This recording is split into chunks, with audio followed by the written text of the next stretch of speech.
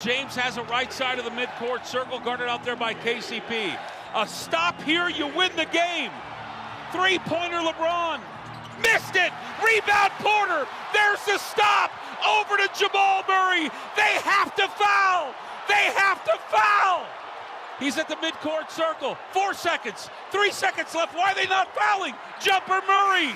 Got it to Hard. Denver mounts the comeback. They come back from 20 points down. They win game number 2. 101 to 99 is the final. And the Lakers can take that L on the way out.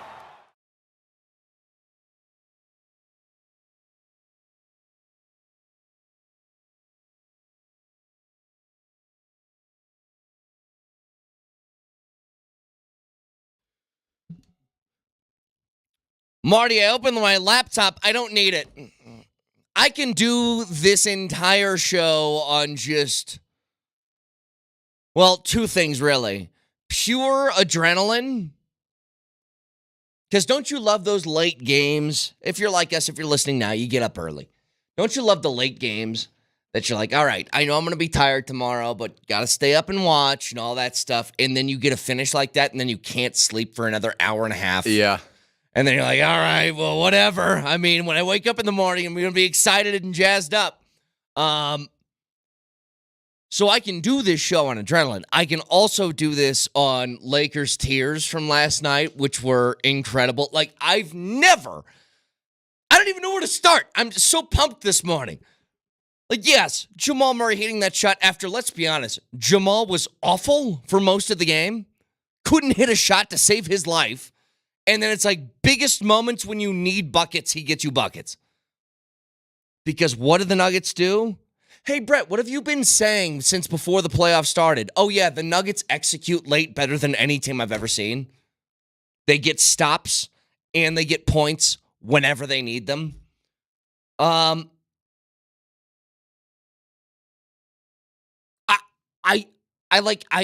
don't want to start the show with this, Marty, but I can't wait to get to the Lakers blaming the refs after the game gets done for blowing a 20-point lead. I can't stop, okay? Because I want to talk about Jamal, and I want to talk about Joker having 27 and 20 and 10 and a triple-double, and I want to talk You're about... bouncing up and down like a little kid right now. I can't, but there's so much I want to say about this game. I want to talk about Michael Porter Jr. being an... Marty, you don't win the game if Porter doesn't hit the wild 3 before the final sequence. What in the world? What was that play anyway? Well, it was Jokic trying to draw the foul and not getting it. Because according to the Lakers, the refs stink. So, and then AG just throwing it behind him to MPJ just wide open. Who is off balance, leaning kind of forward and knocking down this unbelievably massive 3. But also, Did you hear the pregame from the TNT crew from Barkley? Because it was great. And I'm sure you can find it somewhere, Marty. I don't need it now, so don't worry about it. But he said, you know what's funny about the Lakers is that whenever they lose, they're always blaming someone. And he goes, it's Russell Westbrook, or it's Frank Vogel, or it's, in game 1, it's D'Lo. And let me tell you guys something about last night. In the middle of all the chaos and mayhem that was that game, the Lakers have only themselves to blame. Because let me tell you something, Marty. I tell you, you get a 14 of 19 night from the field from Anthony Davis. That LeBron goes for 26, 8, and 12. That D'Lo, who was the villain of the Lakers in game 1, goes 7 of 11 from 3. That Jamal Murray has an off shooting night. Really off. And you still lose. Still. Like, this is now just the universe saying to the Lakers, you'll never win again, currently constituted. Sorry. There's nothing you can do. If you can't win that game, up 20 at one point, everything was clicking. When D'Angelo Russell's hitting threes, it was like, well, I mean, everything's going perfect, so they get one. Big deal. It's not like hitting threes. He was 7 of 11 from 3. And Marty, that was the guy. Remember, everybody, if you watched all these shows nationally yesterday, what they told you was, well, D'Lo needs to shoot better. And we'll get to some of the post game of the Lakers crying. Like, LeBron, who was cursing throughout his post game interview about the overturned call against D'Lo, who was, I almost did it, who was being and moaning about not getting an and one call late in the game. And here's what I'd tell LeBron. You were up 20. If there's any finger that is pointing in the direction outside of your own chest, then this is a massive mental fault on your part. You're up 20 late in the game, in a game that you needed. Like, this series is done. There is no way they could. You think after that they have a chance to come back and win 4 of 6? Get the hell out of here. The series is over. But, dude, you're up 20 late in a game and you blow it and you're pointing to the refs now? Because you can't point at D'Lo because he hit 7 threes last night. I'm surprised he hasn't gone to Darvin Ham for something yet. But now it's the ref's fault. And let me tell you this. What ultimately decided the game? It was a final sequence in the last minute. Michael Porter Jr. hits a circus 3 to tie it up. And what does LeBron do? LeBron goes down. I think this was right before this, right? He gets a block, steal, finish. Porter hits a shot, circus 3. And then do you remember the last 30 seconds? LeBron takes a wide open 3. KCP tries to sell a moving screen call, which he doesn't get, which means LeBron's all by himself. He doesn't need to shoot it, but he's wide open. He could drive. He says, I got this 3. The closest person to me is D'Angelo Russell, my teammate. Takes the shot, misses. And then Jamal, who hasn't made a shot the entire night other than a very big one, 2 possessions before that, who's awful that night, goes down, and the Nuggets do what the Nuggets do. And I want to say this in the win so that if this ever happens in a loss, we can't complain about it. Because I hear this all the time, Marty. When the Nuggets don't hit a buzzer beater in a situation like that, it's always, why didn't Malone call a timeout? This is what they do. If they have a good 10 seconds, they won't call timeout. They don't want the defense to get set. They run down the floor and hope they get a shot. Well, they got a shot last night, and Jamal hits it. And the sound that erupted from that arena was unbelievable. Can I just, I want to play a whole bunch of audio here, Marty, and I understand, guys, I'm bouncing around everywhere. I'm on little sleep, and I still feel juiced up like the game just ended. But can I hear the final call? Just give me, the actual shot being hit. I want to hear the actual shot being hit. Now, 3 seconds left. Why are they not fouling? Jumper Murray. Got it at the horn. Denver mounts the comeback. That they come roar. Back from Unbelievable. The mobbing of Jamal Murray's teammates. And again, Jokic, if he hit the shot, would never react that way. But because he wasn't the one who let the ball go, he now is a kid in a candy store. And what a perfect place to hit a final shot. You're going right in front of the bench. Your bench. So beautiful. Let's hear Marlo and Scotty on the call. LeBron, no! Porter's got it! Nuggets, 12 seconds remaining. They're not going to call timeout. 9 seconds remaining. Murray's got to go! Murray lets it fly! Yeah! Oh my God! Oh my gosh.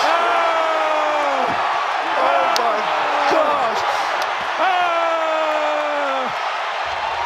gosh. Those are my favorite calls, okay? The ones where you just go, ah! You know, I love Gus Johnson. Gus Johnson had one of my favorite calls he ever did. It was do you remember when Kemba Walker won the conference championship with a buzzer beater? And he goes, Walker, shimmy, step back. Ah! Like, that was just the call. It was just a scream. Lindsay. Lindsay! Lindsay! And you know exactly what happened during the play. I love that stuff. But I was with Marlo, though. I was like, let's go, Jamal. There was like 4 seconds left. He's barely I'm with across you. half court. I'm with you. But, hey, Marty, I what you think gotta they do. know what they're doing because I can't question it anymore. Whatever you feel like doing late in the game, do it. Texture, I love how AD ended up on the ground on the last play. So uncharacteristic of him. He was celebrating with the team. I heard that too. Texture says Hastings sounds like he was about to cry. It does kind of sound like it. And maybe it was super emotional. Like, you get happy. That can happen. Now, part of me, Marty, just wants to play all of the audio of the Lakers postgame and just revel in how much they want to cry from sadness. Because they all know it's done. That was their only chance. Marty, they played for 40 minutes, a perfect basketball game against the Nuggets. They did. They had everything they could ask for. Didn't get a whole lot off the bench, but they barely played their bench for the most part. But they get a D'Lo game like that. They get Marty, we're in the third quarter. I'm like, has AD missed a shot? Everything that leaves his hand is going in. And it's not like rattle, rattle, rattle down. It's nothing but net. Dude, LeBron turned it on. And then, but that's the thing, because AD was so effective, LeBron was able to save some of that energy for late in the game, and then he turned it on late. You will not get a better opportunity to win a basketball game if you're the Lakers than that one. That was the best out of all of these games. It's now been 10 in a row the Nuggets have won. That was the best game that they've played against the Nuggets, and they still lost. And I don't think they have a better game than that. The only thing they can improve on is if Reeves hits a couple of threes. Yeah. Like, that's it. Rui Hachimura is a waste of space. They have 4 guys out there. Rui does nothing. He He can't does nothing. defend Joker. He can't hit a shot. I don't know what they're doing with him. Every time he shoots, I'm like, great. Let's get the rebound. But, dude, in a game that felt like, all right, you're finally going to drop one. Like, I was resigned to the fact, Marty, that it's just, okay, the Nuggets are going to lose this game because it's the 10th time they've played them, and at some point the Lakers are just going to have a night. And they had a night, and they still didn't get it. Still. And why? Because even in a game where everything feels off, Jokic has 27, 20, and 10. Jamal, who can't hit a shot, hits the biggest shots you could ask for. And what did I tell you guys before this thing started? Because you don't have Bruce Brown, you need somebody to become your X factor in this. And I said, it's got to be Michael Porter Jr. And he's dealing with some crazy circumstances right now. But Marty, could you ask for anything more from that guy?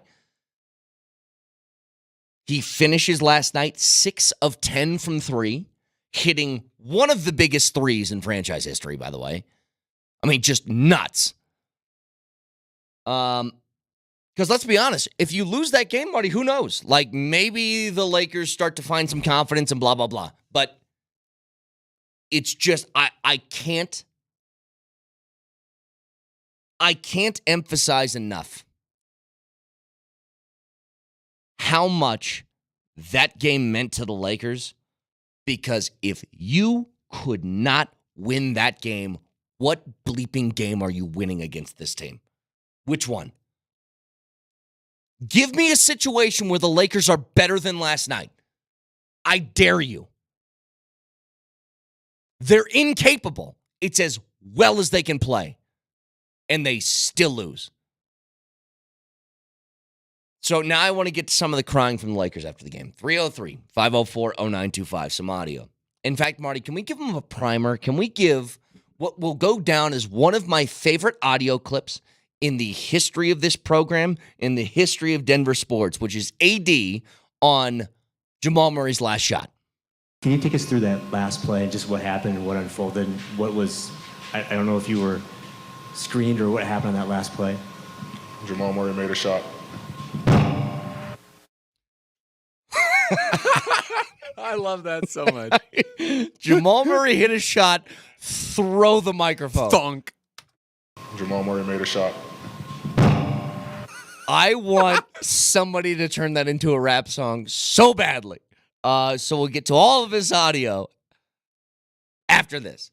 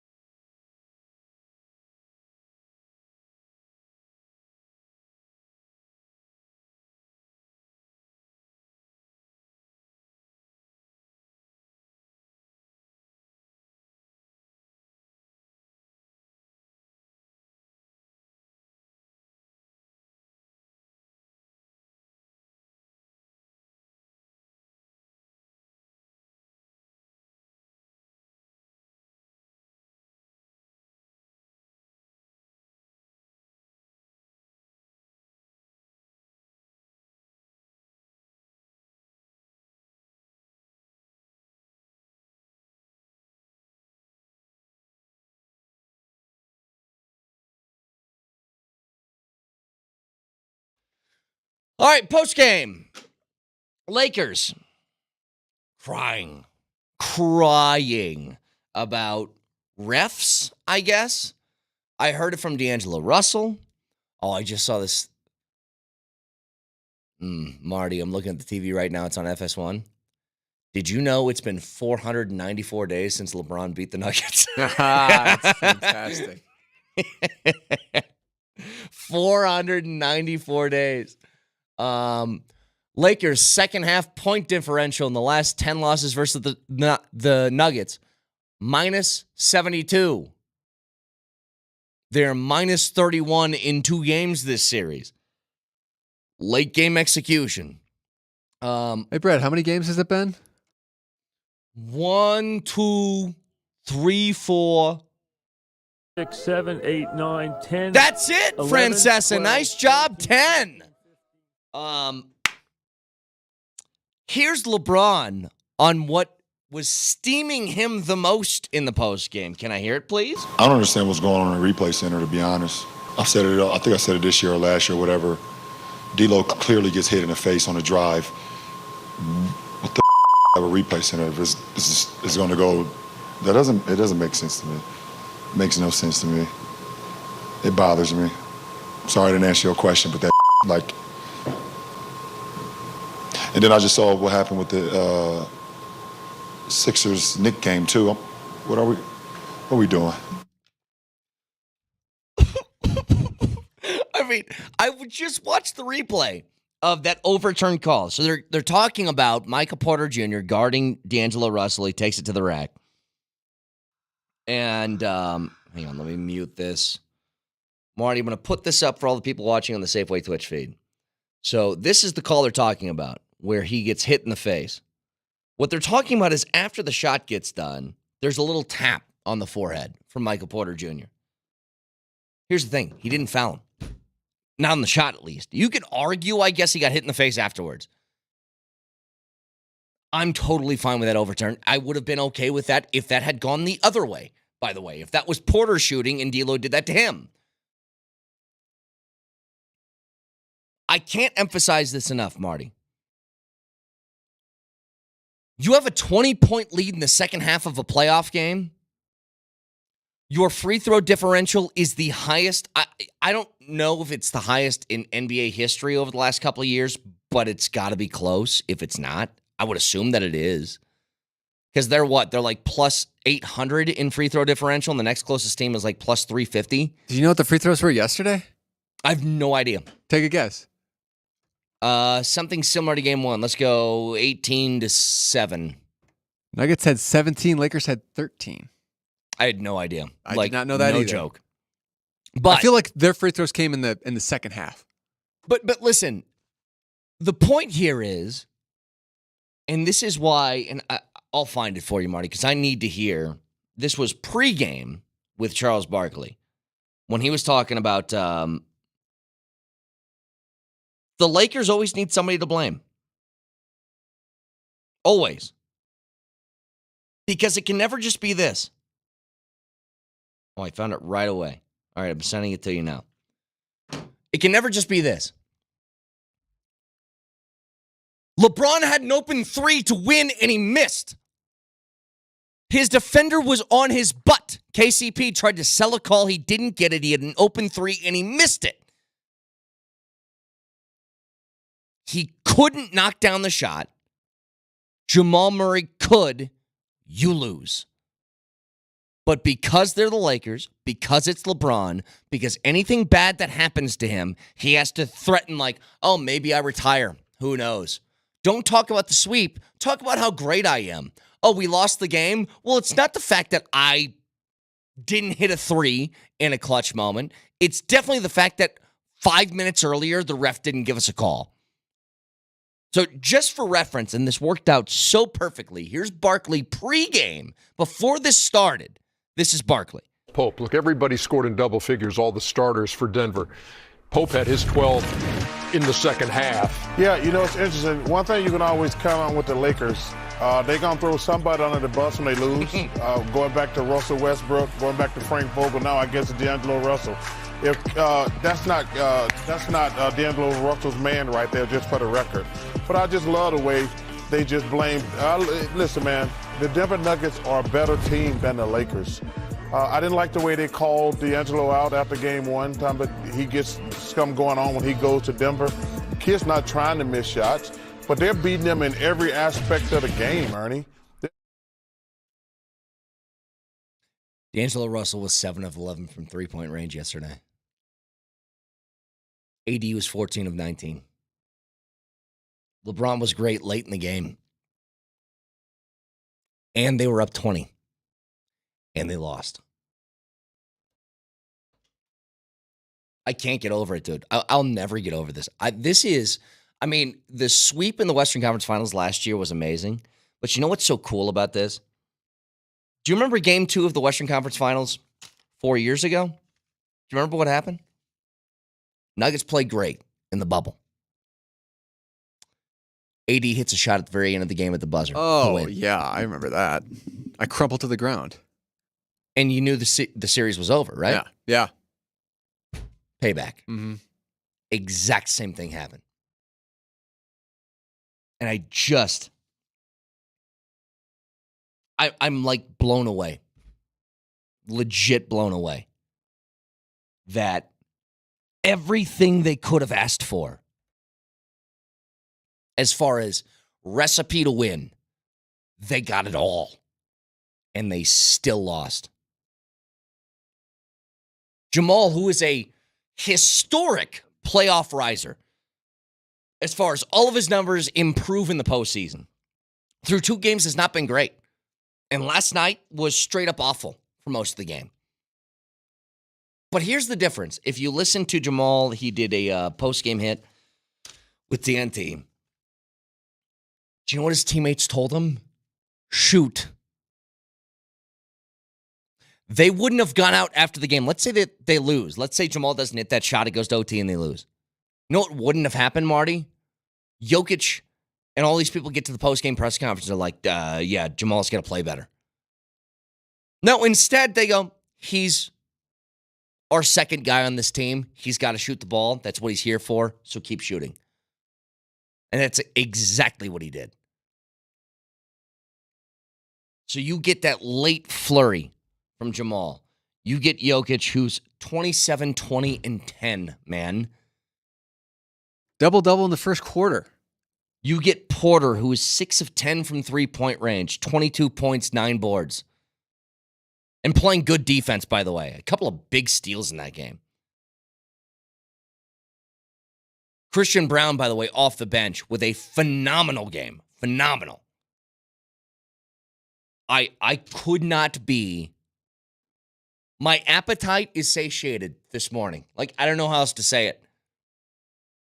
Because in the middle of what was a bad game for the Nuggets, they win when they're playing, what was that? Like their C-, D+ game? And the Lakers still can't win. And just for posterity's sake, Marty, can I hear Anthony Davis one more time on why the Nuggets won a game? I don't know if you were screened or what happened on that last play. Jamal Murray made a shot. It gets me every time. The sound of that microphone is so loud. Jamal Murray made a shot. Guys, do I even have to do the show this morning, or can we just play that sound on a loop and just go away for 4 hours? I mean, that's what I want to do, Marty. So hang on, can you give me a music bed? Can we pretend that like the show is restarting? Okay, we're going to pretend this is the beginning of the show. Go ahead, give me something.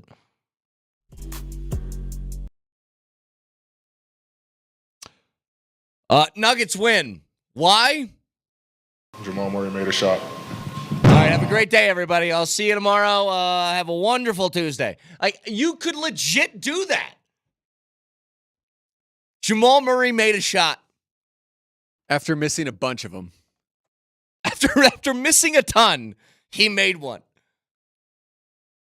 I'm looking at the TV here. And Marty, let me ask you a question. Because there was other things that happened yesterday. Like the Broncos traded for Zach Wilson yesterday. Yeah. Which is wild. But that is that is secondary to what we witnessed last night. Let me ask you something, because the two games that are on TNT, they're doubleheader. Barkley said it's the greatest doubleheader in the history of that show. And it might have been, because if you watch the end of the Sixers final, or the Sixers final sequence, oh my God, the way the Knicks came back and won that game. Which one of those would feel worse? So I'll give you two options here. It's a 20-point lead where the Lakers know they need to win that game to have a chance to win the series, okay? 20-point lead and you lose. Or, Marty, you're up 4 with like 10 seconds to go and you lose the game. Boy, both options suck. Yeah. Yep. But which it's one got to is be worse? the 20-point lead. You had a prime opportunity to win on the road. It's got to be that. I think I agree with you. You know, there's this old I'm a movie nerd, and I wish if I didn't do this job, I wanted to be a screenwriter. Sorry, I'm all over the place this morning. But the reason I tell you that is there's something called the bomb theory from Alfred Hitchcock, okay? So obviously, super famous director, directed Psycho, a whole bunch of horror films, stuff like that. Here's the bomb theory, Marty. He said when you're writing a scene, you need to create tension. And this can apply look, in your everyday life, if you're giving a presentation for work, if you're doing a radio show, if you're doing whatever. The idea is to create tension. So here's what he said. Here's the bomb theory. 2 guys are at a table, sitting down, talking about baseball. A bomb explodes. That's a 3-second shock for the audience. But what could make it better is 2 men are sitting at the table. They're talking about baseball. You pan the camera underneath the table. You see a ticking bomb. Now you have minutes of tension because while the audience knows the bomb's there, the other guys don't. So the audience is saying, why are you talking about baseball? Get the hell out of the room. The Lakers were the second of the bomb theory. You watch that thing tick, tick, tick, tick, tick, tick, tick, tick, tick for minutes in the fourth quarter before it exploded. The Sixers were the first version, right? There were 2 guys sitting at the table and then boom. Nobody knew what was going to happen and it just happened. That's why I think the Lakers is worse because you felt it over the course of minutes. You felt it melt. You felt it with the Michael Porter Jr. 3. You felt it when LeBron missed his 3. You felt the melting of that situation. That's worse. The slow, painful death, the inevitability of the Nuggets winning against the Lakers is what you felt that entire fourth quarter. The 76ers got a shock, and I'm sure it doesn't feel good this morning. But it almost happened so fast. Like, I was watching that game waiting for the Nuggets to start, Marty, and I'm like, wait, what the hell just happened? Like, the Knicks hit a shot. They stole the inbound pass. And then it was 3 miss and then 3 make from DiVincenzo. Meanwhile, Nick Nurse has been calling timeout for like 5 minutes. Yeah. I mean, 2 wild finishes. And both of those teams, by the way, are done now. The Sixers are not winning that series, and neither are the Lakers. 303-504-0925. I was like you. I walked away from that game as I was waiting for the Nuggets, and I was like, I think it was, what, a 4-point game with... if I have this right... Like 16 seconds. I was like, okay, it's over then. I was casually watching because I was doing 2 things at once, but I thought it was... Yeah, 101, Philly up 96. 4. Yeah. Oh, they're up 5? Yeah. They're up 5. Yeah, they hit 2 threes. So hang on a second. Pulling this up right now. I trust you, Marty. Yeah, but I just need to see this for myself. I thought the game was over, so I turned it off. I was like, I'll come back in 5 minutes. Big mistake. Yeah, so Lowry hits 1 of 2 free throws to make it a 5-point game. And you're like, all right, well, this game's going to be done, whatever. Jalen Brunson with a wild three, and Jalen Brunson, much like much like Jamal Murray yesterday, Jalen Brunson was not good in that game. Couldn't hit a shot, but hit the big one late. So that gets it within 2. And you know what's frustrating, by the way, watching the Knicks, is I'm watching Isaiah Hartenstein actually be a really good player. And I go, I wish that happened here.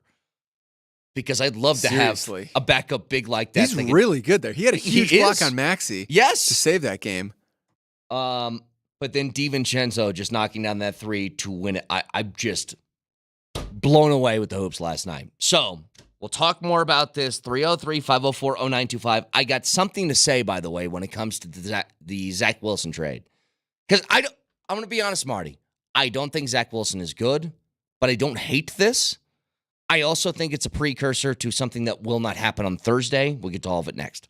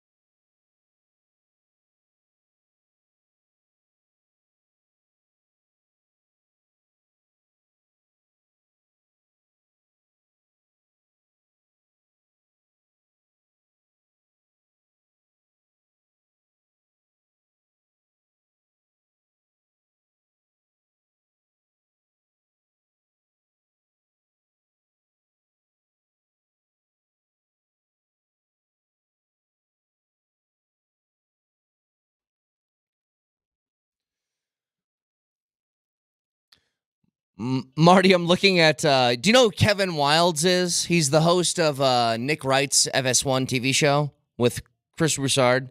What is that called? First Things First, I think? Nobody cares. First Things First that starts at 3 p.m. or something like that. Anyway, Kevin Wildes is the guy who's tried to keep Nick Wright in check about Jokic and the Nuggets over the last couple of years. He sent something out last night, Marty, that says this. So it's a grid. So there's an X and Y axis, okay, with 9 squares. So one of them is Lakers play amazing. The other is Lakers play okay. The other is Lakers play poorly. The other one is Nuggets amazing, Nuggets okay, Nuggets poorly, okay? Lakers play amazing, Nuggets play okay. It says close Denver win. The only way that the Lakers get a win on this chart is Lakers play amazing, Nuggets play poorly. And let me tell you something. I thought the Nuggets played pretty poorly last night.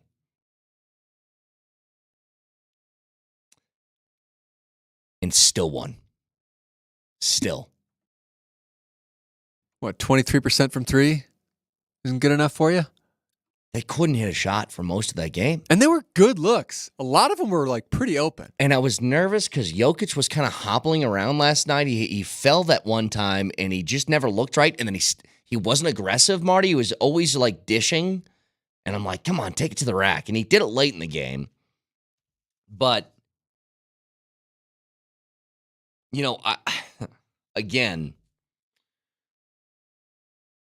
when you get to a moment like that, it's just a reminder how damn good that team is when it matters most. You know how many points the Lakers scored in the second half? 40. The Nuggets had 32 in the fourth. Late game situations, pressure's at its highest, you need a bucket. I said this yesterday, I'm not backing off this stance. I don't know a better team in clutch moments than this one. In all of sports that I've seen in my life, I don't know a better team. When the time of game, late, when it matters the most, can you make a play? And they do it on both sides of the floor. Like, I think what we're witnessing, Marty, is one of the most clutch teams in history. If the game's close late, you lose to them. They put you like, they wrap a plastic bag around your head and they slowly suffocate you. And you know it's coming, it's inevitable, and there's nothing you can do about it. Zero. Because the guy holding the bag over your head is Jamal, and the guy holding your hands down is Joker. And you aren't getting out. Sorry. This is going to be the most painful death you've ever suffered in your life. And it's going to happen every night that you play us. Sorry. That's the result. Yeah, I'm sorry. Did you guys think that sound was a microphone hitting the table? No, that was a dead body hitting the floor. Can I hear it again? Go live to Anthony Davis. And it's over. Every time. Every night, that's what happens.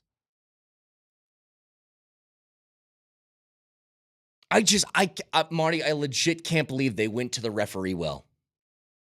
I can't believe it. I can, and I can't. The last thing I would want coming out of that game last night, if that were the Nuggets who did that, who blew a 20-point lead to the Lakers and lost, and you knew the series was done, the last thing I would want. Could you imagine, Marty, Nikola Jokic going to the post-game press conference and saying, the refs? Could you imagine? Or would Jokic say something along these lines? I had a wide open look to win the game from 3 and I missed it. Like, personal responsibility is such an underrated aspect that so many people lose. I don't think it's like this big overarching like, oh, nowadays nobody takes I don't think that's the case, but it's certainly not enough. And when you were at the highest of highs, if you're LeBron James, you are. Imagine being somebody, Marty, where if you stepped off a plane in Bangkok, you would have 1,000 people mobbing you because they know who you are. And you go to a press conference after that, after blowing a 20-point lead, and after missing that wide open three, and say, the refs. Imagine that. Crazy. So, all right, I've gone 50 minutes on that, and I could go another 4 hours, but just quickly, I would like to mention this Zach Wilson trade. Are you not going to mention the Nuggets game? Because, well, this is what inevitably happens, by the way. Guys, I promise you, you know the show well enough by now. Whether it's now or it's in the 7 o'clock, 8 o'clock, 9 o'clock hour, whatever. The thing that you want to hear, we've talked about it, and we will talk about it again. But I get so many of these, Marty, where somebody just jumps in their car, and I get it. It's frustrating. They jump in, they're like, are you guys going to talk about the Nuggets? And I'm like, well, can I have a second? Because I did that for 50 minutes to talk about the Zach Wilson trade because I think it's interesting. So, 2 things on this, just quickly. Number 1, Marty, I don't hate this move. You get a young guy that might have some upside, might not. I don't know. I mean, we all have seen Zach Wilson play. He seems kind of dumb. The shocking part was he seems like the antithesis of what Sean Payton wants in a quarterback, right? Because what does he want more than anything? What does Sean Payton talk about all the time? Quick decision maker. Find the open guy, hit the open guy. Now go back and watch Zach Wilson. Marty, are all of his tape, all of his film, is it not him running backwards for 20 seconds and then hucking up a hero ball? So he doesn't feel in any way like a Sean Payton quarterback. But look, you gave virtually nothing. You swapped a 6th for a 7th round pick, whatever. They're eating some of the money that he's making off that rookie contract. I have no issues with you bringing just another guy in and just saying, let's see, maybe a different environment helps. But what I do think this is a message of is they're not drafting somebody on Thursday. That doesn't mean they're not getting somebody in the draft. But Marty, number 12 or moving up to number 3 to take somebody, if you were confident that that was going to happen, you do not make this move, right? There's no point. Even though you gave up virtually nothing, I don't see the purpose in this. Because one thing I do know about them, they like Stidham enough to have him on the roster. And they aren't carrying 3 quarterbacks going into this season. And what's the point of getting Zach Wilson if you're just going to cut him at the end of training camp? So again, on the surface, I actually kind of like this move. This feels, how about this, Marty? I'll put it this way. This feels better than signing Ryan Tannehill. Does it not? Sure. Tannehill would have been more expensive. More expensive, and it's a Band-Aid with no upside at all. Is Zach Wilson like your week 1 starter? Is it going to be a QB competition? I guess we'll see. He very well could be. I mean, he could. So it's not like a right away, you're now the starter. It's going to be Okay. No, he's got to prove that. He's got to prove that entirely. But there's a shot. And again, there's just with where you're at roster-wise, with where you're at, like this team's going to win maybe 5 games next year. Look at the roster. Put that roster side by side with the Chiefs and tell me they're going to win 9 games. Not going to happen. With where you're at, the preferential thing is find a young quarterback that might have something. Find a guy that maybe his situation beforehand was just too toxic. And that's what New York kind of felt like. Did you watch Hard Knocks last year, Marty? They did not like him, okay? Who's they? Did. Everybody on the Jets? Saleh, Hackett, those guys. Did he get much runtime? I thought it was a lot of just Aaron. It was, but it was kind of like when they showed him, it was the... I didn't see this movie, but I imagine this is what happened. It's Miles Teller in Top Gun Maverick learning from the old Tom Cruise about how, like, that's kind of what it was. So they tried to sell that narrative. We saw what played out. It was bad. Now, allow me to make a Russell Wilson argument for Zach Wilson.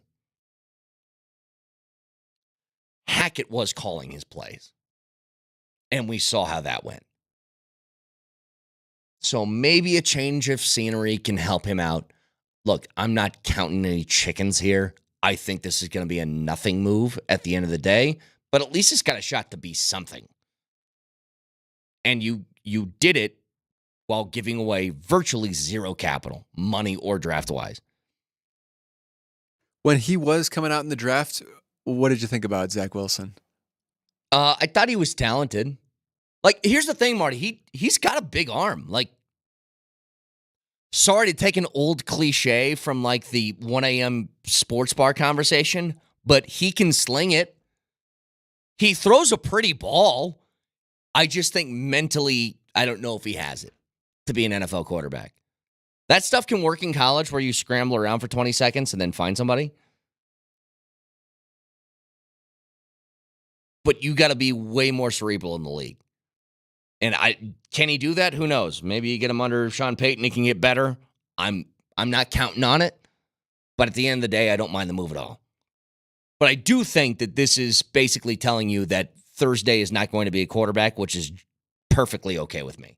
Is it going to be anything? Is it just going to be a trade back and that's it? I hope it's going to be Rome Odunze or Brock Bowers. That's where my mindset's at, by the way, Marty. Like, at this point, I want all the quarterbacks to leave the board in the first 6 picks, and I want them to keep pushing those really good players back to where you can get an actual difference maker. That when this team gets good in a couple of years is going to matter. So 303-504-0925. What a finish last night.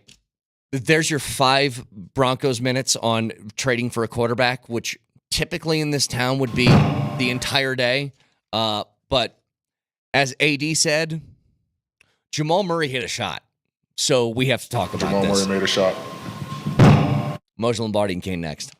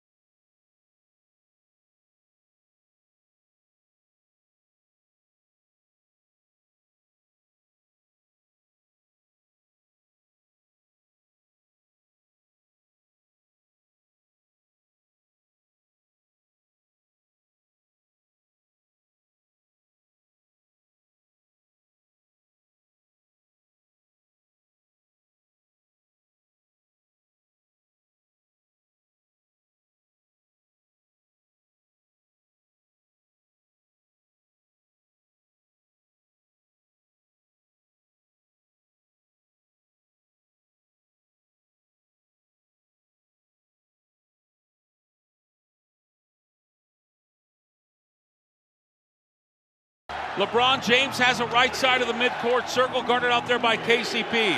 A stop here, you win the game. Three-pointer LeBron. Missed it. Rebound Porter. There's the stop.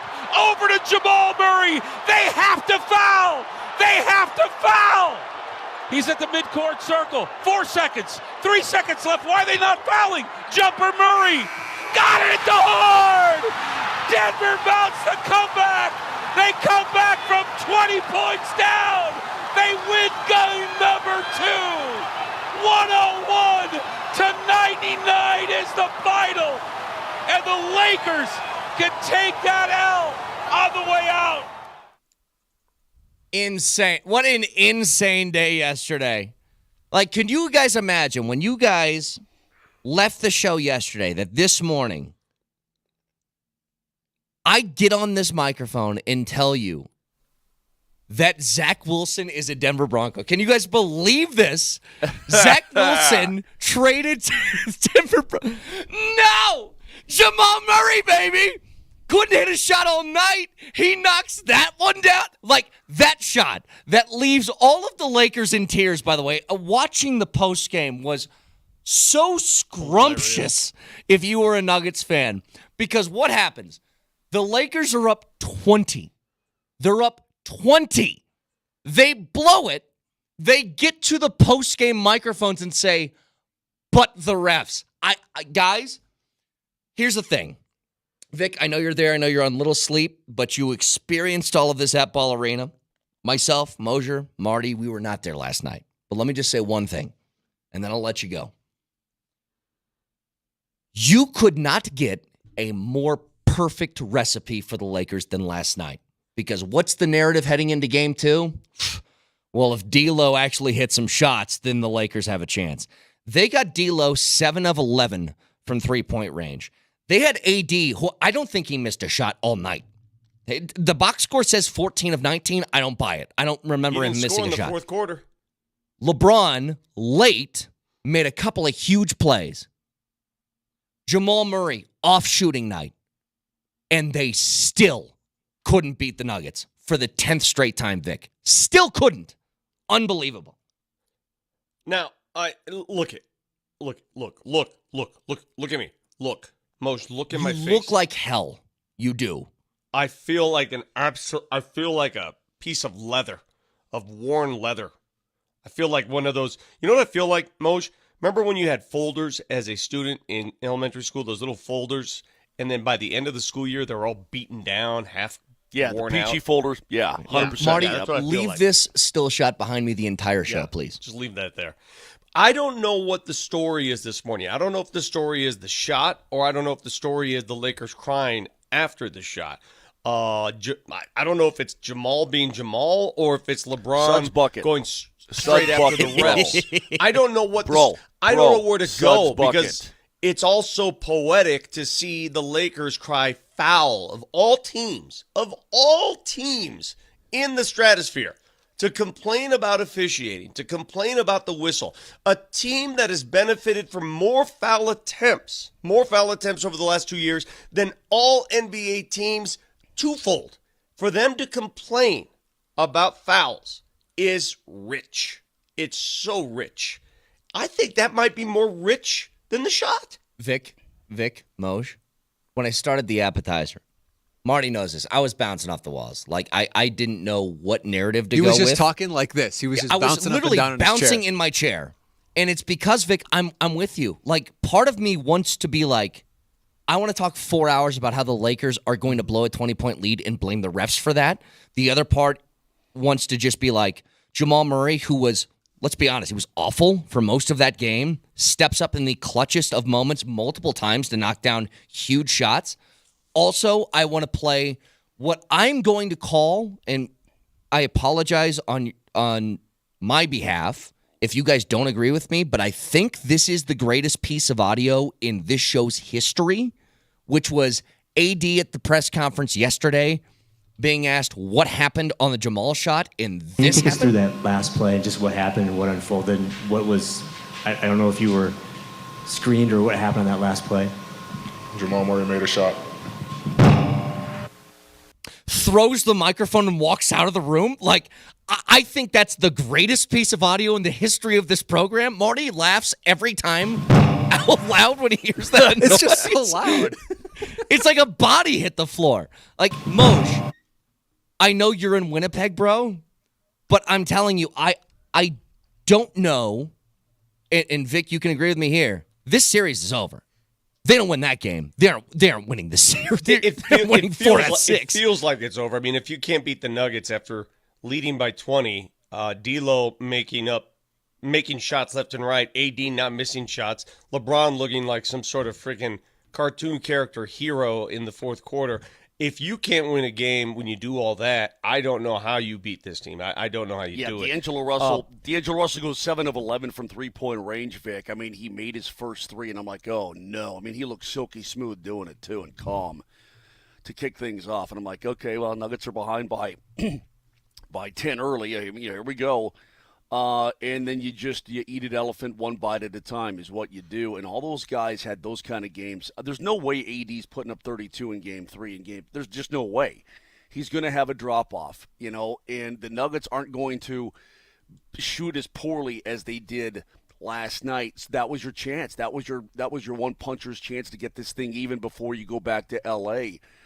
But what strikes me, and we're going to get to the goodness of the good. We're going to get to Murray's shot. We're going to get to Joker with the 27, 20, and 10. We're going to get to all of that.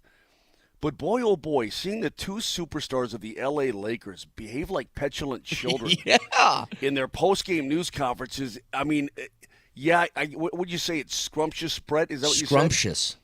It is, but it's also disturbing. I mean, I understand you're frustrated. You've lost 10 in a row to this basketball team, but you're professionals. Why are you behaving like petulant children, throwing microphones down and walking out? I mean, what are you doing, man? Why don't you just be pros and do it the right way? My goodness gracious. Texture says, Vic, more words. We got to give Vic a minute. He's on no sleep after doing the post game last night. He's on that second computer, so he's cooking something up. So Vic, he's cooking something. Can I tee you up, Vic? Can I tee you up? No, because I have something to say. Okay, go ahead. No, I don't want you to tee me up. I just have something to say. I tweeted something, and I'm getting some interesting reaction from it. And when I say something like this, I love the debate and I love the opinions that come forth. But I need you to understand something. When I offer an opinion, it is my opinion. By you talking to me, texting me, tweeting at me, you don't like my opinion, you're not going to change my opinion. That's what opinions are. For those that don't understand that, you're not changing my opinion because you're barking at me. Here's my opinion. Here it is. Since I've been alive, the greatest sports events I've witnessed, finishes, walk-offs, that's how I should have stressed it. The greatest playoff walk-offs I've ever seen in Denver, in Metro Denver. There are 3 of them.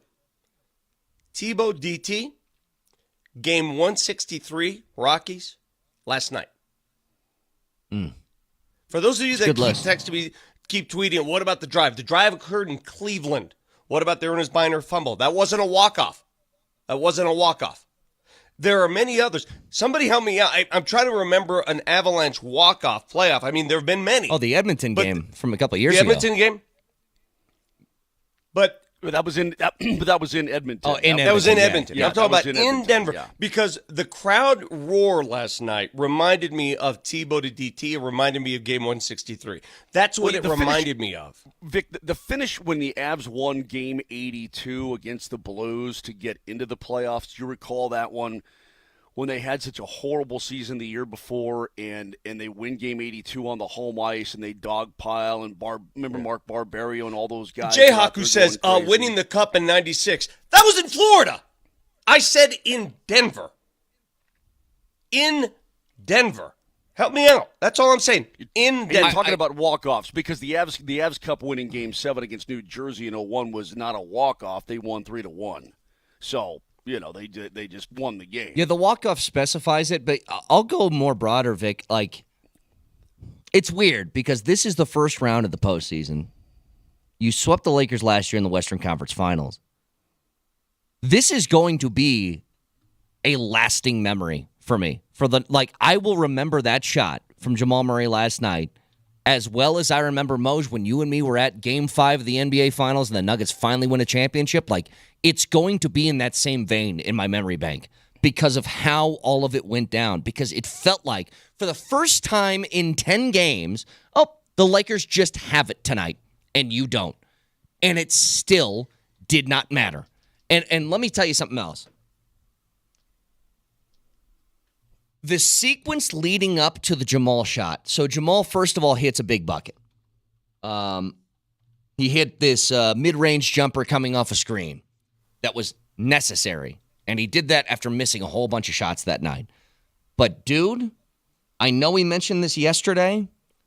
Shout out to Michael Porter Jr., who's been able to put all of the other off-the-court nonsense off to the side to play unbelievable basketball in big moments. Him knocking down that three to tie it before the LeBron miss and before the Jamal make to close out the game, that was chaos and mayhem. He's off balance, and they needed a shot.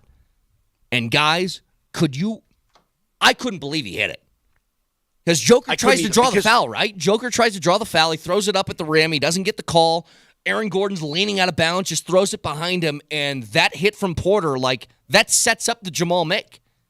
Dude, the arch on it, I thought it was going to catch front rim. It didn't look to me like it was a three-point shot. It looked like a laser beam that went in, and it was awesome.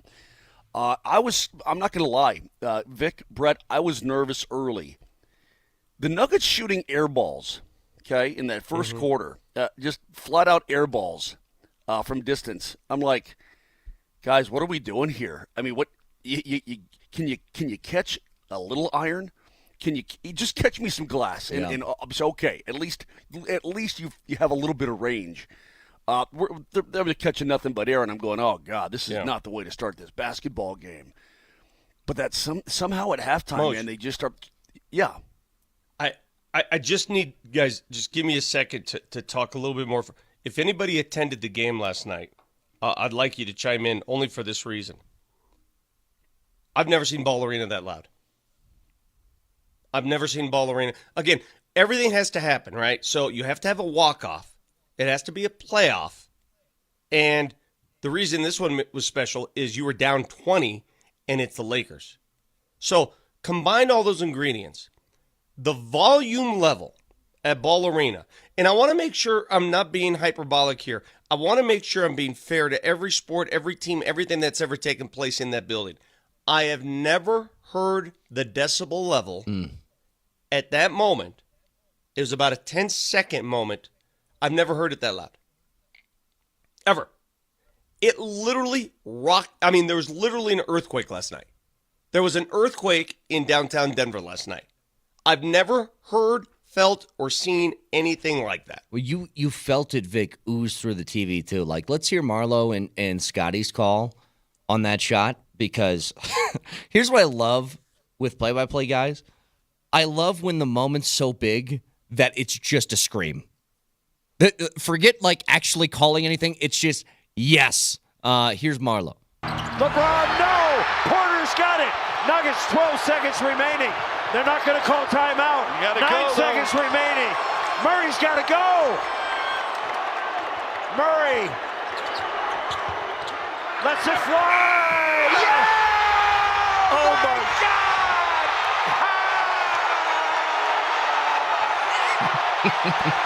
Oh my gosh! Chris Marlowe is going to join us shortly after 8 a.m. this morning. I texted him last night, and I, listen, you have to be in the moment, and I get it. You have to be lucky in situations like this. I told Marlowe, I said, that will go down as one of the greatest sports calls in Denver sports history, because he was there when it happened, and his call is going to be memorable, and it's going to live in the memories of sports fans forever. And I told him, you can't appreciate it right now, but it will. It's going to replay. It's going to be replayed for years and years and years. That call right there. Yeah, for sure it will. The falling into the bench, the AD falling into the bench, how perfect, and then being smothered by Nuggets players. How perfect. The whole scene was. Yeah, the whole scene was perfect. The whole thing. The fact that you get that shot and you're literally sliding into your teammates' knees as you're doing it off the bench? Dude, Like, are you what's kidding? funny? Floor in front of the what's chairs. funny? Unbelievable. AD hadn't fallen much all night. AD actually kept himself upright because he was making shots, right? He wasn't falling. He wasn't flopping. See, he proved last night, guys, that it is an act. He proved to everybody last night he doesn't need to fall. He can actually stand upright after attempting a shot and make shots. And that's the mode he was in last night. But on the one shot he tried to challenge, he fell into the Jamal stands. Murray made a shot. I want that in a rap song, please. Somebody, who's our boy, Kevin, right? Kevin is the guy who makes a whole bunch of stuff, graphics for us, things like that. Kevin, I need you to throw that into a rap song for us, please. Jamal Murray made a shot. Because that sounds like it could fit perfectly in one of those. I want it on a T-shirt. I want all of it. That one clip right there, it's going to replay in my head for like a week.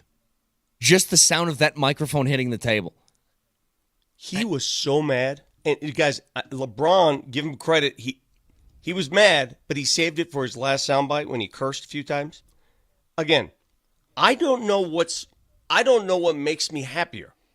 The fact that Jamal beat the Lakers on a buzzer beater, or the fact that it was the Lakers and they cried about it. I'm with you. Like, which one makes you happier? Which one is it? Like, what comes first? What's the lead story there? I honestly don't know. Is it the Lakers crying? Sud's bucket. For me, absolute Sud's bucket. Let me tell you this. There was a precursor to this. Your boy Vic, Chuck, before the game, said something where he was almost Nostradamus about this. And I want to play the audio for you guys next, because on that subject of Lakers crying about the refs of all things after the game that they blew a 20-point lead, Barkley called it before the game started. We'll get to it next.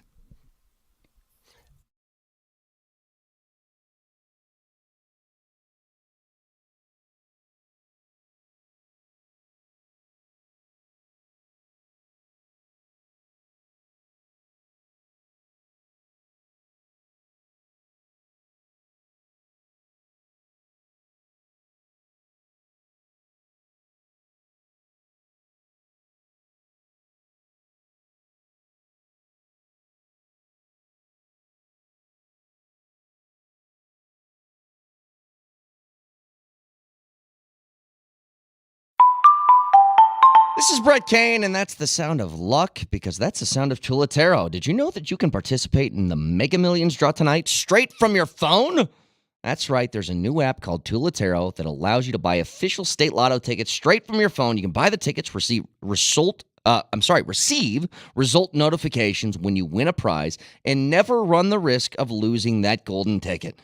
We'll start you off for a free ticket tonight if you use the code MAGIC in the Tulatero app, Tulotero, and tonight's jackpot in the Mega Millions is $202 million. So new registrations, use the code MAGIC and receive a free Mega Millions ticket to try it out. Good luck.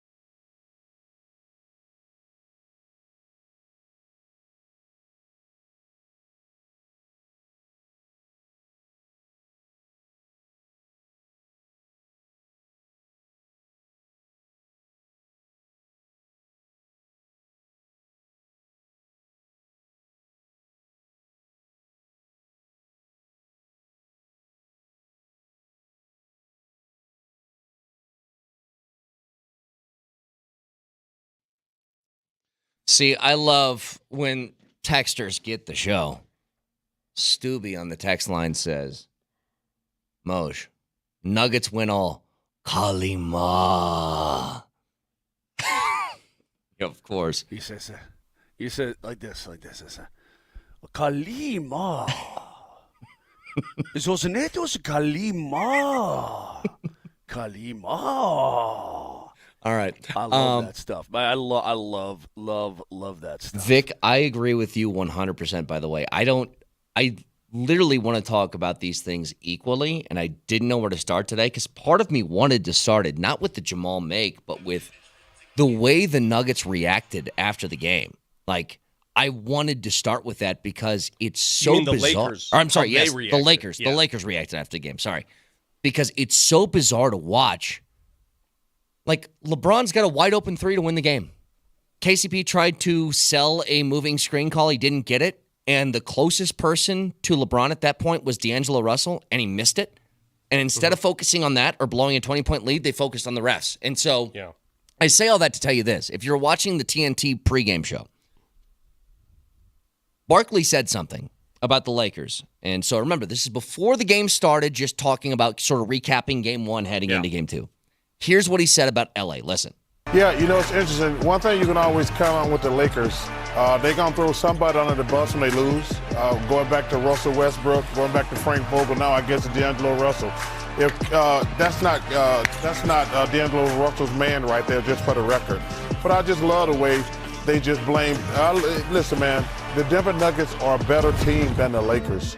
I didn't like the way they called D'Angelo out after game one, time that he gets scum going on when he goes to Denver.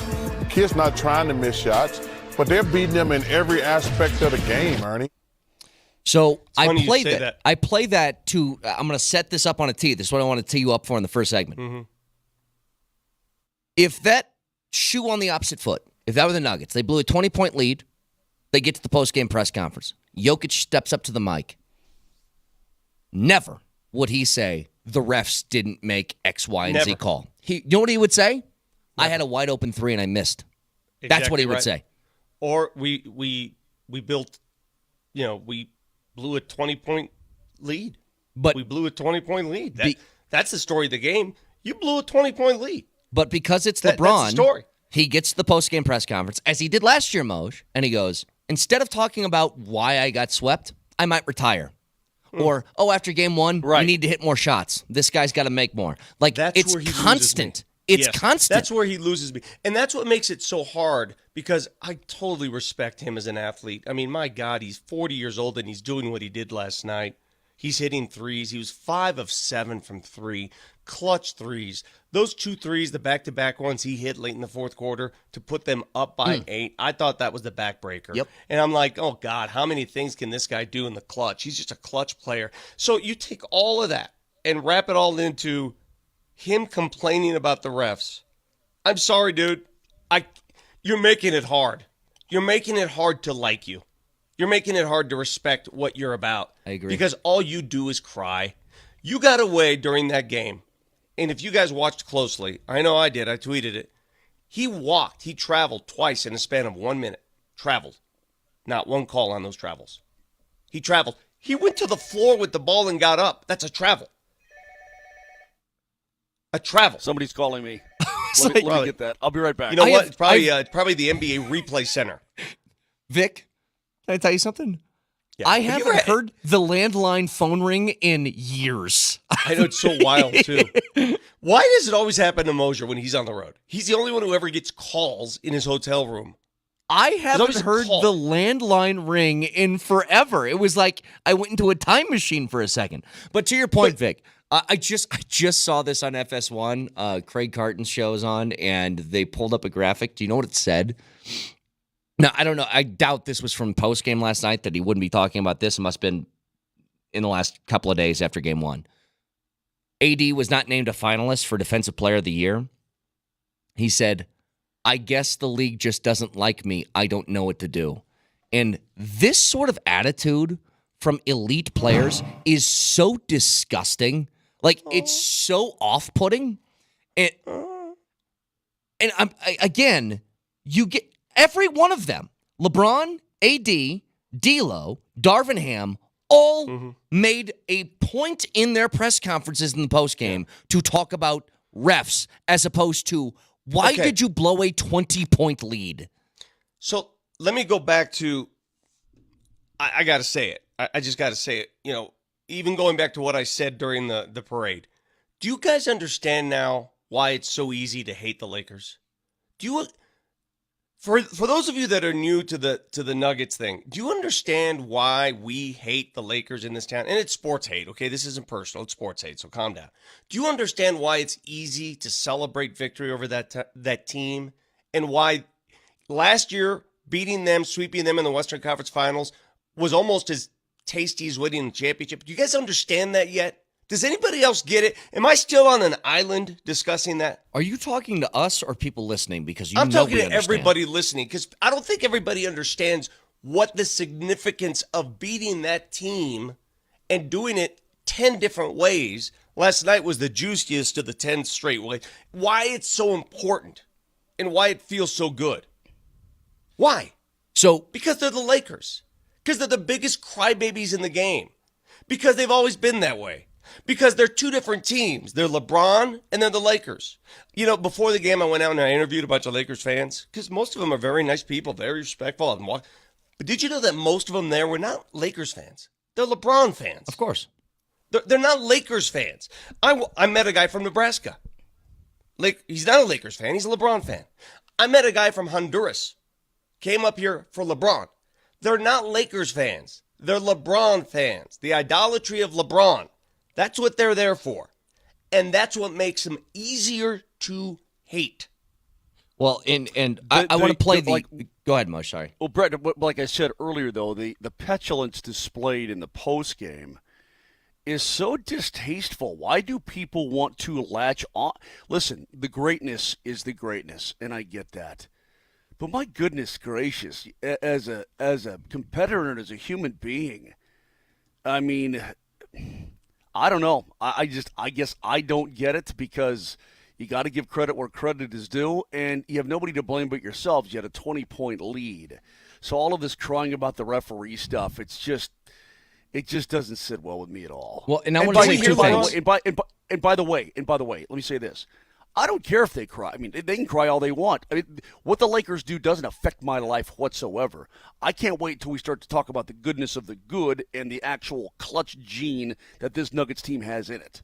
Let me give you two things real quick. One texter says, quit calling AD elite. He couldn't even carry the franchise in New Orleans to the... AD made 14 of 19 shots last night. He was unbelievable. Come on, man. Unbelievable last night. He was unstoppable until the Lakers stopped giving him the ball in the fourth quarter. If you want to blame your team, if you want to blame somebody for how you blow a 20-point lead, instead of blaming the refs, how about the fact that you went away from a sure thing? You went away from a guy who had missed one shot, and then in the fourth quarter didn't touch the ball. Didn't touch it. The second thing here, as we're talking about the Lakers and their postgame stuff, we haven't played the LeBron yet. This is LeBron postgame talking about the refs. I don't understand what's going on in the replay center, to be honest. I think I said it this year or last year or whatever. D'Lo clearly gets hit in the face on a drive. What the of a replay center is going to go? It doesn't make sense to me. It makes no sense to me.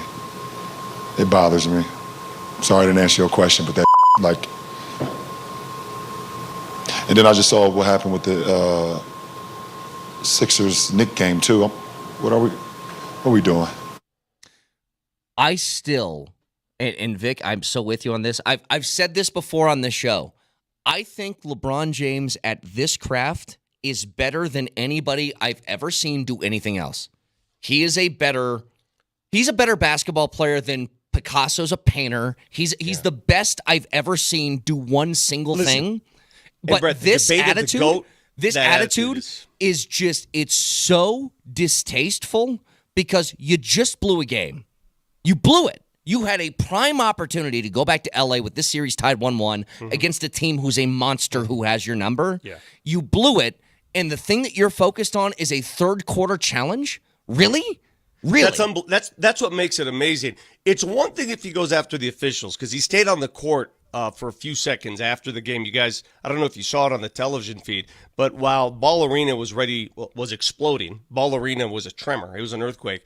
LeBron remained on the floor trying to discuss matters with the referees. And it's one thing if he's upset about a call on the final shot, he's trying to clarify something, but he's upset about a call on D'Angelo Russell in the third quarter. Here's my retort to LeBron James and Darvin Ham, who also had something to say about the officials. Don't blow a 20-point lead. Yeah. Like, Moshe, I would be sick if the Nuggets did that and I heard my superstar head to the post-game press conference talking about refs after blowing a 20-point lead. I'd be sick. We would absolutely blast them. That's what we would do here. You know what would be we would great blast response? them and say, you cannot be serious with that sort of trope following a 20-point blowing. You can't do it. Rather than saying, listen, we lost this game, I should make that shot. I was wide open. I had a wide open three. KCP fell down. He flopped on that call. I should have shot and made that shot. It was wide open. I had made 2 straight prior to that. I had made 5 threes total. I should have made that shot. If I make that shot, it's a different outcome.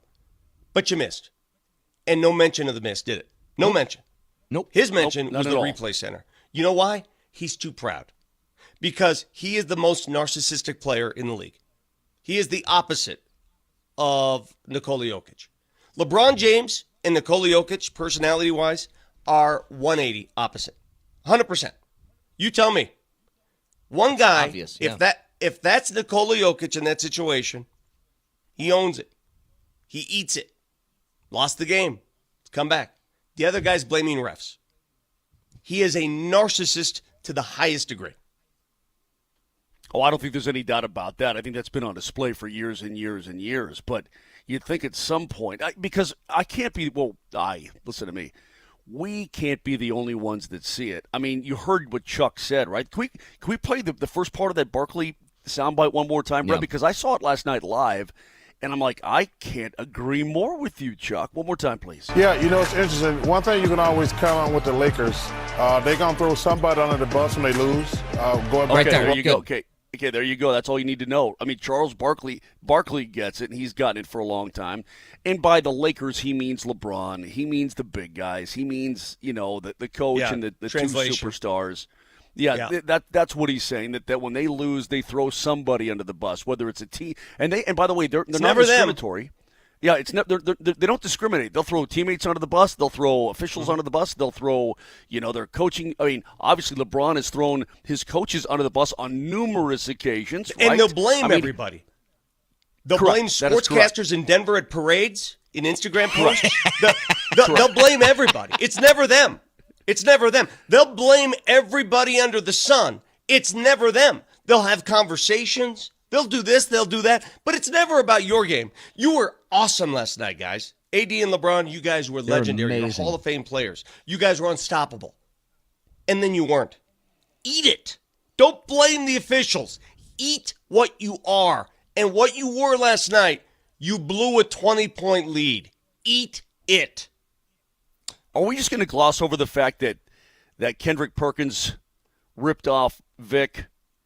Or are we going to get to that at a different time? Well, we could get to Vic it later. Lombardi. Okay. Yeah. Okay. Hang on a second. There's a comparison I want to make. And look, guys, I know that there's a big Avs game tonight that means a whole lot. We'll touch on the Zach Wilson trade and that stuff a little bit later, but I can't stop talking or thinking about this game last night. And especially this. I noticed a similarity, Vic, that I'm going to put in the category of poetic justice with the way that game ended last night. We'll get to it next. Mm-hmm.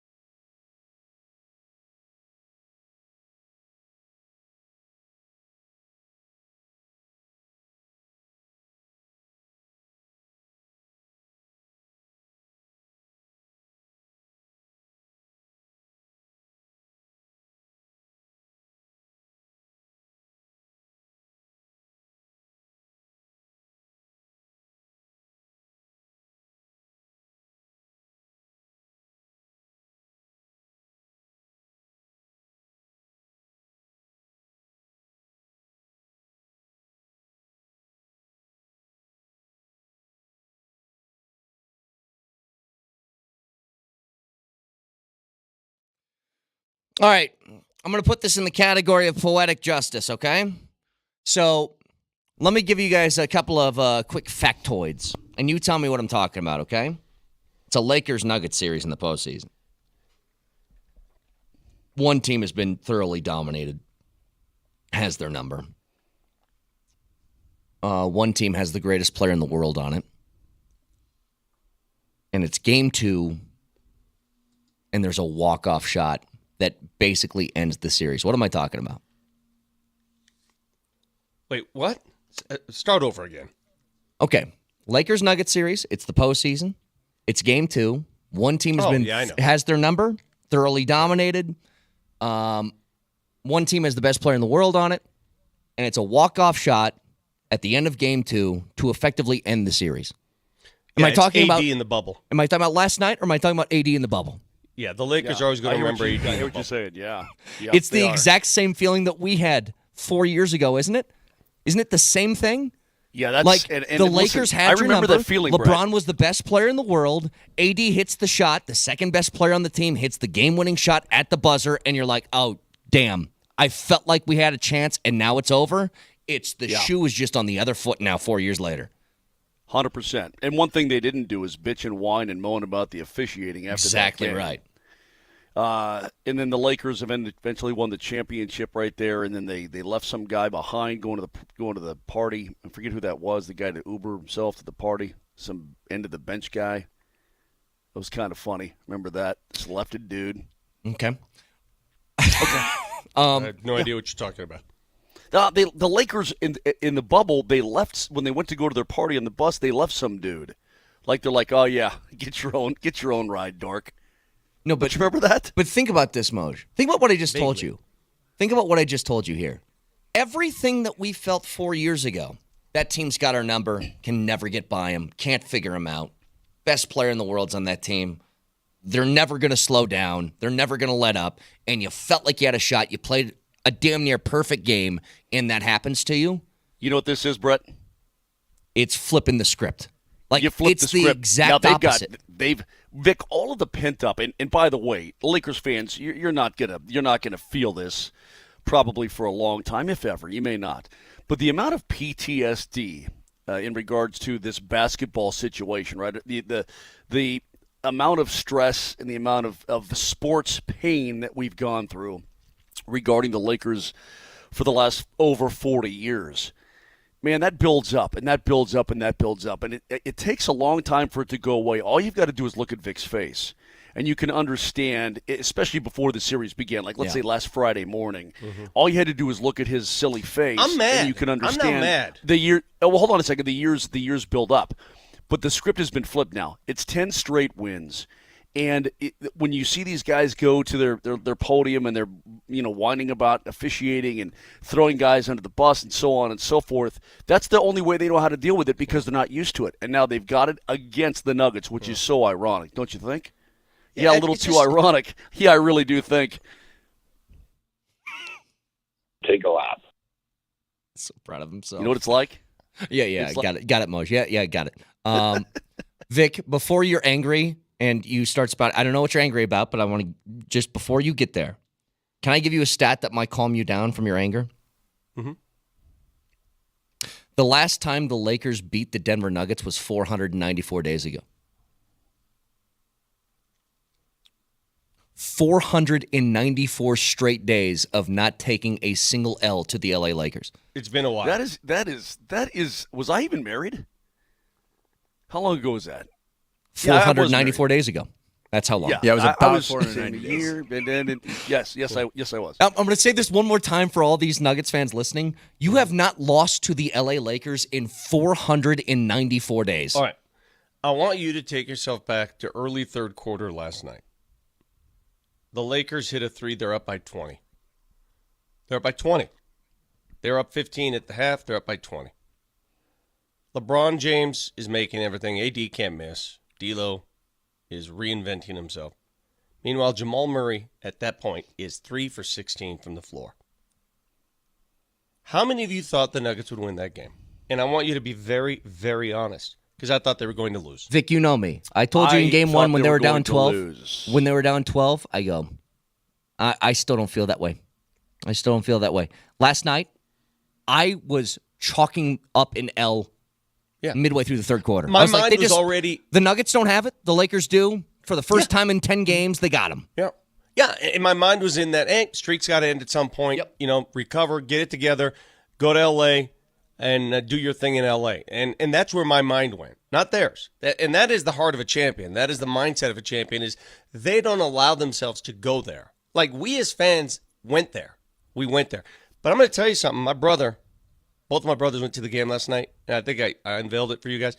He texted me when the Nuggets were down by, I think it was 18 at the time. Jamal Murray was 3 for 16. He texted a group chat and said, Jamal Murray's going to make the game winner tonight. I saw that. And not only did I see the text that you put out, but that was the first thing you said last night on the post-game show, is that, look at my phone. Look at my phone. This is my brother. He texted I can't me. believe that. No, it was right, great. Because you can say it, but to call it is it tells you what people think of Jamal Murray. He is, I wish I had that quality, not to dwell. Dwellers, I'm a dweller. I don't know what you guys are. I'm a dweller. I dwell on things. But the ability to come back from a poor shooting night, an awful shooting night, he was missing layups, guys. Layups. To come back from that, put it aside, and in the fourth quarter, disregard all of that crap and just say, I'm going to light these guys up because I'm Jamal Murray. And I'm going through, I went through the play-by-play here, and I'm trying to think, when was the Lakers' OF moment? When was that? When did that moment, you think, strike that basketball team? Because here's what they've got. Lose? They've got an 11-point lead. 82-71. Prince made a 26-foot step-back shot at the 10:50 mark. There were 10:50 to go in the game. Okay, and they're up 82-71. Brown makes a layup. Okay, it's cut to 9. But from that, there's got to be a point where the Nuggets get a stop. What's the point where they go, oh no, we're not getting off easy? When does that happen, Vic? Well, I think when you cut it to 10 going into the fourth, that's a big deal, right? You cut their lead in half. I'm looking at some of the notes I put down last night. There were a couple plays in that game. The play? I'll give it to you. Peyton Watson blocks a shot by Spencer Dinwiddie, a layup, and then runs down to the other end, takes a layup from Joker, who feeds him on easily to the hoop. And at that point, you can feel the momentum surging as you're going into the fourth quarter. That's how the third quarter ended. That's how it ended. And I think they knew, all right, this is a completely different game. But the other play that we're not talking about because of the dramatic Jamal shot, and a play that's equally important in the grand scheme of things, when AG saved that ball from going out of bounds. Yep. Yes. Joker tried to throw up that shot and get the foul. It didn't happen. AG out-hustles Austin Reeves. Austin Reeves, the ball's there. Hustle, dude. Yep. Instead of blaming the replay center, instead of blaming the refs, you got a player right there. Go get the ball. No. AG beat him to the ball. Stayed in bounds. Hits MPJ. We haven't even discussed MPJ yet.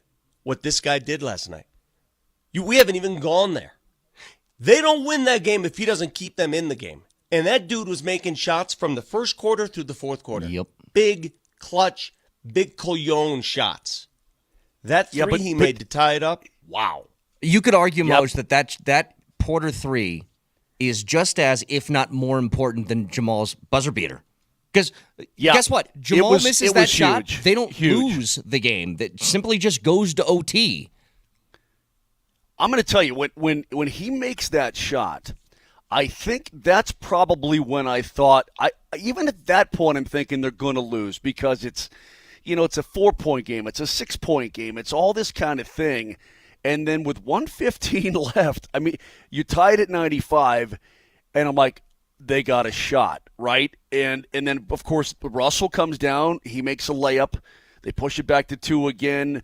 Nuggets tie with a couple of Jamal free throws. LeBron lays it up, and I'm like, okay, they got to get a stop someplace, and can they keep making their shots? Well, Jamal comes back down and answers him, and we're tied at 99. And they finally get their stop, man. They finally get their flip and stop. It was just just awesome. By the way, I don't even know how to describe it. And by the way, everything's looking different from game to game to game. I would expect it to be no different when they get back to LA on Thursday. Everything just looks different from game to game to game. Let me put my objective hat on. All right, here we go. My objective hat on. If you're LeBron James, you're not crying about the replay center last night. You're not yelling about the replay center. You know who you're yelling at? Why didn't your head coach try to challenge that foul call on Jamal when he had the 2 free throws late to tie it? Because it looked like just a little bump. Wasn't much of a foul. Why did they take both of their challenges home with them? Why not use one of those challenges at some point down the stretch? I'm talking about Darvin Ham here. Right. What are you doing? The Nuggets use their challenges, rightfully so. Why wouldn't you challenge that? Because if you go back and look at it, guys, Jamal was taken off balance there. He was off balance. Yeah. It just didn't look like that much, and he was awarded 2 free throws. I would not have been surprised if they let that one go. Would you? By the way, no. Shout out Jamal for knocking those down. Those are huge. I mean, for a guy who's been struggling shooting all night. By the way, I wanted to play this. This was Jamal was grabbed by the TNT crew after the game. This is what I love about this team. So how long is this, Marty? Like a minute and a half, something like that? This is Jamal in the whole thing's like 4 minutes. Oh, okay. We won't run the whole thing, but here's Jamal in the postgame. Hey, Jamal Murray is joining us from Ball Arena. Jamal, can you hear us okay? This is Ernie Johnson. Yes, sir. Just put this moment into words for me. This is the kind of stuff you dream of doing in a playoff game. Man, I just want to give all the credit to my teammates, coaches, pops. I told my teammates when I was struggling, like, I'm gonna look for y'all. I'm gonna look for y'all. And every single one of them told me to keep shooting, be aggressive, keep shooting. Even when I was throwing up that floater. That's the answer I wanted, because Jamal said, even when I'm throwing up the BS floater, he said, I don't got it tonight. I'm going to look for you. And as opposed to what the Lakers do, where they say, hey, D'Lo, you stink. Make a shot. Yeah. Oh, you aren't on tonight? I guess I got to shoot. They tell him, culture, keep shooting. Keep shooting. Colin Gillespie told me afterwards he knew that Jamal would win it too. He predicted it. He told Jamal that he was going to win it. And it's that culture in the room, guys, and it's just so important. It's so vital for the success of a team. When you have guys who genuinely like each other, who genuinely pull for each other, and it's not this ridiculous game in LA. I learned some things about the Lakers. And I know why the Lakers are disjointed. All right? I know why the Lakers are what they are. Because there are two different teams in LA. This is where that 2 weeks of psych at Notre Dame really comes into play here. Absolutely. This is where the value before you drop the class. This is where it really matters. No, I got some information about the Lakers, about why it's so, in my opinion, why it's so hard to play there with LeBron James. There are two different teams. There's the LeBron and AD team, who run by the beat of their own drum. Mm-hmm. They do their own thing, and then there's the rest of the team. There are two. There's a huge valley. There's a moat in between LeBron, AD, and the rest of the team. And that's just the way it is there. Mm-hmm. That's just the way they do things. I don't know if you guys can see it, but I know it. I know it for a fact. And at the end of the day, when you want to be a two-man team, this is what you get. Here's what you get. You get a bench in 2 games, by the way. A bench, 0 scores for anybody on that bench outside of Taurean Prince. Do you know that? In 2 games, that nobody outside of Taurean Prince has scored a bucket? By the way, Spencer Dinwiddie's not a bum. Not one. He's a good player. Yeah, not one. They don't march together. There's LeBron and AD, and then there's the rest of the team. If you're wondering why the Lakers are the way they are, and as Charles Barkley suggests, they blame each other, it's because they have 2 teams on 1 floor. So when we come back, Vic, are we talking to Marlo coming up here?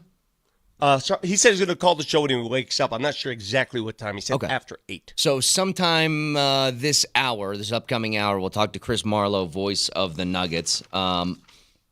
I do want to get to a couple things, Moj. Big game tonight for the Avs. Obviously, I feel you got to grab this one tonight if You want to bring this back home, even series. We'll talk about that. Zach Wilson traded to the Broncos. Could that have an effect on what they do on Thursday in the first round? We get to all that next.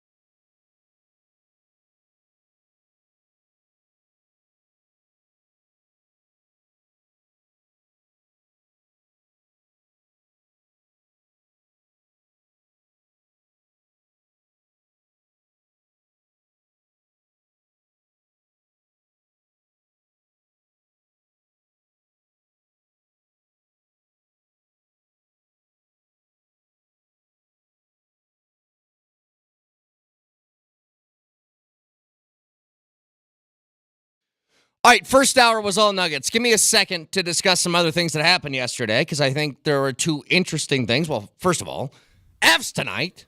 You can join us tonight at Bourbon Brews Burgers in Parker for a Game 2 viewing party as the Avs look to tie the series against Winnipeg. We'll have a live broadcast, giveaways as you watch the game with other fans, and it's all brought to you by Templeton Fortitude Bourbon. So, Moj, starting with that subject, Avs tonight, huge game. This feels kind of like a must-have. I know all Game 2s kind of feel that way, but it's the series doesn't start until somebody wins a road game sort of thing, but it's just with the way that Game 1 finished, this is important. And do we have any more information today than yesterday on starting goaltender and blah, blah, blah? Because Prosvetov, as you called me an idiot yesterday, did get called up to the team. Just wondering if there's any updates. Okay, let's give an update. I went to practice yesterday. There were a couple dudes out there, and Arvid Holm was the only goalie on the ice.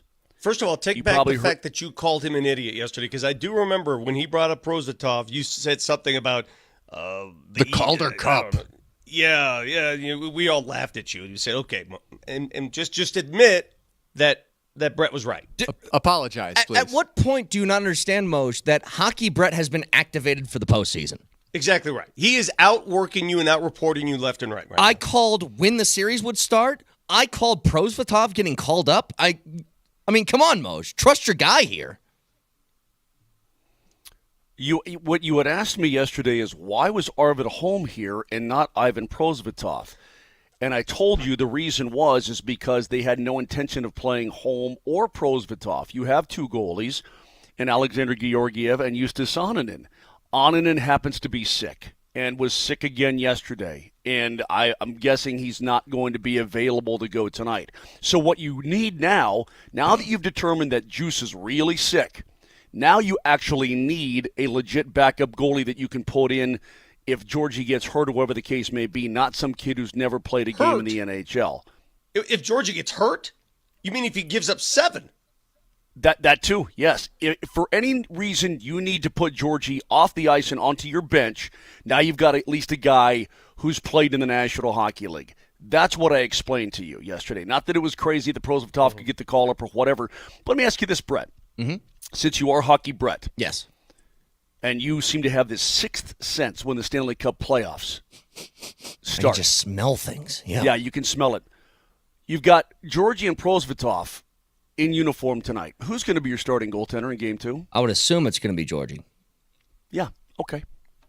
Yeah. Ask me who I would start. Who would you play, Vic? It's not even a question. It's Prosvetov 100 out of 100 times.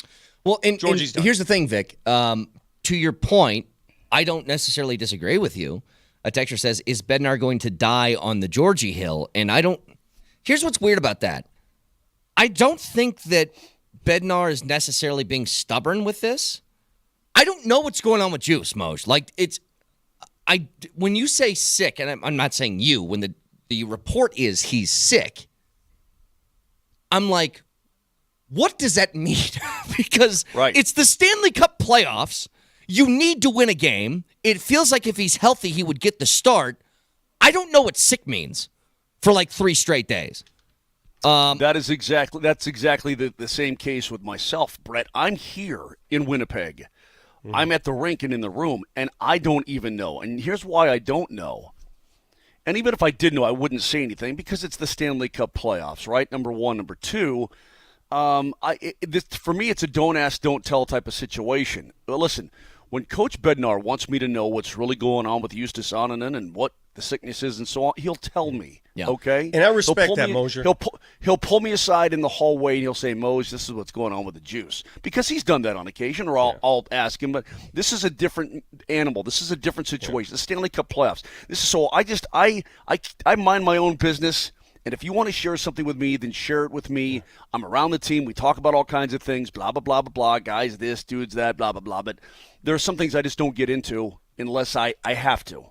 And Mosier, let me defend you there. That is 100% what you're supposed to do. You are the play-by-play man. Your job is not to break stories, to break news, to provide seeds of information. That's not what you do. That's not what you're paid to do. And I totally respect that. I really do.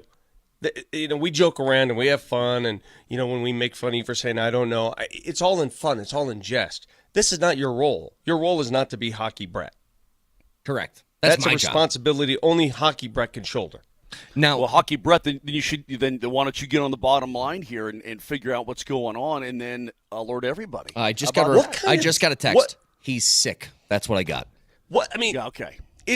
Let me ask you guys this. Obviously, this started happening the day before the game.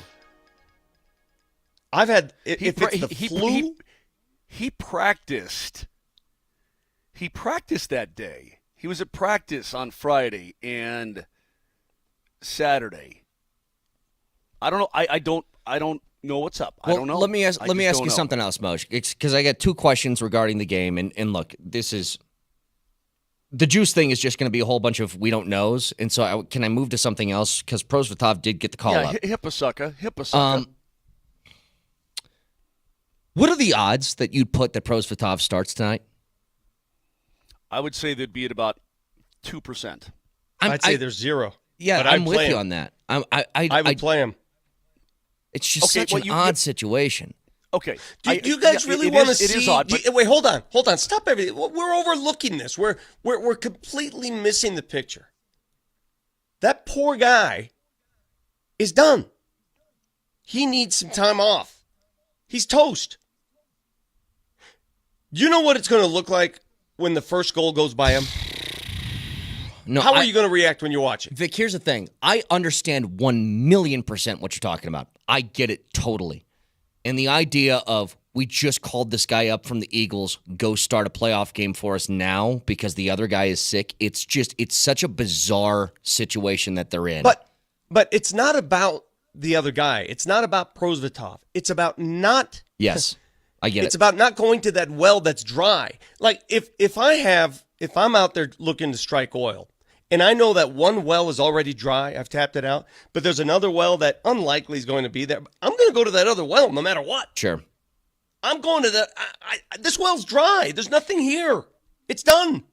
What are we doing? Well, Vic, let me chime in and say, I trust Jared Bednar's judgment on this. As well you should. I trust what he thinks is best for his hockey club. I think he's in a pickle, and even when Jared Bednar's in a pickle, he's calm and collected, right? Yeah. I mean, you guys have talked to him 1,000 times over the last 4 years, so you know his personality. We've talked off the ice with him. Obviously, we've golfed with him. We hung out. A number of different things. You know him as a person.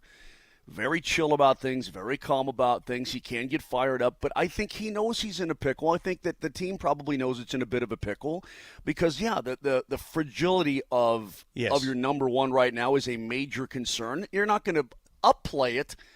You're probably going to try to downplay it, but you're not going to ignore it internally. So I trust them to do the right thing for the hockey club. And if that's starting Prosvetov or Juice makes some sort of miraculous recovery, or you think, you know what, Georgie, he gives us the best option, then that's the way it is. Now, listen, can I say this just quickly, Vic? Because again, Moj, you know how I feel about Bednar. I think that he's an amazing coach.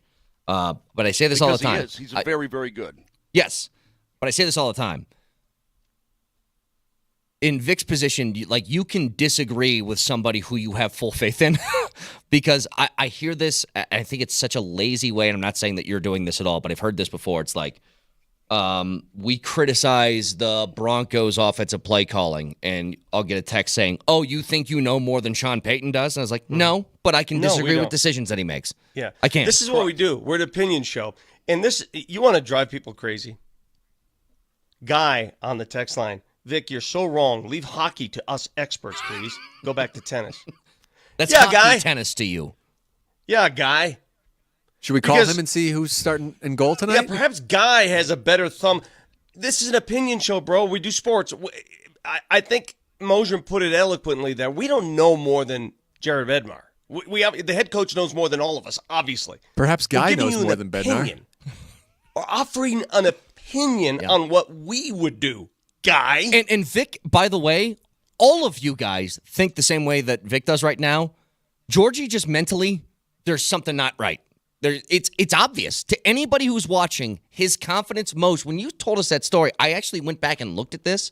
Hold on. There's nothing worse than a guy who calls himself a hockey expert. Hang on.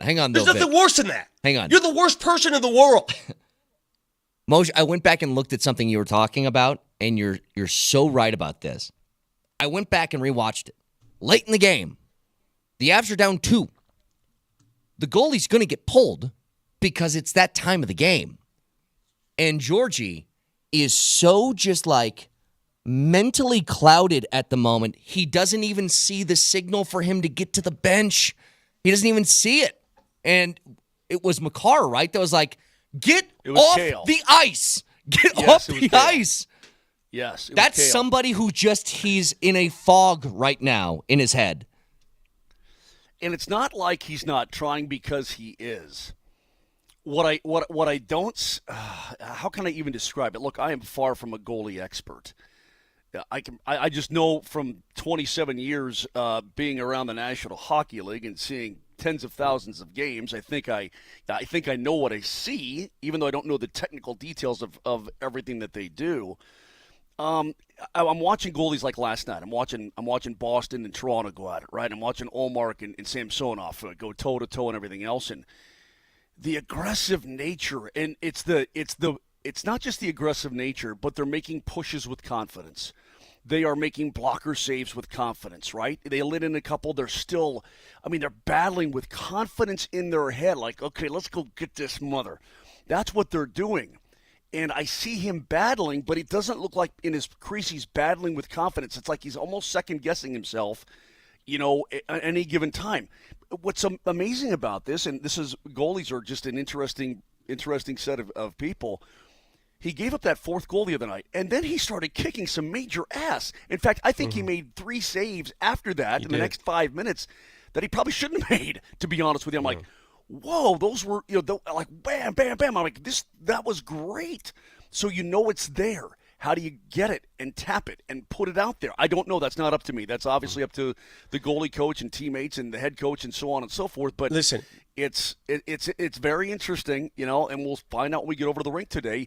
By the way, morning skate is not. The game is late tonight, Vic. Morning skate is not until 12 noon Winnipeg time, 11 o'clock Denver time. They have a plan. Jared Bednar obviously has a plan in place on who starts, how long he plays. It's a plan. But I just want to ask you guys this. Let's say the Avs come out and score a goal early in the game. And let's go with Georgie in goal. Will you feel safe? No. Probably Let's say not, the Avs no. score 2 goals early in the game. It's 2-0. Will you feel safe? No. Probably not. All right, 3-0 after 1. Will you feel safe? I'm starting to get there. Yeah, I'm starting to get there. We're getting close now, but not totally. All I'm saying is you need a blanket here. You need a blanket. If one guy can give up 7 goals, by God, the dude from the minor league club, he can do the same too. That's my only retort there. That's my 100% only correct, retort man. is. That's it. You're 100% correct. Did you guys see what happened last night in Carolina? To be honest, Moshe, I didn't. I was. You didn't. I was busy. That's okay. Yeah. The New York Islanders had a 3-0 lead late in period number 2. They gave up 1 in the second and then 4 in the third to lose 5-3. Oh man, that's some pain right there. Oh, and one more thing. Who do you think scored the first goal of the playoffs for the Vegas Golden Yeah, Knights Mark in Stone. I Dallas know, last night? dude gave away my his. God. Is his spleen gone? Did he give it to science? No, he still got it. Oh, he still has it. I thought that for to obviously get around the salary cap situation, that he actually sacrificed his spleen. I will give up my spleen so that we can circumvent the salary cap here. Kalima, spleen, Kalima. Let's spend just a couple of minutes here because I want to get back to the Nuggets. Go ahead, Vic. What do you got? Chris Marlowe said he'll join us in the next segment. Okay, so next segment. So let me do this quickly then. I do want to talk about the Zach Wilson trade because I do think there's 2 interesting parts to this. So they basically swap a 6th and a 7th with New York. So Zach Wilson is now a Bronco. Let me tell you 2 things. Number 1, I actually kind of like the move. Like, this is no risk at all. maybe a guy who is still super young, needs a change of scenery. Look, Moj, I have zero faith that he's going to turn into any viable quarterback. All I'm telling you is taking a young guy who maybe still has some potential left and was in a bad situation, putting him somewhere else, maybe it can work. Now, I'll tell you this much. It's a no-brainer. It's a no-brainer. I'll tell you this much. No problem. He does not fit anything to what I think of as a Sean Payton quarterback, because what does Sean Payton love? Quick decision makers. And what do we know about Zach Wilson? He runs for 20 seconds backwards and then heaves the ball 50 yards downfield. None of that seems like it fits, and none of it makes me feel like it's going to work. But I'd rather have this than signing Tannehill. At least it's a younger guy. This is just hey man, it's almost for free, right? Yes. I mean, forget about the money. They're eating some of the money too. The Jets are. Yeah, exactly. But we're getting a free. Yeah, the Broncos will pay 2.75 or whatever they'll pay. Mm-hmm. We're getting a free guy who's a former overall number 2 pick, who's flamed out, and let's see if we can do something with him. But keep in mind now, it's set in stone. Your starting quarterback is Zach Wilson, Jarrett Stidham, or Ben DiNucci. Mm-hmm. Yeah, I'm actually with you on this, Vic. I think that's your starting quarterback. That's where it's coming from now. As of right now, that's where it's coming from, bro. Unless would you even draft somebody and throw a fourth guy into the mix? That's the thing. The Zach Wilson acquisition for me, it's fine. I'm with you guys 100%. I have no qualms with it. It's a shot in the dark. Give it a shot. Who cares? But all it tells me is there's no chance they're drafting a quarterback at 12. That's what I think too. I think that put Thursday, just Thursday. I don't know about Friday or Saturday, but just Thursday is out the window to me for drafting a quarterback. It doesn't mean they can engineer something and move up if something crazy happened, if they wanted to move up and go get the guy they wanted. I'm just saying, if they sit at 12, they're not going to get a guy at 12 that they think is going to come in, and they're just not going to do it. Yep. I think the same thing. Now, third round, Moj, on Friday. Who knows? Maybe they grab some Spencer Rattler type or somebody like that or whatever. Fine. Maybe. Great. But I don't think that You wanna number go 12 find a needle overall in a or haystack? moving up. No. Yeah, find a needle in a haystack. That is completely fine with me, Kaner. I totally agree. So, 303-504-0925. We will talk to the voice of the Nuggets, Chris Marlowe, who, what a call him and Scotty had last night on that game winner. What a game last night. We'll break it all down with Chris Marlowe next.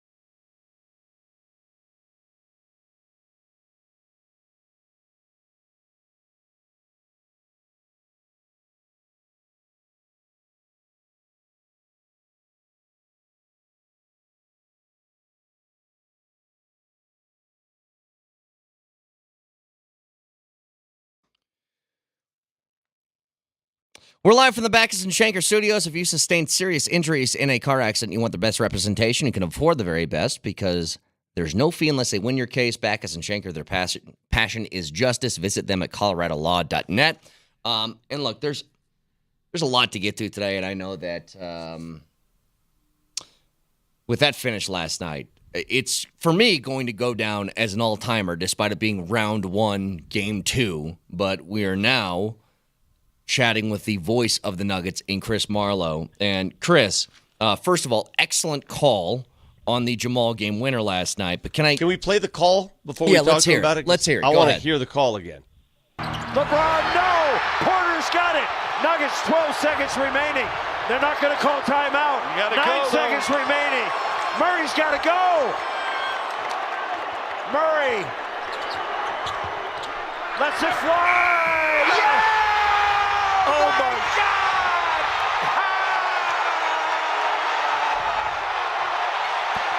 Oh my gosh! Chris, was it that moment that you first thought the Nuggets would win the game, or did it happen before that? Because I didn't know if the Nuggets were going to win at all until that shot went down. You know, I think that's what made it the great game that it was. When you're coming from behind, when you're trying to rally, you know, every play is big. You're down 20, you're down 17.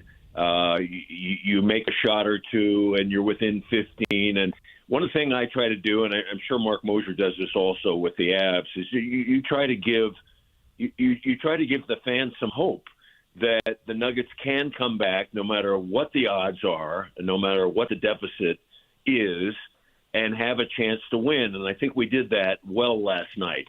We never gave up. I think if the announcers give up on the team, then the fans give up.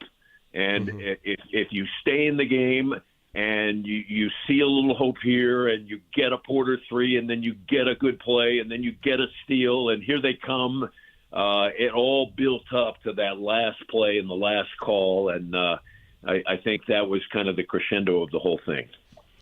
It was so authentic, Marlo, and I agree with you. Privately, I thought they were toast, to be honest, when they were down 20, and you hope upon hope they come back. But I do need to ask you about that final call, because I've sat in your chair just on a couple occasions, and late in games, when everybody's standing up, you probably couldn't even see the play, could you? You had to look off your monitor. Well, it was kind of a combination. You know, we sit courtside, which is normally, in most arenas, a very good seat. But when you come down the last minute or two of a game, you've got Michael Malone standing in front of you. You've got the slot referee standing in front of you. You've got all the fans standing up. There was one point, a small aside, there was one point in the third quarter when the Nuggets were making a little bit of a run, and Murray was not in the game at the moment. But he came over and he stood like right in front of us. And, you know, he's like 4 feet away from me, and I'm thinking to myself, should I tap him on the shoulder and say, Jamal, sit down, get out of the way so I can see what's going on? And I chose not to. I've seen him happen a couple times. The guys on the bench, this bench group is really animated. The reserves are there, the starters are there, the guys in the street clothes are there, and they're all meandering around. So, I saw one eye had an eye on the monitor, one was live, and thank God I saw it go in because, you know, in situations like that, you're never quite sure what is going on at the end, and you just hope you get it right. Chris, you're so correct about giving the fans hope, you know, in situations where it may look dire. But at the same time, I know that you will know that when you have a team like the Denver Nuggets, it's far easier to do that because they've done it before, right? They have the talent. They have the experience. They've come from big deficits before, so they sort of sell themselves and you just sort of ease it along. But what is it about this team, Chris, that you see they're down by 20 in the third quarter, man, and they just keep chipping away? They cut it to 10 after 3, and then it's on in the fourth quarter. My goodness gracious, what is it about this club and that clutch gene that they've got? Well, they never give up, that's for sure. I can tell you that when they were down 20, I wasn't quite as discouraged as I was when they were down 15 at the half. And it just seemed like Michael Malone said it best in his press conference. The team was dispirited. They had given up, a big run. I think it was 21-7 to end the second quarter. Scott Hastings had pointed out that Jokic was hurt. He was limping around after falling. It just did not look good. But there's something about this team that they keep pushing. They keep chugging. And it's really fun to see. And when they do effect a comeback, I can remember a couple of comebacks back in the day that Scott Hastings and I did. One in Memphis 4 years ago when the Nuggets were down by 22 in the fourth quarter, and they were able to come all the way back. And that was on the road, and that was really special. But this one at home was terrific. I had Doug Strauss, my information man, look it up. It's the sixth game winner for Jamal Murray since 2018. Only Jokic with more, who's had 8 game winners. And it's just wonderful to see it when they do come back, when they play. I will tell you one thing that I was thinking about. The shot by Michael Porter Jr. off the crazy play, the Jokic push, the lob, and Gordon tightrope throws it back over his head, and then it goes to Porter, who's in between 3 guys, and he drills the 3 to tie. I almost thought that shot was as difficult as the Murray shot. Those two shots together were just wonderful, and it just shows what kind of resiliency this team has. I agree. That was like an amazing broken play. All right, two-parter here, Christopher. Two-parter. Number one, I made this claim at the beginning of the show, and I need you to support me unless you think differently, because you have headphones on. It's different for you.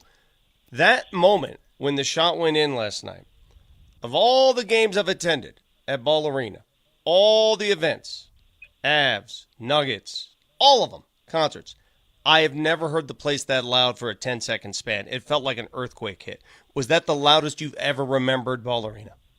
Yeah, it was crazy loud, about as loud as it gets.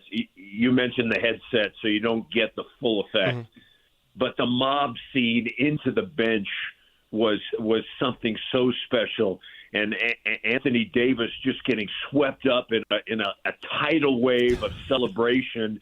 And it was interesting because I don't know, a lot of people saw this.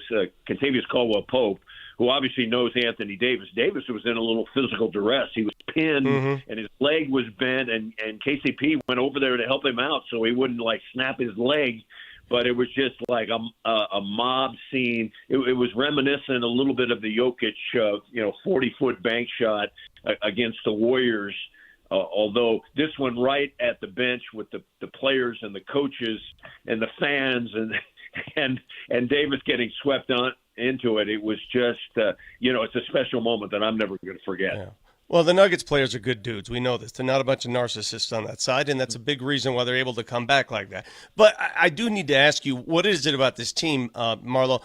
I always believe this. When the Nuggets come out and grab a big lead early, when they get a big lead early, I'm worried. I'm worried. I'm not joking. I am worried. When they trail in games like this, I'm not as worried as I am when they're leading. Why is that? Why am I wired like that? And are you wired the same?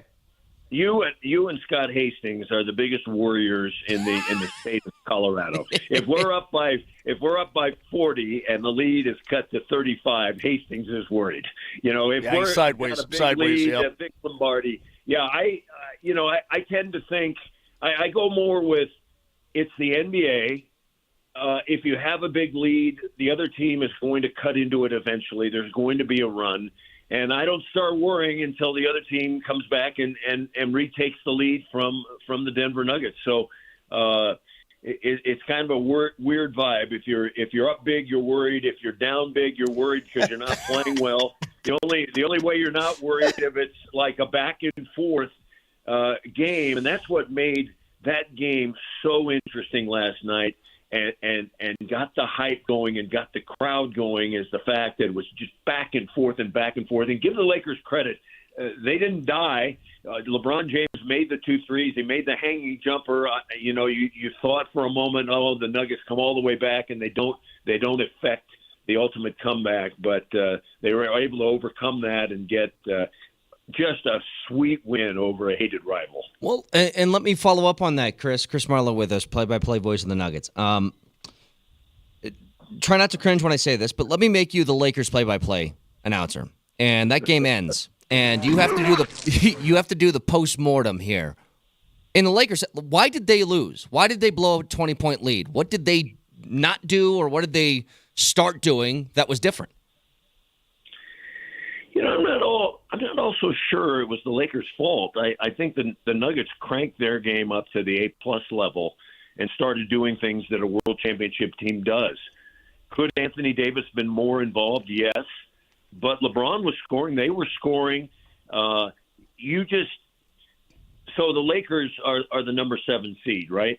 So I say this all the time. There's a reason why they were the 7th seed this year. They started throwing the ball out of bounds. They started making unforced errors. They started missing shots. They missed layups. The refs started working them over. Yeah, of course. Everything started going bad for them, and they just couldn't quite overcome that. So, sometimes it's your team that just goes into the tank. And yes, I think there was a little bit of that, but it was great play from the Nuggets. And I think a lot of the time you just need a combination of things to happen. And for the Nuggets, that's exactly how it went down last night. Just a convergence of events, and it led to the Jamal Murray shot. What's funny at the end, I think why I was so exasperated on the call and was just kind of is you weren't sure. I wasn't sure Murray was going to get the shot off. Yeah. He just kind of waltzed into the front court, and there's like 6 seconds left, and they've got 4 guys up top ready to switch, and he just walked it up, give it to Yoke, got it back, worked his way to the right side, pulled the trigger, bam. And I think that's what made it really special, because some of the time you have a chance to prepare for a game-winning shot. There's 2 seconds left, you got the ball out of bounds, you throw it in, and the guy makes it, and you're ready to rock. But this one was just full-on emotion, and that's what carried the Nuggets to victory. Chris, I will leave myself with this and leave you with this. Listen, I'm sure there are more to come in games 3 and 4 in Los Angeles. But the Lakers threw up a couple of different style of haymakers. Game 1 was such a great start and blah, blah, blah, blah, blah. And Game 2 last night, LeBron, in the second half was really good. And AD again had 32 and so on and so forth. I mean, they've given 2 haymaker punches to the Denver Nuggets, and they come away with nothing. I don't know if it was me on the other side. I'd be pretty disappointed and be doubting myself. Again, 10 straight losses to the Denver Nuggets. Now, I know there's more to come when you get down to crypto. I dig that. But, golly, the psychological aspect has to be wearing on those guys a little bit, too, at this point, does it not? Yeah, I think they're a little bit discouraged. But going home and playing well, it seemed like they played well. They got performances from LeBron and Anthony Davis. And I'm going to give Michael Malone and his staff a shout-out.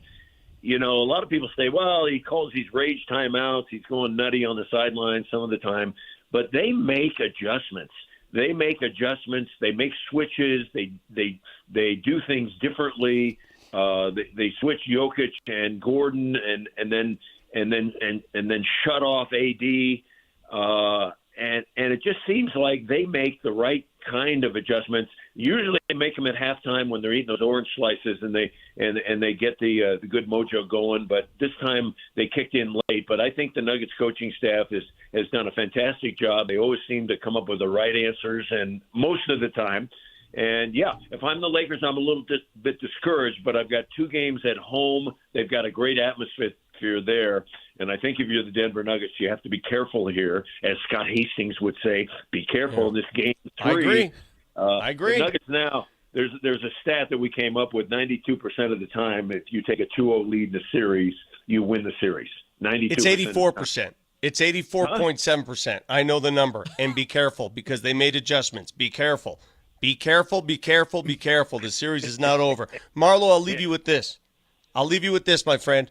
Yeah. Your call will go down in Denver sports history's lore. It will be one of the great calls forever embedded in this city when we look back at sports. So when you and I are both 6 feet under and we're talking to each other, we'll be able to chat about that call. So congratulations.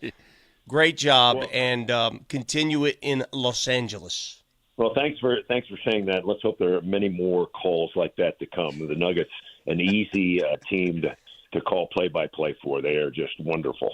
Well, it's been 494 days since you had to say the Lakers beat the Nuggets on a television broadcast, Marlo. So let's keep it going. That's a good note. That might make it into Game 3 there. Bud. Ooh, all right. Appreciate it, Marlo. Thanks for the time, buddy. Thank you. All right, Chris Marlowe. Play-by-play voice of the Nuggets. But you heard on that call, Jamal Murray, game winner. A lot more to get to. Stick around.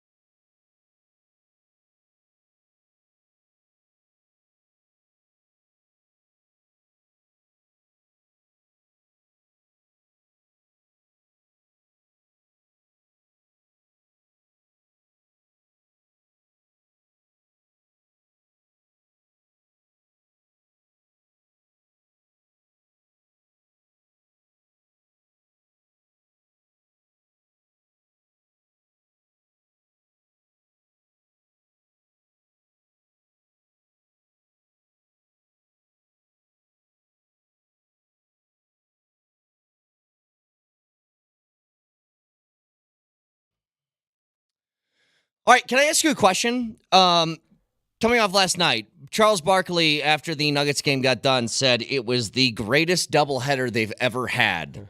And it's because the game that preceded the Jamal Murray game winner was the Knicks winning in a bizarre fashion. They're down 4 with like 10 seconds left to go in the game. Jalen Brunson hits a 3. Philadelphia gets the inbounds pass stolen. Dante DiVincenzo misses. They get the offensive rebound. He makes the second 3, and the Knicks win to go up 2-0 over Philadelphia. Now, here's the question I want to ask. We were the beneficiaries, us and the people in New York, of being on the right side of those very fun finishes.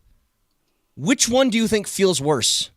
The 20-point lead that you blew, giving up the Jamal Murray game winner, or the 10-second span of you up 4 to losing the basketball game? Which one is worse?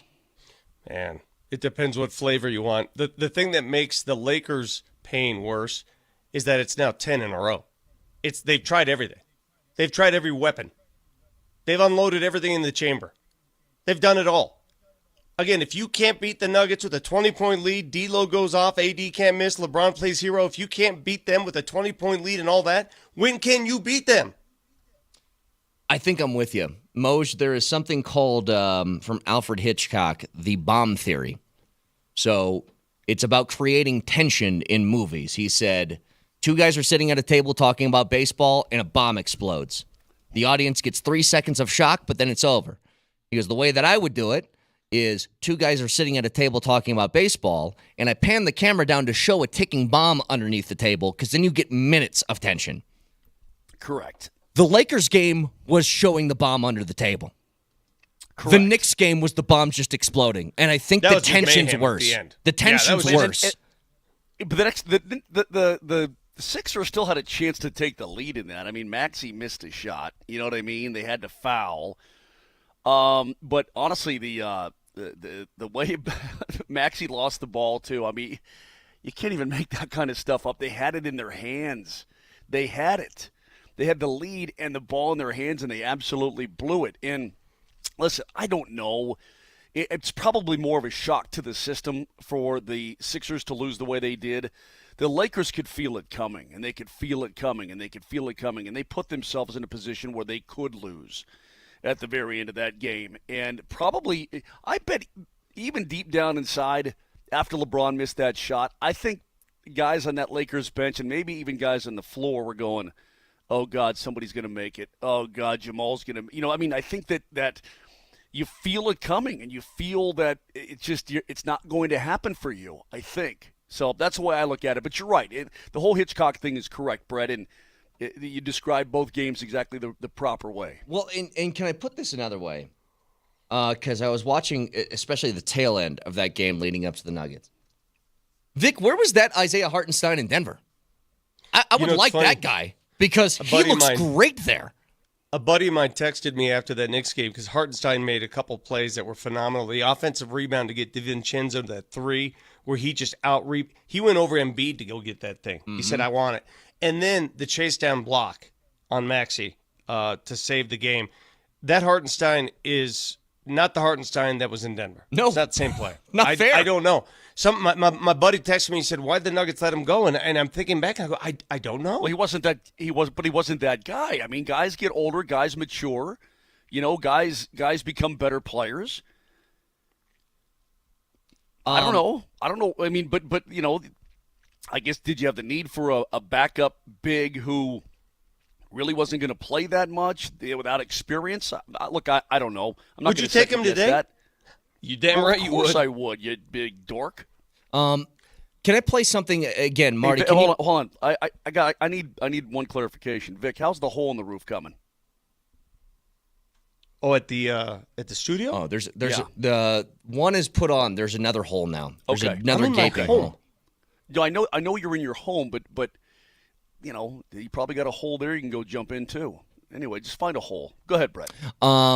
Jamal Murray, after the game, was interviewed by TNT, and he said something, especially at the beginning here of this 4-minute postgame interview, that I think is so perfect in describing the Nuggets, which is this. Listen. put this moment into words for me. This is the kind of stuff you dream of doing in a playoff game. Man, I just want to give all the credits to my teammates, coaches, pops. I told my teammates when I was struggling, like, I'm gonna look for y'all. I'm gonna look for y'all. And every single one of them told me to keep shooting, be aggressive, keep shooting. Even when I was throwing up that floater, they just told me to stay aggressive and keep looking for it, keep hunting it. When Jamal had the ball on that final possession and he was taking his time when there wasn't a lot of time to take, did you guys think what I thought? Which was, get the ball to Jokic, you aren't shooting well tonight. Or were you like, nope, Jamal in these moments is totally fine? I knew Jamal was taking that shot the moment he had the ball in his hands. There was no way he was giving that ball up. They were waiting for the opportunity. I actually thought he was going to drive to the bucket, though, Vic. He had a lane to drive. And he had Joker down there, but he had a lane to drive, and he elected to take it off. But what I love about it is he sort of drew AD to him, and then he stepped back to get the space to be able to make it. I mean, the whole thing was brilliant. The whole thing, I can't imagine what's going on in his head because it's pure brilliance on the floor. Again, he is the best tough shot maker I've seen. Tough shot. Now, he missed a lot of shots last night that were easy shots. But when it comes to tough shots, hand in the face, you got to wrangle your body sideways as you're floating out of bounds. I'm not sure there are many better in clutch situations than Jamal Murray. I knew he was going to take that shot. And even the way Marlo was counting it down, we always get like, okay, let's go. Come on, let's go. He takes his time. He has a quality about him, Jamal Murray, that I wish I possessed. And it is that ability to calm the hell down, to keep your emotions in check, to actually divorce yourself of all emotion and just be in that zen. And I believe that comes from his martial arts childhood. He was big into the martial arts. His dad really pushed him in that way. Bruce Lee was his idol. His dad goes to every game. He talks to his dad at halftime of every game. He did last night. His dad is sort of his consigliere. I mean, that's how it works on the basketball court. And he calms him down. And he's played a critical role in who Jamal Murray is today. If you're wondering why Jamal Murray is ice, why he has ice in his veins, it is that it's he and his dad and their relationship, that bond, and that martial arts, the roots of the martial arts that make him better. That's what it is. Is that what he said in that answer in the postgame? Did he say, credit to my teammates, my coaches, and pops? Is that what he said? Yes. He was talking about his dad. Yeah. 100%. His dad is there every game, I'm telling you. And he's talking to his dad all the time. Pre-game, post-game, halftime. Plays a vital role in calming him down. On that subject, though, Vic, there's another guy that, again, we've mentioned it briefly today. I can't describe the amount, I mean, it's not proud, that's the wrong word, just happy for him that Michael Porter Jr. is having this level of success 2 games into this postseason with everything that's going on. Like, Moj, to be in that situation and to hit the shot that I would say is just as, if not more important than the Jamal game winner, which is chaos, mayhem happening everywhere. You're down 3. Yeah. He catches the ball off balance and knocks down the most clutch 3 of the game. Really? His ability to focus and compartmentalize is superb because we can all even try. We can't even try to imagine the kind of emotional swings he's had to deal with in the past couple of weeks. It's simply amazing. And you asked for, okay, wherever MPJ went on his break at the All-Star break, you know, whatever he did, he came back even a better player and just a calm player. And Brett, all you asked for was please have this carry over to the postseason. Well, you know what? It has. Yeah. It's carried over to the postseason. Now, that being said, let me give you one concern. And I love this guy, and you need this guy, and you're gonna need him more as the postseason rolls on. But Reggie Jackson right now shooting the basketball scares the crap out of me. Yeah. I don't want him to take shots at this point because he's got a broken jumper right now. And listen, he didn't try to force it a lot last night. I think he finally realized, okay, I don't have it tonight, but he made nothing. And the air ball factor scares the crap out of me, Vic. I don't like that. That's all I'm saying. Moj, I love that guy. Tomorrow's a good day to spend on what adjustments each team are going to make But that is certainly one that the Nuggets have to consider. He only played 8 minutes. Yeah. He only played 8 minutes. Yeah, they fired up 5 shots and missed all I know, of them. I know. Yeah. But they've got an issue that they've got to address because his confidence level is at an all-time low right now. Well, he it's put at an up all-time low. He put up one shot, Vic, that just was like wild, off balance, falling away, and he literally just threw it at the hoop. And there was like 10 seconds on the shot clock. I'm like, what are we doing here? What is that? Well, I mean, again, last night's a game where you noticed the drop-off there, what Bruce Brown brought you off the bench, that swag, right, and the ability to look like a starter versus what they're dealing with, it's a drop-off. Hey, CB gave you good minutes last night, though. CB was great last night. 100%. Couple things. Number one, Vic got some props on ESPN yesterday. Who said his name, by the way? Who was that? Was that Malika? Oh, Malika, yeah. Okay, so Malika. Number two, apparently somebody just texted in on Skip and Keyshawn on Undisputed this morning. Paul Pierce is on there as well. He's on that show. He's got a Who's Your Daddy shirt on, apparently. Yeah, it's become a thing now. It's a thing. I wish I was making some money off all that. Well, you should have done what Ohio State tried to do. They tried to trademark the word "the." The. You could trademark anything, Vic. You know, it's funny you say that. My brother said LeBron to me tried to trademark Taco Tuesday. I know. My brother said to me immediately after, you should trademark that phrase. I told him, don't be stupid. Yeah, you should have. Well, you can't trademark such a generic phrase. I mean, that's you know, why not? You can't do that because it's a generic phrase. It's not specific. It's like linoleum or tissue. To be fair, Vic, Kleenex, Maury you know, Povich was the original. He was the OG. That's correct. You are the father. Not the dad. Yeah. You are the daddy. You are her dad. Yeah. 303. Anyway, but Vic, it's something that it's not going away. So just deal with it as the postseason rolls on here, please. 303-504-0925. Still a lot to get to, obviously, breaking down this Nuggets game, but also huge for the Avs tonight. Massive game. Michael Malone, by the way, will join Dempsey and Company at 10:20 this morning discussing this win from last night, so stay tuned for that. Back after this.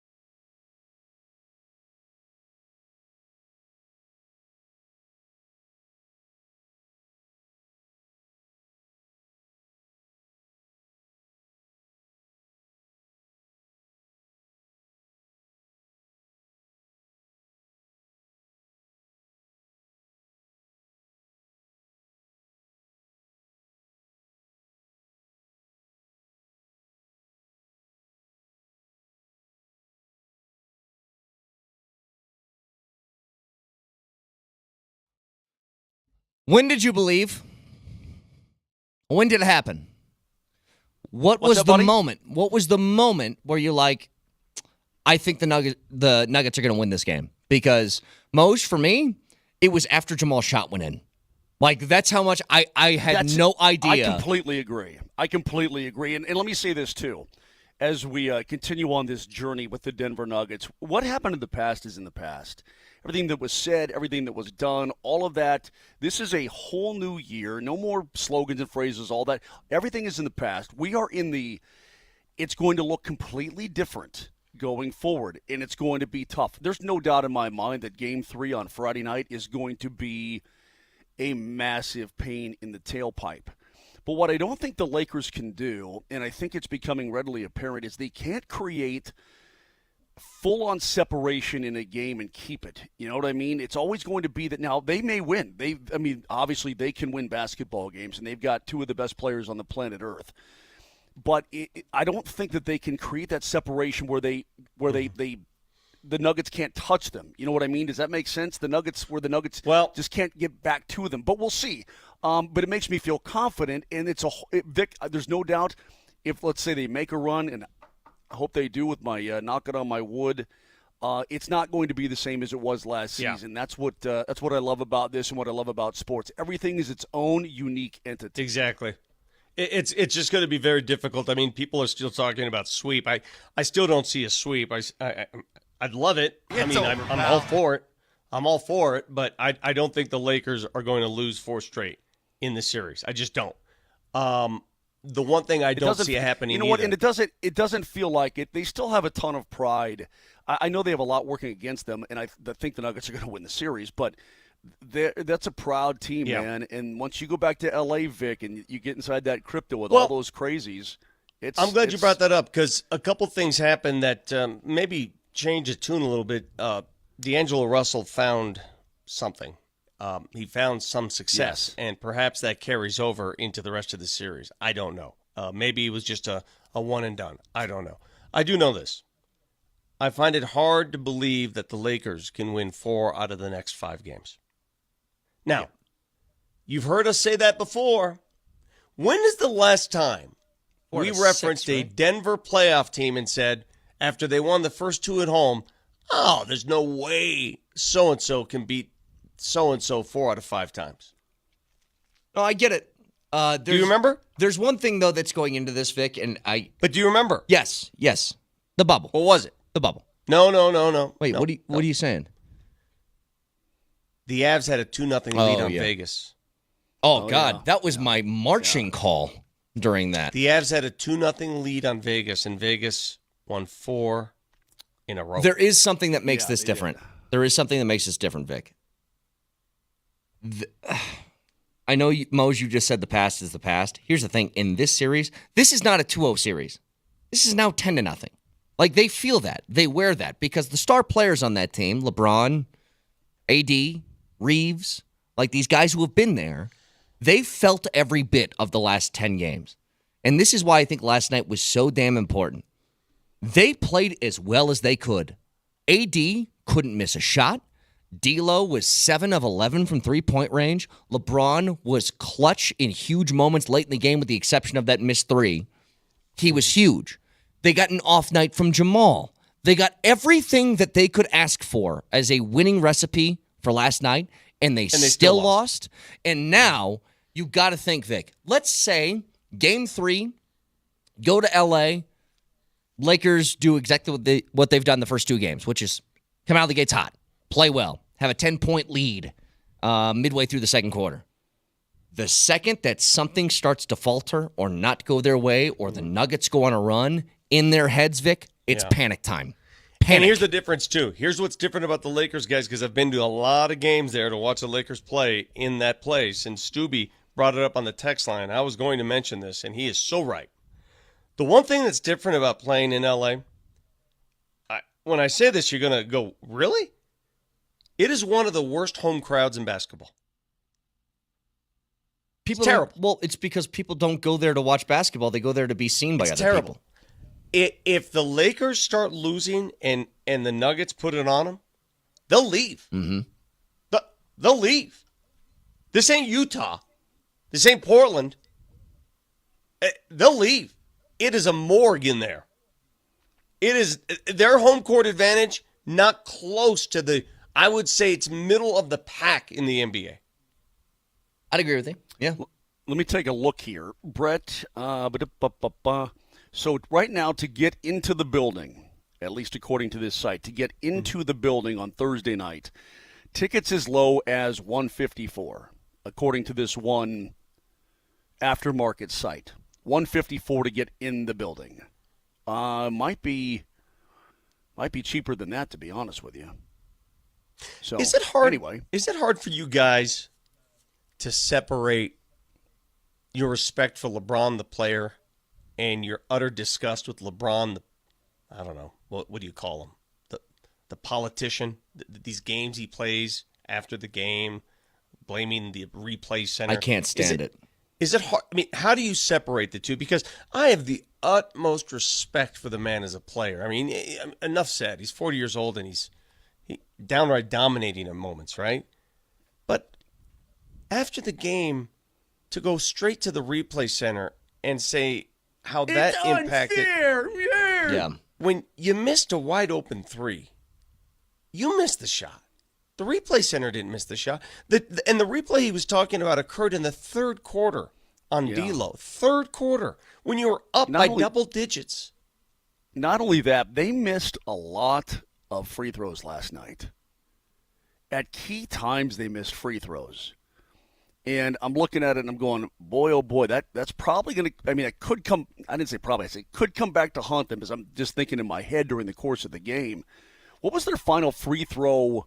What was their final Well, the Nuggets percentage? actually had more free throw attempts. The I know, Nuggets last night. Okay, they shot, I just found it. Nuggets shot more free throws, you're correct, for the first time in seemingly forever. But 77% from the free throw line were the Yeah, I don't know what Los you're talking Angeles about. Lakers. They only missed 3 free throws, the Lakers. Yeah, I guess they did. You're right about that. Let me tell you what the disparity is, though. For the first time, all right, the Nuggets have beaten the Lakers 10 straight times. But for the first time in their last 16 meetings, the Nuggets actually got more free throws than the Lakers. Yeah. And they have the gall, after hearing what I just told you, knowing that they get to the foul line more than anybody in the NBA and they lap the field in that category. They've done so for 2 years. Knowing that, the one time the Nuggets get to the foul line more often than they did, the one time it happens, they're going to blame the officiating. You don't get to do that. You don't get to do that because of how you benefit from the whistle. You don't get that. Vic, LeBron doesn't get to go to the post-game press conference and say this? I don't understand what's going on in the replay center, to be honest. I think I said it this year or last year, whatever. D'Lo clearly gets hit in the face on a drive. What the have a replay center is going to go? It doesn't make sense to me. It makes no sense to me.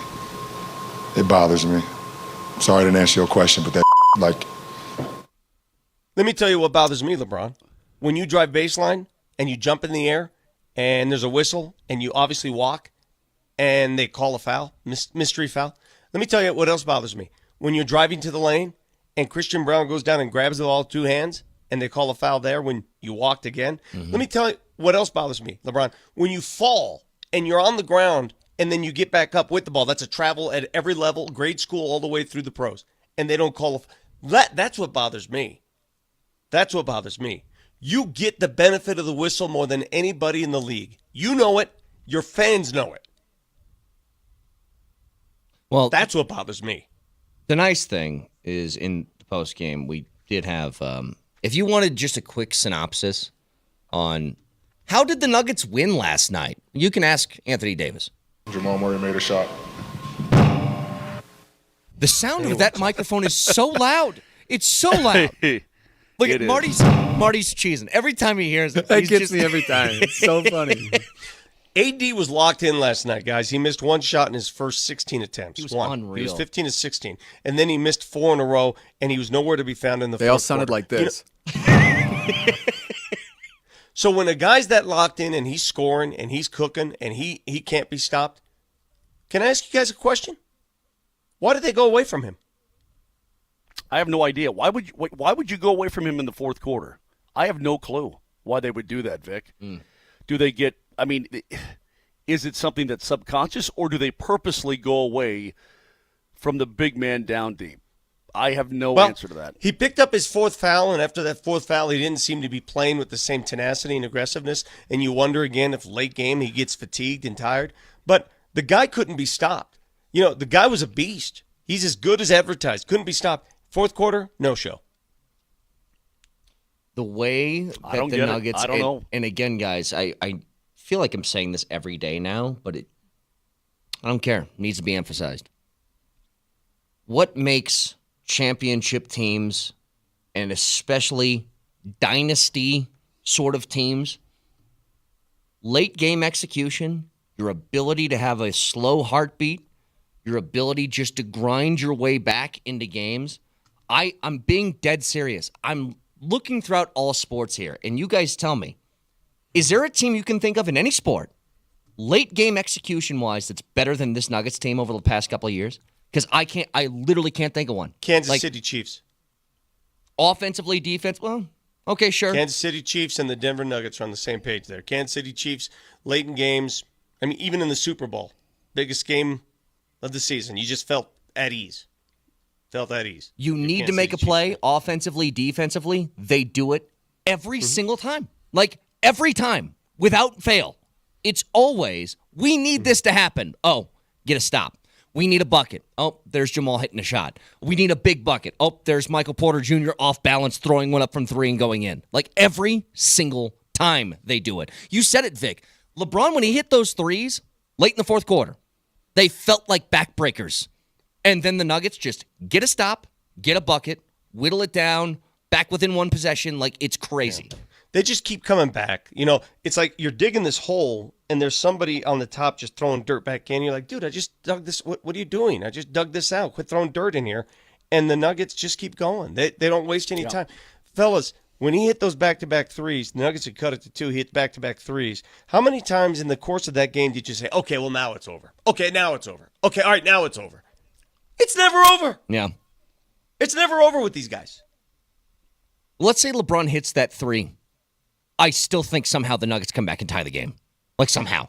You know what I mean? Like, KCP flops trying to get a call on a moving screen. Doesn't work. LeBron's wide open. Let's say he hits that shot. I still think Jamal hits a 3 or something like that, and we're going OT now. It's just how this team operates. And hopefully we can get some of that sort of execution tonight with the Avs, who have a huge Game 2 taking on Winnipeg, and you can join us tonight at Bourbon Brews and Burgers in Parker for Game 2 viewing party as the Avs look to tie up that series with Winnipeg. Have a live broadcast, giveaways as you watch the game with other fans, all brought to you by Templeton Fortitude Bourbon. I go to that place on occasion, and the burgers at that joint are really good. Well, you put it in the name, it's got to be good. Well, yeah, the Bear always gets this Hawaiian burger, and it's really good. So if you want to go watch the game tonight and have a great time, that's the place to go out in old beautiful Parker, Colorado. As we roll on here, Brett, I'm going to give you an interesting factoid about tonight's contest. Can you save it? Can you save it? Yeah. I said when we come back, absolutely okay. I can. Yep. It's saved. Consider it saved. It's saved. We'll get to that factoid next.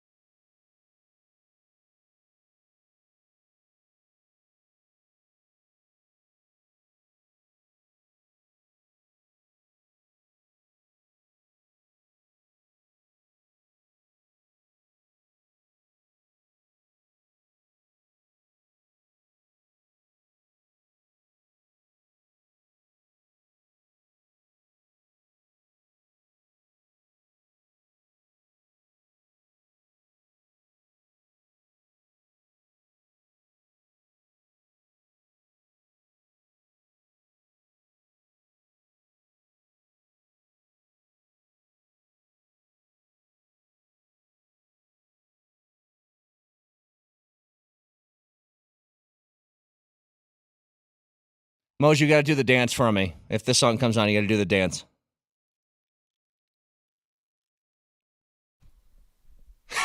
Yeah, that one. See, get you ready for tonight, Moj. Like we're riding 100%. We're riding high this morning, but Moj, tell me why the Avs win tonight. Well, it's interesting. Here's your little factoid coming in. The Avalanche are again a favorite in this building, despite whatever, and again, that's just the betting public and whatever else, but they are the favored team. Even though it's a slight favorite, they are the favored team coming into tonight's contest. And if they get better goaltending, Brett, I think they're going to come out like crazy. I think they're going to be incredibly hard for the Jets to contain. Now, I know the Jets want to play better defensively. They got beat to a lot of pucks. I get all of that. But I think the Avs' ability to inflict their will and use their force and their speed on Winnipeg is more difficult for the Jets to overcome than the Avs just getting a damn performance between the pipes that's going to be pretty good. You know what I mean? Or solid. Just give them a solid one. I mean, it's in there. Whoever it is, Vic, whatever it is, solid performance with the blocker, with the glove, with the flippers, and I think the Avs are going to win this game. Moshe, I'm not worried about the Avs skaters. I'm not worried about them one bit. I'm not worried about the strategy. I'm not worried about the PK. I'm not worried about the power play. Hell, they've proven, I've seen it, I know it. They are better than Winnipeg in that area, and we know this. Here's where I'm worried. Is it enough to overcome what's become a sieve at the back end? There's no other way to describe it. There's no other way. Is it enough to overcome the doubts that creep into your mind? Again, I raised this question earlier. If the Avs score first, are you solid? No. If the Avs are up 2-0, are you comfortable? No. If the Avs are up 3-0, are you confident? No.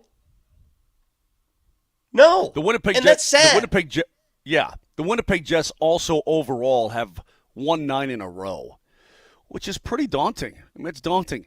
They're going to lose sometime, man. Why not have tonight be the night? But you just need, you're sounding like a solid fan. I know, you're right. I really am. You're going to need, well, but they haven't won 9 in a row over the Avalanche. They've just won 9 in a row, period. You're going to need a solid performance between the pipes, and you're going to need guys in front again. I keep reiterating this, but the Jets, what they do very well, especially that Lowry line, which is going to be on the McKinnon line again all night long. That's their checking line, and it's thick and it's heavy and it's good.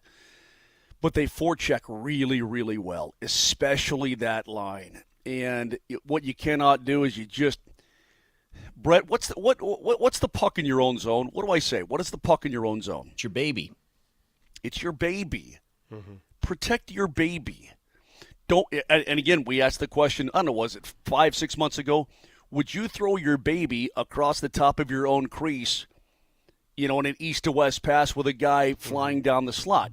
I don't think you would do that, right? The exact question is, would you throw your baby across the top of your own crease to a guy on the other side charging down the slot? You wouldn't do that. There you go. You wouldn't do that. That's your baby, Vic. So, again, the Avs committed turnovers on their own end. I mean, and you look at a couple things. Number one, the Nemesnikov goal. That's Manson throwing it backwards, right through the circle. Iafallo gets a stick on it. Nemesnikov a diving play to go top shelf, which was a miracle, but it happens. The other play was, again, that Lowry forechecking line. They're forechecking behind the net. You have a 2-on-1. And they easily take the puck away from the Avs. It pops out to Lowry, and he comes around and bam, right?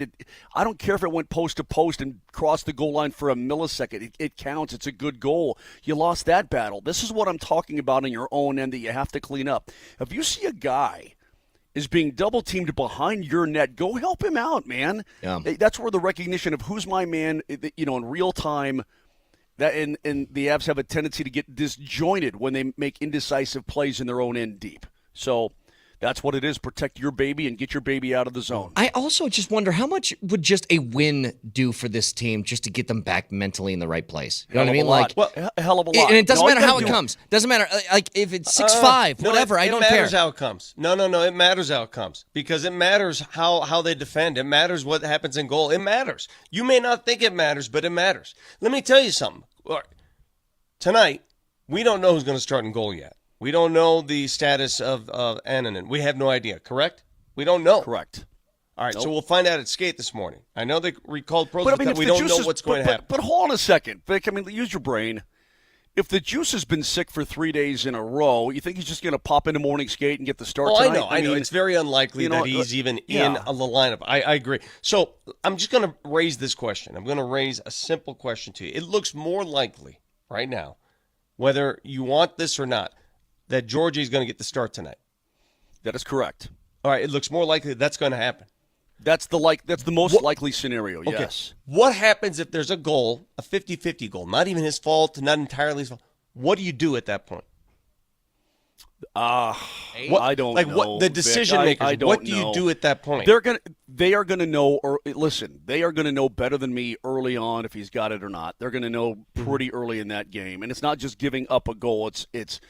It's body language. It's confidence level Handling the puck. It's handling the puck. It's all of that. There are telltale signs from all goalies when they're not feeling it, and the coaching staff knows. Now, because it got to the point. It got to the point in game one. It got to the point where he was so rattled back there. I would rather have Gary, our inflatable friend, in goal. Yeah, sounds good, and he's been hidden for a long time. The late great Peter McNabb. I mean, he had a way of putting things, and I miss him all the time. But let me say this: he was an old school kind of guy. And we get in our heads an awful lot. You know, we like Vic. You're in your head about the goalie situation. Maybe the Avs are a little bit too, but certainly the goalie probably is. Blah blah blah blah blah. But you know what, Mac? He had just had a way of calming things down. Brett, you know what he'd say? Yeah. Like, let's say you're down 1-0. When the Avs were going through difficult times, and they get scored on first, and you get like one of those, right? He'd say, "Hey man, just go score a freaking goal. Just go score a goal." And it's the same kind of mentality, I think, tonight for game number 2. Hey, you know what, man? Just go win a game. Yeah. You won 50 games this year for crying out loud. All you combined players as a group have won thousands and thousands of games in your life. Go win a hockey game. That's all you got. Just go win a hockey game. All right. I agree with you. I know that's the most simplistic thing you can say, but Vic, sometimes you got to get out of your own way. I agree and with just you. Look at it in that type of fashion. But hear me out on this. Just go win a hockey game. Hear me out on this. All I want is a win, because a win, you achieve what you hope to achieve. You take 1 out of 2 on the road. That's what you hope. But how you win is a big deal tonight. If you win 2-1 with Georgie in goal, that's huge. If you win 6-5 with Georgie in goal, that doesn't accomplish anything outside of the win. That doesn't help his cause coming home. Yeah, that's correct. No, I agree. I agree with you on that. But at the same time, you come home. If you win 6-5, that means you put 6 on Hellebuck for 2 games in a row, and that's pretty badass. Understood, and I would take that all day, but it doesn't fix your goalie problem, is all I'm saying. What's your intent tonight? Your intent, number 1, is to win the game. Understood. I would never say anything less. But you also have an intent to figure things out in the goalie. Otherwise, you're not going to get to what you want to get to at the end of the road, ever. Correct. What do you do if he plays well? I know. I mean, and you know what? Let's say here's a scenario. Avs win tonight, 2-1. Georgie makes 34 saves on 35 shots. Looks good. They come back home for game 3. Juice is not sick anymore. He's had a couple of days of practice. Now what? Tried the hot hand. Guys, again, I'm gonna try to lay it out as simply as I can. I know that he's in a sideways mode right now, or at least it appears at times he is. How do you guys talk to him, by the way? That can't be easy. Like, when you see him, do you even look at him? I mean, God, I feel bad for him in that respect. I really do. I generally stay away from all the only goalie that I've really talked to a lot in the past couple of years. I talked to Gruby a little tiny bit. Was Pavel Francouz. Like, he and I got along famously. We talk all the time. Camper was really approachable. What are you talking about? Camper was... Yeah, Darcy was too, but I'm talking about me, who I'm not saying these guys aren't likable guys or whatever. Mm-hmm. I just stay away from goalies, mostly. I kind of let goalies just be their own human beings, okay? Including Darcy, to be honest with you. He was a great guy. Georgie's a great guy. They're all great guys. Prosvetov, great guy. He's a happy-go-lucky, silly guy. But I tend to let goalies just do their goalie thing, except for Frankie, and Frankie just retired, as we all know. But except for him, he and I, we just talked a lot. I don't even know why. So I don't know what you do, Brett. Here's the thing. I know it's been tough for him for the last month. I get it. He gave up 7 in game 1. I get it, man. It's so far from ideal, it's not even funny. He's bound to have a good game sometime. I mean, the law of averages. I know you may think he's broke, right? Even Gary Harris, when he had a broken jump shot, had some games where he was filling it up, right? It wasn't over the course of time. So the idea is he's going to have a good game sometime. Is it enough to win? Hopefully Hellebuck's not standing on his head at the other end. You see what I'm saying? Yes. But it's bound to happen. I hope it's tonight. I hope it's tonight. And Moj, nobody disagrees. At least I don't disagree. The problem that I think especially Vic and myself in this category too are having is it's much like the Lakers situation in this sense. This isn't Georgie had a game where he gave up 7 goals. Georgie's had a whole bunch of games leading up to this last one where he's given up a whole bunch of goals. Mm-hmm. That's the problem. We aren't fighting this. He had a bad game. Do you trust him anymore? This is an extended stretch. And I'm trying to put that side by side, Moj, with what you talked about that month of March that he had, where he was incredible. We know he's capable. We know it. But it's not one game that has got you feeling this way. It's like now 8 or 9 consecutive that have you feeling this way. You're absolutely correct, man. Yep, you're right. I tell you what, though, and it's interesting in sports how confidence to get confidence sometimes you need a break. You can't do it in season. And it's hard to look at it that way because the only way to regain it is by proving it in a game. But sometimes you just need the games to stop, reset yourself, and then get back to the games. I don't know how. I think it's almost impossible in the middle of a playoff run to regain that confidence. It's just hard. Look at D'Angelo Russell. He couldn't do a damn thing against the Nuggets. He found something last night. Mm-hmm. We were asking. Yeah, he did. Okay, we're in pretty damn miraculous. He found it, and he gave the Lakers some shred of hope. We're asking now Alexander Georgiev to do what D'Lo did. Find it again. Find it again. What if he finds it and maintains it? That would be miraculous. What if he finds it if he finds suddenly it, If he finds it, maintains it, Vic, then you're competing for a cup. That's the team that you have now. But it's so delicate. Like, for the Nuggets, they're overflowing with confidence. Not everybody. You know, Reggie Jackson's having a confidence issue right now, offensively, shooting the ball. He took a big charge, by the way. Let's not discount the charge that Reggie took on LeBron James. It was great. Which is not easy. Great. Huge play. But he's got scary. a confidence issue on the LeBron offensive James end. flying, you get scared, yeah. The confidence thing in the middle of a playoff run, my God, I don't know how you deal with that.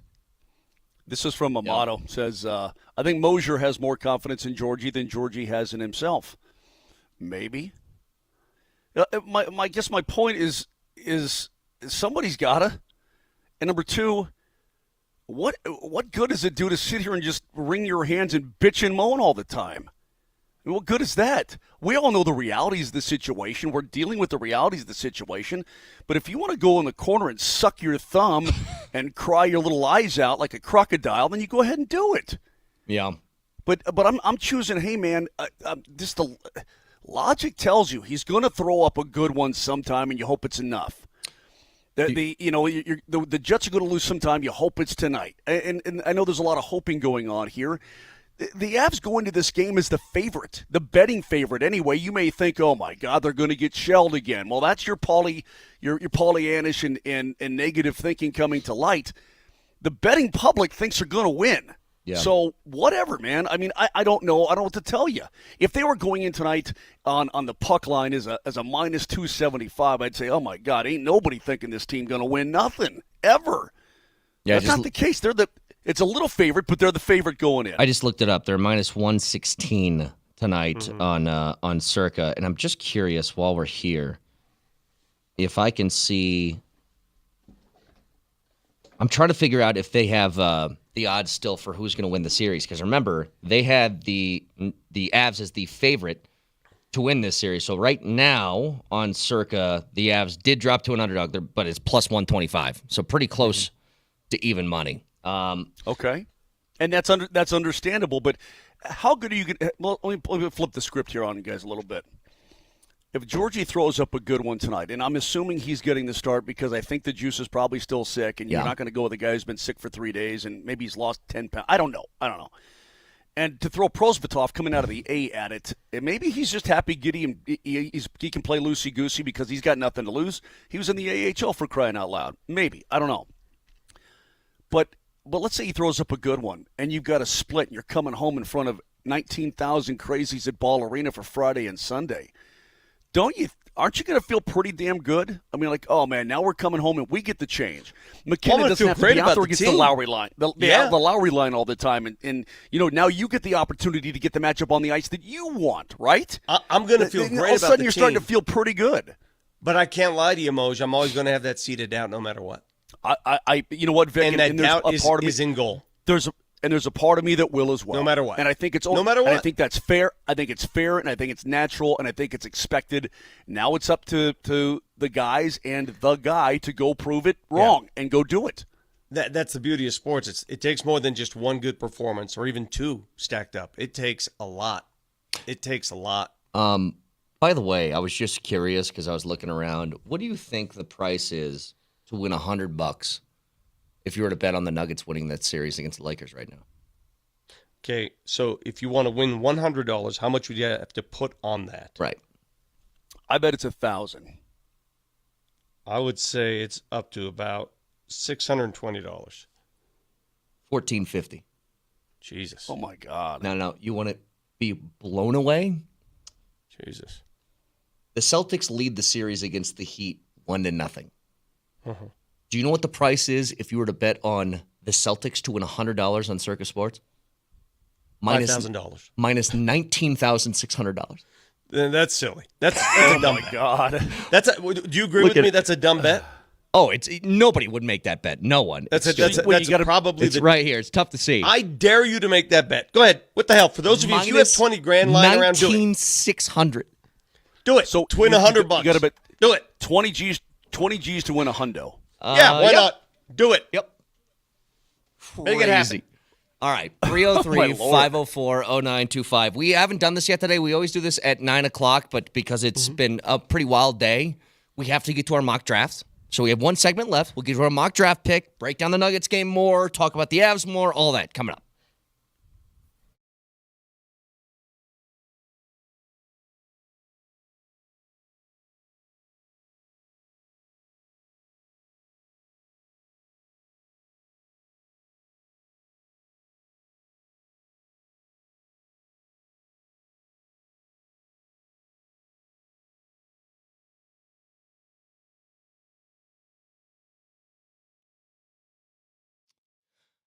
Avs minus 116 tonight. That's right, still the favorites on the Circa Sportsbook. And you could download the app and check it out for yourself. Tight money line splits, low holds, amazing customer service. They got it all, including all the props. For example, you think Nathan McKinnon's going to have more than just a point tonight? Well, you can throw that on there on the Circa Sportsbook. Minus 120 to go over 1.5 tonight. Check it all out for yourself by downloading the app or going to circasports.com because they have all of the things that you need in a sportsbook. That is circasports.com.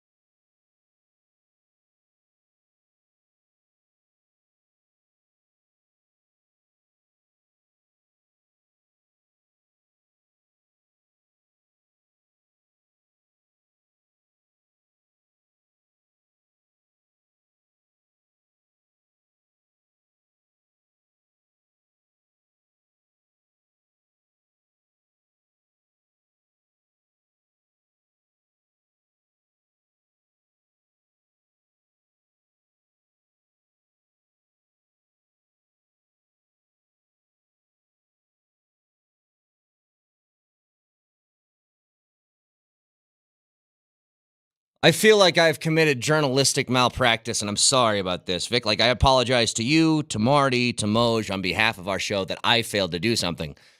I'm looking at the TV today, and obviously I missed the biggest story in sports, seeing Undisputed on the screen right now with Skip Bayless. Who's the greatest player of all time? Is it MJ or LeBron? And I can't believe I didn't bring this up today, so I apologize to you guys. If you'd like to discuss, go ahead. There's no way that's a topic on the show today. No, it is. Yeah. GOAT player poll. MJ, 46%. LeBron, 42%. Are you surprised that LeBron has closed the gap? Are they still wearing their daddy shirts? Paul Pierce is, yeah. He still got it. I just don't understand how that topic is brought back every single time. That's the thing about LeBron, though. He elicits different reactions from different people, and there are two teams. The Lakers have two teams. There's the Lakers, and then there's LeBron. And the fans that showed up at Ball Arena last night, I would say most of them are LeBron fans, not Lakers fans. I'm serious. By the way, I just need something for myself here. Marty, change the channel again and see what happens. Change my TV channel again. Good. I dare you. All right, so we continue to roll along here. It is the 2 days leading up to the first round of the NFL draft. The Broncos with the number 12 overall pick. We make our mock draft selections until the Broncos get there on Thursday. So it's pick number 10 today. Hit that intro. It's the 2024 virtual draft. What could possibly go wrong? Brought to you by Eileen's Cookies. That's a good cookie. We go live to draft coverage. Here is Vic, Brett, and Mark. Marty, give us a recap of the mock draft through 9 picks so far, please. So it was Caleb Williams first to the Bears, Jaden Daniels to Washington, Marvin Harrison Jr. to the Patriots, Minnesota traded up to number 4, took Drake May, Malik Neighbors to the Chargers, J.J. McCarthy to the Giants, Joe Alt, Tennessee, Jared Verse to Atlanta, and then Robidoux went to Chicago. I like them big uglies. So we get to Joe pick Alt out of Notre Dame. 10.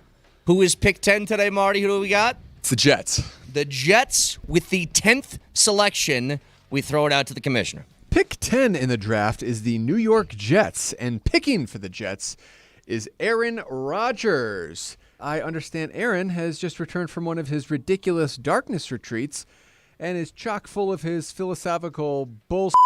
So let's dive right in. Aaron, how are you, buddy? Life is a journey, not a destination. Enjoy the ride, brother. Yeah, no doubt. Hey, Aaron, you had a rough go as a Jet thus far, and you watched most of the games from the sidelines. What did you learn? All the answers are right inside me, and I touched many of them on both sides during the darkness. You're just a weird guy, dude. You're extremely lucky you're able to throw a football. If you don't like it, if you think it's drama, if you think I'm being a diva, just tune it out, brother. Yeah, look, I'd love to. It's just that you keep going on these podcasts and saying stupid things, so it's kind of hard. That's fine, but this is my life. It's important to me. I'll make a decision soon enough, and we'll go down that road. Speaking of decisions, do you know who you want in this draft? Let me explain something to you, Roger. You ready to get your mind blown? The only reason we die is because we accept it as an inevitability. Okay, you know what? Just Brock Bowers. You're taking Brock Bowers, okay? Oh, all right. So here's the thing. Hey. Do we know why he had his voice disrupted like he was in an episode of Gangland? No. But I think part of it is Marty was too lazy to write a whole bunch of new things, so he used some oldies that he had from 3 years ago. Well, I can't differentiate my voices, you know, so I had to use something. So Brock Bowers to 10. That one hurts. I want Brock. Why'd you have to do it, Marty? Now what do we? I wanted Brock Bowers on Thursday. Now what are we gonna who else would the Jets take? They need an offensive weapon for him, right? I suppose so. So there you go. Pick number 10. We'll get to 11 tomorrow, and then finally on Thursday, when it's day one of the draft, the Broncos pick will be unveiled in this Mojo Lombardi and Kane mock draft. So after last night, the Nuggets up 2-0 over the Lakers as that series goes back to L.A., but the Avs tonight And you can join us at Bourbon Brews and Burgers in Parker for a Game 2 viewing party as the Avs look to tie up this series 1-1. Live broadcasts, giveaways, all of that as you watch the game with some other fans. And it's all brought to you by Templeton Fortitude Bourbon. You know, it's crazy. The energy level of a fan base, of an arena. At the start of that game last night, it wasn't quite as intense as it was in Game 1. The energy level was sort of here. It was here. And then it ratcheted up, obviously, when the Nuggets made their comeback. Energy goes in phases, especially after you've already climbed the mountaintop. Mose, you know, when you've won a Stanley Cup or when you've won an NBA championship, you've gone to that level of energy and intensity. It's hard to mimic that. You can't. And regular season doesn't do it justice. Hell, early in the playoffs, it doesn't do it justice. But last night was the first time I can remember since the NBA title run that energy level, that feeling, that like I didn't care how much I slept last night. Right? Did you guys feel the same way? Yeah. You got a taste of what we have tasted at the top of that mountaintop, and it's just the first round of the playoffs. Certainly, I completely agree with that, and it can also be a powerful thing, a driving force once you start to feel that vibe again, feel that feeling, and I hope the Avs do that this evening. I got a text here during the show from a guy who used to be a coach in the NHL, and not a head coach, but a coach, and a guy who played hockey. And tell me what you guys think about this. This is sort of a hot take from somebody that's on the outside. Game 1 had little to do with Georgiev. Manson had a nightmare night. If the Avs simplify in their own end, move pucks firmly in the gray zones, they'll win in 5 games. Bob Hartley, hockey for plumbers is what they need, and the high-end stars will make enough plays at the big moments. Enjoy, fist pump. Here's the thing. Does that make you feel? Moj. Does that make you feel any better that somebody who's a hockey person has been a hockey person, just looked at it that way, and could be wrong? Obviously, could be wrong, but threw that at you. Does it make you feel any better about tonight? Nah, nothing's going to make you feel better. What am I asking you for? No, Moj. Here's the thing. I don't know how else to put it. It's like I know that subconsciously. I know that the Avs can take control of this series, and could they win in 5 games? I'm sure they could. But the question that I've been asking during this stretch for Georgiev, because the same thing happened in Game 1, where I look at all these goals that are scored, Moj, and I go, I don't know how many of those are totally on Georgiev. It's not like he's missing easy shots. These are great shots or great scoring chances in front of him that are tough to stop. What's been bothering me for about 3 straight weeks is, why is it always happening in his starts? That's the bothersome thing. I don't know why that is. Is it like a quarterback fades back now? He may throw 4 picks in a game. One's on him. He threw it to a guy's numbers. Receivers ran the wrong routes on the other ones, right? But the quarterback's always going to get the blame. So why do the receivers always run the wrong routes when he's under center? Is that what you're saying? Could I do? Here's one I think is more accurate. A pitcher who finishes his 6 innings with 2 earned runs, but the team is down 8-1 because they made 4 errors. Not his fault. He only gave up 2 earned. But if he's having 6 straight starts where the team is making errors and then the other pitchers come in and the errors aren't being made anymore, it's just like, why is that happening? Why is that the case? Like, that's what I don't understand. Like, I'm not even saying Georgiev is trash. He needs to go. What I'm telling you is he's in and mistakes happen that aren't on him. But they don't happen when Juice was starting in the few starts that he got at the end of the year. That's what my mind is not computing right now. I don't know why that is. That's what I'm struggling with, Moj. We all struggle with that kind of thing, Brett. I don't have an answer for you. Yeah. We'll see. I just want to get to this damn game. It's going to start so late. The puck is not going to drop until 8:50 Winnipeg time. It's 7:50 Denver time.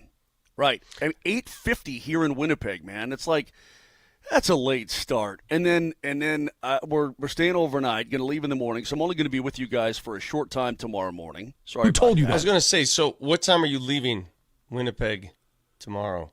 I'm going to be on the bus at about 8:50 my time, 7:50 your time. It's on the bus. So why even bother doing the show? Because the boss wants me to do some show that's right. Respond after the game tonight. I'm sorry. You're right. We still have 50 minutes of showtime for you to talk tomorrow. I'll leave you guys with this. What were you I'm going to thinking? be on the bus. what were you You thinking? probably got me for a half got- hour, man. I don't know what to tell you. And I'll I leave may you guys jump on with this. early with the caterer. And I want to ask everyone again to consider this, all right? Because I brought this up. The biggest, most memorable playoff walk-offs in Denver history. In Denver. Accentuate in Denver. The top 3 in my book. And I was at all 3. I was privileged and fortunate enough to be at all 3. And I'm going to give you the order now because I'm not going to play recency bias. I'll give you the order. Number 1, game 163. Game 163 was the greatest thing I've ever seen in Denver. It was Number 2. pretty awesome. Matt Holliday Yeah. never touched the plate, but it was pretty awesome. These are this is my list, so if you disagree, fine, but this is my list. You're not going to get me to change my list. Number 2 was Tebow to DT. Unbelievable. I couldn't hear myself think for 2 days. And number 3 happened last night. Walk-off playoff wins in Denver. Top 3. I've never seen anything like it. Pretty awesome. Um, The whole falling into the bench thing was just spectacular. That was just wonderful, man. This one's not going to count in your book, Vic, but I thought this was it. I couldn't remember if there were fans or not, but there wasn't. It was technically a home game. Wasn't it when Naz Kadri put the shot in with like 1 second left on the clock, Moj, in the postseason or something like that, right? Didn't he That was have in one the- of those? Was that? I would think that was in the bubble, yeah. Or was that? But yeah, was I that think here, but no fans. I think it was no fans, but it was at Ball Arena, if I remember right. Like it was like 3 years ago, so I'm trying to go back in the memory bank. Yeah, it was right. It was right, like with 0.2 left or something like that. Yeah. Yeah, with exactly 0.1 left, actually, where it just gets over. And it had that great shot of him all alone in front of the net with the puck right in front of him. It was great. Yep. But yeah, I guess that doesn't count because there's nobody to really celebrate it with other than teammates. Doesn't count. 303-504-0925. If you missed any of the show, check out the podcast, iTunes, Spotify, Spreaker. Mojo Lombardi and Kane, huge game 2 tonight for the Avs. You can hear it right here, Altitude Sports Radio 92.5. Also, Micah Malone at 1020, Marty? 1020 on Dempsey and Company? Correct. Talking about that big win from last night. People keep saying 163 was not the playoffs. If you lose, you don't go to the playoffs. Don't be ridiculous. It was a playoff game. Vic, we did have a discussion. Is the play-in part Don't of the be NCAA ridiculous tournament with that or not? crap. If you win, you move on. If you lose, you go home. Don't be ridiculous. I don't like ridiculous. Technicalities. All right. Have a great day, everybody. Go Avs. Talk to you tomorrow. Love you. Bye.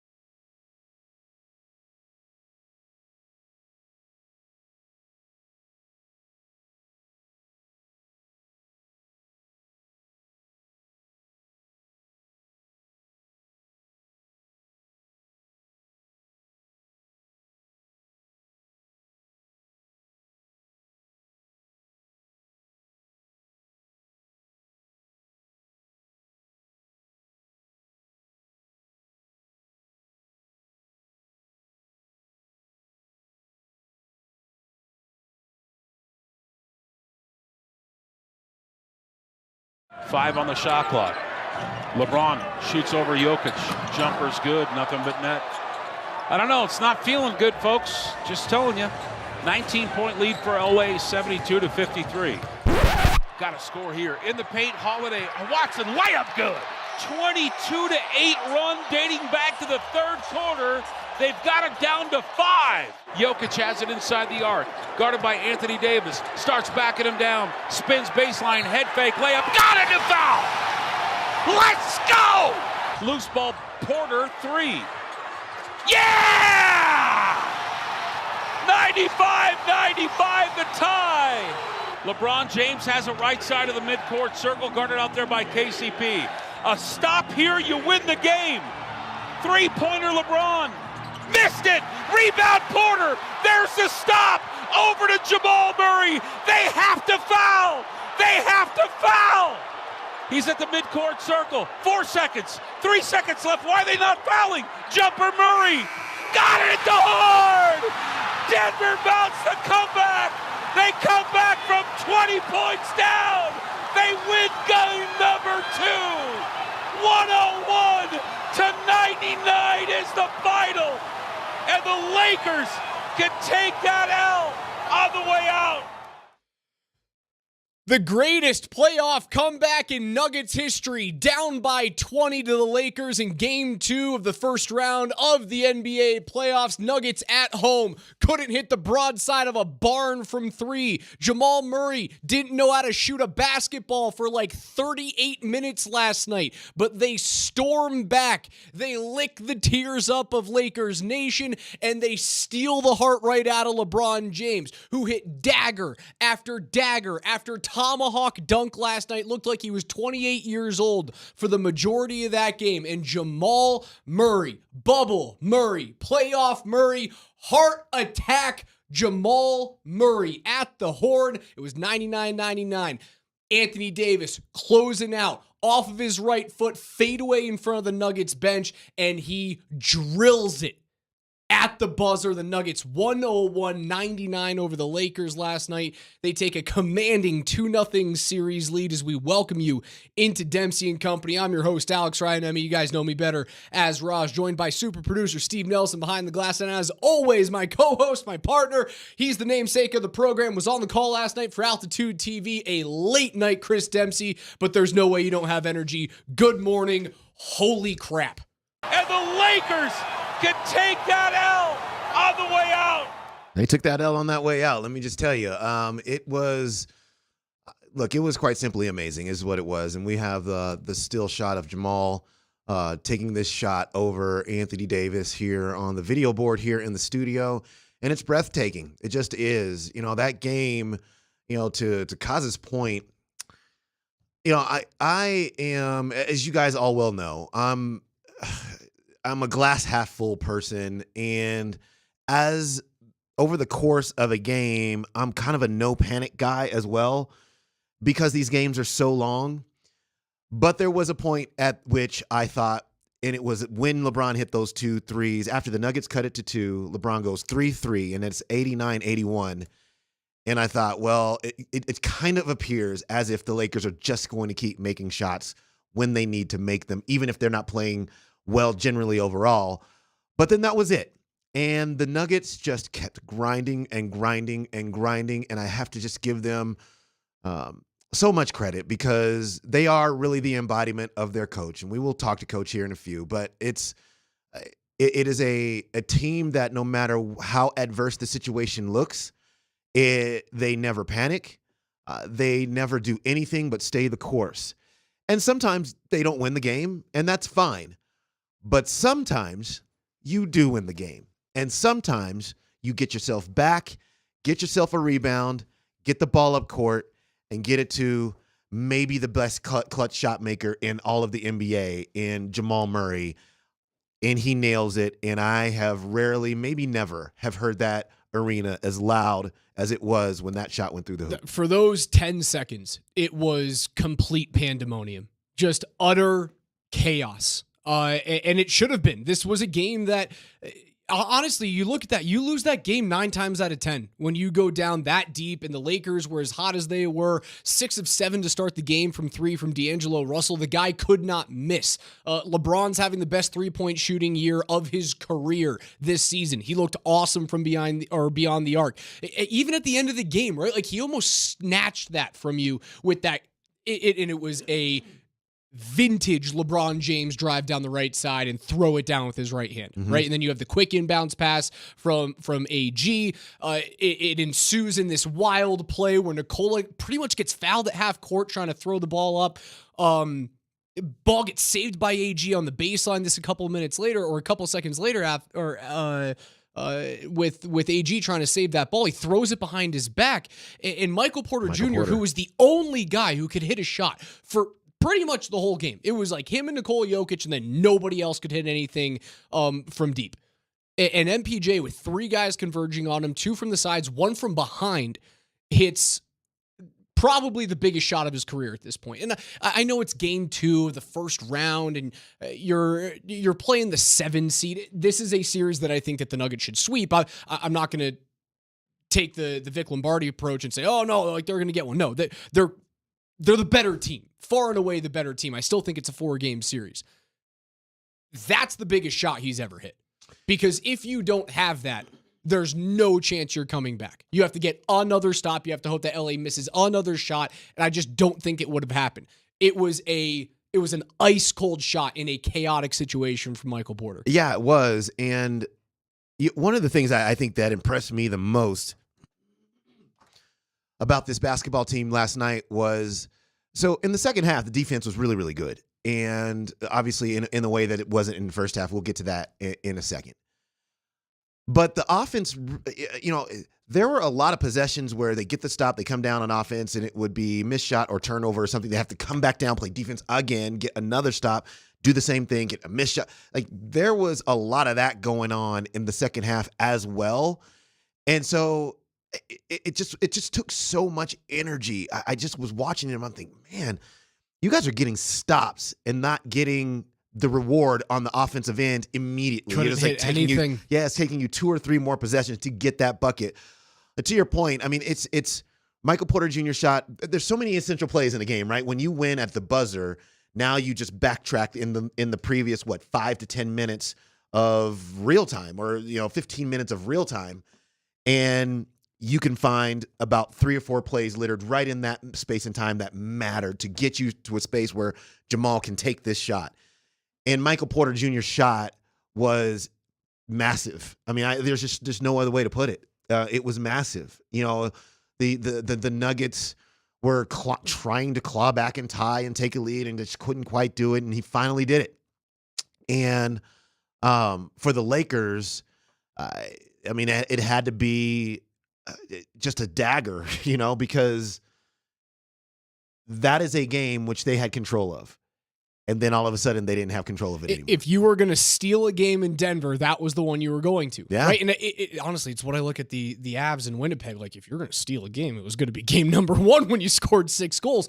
LA has to feel like that in game 2, where you were dominant. That run at the end of the first half, when the wheels were falling off, you've got the Nuggets by 15 at the half. The betting lines hadn't really heavily changed in favor of LA at that point. There was never a spot where Vegas really thought that the Nuggets weren't going to come back and make at least a close game out of this thing. Mm-hmm. But they had the Nuggets on the ropes, and they let them off. And when you're going up against a defending champ, a team that is as good as they are in clutch moments, and they are the best clutch team in maybe all of sports right now. And it was a really good point.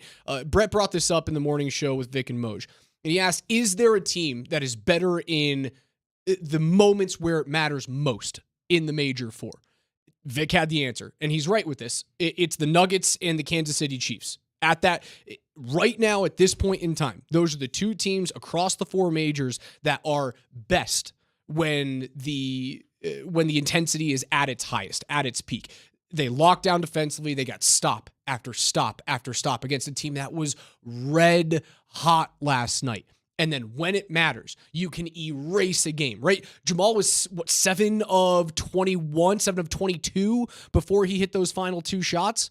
It was not a good game. It was not an efficient game whatsoever from him. But when it matters, the ball gets into that guy's hands, and he can win the game. It's his 6th buzzer beater since 2018. Nikola Jokic is the only one to have more than that. Chris Marlowe had that stat for us last night. It was sensational. Listen, guys, we've got a phenomenal show on tap for you today. As Demp said, Coach Michael Malone will be joining us at 10:20. You can win $50 to Altitude Authentics. We'll ask him about the chaos of last night, of being up 2-0 against the Lakers and having to travel out to California to hopefully take this thing in 4. We'll have Ross Tucker joining us for the NFL Notes at 11:20. I'll bring you through the NHL at 11 or 10:45 with my NHL Hot Lap. We'll preview the Avs and the Jets tonight, 7:30 puck drop on 92.5 with the 6:30 extended pregame from Mark Bertinoli. Again, right here on Altitude Sports Radio 92.5 is when you can hear that. But before we get to Coach, I want to ask you, when did you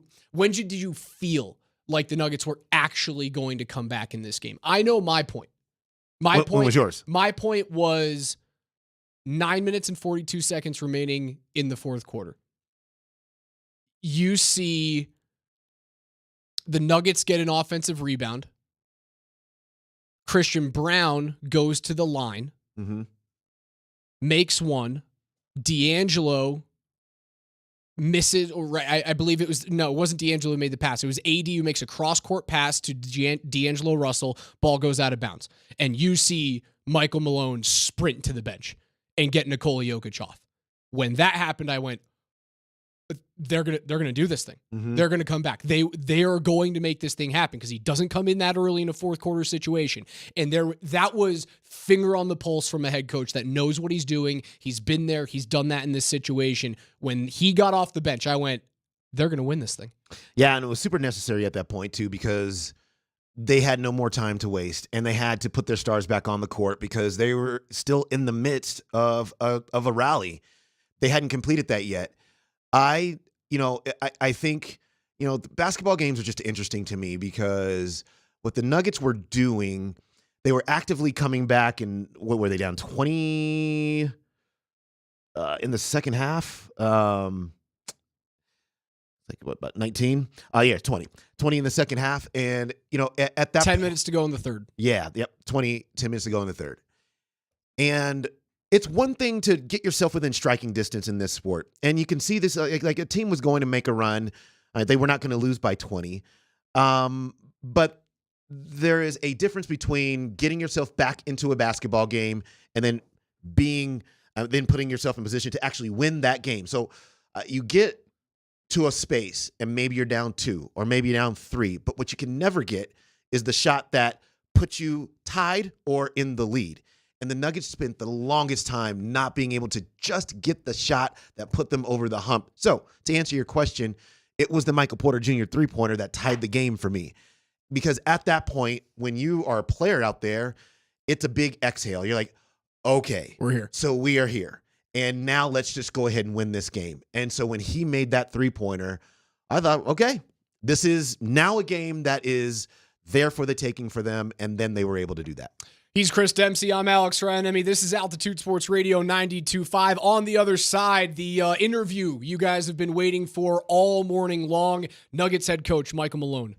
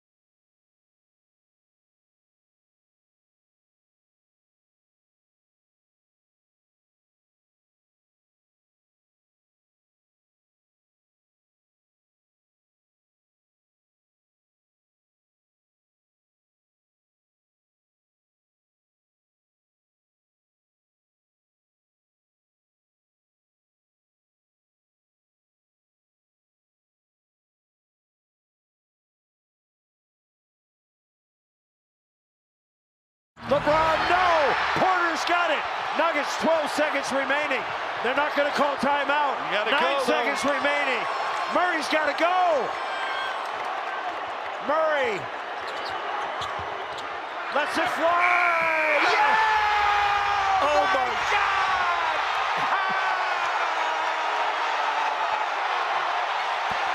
Oh my gosh. Oh my gosh! They are mobbing Murray in front of the Nuggets bench.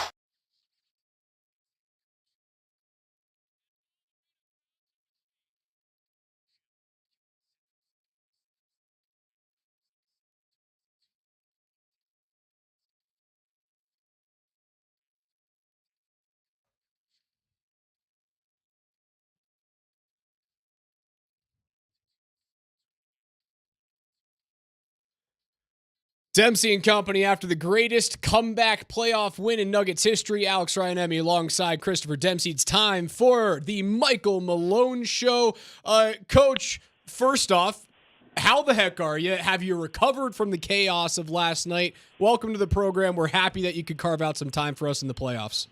Yeah, always great to be on with you guys. And, it was an unbelievable game, unbelievable atmosphere. I believe the first buzzer beater in Nuggets playoff history, and to take that moment in and to think about what we just did coming from 20 points behind in a playoff game was incredible.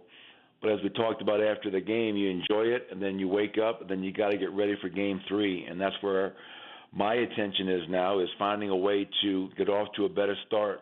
Both games 1 and 2, we've gotten down early, and we've been able to turn it on in the second half. But as we go to L.A., we cannot afford to dig ourselves that hole. We have to get off to a better start and try to win that first quarter on Thursday night. But, Coach, we still want to relive We'll get to that eventually, Coach. Come on. The shot because we love it so much. Can you just, as Jamal Murray, as your team is bringing the ball up the court here, I know you talked about, hey, listen, I was not going to call timeout there. I was going to let them so they couldn't get a defense set. But just take us through your view of everything that happened leading up to the shot, and then obviously the celebration afterward.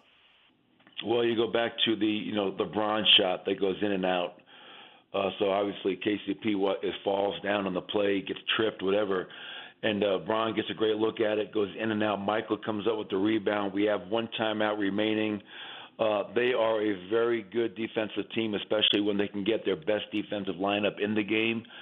And I wanted to just, kind of play with the flow of the game. If we call the timeout, there's no guarantee we even get the ball in. That's how good they are defensively. So I did not want to use that last timeout. I figured let's leave it in our best players' hands, let them make a play.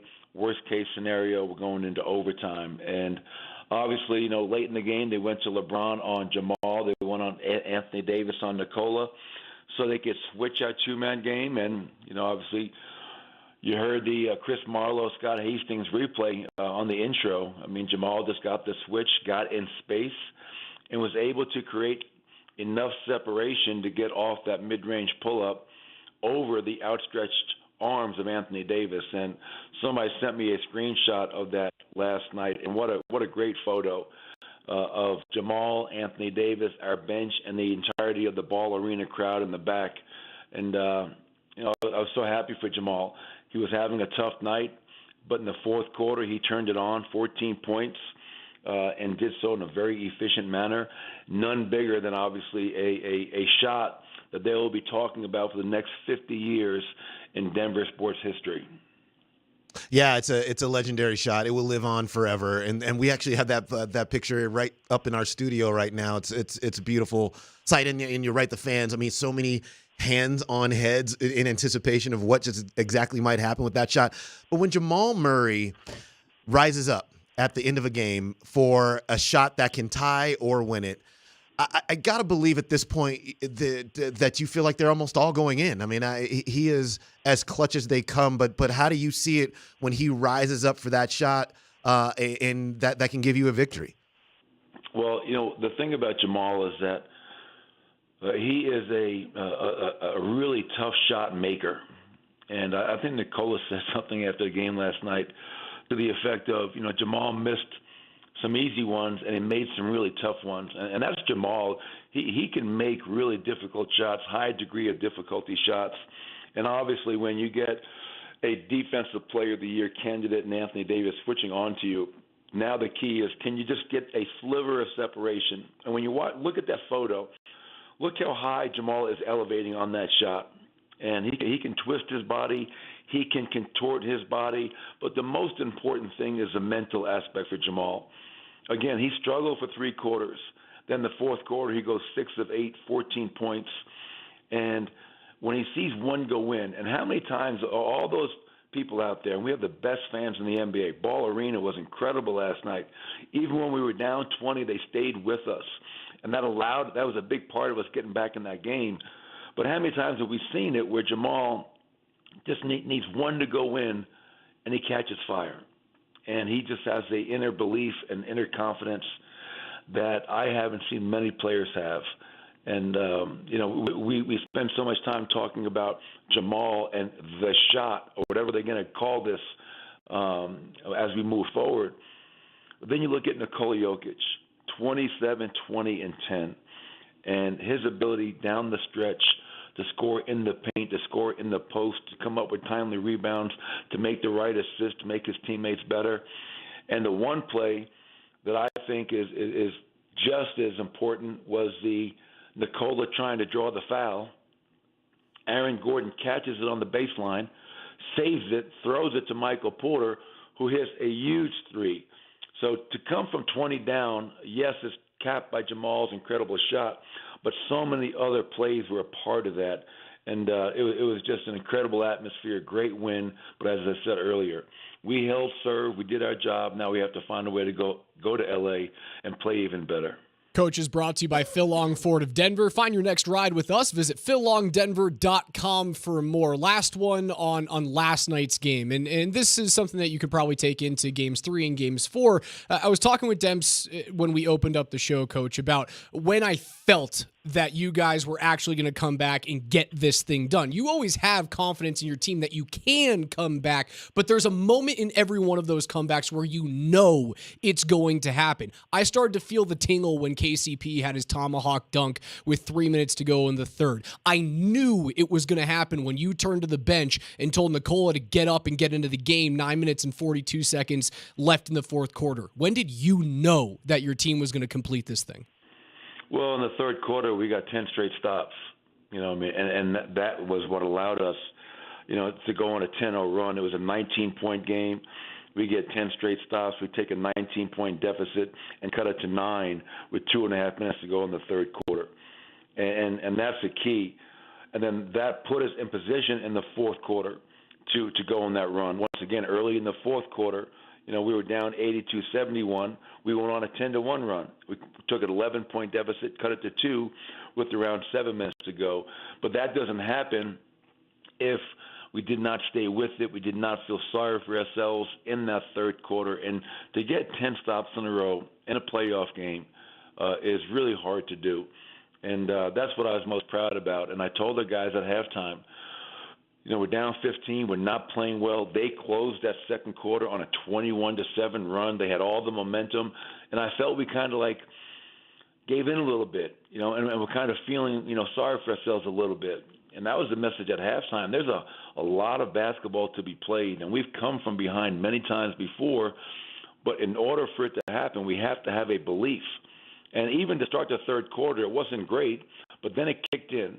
And they played great. I mean, give the Lakers credit. Anthony Davis in the first half was unstoppable. You know what you're going to get from LeBron every night. D'Angelo Russell had a game in that first half.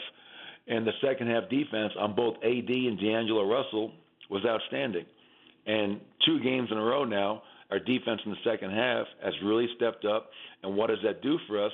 That ignites our break. Now we can get out and run, and that's when we're at our best. And you mentioned the KCP dunk. That was off of a stop, a run out, and then he finishes with I was not expecting that. It happened so damn fast and quick. It was that was a big play. It's violent. I was not expecting that either. I mean, I was telling the guys upstairs on the television broadcast, I said, I'm not an excitable guy when I watch these games. I just watch them and try to just absorb what's happening on the court. But when KCP dunked that basketball, I almost jumped up out of my seat. That was crazy.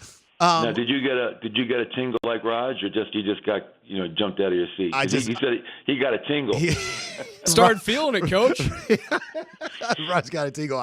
I basically jumped out of my seat, hit my head on the super low ceiling that we're sitting under. But you mentioned the second half defense, and this is both games now. And what's changing and getting better for you guys? I guess over the course of a game to where these second halves have been so good defensively. Well, I think game 1 and game 2, it's a little bit different. In game 1, we didn't really change much at halftime. It was just doing what we were doing better, being more physical, being more disciplined, and kind of turning up the heat a little bit.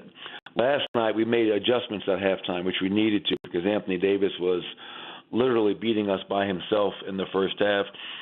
So early in that third quarter, we changed up our matchups, and we put Aaron Gordon on Anthony Davis, which wound up putting KCP onto LeBron, and we put Nikola on Rui.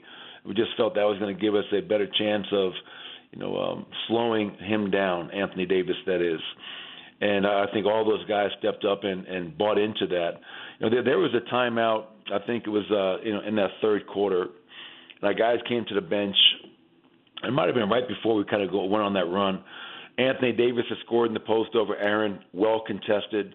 LeBron hit a baseline jumper over Nikola, well contested. I said, fellas, just stay with it. They're making tough shots right now. We're playing good defense. They're making tough shots, give them credit. And on the other end, I know this is going to change at some point. We cannot buy a shot. Last night, on wide open threes, meaning the closest defender is 6 feet away, we were 2 for 16. 2 for 16. And I knew that at some point we were going to make a big shot. Michael Porter obviously did. He was 6 of 10, and he made that huge three late in the game that we alluded to earlier. But I think last night there was more adjustments. But again, when you're down 20 and you're not making shots, your defense has to be your anchor. There's got to be a calling card, because that's the only thing that's going to get you back in the game. And that's what happened last night. So I think our guys understood, all right, shots not falling. They're making tough shots. Let's make a few adjustments. Let's buy into it.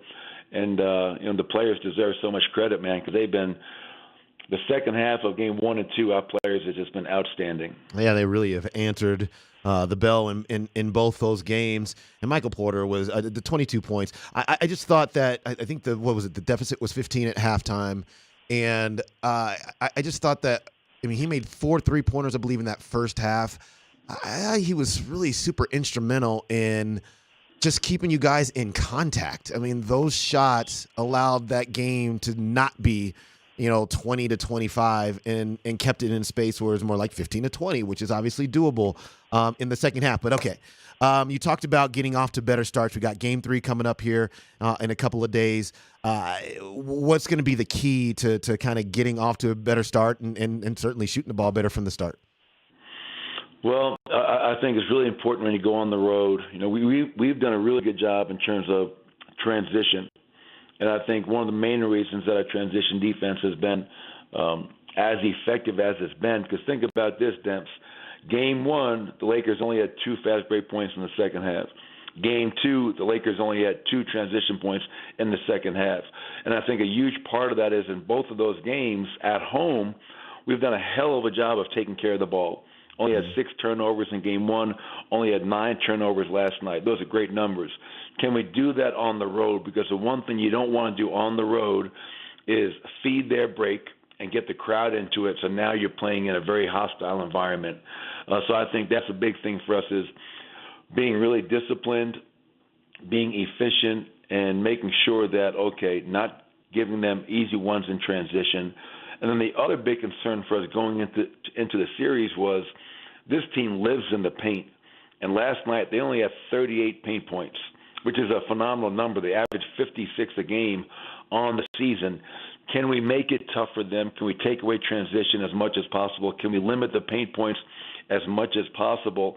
And if we're able to do that, now you have a chance, because your defense has to give you a chance every night. Then offensively, if we're generating 16 wide open threes in a playoff game, step into it, keep on shooting it. They're being very aggressive with Nikola in the post, double teaming him almost every time he touches it.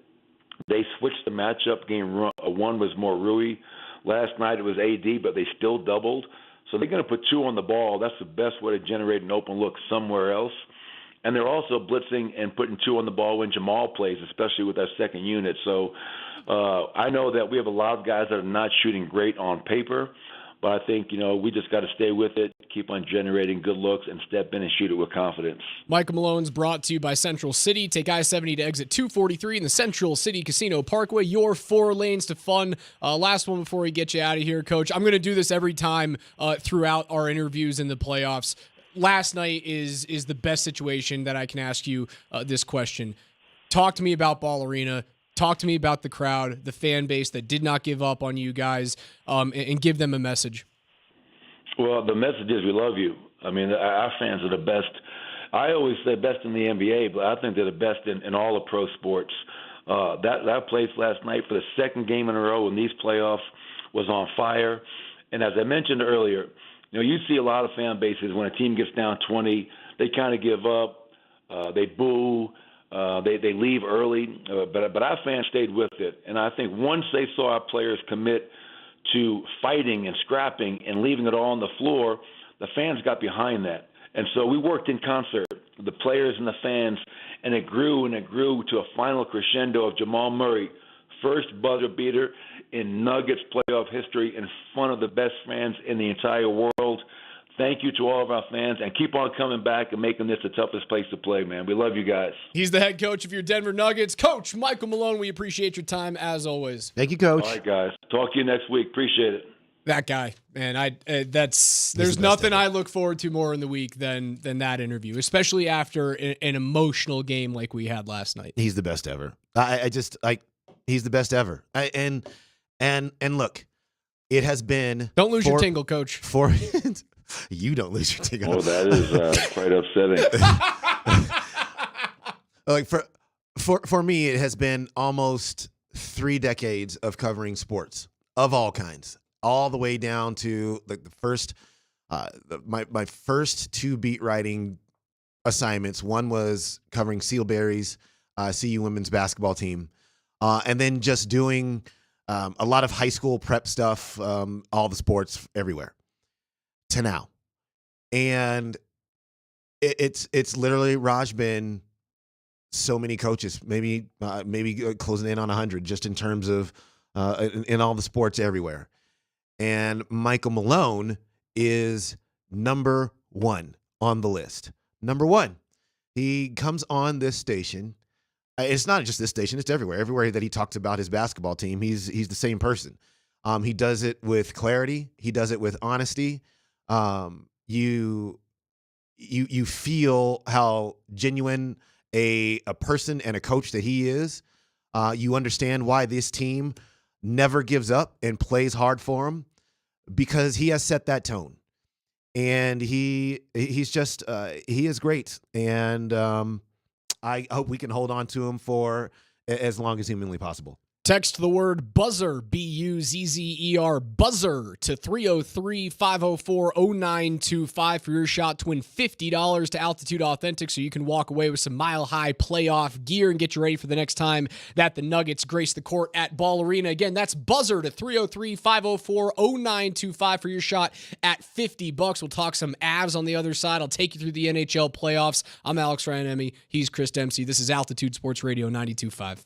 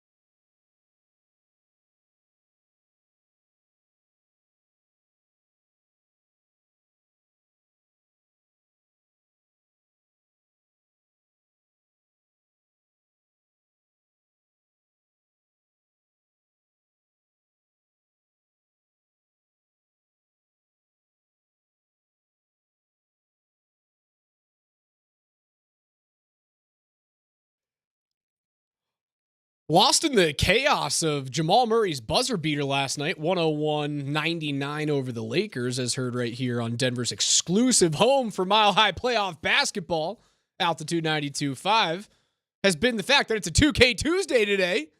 Text them in, 303-504-0925 on the Shop Mazda text line, and Nelly will play your favorite 90s and 2000s jams.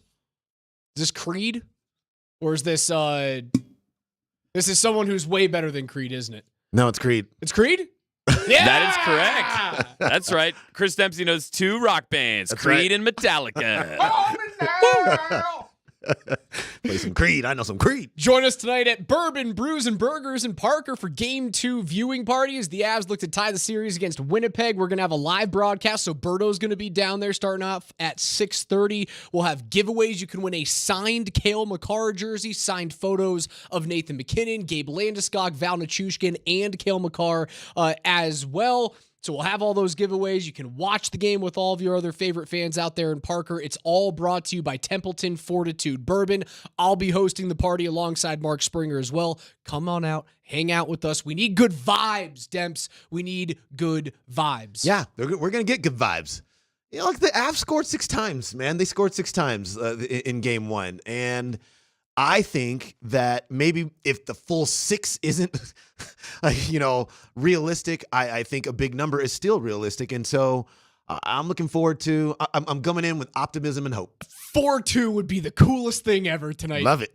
If you give me a 4-2 victory with an empty net goal at the end, and yes, you hold Winnipeg to 32 shots on goal, it's called 28 shots on goal, I'll be a very, very happy camper. Which, Raj, they held them to 23 shots on goal in game 1. No, so they were good enough to win the game. The goalie wasn't. That's it. I think that's repeatable. Don't we think that's repeatable? But maybe not 23. It seems kind of low. But yeah, I mean, in the high 20s, can we keep it there? I certainly think that Colorado will come back down to the mean in terms of their total shots thrown at the net. Like, I think it was 90 or just north of 90 in terms of shots that hit the net, missed the net, and were blocked by Winnipeg. I think that'll come down just a little bit. You're going to have to, the first 10 minutes of this game are absolutely vital, right? Because you dominated the first 10 of game 1. You were out shooting Winnipeg 10-1. You got the first goal. Unfortunately, something happens a minute 50 seconds later, and then you're tied just like that because, Georgie lets in goals in those situations when he's not playing well, and he has not been playing well of late. The first 10, I think you're going to see Winnipeg flying. They will hit everything. They got out hit by Colorado in game 1, and that is not something that Winnipeg does against the Avalanche very often. I think the first 10 will be hold on for dear life, and if you can get out of the first 10 even or possibly up by 1, it's a massive win for the Avs. But you've got to get out even. Yeah, it feels like especially from some of the coaches' comments, and actually, Lowry and some of the players, feels like they felt that they weren't physical enough in game 1. They didn't take away enough space or the spaces that they knew or think they need to take away for them to be successful in kind of quelling some of the onslaught of offense that the Avs can put on the ice. And so I think that from a Winnipeg standpoint, I would expect to see just a lot more, I guess to your point, a lot more physicality. I think you'll see them try to carve out and own some spaces where they think the Avs were just free and freely doing what they wanted to in game 1. And so can the Avs get through that and still get the chances that the really grade A type chances that you need to have to be able to beat a goalie like Hellebuyck? Morning skate won't happen for another 10 to 15 minutes here. It's a super late game tonight. Again, 7:30 puck drop, 6:30 p.m. extended pregame with Berto out at Bourbon, Brews, and Burgers in Parker. We're not going to know who's going to start this game for at least another 20 minutes, maybe even more, right? Like there's a possibility that Bednar will not name his starter until really close to game time tonight. Ivan Prosvetov gets called up from the Eagles, so they did send Arvid Holm back down. Right now, this tells you something. This is Georgie doesn't have an unlimited leash, right? Like you took the collar off of Georgie game 1 and just said, You get to run around and don't screw anything up. Don't go poo in the neighbor's yard. And he took a hot, steamy one in front of their driveway. This tells me with Prosvetov, and I don't have confidence in Ivan Prosvetov. If he lets up an early one, if he lets up 2 quick ones, he's coming out the game. Because I don't believe that they're going to start Prosvetov over Georgie, which, again, that upsets me. I don't think that he is a goaltender that exudes confidence right now, or a goaltender that has any confidence in the players, from the players playing in front of him. And I think that's a dangerous situation. Could he stand on his head today? Could he turn around and start playing like the Georgiev that shows up against the New York Rangers? Sure. It won't quench my thirst for a big change in goal if he comes out and he shuts the door on Winnipeg because of the inconsistencies we've seen all season. Can it happen? Sure. But I will go into that post-game show tonight, if that happens, very reticent. So what's Annunin's status? Ill. Still. Yeah. Not Sick. playing. Sick and not playing. Again, it could change in 15 minutes. Yeah. The Avs will take the ice up in Winnipeg in 15 minutes for morning skate. So we'll know, and we'll keep our finger on the pulse there. And I'm texting Moj, I'm texting McGahey right now. We'll figure it out. So I was going to say, so it could be a situation where, I mean, you're bringing up Prosvetov as a backstop. In case, if you're going to play Georgie, then fine, and Annunin can't play, then you don't want home. You want Prosvetov. But if Annunin can play, then Prosvetov doesn't even dress, right? I mean, if Annunin can play, I think he starts. If Annunin cannot play, Prosvetov will likely be your backup. If Prosvetov turns into the starter today, I think that shows an immense confidence. That would be the end of Georgie. It's the end of it. But it would show an immense confidence in the team in front of him, right? And on the other side, it would show a vote of complete zero confidence in the guy who's been your starter all year and who's led the league in wins the last 2 seasons. Granted, very good offensive team in front of him and playing a lot of games, starting a lot of hockey games does help Georgiev on that road. However, good goaltender last year, very good goaltender in the playoffs, just hasn't happened this season. If you start Ivan Prosvetov today, I think that means Bednar looks at his team and goes, you guys can win with anything that is just league average or just south of league average. Like, you can beat Winnipeg, who is a bona fide cup contender this year. Yeah, I don't think he's going to do that, though. Neither do I. No, I think that's got ripple effects that last far beyond this season. And what's the Georgiev contract situation? He's got one more year at south of $3.5 million. Yeah. I would be surprised to see Prosvetov starting tonight. But I hope Justus Annunin, he sounds like he's not doing really well. I look at the contract situation for next year, and this is a longer conversation to have in the offseason. Georgiev, $3.4 million. He's a UFA at the end of next year. Okay. You're not tied to him. So again, like, it could be the end of his career here in Colorado regardless. You couldn't even go back to him in the playoffs. The only thing that saves him is if he like has a great game tonight and then plays league average is all you're asking for. 903 save percentage and like a 2.8 goals against is all you're asking for, and you can legit win a cup with that this year. If he comes back and does that for 16 wins, he's your goaltender next year. But as of right now, it is a pipe dream that he's playing in burgundy and blue, at least in my eyes. Quickly before we get to the Broncos news with Zach Wilson coming in as quarterback, I want to tell you guys what happened around the NHL. Last night, the Hurricanes rallied from 3 down to win Game 2. They've got a 2-0 lead in the Eastern Conference. This thing was tied 2 minutes and 15 seconds remaining in regulation, and the Isles had a 3-0 lead in the third period. This thing was all Patrick Waz all the time. Carolina stormed back. That's a huge win for them to go up 2-0 with a 5-3 victory. The Oilers got a 5-assist night from Connor McDavid, including a hat trick from Zach Hyman. 5th time in franchise history that they've scored 7 in the opening game of a playoff run. It's the first since 1988, so you got to go all the way back to the Yari Curry, Wayne Gretzky, Mark Messier days for that to happen. Vegas gets a 4-3 win over Dallas on the road, thanks to, well, look who's healthy again. Mark Stone scores 90 seconds into the game for the Vegas Golden Knights. Oh, good God! And he blocked the final shot of the game with his back. Some spleen injury you got there, Mark. He's fine. Austin Matthews scored his 70th goal of the season. Yeah. 3-2 on a breakaway. Wins it for Toronto. They tie the series up at 1 on the other side. We'll talk about the Zach Wilson news that came down. We've got Nelly's NFL Notes coming up at 11:20. Ross Tucker will join us at 11:15 to talk about the NFL draft, among other things. Chris Dempsey, Alex Ryan-Emmy. Text the word buzzer to 303-504-0925 to win $50 to Altitude Authentics.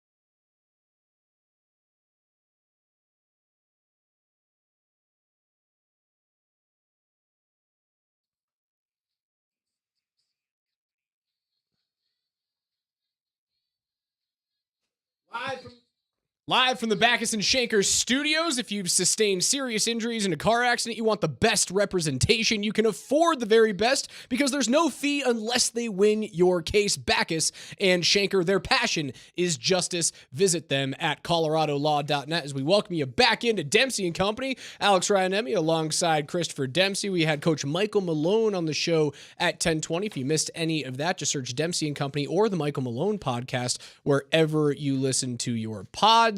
Congratulations to Drew Lawrence, who won $50 to Altitude Authentics for listening. Huge, yeah. To that interview. So go spend that hopefully on some Mile High playoff gear. Been talking a lot of Nuggets. Obviously, we will get back into that, continue reliving that stunning buzzer beater from Jamal Murray coming back from 20 points down. I want to lick up the tears of Lakers Nation and AD and D'Angelo Russell. We'll hear from LeBron James in just a few minutes as to what he had to say about the NBA's replay center, which apparently to him was not up to snuff last night, not only with the Nuggets, but with the Knicks and the 76ers game last night. But Demps, Denver trades a 6th-round pick in 2024. They receive a 7th-round pick in 2024 from the Jets, as well as former number 2 overall quarterback out of BYU in 2021, Zach Wilson. So they add a guy who doesn't look like an NFL quarterback to the room. Now it's Jarrett Stidham, Ben DiNucci, and Zach Wilson, who is closer to his Utah roots. Yeah, I just don't know how to think about this, to be honest with you, Raj. So the journalist in me wants to wait until the end of the draft to see what happens, to kind of take it all in. But and this happened about 30 minutes after we got off the air yesterday, and I was in shock. That was my first reaction. My first emotion was shock. Because why? Why would you do that in advance of a draft when you could acquire a quarterback somewhere? And maybe they will. And maybe, look, I think ultimately just what this means on draft day is ain't nobody moving up for a draft pick. So that is out of the window. So if you trade back, maybe you take one in the 2nd round if a guy is available to you. But then after that, Raj, I don't know how to think about this. It tells me that their day 1 starter next year is not in this year's NFL draft. And that doesn't necessarily mean that, like, if they get Bo Nix or if they get Michael Penix Jr., that's not the quarterback of the future. It does tell me that this year your starting quarterback is either Jarrett Stidham or Zach Wilson. Like those are the 2 guys that have won games in the National Football League. They're not going to trade up. They don't have the ability to trade up. I think it speaks to the fact that there's a lot of teams that are probably hounding after that 12 pick, right? If there's going to be 4 quarterbacks that go in the top 12, certainly in the top 5, right? As we've been hearing, there's going to be great players that get moved down the draft, whether it's Brock Bowers. And I think, like, if Bowers is there at 12, I'd like for them to grab him. But I bet you there's a bunch of teams that are salivating over that player that would be willing to give you this year's first, maybe a 2nd this year, possibly even like someone overpaying for a future first for a good team that would have that first pick being, down in the 25 to 32 range. I think that the team is realizing that you are bereft of talent, and you need to trade back, get more cheaper and younger guys into this room. Yeah, I don't know that. They're not going to find their starter this year. That's what the Zach Wilson thing tells me. I'm not saying Zach's your starter, but that does tell me that the guy that they drafted, they will draft a quarterback this year. Will they? More likely than, yes, 100%. More likely, 100%? There will be a quarterback drafted this year at one point. I don't know who it's going to be. I don't know if it's going to be a trade back in the 1st round, a trade into the 2nd round. If they're going to get a guy in the 3rd, like a Spencer Rattler type, or the please don't do that. Like that, they're going to pick a signal caller, but they're not going to pick their starter for this year. It's not going to happen. Yeah, I think that's and I would just put a period on the end of that. Like I don't think it's a comment on the rest of the talent on the team.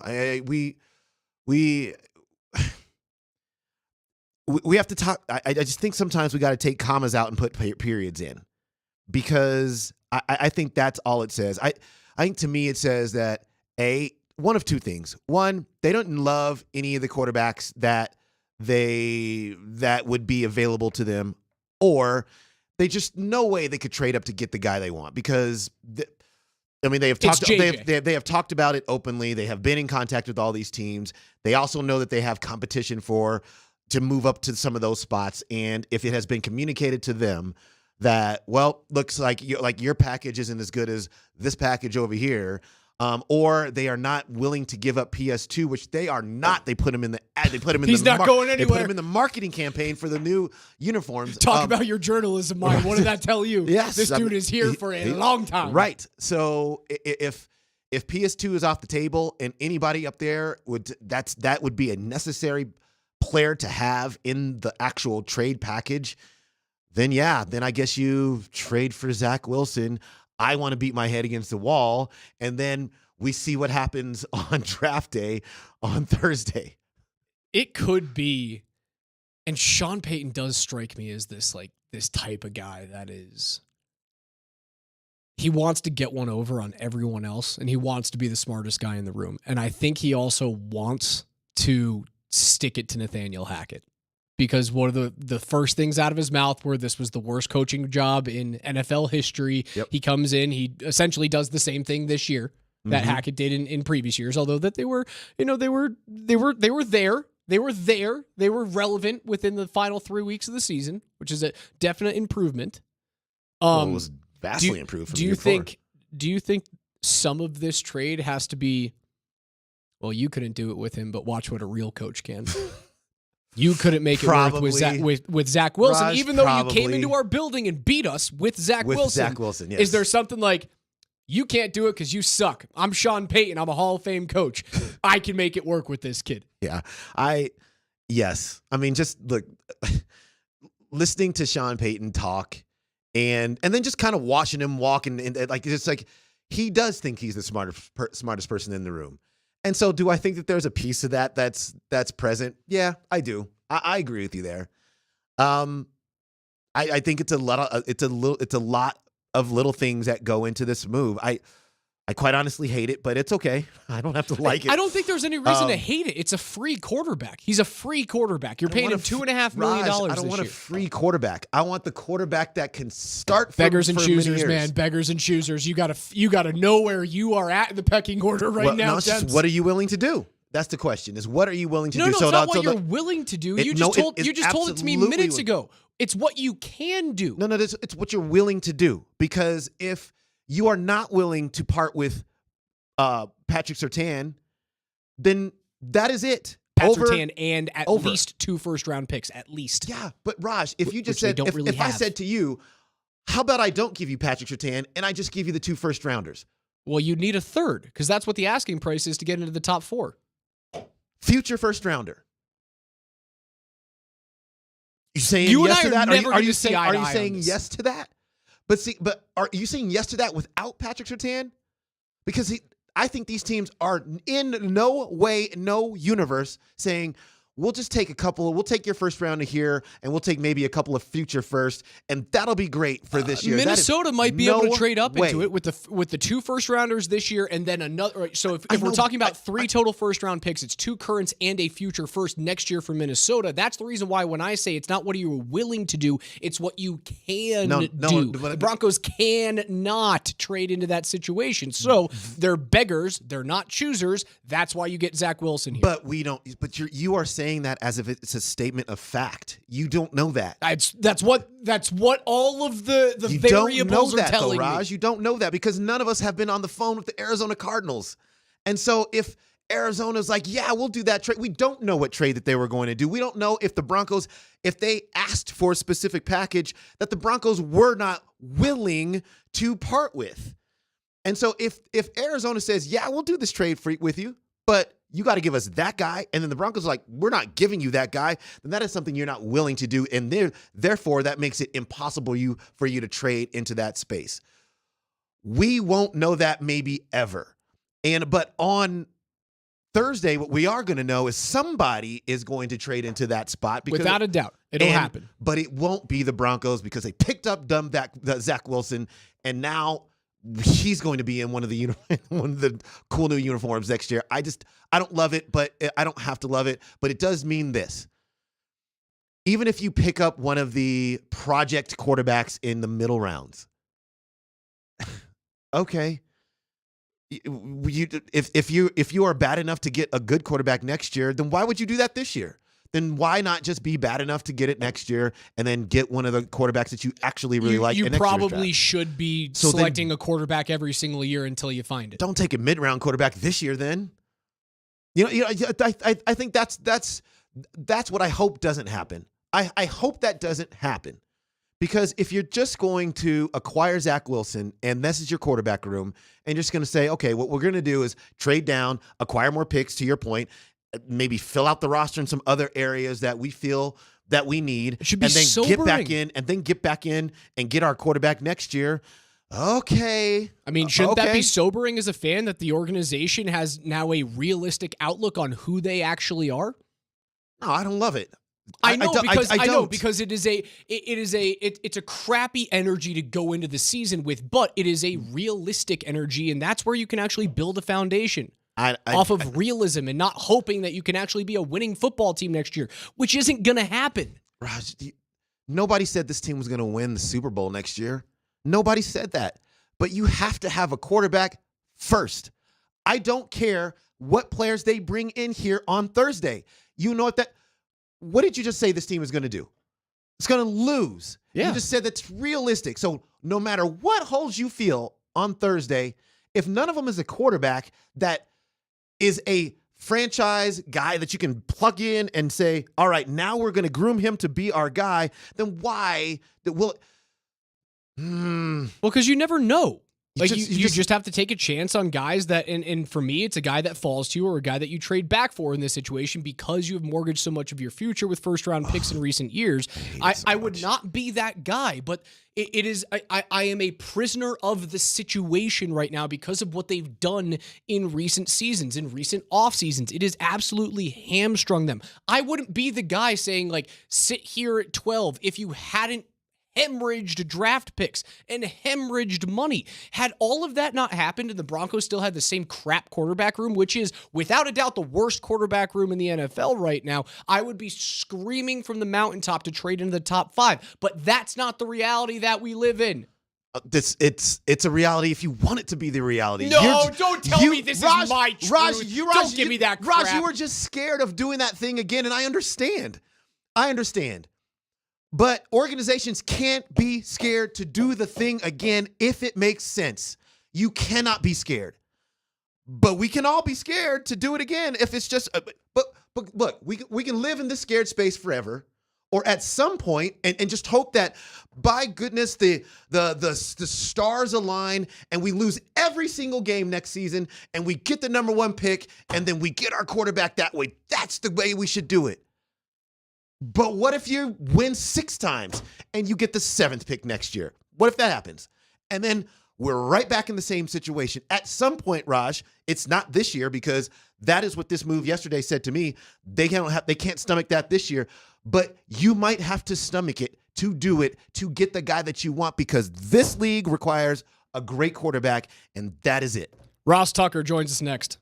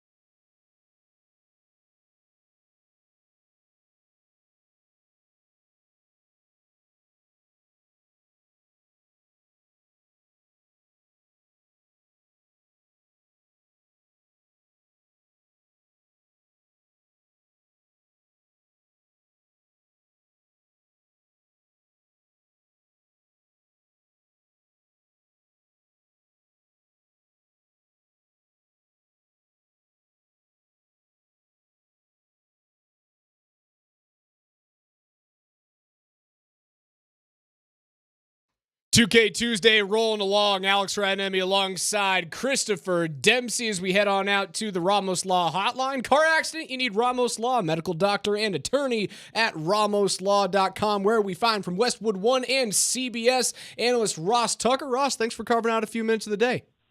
Yeah, my pleasure. Thank you for playing the Limp Bizkit coming back. It's funny, I don't even think I like Limp Bizkit, but your producer was like, late 90s, early 2000s, all I could remember was summer before my junior year of college at Princeton. You know, we all stayed there over the summer to work out. And, man, we played a lot of Limp Bizkit. I can't remember I think Filter. Like, I'm trying to think of all the other songs that we played back then. But that was one that certainly jumped out. Rollin' from NHL Hits 2003 is my big one. Freddie Durst. All right, Ross, I want to jump right into the Broncos here as we've got a few minutes of your time this morning. They trade a 7th rounder or a 6th rounder to the Jets. The Jets in turn give a 7th and Zach Wilson. You a few days ago said that no team would pay anything for Zach Wilson. Is a 6th worth it for Zach and a 7th and half the salary? Yeah, no, I thought it would be a pick swap. I thought a team would have to give up a pick. I thought the Jets would have to give up a pick to get rid of him, and I thought the Jets would have to pay some of the money, and both those things happened, right? The Jets had to give up a pick, and they're paying half of his salary this year. They basically, just get a pick to try to get rid of Zach Wilson to save some money to get him out of there. I think it's fine. I think it's a fine flyer for Sean Payton to take. I mean, he obviously has physical ability. He was the number 2 overall pick for a reason. Payton's been on record previously in terms of his how he feels about Nathaniel Hackett as a coach. So maybe he feels like there's another example of where he could get more out of a player or a team than Nathaniel Hackett can. We were laughing about that like 3 minutes ago. I feel like this is just another FU from Sean Payton. Like, yeah, you're such a bad coach. I can do it with this kid from BYU. Just watch me. Do you think? We'll see. I mean, I don't think he's going to get a chance to play because I think that the Broncos are still going to draft a quarterback. And really? At 12? Yeah. Yeah, I do. Yeah, I mean, maybe not 12, but in the first or second round. I don't think they're going into next season with Jarrett Stidham and Zach Wilson as their quarterbacks. I mean, you guys are on the radio in Denver every day. What would be going through your head if that's who the Broncos had at quarterback next year?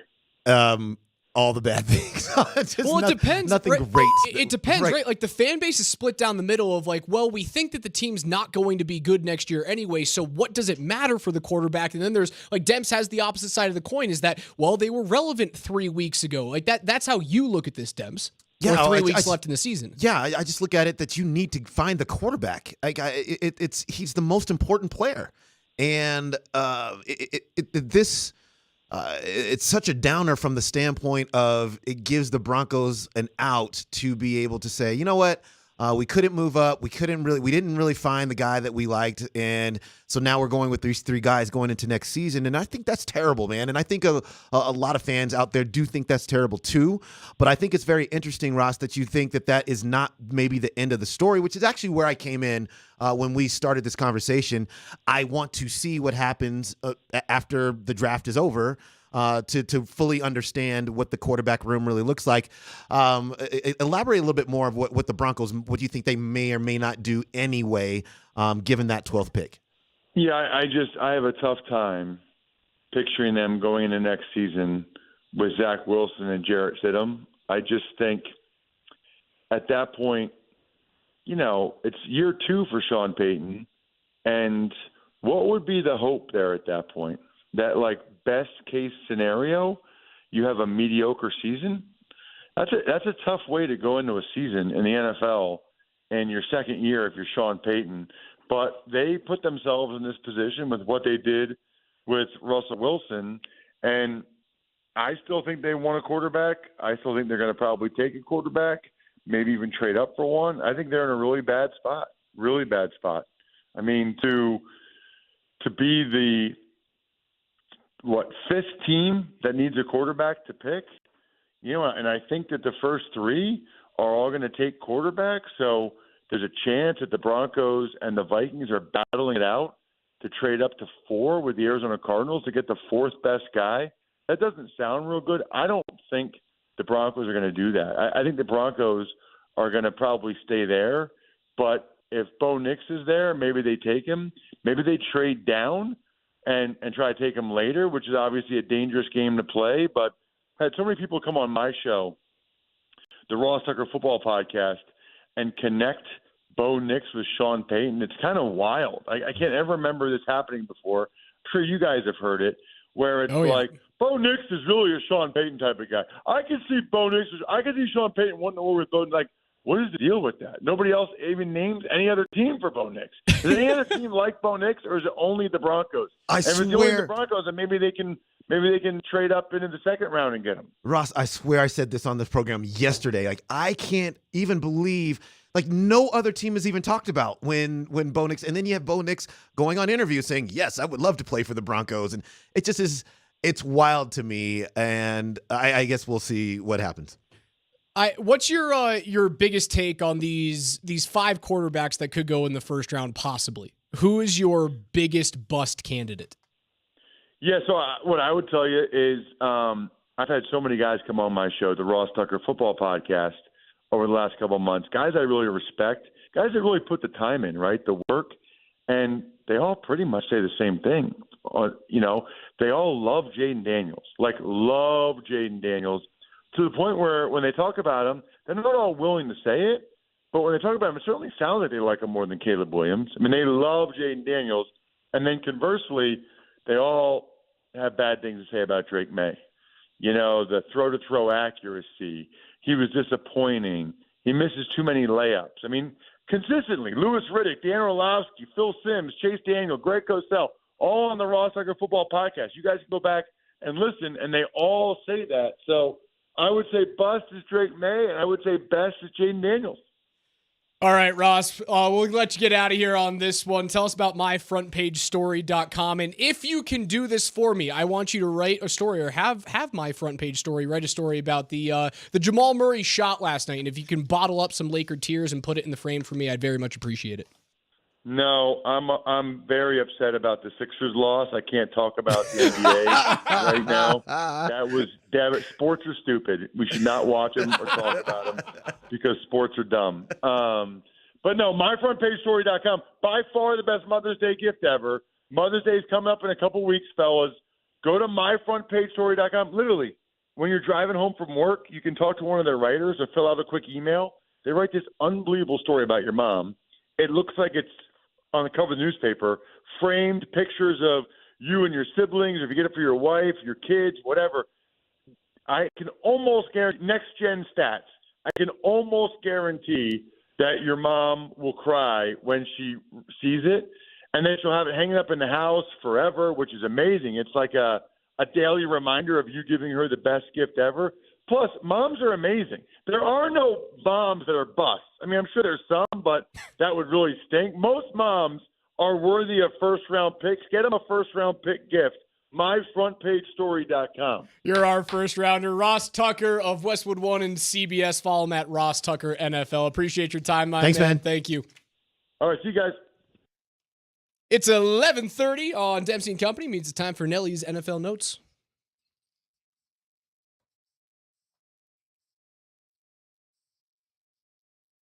Remind me what the name of the podcast was?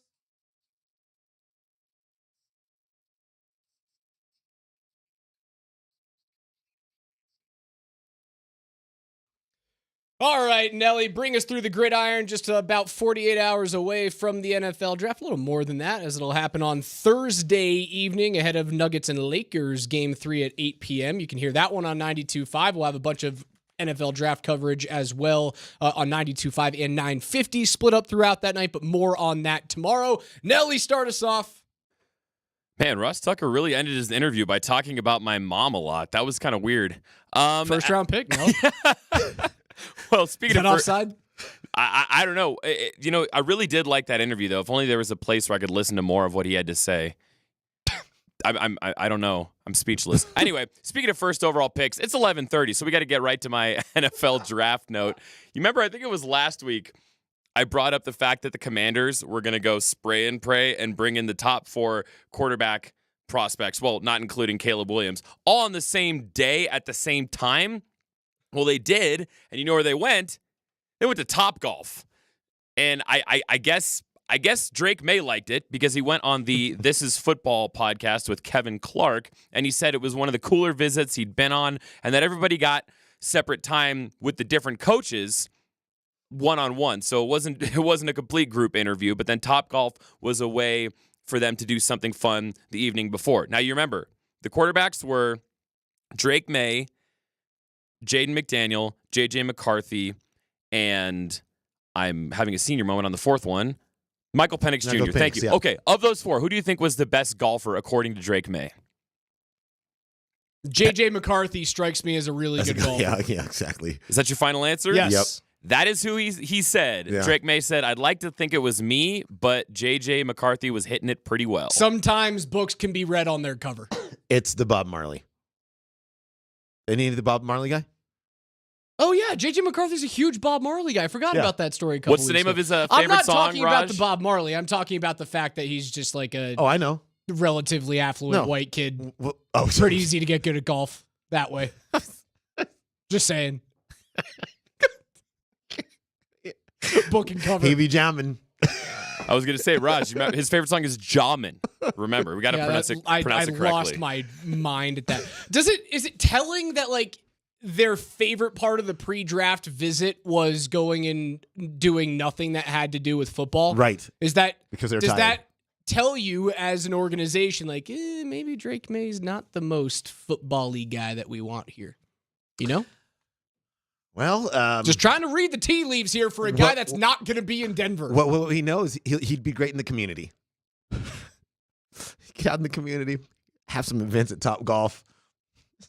He'll show up glad hand all the people he needs to glad hand. It's going to be great. He'll go second or third or fourth, and he's not going to be here. Nelly.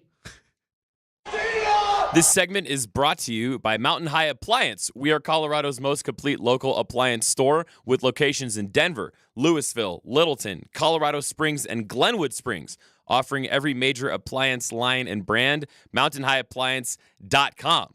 Now, yesterday, we were so just whipped into a frenzy talking about the Zach Wilson signing that we forgot to talk about a slam dunk signing by the Broncos, a guy that everybody knows, a household name. They picked up veteran cornerback Levi Wallace and signed him to a 1-year contract. He played 83 games in his career with the Buffalo Bills and the Pittsburgh Steelers and has 70 starts under his belt. Last year with the Steelers, he finished with 38 tackles, 2 interceptions, and 11 passes defended. Last week, when George Paton and Sean Payton spoke to the media, George Paton talked about their secondary and some pieces they might be looking for. You're always looking for corners, edge, value type positions. We like our corner group. You know, we have one of the best corners in the league. We like our nickel and J-Mac. We have 2 young outside guys, Riley and Damari and Tremont. So we have a good young group. They're younger. So we like the group. You always want, you're always looking to add at those type of positions. The outside backer group, we have 3 that are really talented. Benito, Browning, Jonathan Cooper. We have a young Drew Sanders if he stays outside. So we like the group, but you're always looking at those type of positions. They're hard to find. If someone falls in your lap, you're going to take them. Yeah, sure. Solid pickup, depth corner, a veteran corner that if Damari Mathis isn't ready to truly step into a role, and if they don't utilize number 12 on a guy like Quinyon Mitchell, who could very well be available at number 12, you're going to need more depth. And he won't be the last corner signing. He will not be the last secondary signing for this team going into camp. He's the first of probably 2 more to come in the secondary. Certainly another corner is going to happen. This is an insurance policy in case one of your young guys doesn't come to fruition, or if you do not select a guy who can start at corner this year in the draft, and that would be in the first round. Yeah, and if there's fans would riot. there's few teams that know the importance and the value of depth at in the secondary room in general. but certainly at corner than the Broncos, right? I mean, they sustain injuries all the time at these positions, and then also, if performance isn't in a space, then you're able to, kind of replace and see if somebody else can do a better job, which is where J-Mac got in and was able to really impact things. So, I'm in for all the corners that they want to bring in. It's fine. Bring them all in. That'll do it for Nelly's NFL notes today. Coming up on the other side, we will relive the buzzer beater from last night. We'll hear from LeBron James. We'll hear from Anthony Davis on last night's heartbreaker. And LeBron went into the NFL and the officiating and the replay center, not only for the Nuggets game, but for the Knicks and 76ers game. We'll get you set up for the Avalanche tonight, Game 2, 7:30 p.m. puck drop, 6:30 p.m. pregame show right here on Altitude Sports Radio 92.5. You can join us tonight at Bourbon Brews Burgers in Parker for a Game 2 viewing party as the Avs look to tie this series up. I'm going to be hosting the thing alongside Mark Springer and Mark Bertinoli. It'll be a live broadcast. We'll have giveaways where you can win a signed Cale Makar number 8 jersey, a signed photo of Nathan McKinnon, Val Nichushkin, Gabe Landeskog, and Cale Makar, and more. Watch the game with all of your favorite fans out there in Parker. It's all brought to you by Templeton Fortitude Bourbon. That on the other side, we drink up Lakers tears.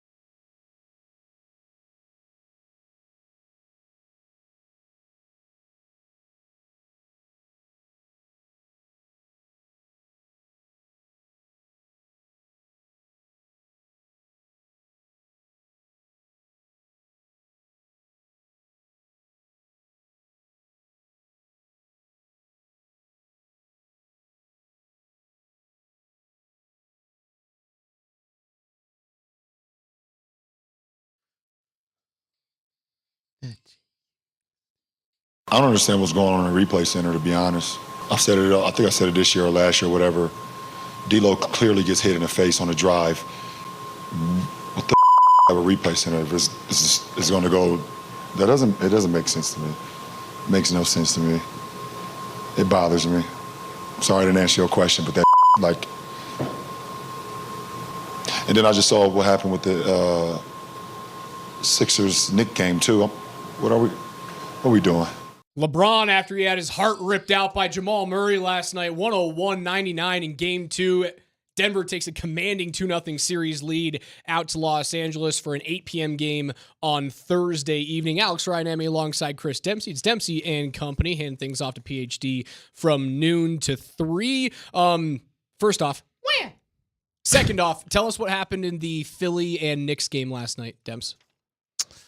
All the things. So kind of late in the game, there was this mad scramble.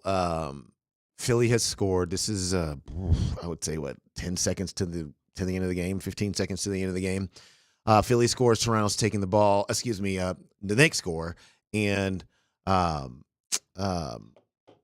Philadelphia's taking the ball out. Kyle Lowry inbounds the ball to Tyrese Maxey, kind of in the corner, and Maxey falls down. At this point in time, the Philadelphia head coach Nick Nurse is trying to call a timeout.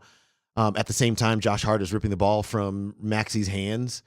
And this is where it kind of gets dicey because he is calling a timeout. At the time, though, if you freeze frame that, which I saw that on television earlier today, the ball is kind of out of Maxey's hands. So I think possession is an issue with this.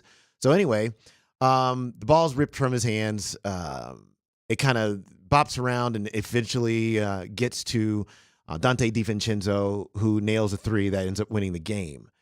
And I don't think anybody is in dispute that Nick Nurse was trying to call a timeout in that situation. I think from my eyes, there could be a possession issue there because while Maxey did still have a hand on the basketball, so did Josh Hart. And it was kind of being ripped from him at that point in time. And I don't know if a timeout can be given then, but Nick Nurse goes up. Yeah, he says, look, I don't know what I have to do. Do I have to run out of the court? The referee was looking dead at me and didn't give me the timeout. I would love to. So there was controversy at the end of that basketball game for sure. Actually, it had shades of in the reverse when Reggie Miller pushed down the Knicks guy and was able to hit a couple threes in a game way back in the early 90s. But that was what was happening there, which is wholly different than what was happening in the Nuggets game, which was the replay center. Yeah, here's what's going on with the replay center. They're upset about a call that happened in the third quarter when LA was up by 10. Up by 10. Raj, up by 10. This was not crunch time in a tie game. Here was the most active participant in the Lakers' demise. The Lakers. Where? That's who it was. And for you to sit up there and act like, oh, the replay center really cost us a basketball game here. No. In fact, the Nuggets had to go to the replay center twice because the Lakers get so many calls that they got 2 of them that were quite clearly not fouls in the first place. So now we got to use challenges on calls that should never have been made. But, they get made because it's the Lakers. So those get overturned. You lose a 20-point lead in the third quarter. You lose a 6-point lead with 3 minutes to go. And, I'm sorry, but that's the replay center's fault. Anthony Davis, who by and large had a great game, 32 points. But did he score when he left with the fourth foul with about 2:41, I believe, in the third? He never scored again. Didn't score again. D'Angelo Russell, who had a great first half. He was on fire. D'Angelo Russell found something in this game. He couldn't miss.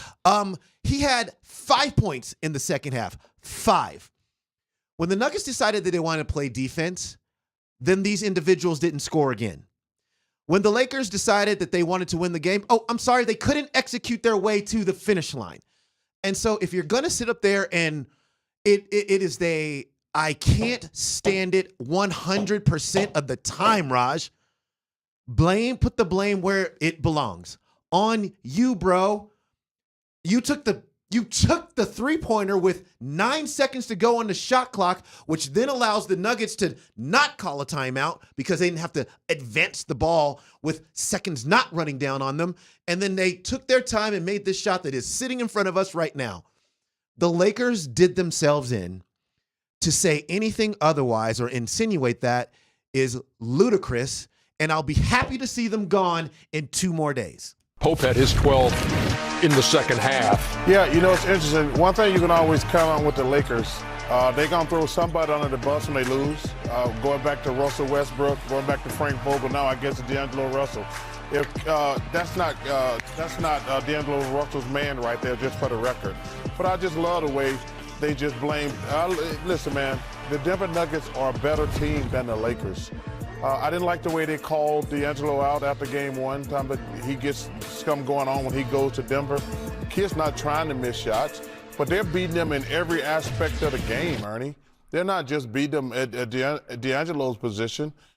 Charles Barkley on TNT's post-game. They find ways to blame it on referees, on the replay center, and then they find a scapegoat that is not Anthony Davis and it's not or LeBron ever, right? It's not one of those two guys. It's always somebody else. And D'Angelo Russell was the best player on the court last night for LA.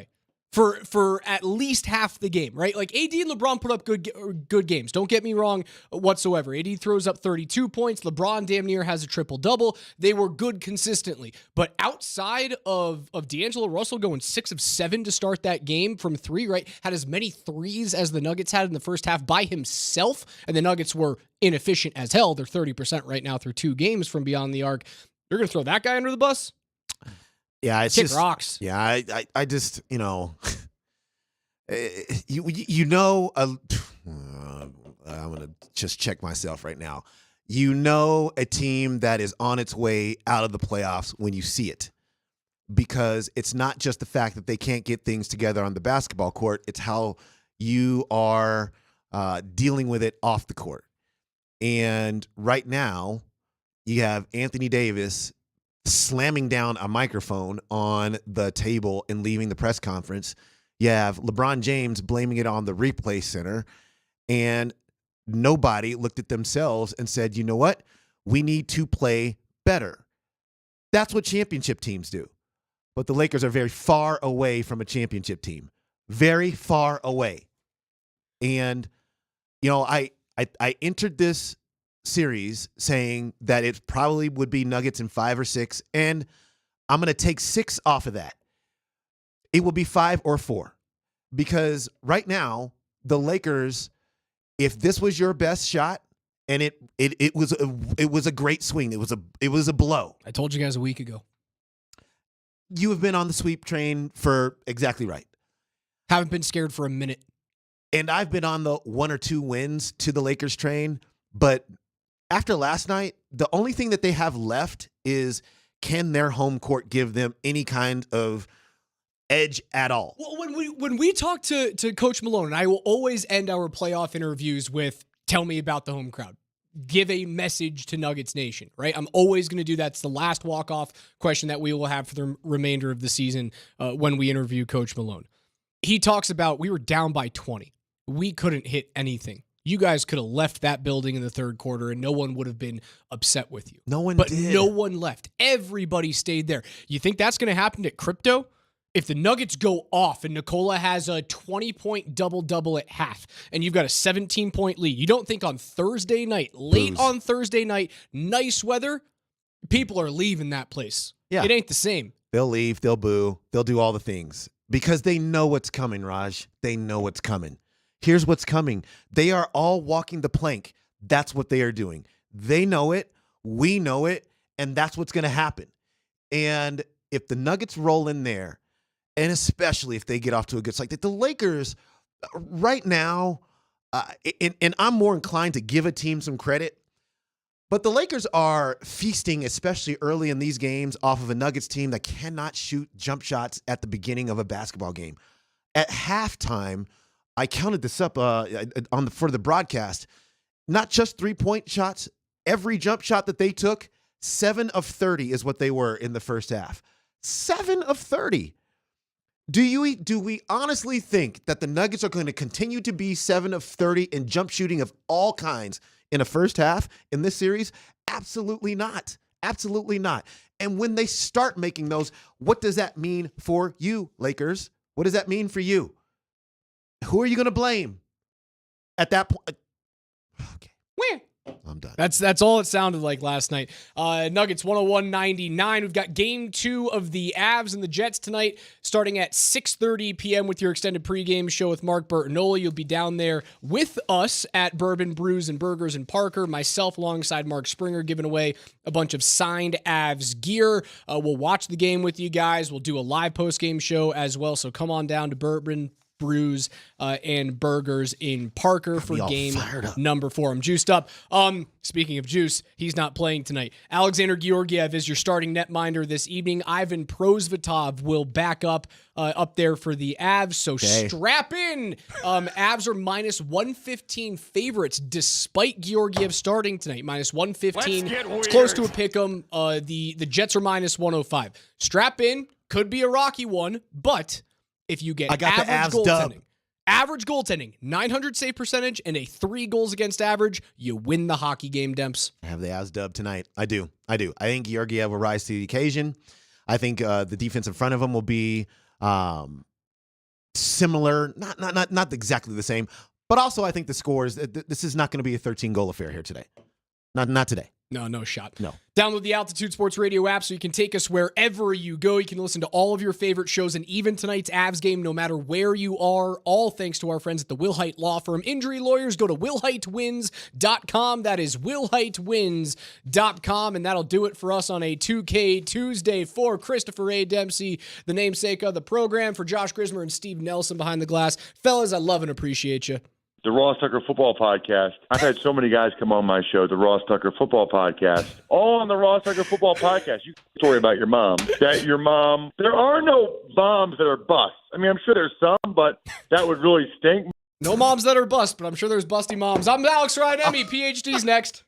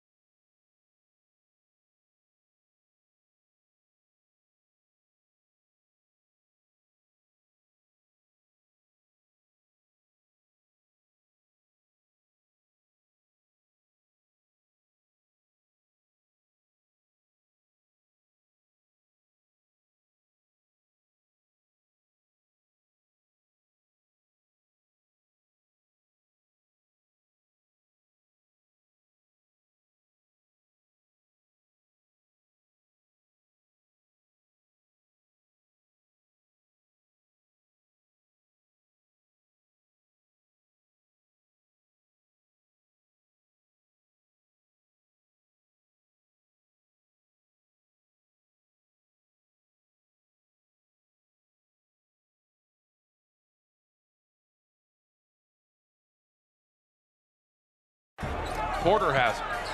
Takes a three. Good. You're not going to guard me? I'll shoot over you. Brown has it to the right hand, throws it off over to Jamal Murray, throws it back over to Gordon, down the lane. Dunk! Yeah, LeBron, get out of the way. You don't want a piece of that Aaron Gordon dunk. Denver's within 2, 30-28. LeBron shoots over Jokic. Jumper's good, nothing but net. I don't know, it's not feeling good, folks. Just telling you.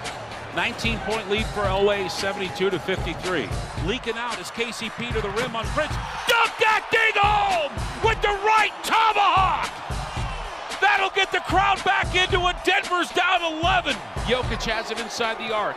Guarded by Anthony Davis. Starts backing him down. Spins baseline, head fake, layup. Got it to foul. Let's go. Nuggets down by 2. Joker can make it 1. That's the 5th foul on Anthony Davis. Quick inbound over to Jokic. Denver's down by 3. He gets fouled. No whistle. Loose ball. Porter 3. Yeah! 95-95 the tie. LeBron James has it right side of the midcourt circle, guarded out there by KCP. A stop here, you win the game. Three-pointer LeBron.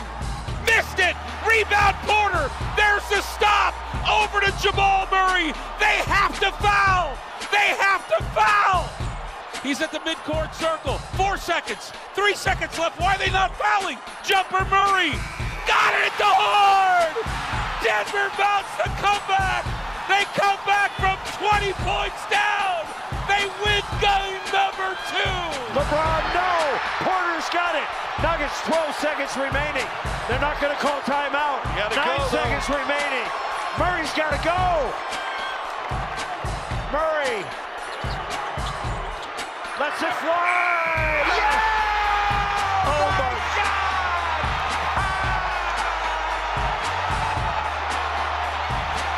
Oh my gosh! Oh my gosh!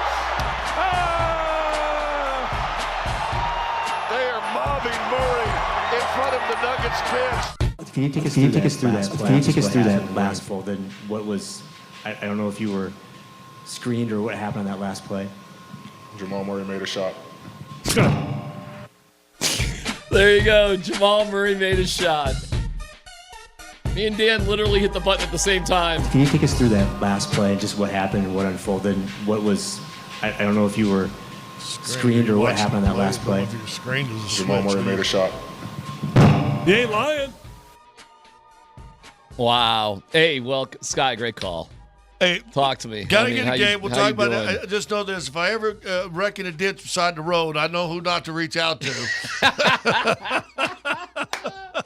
Dude, the door broke on me. Yeah, the door broke, and he sent me a text, and well, you sent it to everybody. Yes, you sent it to everybody, and nobody responded. But we got. Well, to be fair, I think we were like literally going on air at that exact moment. No. Well, they got a ringer to. I was ringing that thing for 4 minutes. But you got your pass. No, and I hit it, and the door would just go. It wouldn't open up. So. Oh, that's too funny. Yeah. Anyway. Well, we're putting in these skylights. It's amazing. It's incredible in here. Like, looks good. Place was already great. Now let there be light, and the light is shining on Jamal Murray in one of the most remarkable Nuggets games of all time. Period. The end. Yeah, someone was talking, and I can't remember the things they put into place where those moments are listed, but they had Game 163 for the Rockies. Mm-hmm. Gosh, I can't remember the next thing they had in there, and then this as far as a moment, right? That slide at home by Holiday and that moment. Yep. That shot. And they had another one. I don't remember what they had. I mean, not just a moment, but it's like a photogenic moment. The helicopter's a moment. Tebow to DT, helicopter, Todd Helton scoop, arms up in the air.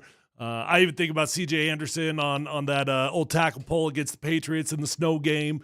This is that's what that moment is now. This will forever be etched in Denver sports history. And we've got that picture behind us. That's a great photo. That ought to be a poster. I hope somebody turns it into a poster. No doubt. And for all those dads who coach kids, they ought to take a shot of just that form. That right there, Murray's shot is like perfect form. He's like 5 feet in there. Oh, that's called a jump shot. Yeah. It's great. You can just see everybody's expression. Who took the photo? Do we know who took the photo? Should give credit to whoever took that. It's Look remarkable. At the bench. I mean, they're just waiting. They're just waiting. Colin Gillespie holding everybody back. Colin Gillespie was a little bit of a low-key hero in that game. He was the one sitting next to Jamal encouraging him. Specifically, like, you're going to hit the game-winning shot. And after game one, what did DJ say? That it was Gillespie that was talking to him. Gillespie is an interesting cat, man. He's filled with confidence. He's a good dude. He loves sports.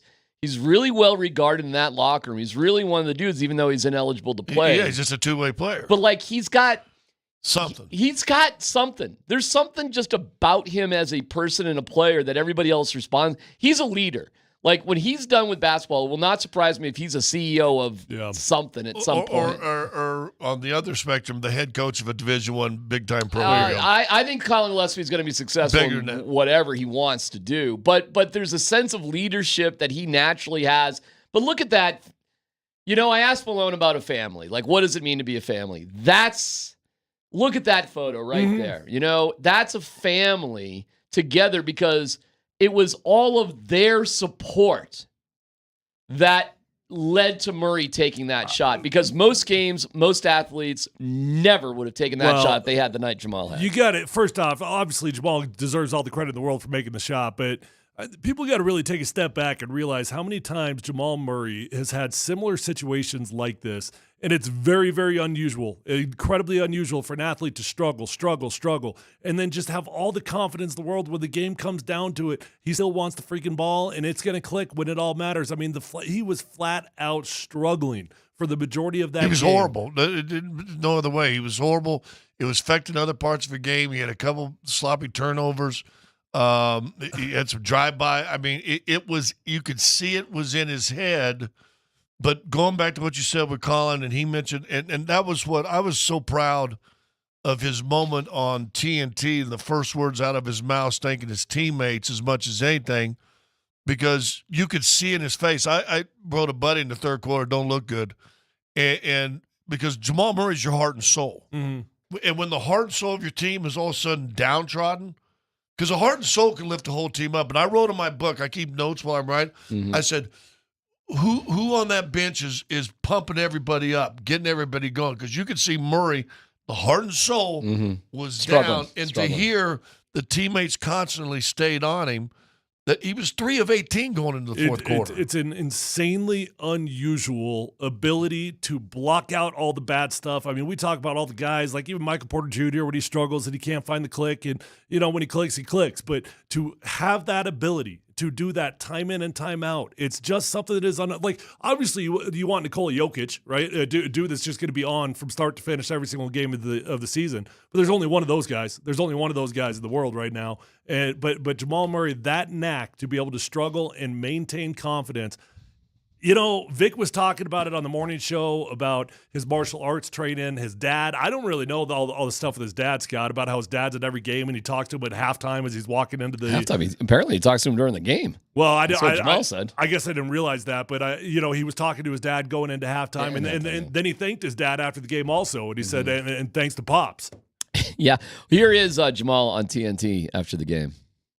Hey, Jamal Murray is joining us from Ball Arena. Jamal, can you hear us okay? This is Ernie Johnson. Yes, sir. Just put this moment into words for me. This is the kind of stuff you dream of doing in a playoff game. Man, I just want to give all the credits to my teammates, coaches, Pops. Man, I told my teammates when I was struggling, like, I'm going to look for y'all. I'm going to look for y'all. And every single one of them told me to keep shooting. Keep shooting. Be aggressive. Keep shooting. Even when I was throwing up that floater, they just told me to just stay aggressive and keep looking for it. Keep hunting it. I had the ball with a few seconds left, and I knew once I made a couple, the next one should go down as well. Jamal, Shaq here. I've never. All right, well, and then tell me if you want more of that, but that's but you can hear his voice breaking. Yeah, he's got emotional. I mean, he got emotional, and that just shows you in a small window, and you compare it to our lives over years that we all have gone in pits, right? We've gone in deep things. What brings us out? What do we get out? Is it self-reliance? Is it our friends? Is it the church? Is it whatever it is that kind of brings you out? But you saw that in a microcosm of life in a basketball game because he was horrid. He was, and I know you guys had this thought sometime during that game.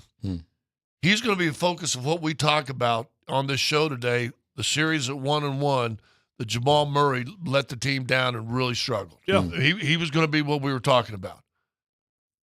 We were right. It is what we talk about. But to turn around within a game, I mean, that's what makes it a moment, in my opinion. I thought there was a funny moment post-game when he's looking at his stat line. He goes, 9 of 24. That's what I was in game one. And it was like it was. You were 9 of 24 in game one. He goes, I got there a different way. It wasn't as brutal. Got there in a different way.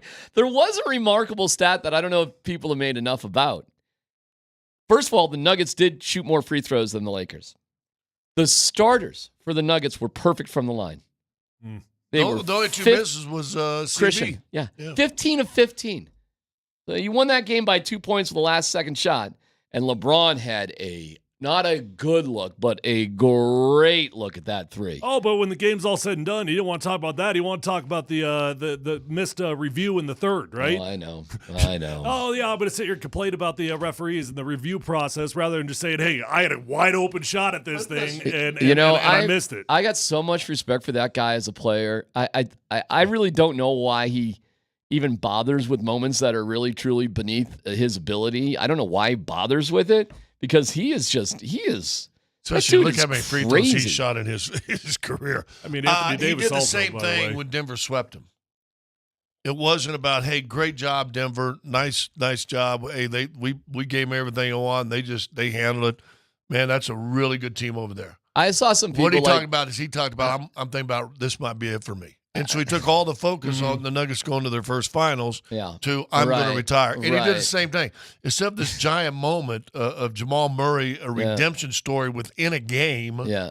It's going to be about him and the official stunk and everything else. Oh, and listen, they do have a legit beef on MPJ's, on D'Lo. I mean, he definitely smashed him in the face. I don't know how they actually missed are that. you kidding me? When the game's all said and done, you're going back to a moment in the third, right? That's what you're focused on right now? You had a lead after that happened. You had a lead with a minute to go. 22 points? How much were they up? 20 points, 68-48 at 10 minutes to go in the third. Yeah.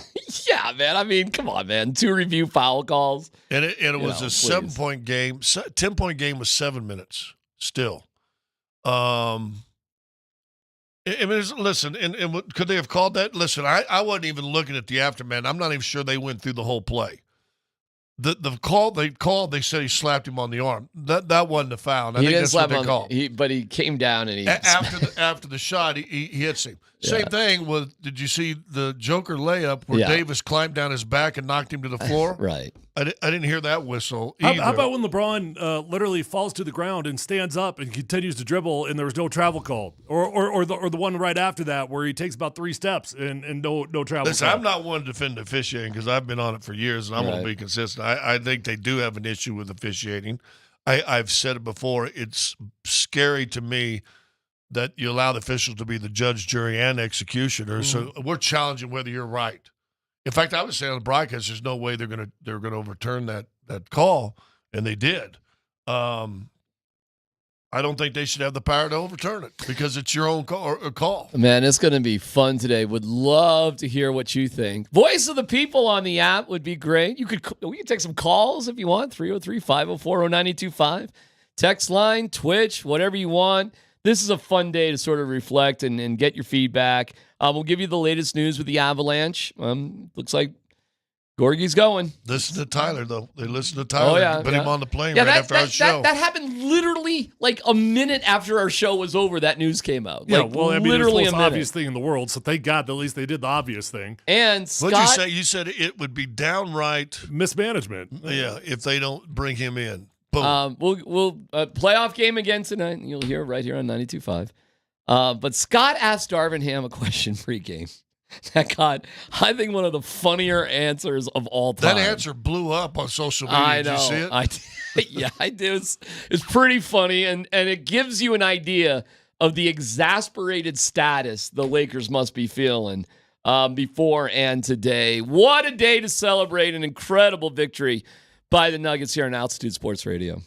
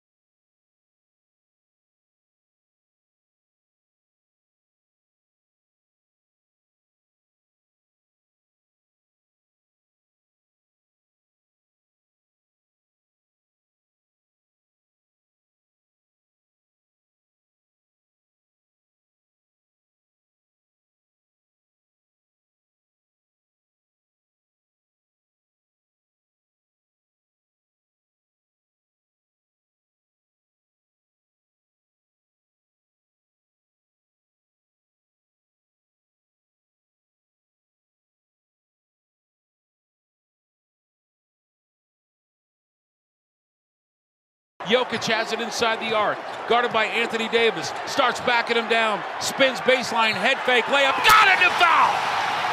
Let's go! Nuggets down by 2. Joker can make it 1. That's the 5th foul on Anthony Davis.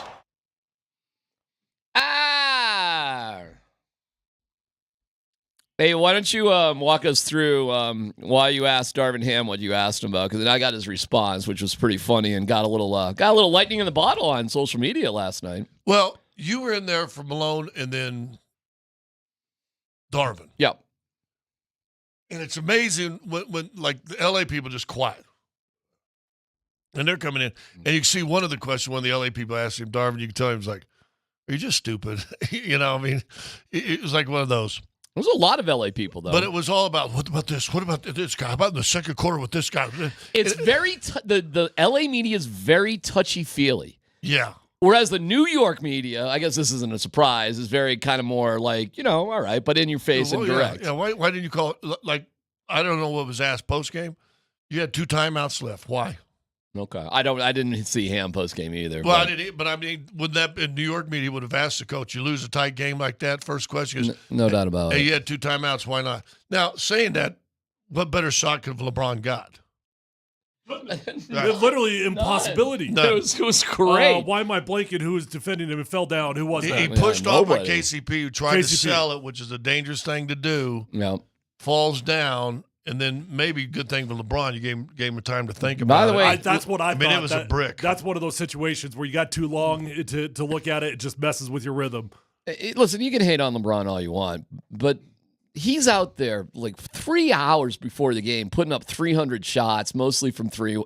The dude at his age, still working on his game, doing all that stuff. So when he had that open look, I was like, well, that's going down. And look at the shots he had made leading up to that. It's a miracle, that shot. That shot goes in for LeBron, I'd say 8 out of 10 times. In the first 2 games, both LeBron James and Anthony Davis have been outright tremendous. Both of them. They've been fantastic between the 2 of them. And then you got to add Russell yesterday. Here's a fun stat, too. Yeah, There's a lot of little fun stats. So AD and LeBron scored 59 points in the first game together. Last night, they scored 58.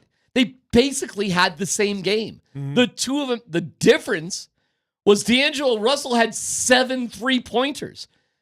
They didn't score 100 points. Which that was the one thing after game 1 that I said that scares me. If Russell could actually start shooting, because what was he, 1 of 9 from 3-point land in the first game? Yeah. He was 7. And then he catches on fire, and lo and behold, they got up by 20 points. They got exactly the extra thing they needed and only scored 99 points.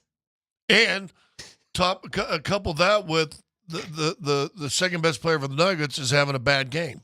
Having one of the worst games until he was fine. Yeah. But up until that point. You know what's funny about that? Because there has been times in Jamal Murray's past where he's just been off. He has been off. And one thing that's actually frustrated me in the past has been that I've been like, look, sometimes you just got to acknowledge when you're off. Sometimes you got to stop shooting the ball so much. Let somebody else do it, dribble and pass, do whatever you got to do. And it has been frustrating at times where I've been like, look, man, you just got to acknowledge it and let somebody else have their moment. But then last night, you know what? I guess that's why you keep firing. I guess that's why you keep shooting. Well, Jamal said after the game, I was looking to distribute the ball. He said that. He said it just did. I talked to guys. Shooting a lot, but because his teammates just kept telling him to shoot. Yeah. He was in that exact same headspace you're talking about. I saw he said something after the game about he asked his dad if he should keep shooting. And his dad was like, yeah, you got to keep firing. Well, I didn't realize, Scott, how he talks to his dad at halftime. Where does his dad sit? And during the game? Well, his dad isn't at all the games. I think he'll probably be for the postseason. I saw him standing on the floor after the game. I kind of hand signaled him by Reggie Miller and those guys down there. He was down there. In fact, I did the what was the one baseball movie with Cleveland and Major League? Major League. Yeah. So I went by the thing, and Roger looked at me and gave me the head bob, and I went the marbles. Oh. I did. God, no. I went off the car going, marbles. I go, marble. He laughed, and he did this. But, that's funny. So I don't know, but there's a family room. You see the pictures of Joker walking by, high-fiving all the kids. Yeah. That's the family room. So I'm sure maybe Roger probably heads down there either before or after half, and he But probably Jamal sees said him he right talks there. during the game. Well, his dad's probably they probably got hand signals. You know. But you asked Ham. Well, why don't you take it? I got the answer. Well, I just asked him because everything was this silly thing, and yet you're playing against the MVP. You know, basically, you know, you've seen him grow. How has he grown, and how's he gotten better over the years? Here's what Ham said. He's become extremely efficient. Like when he's manning their offense, you know, he knows how to kill you in a variety of different ways. And so you just got to put constant pressure on him, and that doesn't seem to bother him either. Taller than everybody, wingspan, skill set. It's like, I don't know what to do. You just got to go out there and try to be as disciplined as possible, aggressive and consistent, and have a next play mentality, man. You know, you can't get disappointed, you can't get discouraged. Kid's a hell of a generational type player. And so you just got to keep swinging, keep bobbing, weaving, and swinging. Now, he was getting killed on social media because it sounds like he's kind of clueless. I just think he was being honest. I thought he got honest. Maybe I've known Darvin for, a million years since he played here with the Nuggets, right? Which I think was 96 or something like that, 95, 96, somewhere in there. And I just say and I think there's even longer bite in front of it. Goes from game plan, saying the right thing. Here's what doing, and then he goes, and they put pressure on him, but that don't seem to buy. And then all of a sudden, I think he just started getting into his own head, going, "It doesn't work. None of that works. You just got to keep up. Just got to keep up." There was no stopping. I thought it was honest. I did too, and I thought it was with a sense of humor, but it did catch a little bit of wildfire. And you can see where this all sort of builds for the Lakers. They are snake bit beyond belief when it comes to the Nuggets right now. And if they were ever going to win one, it was last night, and they didn't. And yeah, the Nuggets led 3-0 early in the game. MPJ hit one. I don't know how long they went between leads, but most of the game. Yeah. Because this was it. Because, it's again, you're down. You battle back. The other team goes on their little run. And sometimes it's just hard to sort of get over that hump. They didn't get over the hump until that shot. Nope. And the building was insane, and it was just Was anyone crazy. else watching that last possession like, hey, Jamal, go do something? Like he was taking forever. He got the rebound, or they got the ball with about 11 seconds to left, if I remember correctly. Yeah, you want to you don't want to get a horrible shot. I mean, this is the shot of the NBA now. Get the guy into the paint, step back. Now you can see this picture of Davis. You take away his length because now he can't just jump straight up. He has to jump at you, and you can see right there, Davis is already coming down. Jamal's at his pinnacle, and that ball's not even going to be close to being blocked. For anybody that can't see the photo we're talking about, first off, find it or go on Twitch. It's all over the place. But that blows my mind. I said this earlier. Jamal Murray's like 5 feet in the air. Like that is one hell of a jump shot right there. Well, it was a great. It was a tough shot too. Yeah. So he was missing bunnies. He was missing easy shots, layups. I mean, he was. He couldn't one hit right anything. before that one also, which He I'm did. sure that was the. Well, he was confidence 6 of builder. 8 in that fourth quarter. So that 2 for 2 for the free throw. How about this stat? First free throws Jamal Murray has shot in the last 3 playoff games. Is that right? right? I saw you. I think you brought that up during. Someone brought that up during. Did the not broadcast. shoot one in Game 5. Did not shoot one in the first game, and now. Basically, that was to tie the game, too. Wasn't that to tie the game in 97, I think, or something like that? To win a series, to win a championship, you have to have signature moments that go your way. And I think the Nuggets actually had a few against the Lakers last year. Mostly it was Jokic just hucking up the Sombor shuffles and kind of crazy shots that all seem to go in. When your opponent has moments and you don't, how do you beat that opponent? Now, listen, you're going to L.A., you can see how the Lakers could beat the Nuggets, but let's be honest. The Lakers are only going to beat the Nuggets if the Nuggets beat themselves first. That's the truth. And if the Nuggets just don't beat themselves, you got Murray was 0 for 5 from 3. KCP was 0 for 4. Was 0 for 4? Yeah, I think 0 for 4. And the bench, the entire bench was 0 for. So imagine this. Jamal hits 2, KCP hits 1, and one guy from the bench hits a three. It's 12 points. I mean, we're not talking about anything outrageous. No. And that's 113 points. And that probably should have been what the game was. Something like that. I mean, the Lakers have to be going back home. Just that has to be the most defeating feeling in the entire world, knowing that LeBron James and Anthony Davis flat out balled in the first two games. Balled out. 58 points combined between the two guys in each game. You get up by 20 points in game two, and you let that lead evaporate, and you lose the game. How could you possibly go back with anything other than that was our absolute best we could have ever had in both of those games, quite frankly. Well, it wasn't good enough. What you do is you make an excuse. It wasn't our fault. We lost. It's the Use the officials. refs. So you start that the excuse. review. We win That's that right. if it wasn't for the refs. A couple things on the 3-point shooting. Nikola Jokic and Michael Porter Jr. were the only two players on all the guys that played that hit a three. Joker hit 2. Michael hit 5. No one else made a three. That's one. Yeah. Denver this season 0-8 when scoring under 100 points. Is that right? Yeah, and they score 101. That is bananas. I did not know that going in the game. 0-8 when not scoring 100 points. Hey, props and then, to and then the- you know what we haven't talked about? We still got to mention the crazy play. Once again, Joker trying to draw the foul, doesn't get it, throws the ball up. Somehow Aaron Gordon runs it down, saves it. Yeah. Kicks it to Porter. Yeah. Porter hits the three that Yeah. ties the game. Yeah. In fact, Porter hit the three that tied it at 99, I believe. 90. I want to say 95. But he tied it up. They hadn't been tied yet, and he tied it up with that three. Yeah, he tied it up with that three at 95, right? Yeah. So That's a big moment. Oh, the lifeboat off the Titanic of that sinking ship was Michael Porter Jr. for the Nuggets last night. Yep. You don't have a the only player who was somewhat consistent aside from Jokic, which of course was Michael Porter Jr. Okay? You do not. He looked like he was hustling a little bit more. I mean, he got 9 rebounds and he got his was 22 points. Fantastic.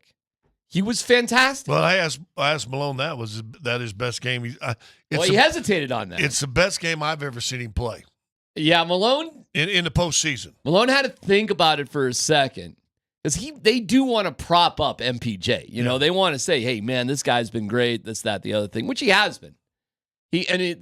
When people make fun because I say, "Oh, he's a Hall of Famer," and they're like, "But I'm saying 5 championships, 18 years. Look what this guy's going to do." The reason is you can see the potential with this dude is ridiculous. Ridiculous. Only shot I believe he took in the fourth quarter was that 3. But there's a way the Nuggets just play basketball that somehow that's okay. Like it just all sort of blends in together. It becomes a two-man team. It does. Two-man game after a while. And everybody seems to be okay with that. Not only are they okay, it was much more like, come on, Jamal. Stay with it, Jamal. Stay with it. We need you, we need you, we need you, we need you. And Michael Malone talked about the family impact of this team. The family means you got each other's backs, good times and bad times, up 20 and down 20. If a guy is 0 for 10 or he's 10 for 10, family is unconditional love. And I think we have had just so many examples of that in my 9 years, but this is a really connected group, and they share in the other person's success. There is no me in that locker room, it's we, and that's what a family is about. And I think that's why you win close games. I do. I seriously do. I think it's with the teams that are all equal, what are the intangibles? It's got to be playing for the other guy more than yourself. Yep. How can it not be? Well, and it starts, you lead by example, and it's easy for guys to stray off maybe and do this, or this. But when the best player in the world, and let's call him that because the best players in the world play in the NBA, is as humble and selfless as that. Yeah. Not afraid to call himself Gru, right? And I mean, he's that kind of humble. What if you just want to talk about family? I mean, compare and contrast the two superstars. Just do it. I mean, compare the personalities of Nikola Jokic and LeBron James. And I'm not taking anything away from LeBron James. Absolutely fantastic. But at the end of the day, we know that team is about LeBron. That's what it is. It's about LeBron, and it's always going to be about him first. And for the Denver Nuggets to have a superstar like Nikola Jokic, that's how family is bonded when there truly is nobody bigger than the entire family. Yeah, I had people, I'm going to bed. I can't take it. I'm leaving. I'm turning it off. I'm like, all right. I'm telling you, man, 20 points in the NBA ain't nothing. That is, I mean, it happens a lot. Feels like that should be enough. 20 points feels like that should be enough. I think in the NBA, it's got to be 30. Even 25 to me is kind of like, I don't know. You got a shot. 20 is like 3 possessions, and you can be right back in it. They're too good. They just can respond. Well, how about the Knicks game? I mean, how about that? What are they down 8 with like 20 seconds to go? Something 40 crazy. seconds, something like that. Something like that. I mean, that was LeBron like ripping on the refs there. LeBron was in rare form after the game, just complaining about everything. I don't understand what's going on in the replay center, to be honest. I think I said it this year or last year, whatever. D'Lo clearly gets hit in the face on a drive. What the have a replay center if it's going to go? It doesn't make sense to me. It makes no sense to me. It bothers me. Sorry I didn't answer your question, but that like. And then I just saw what happened with the Sixers Knicks game too. What are we doing? Oh, poor LeBron. What are we doing? What are we doing? I thought that was we're just blowing 20-point leads in poor taste. But listen, Phil Jackson was like that when he coached the Lakers. You remember Denver won 2 in a series. It's 2-2 going back to Game 5. And we wanted to get Phil. What do you think how the Nuggets have played? And just poo-pooed it. Well, we're not getting any calls. We can't get to the line. And I'm like, it's so classless in my opinion. I know. Now maybe because we've been beaten on and downtrodden for all this year, you like a little respect. Maybe one of the reasons after all the questioning Darvin, I said, well, what about our guy? We got a guy that's a Hall of Famer too. Yeah, I think Darvin was honest. Listen, man, if that foul and the review was with less than a minute to go, and it really did make a significant difference in the game, I mean, Maybe. I get it. But, I mean, come on, LeBron, give me a break. Step up. Hey, Jamal made a hell of a shot, man. We got some work to do, and we're excited. Whatever. At least talk about something in the fourth quarter. How about focus on that? I just saw what happened in the Knicks. What are you, the emperor of basketball? Yeah, I never get on social media and respond. Yet someone was on the play. So, yeah, they fouled the refs. I said, how come he didn't mention a defender laying on the ground, wide open 3, take your time, shot to win the game that he missed? You know what was awesome, by the way? AD gets caught at the bottom of the dog pile. At the end of the game, he gets caught at the bottom of the dog pile with all the Nuggets on top of him. We are live in the Backus and Shanker studios. Serious lawyers for the seriously injured. Maybe AD, he's on the bench getting dogpiled. Can hit up Backus and Shanker. But we had Chuck. Chuck on the pregame. Chuck was great. good. He was great. We'll hear that coming up next.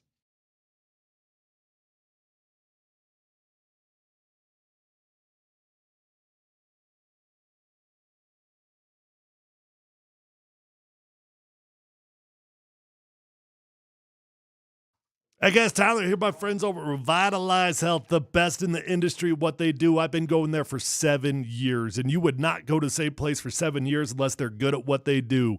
Testosterone, peptide therapy, hormone replacement, and medical weight loss options. But there's so much more to your health and wellness than just testosterone, and that's where Revitalize Health really shines. They're going to come up with a game plan that is specified for your body and your needs, and those medical weight loss options are changing lives. I know multiple people personally that are flat out having their life changed with Revitalize Health. They've got 3 locations. Let them know Tyler sent you on over, and you can find them at revitalize-health.com.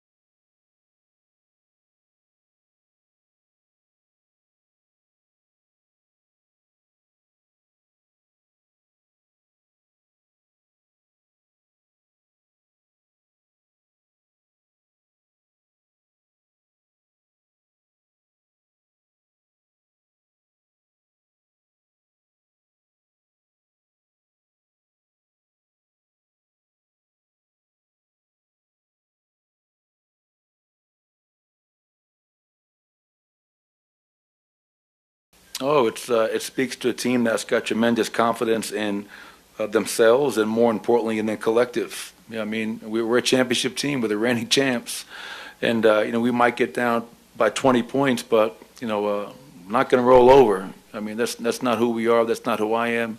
And that's never been a part of Denver Nugget basketball in these last 9 years. So it speaks to guys just trusting the process, staying with it, making the necessary adjustments.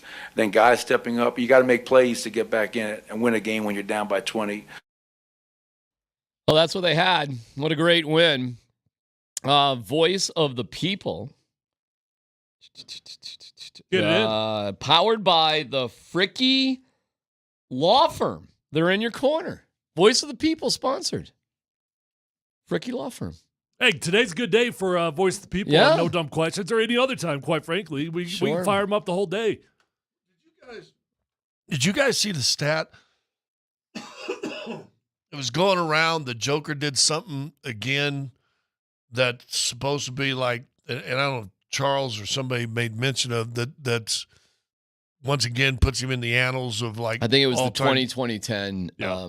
2020. I mean, it was 27 2010. Yeah, 2020-10 in a playoff game. Yeah, there's 7 people who have done it. Well, 7. I'm sorry, it's happened 7 times. He's done it 4 of the 7 times. Oh, jeez. It's just another one. You can't even. It's hard to keep track.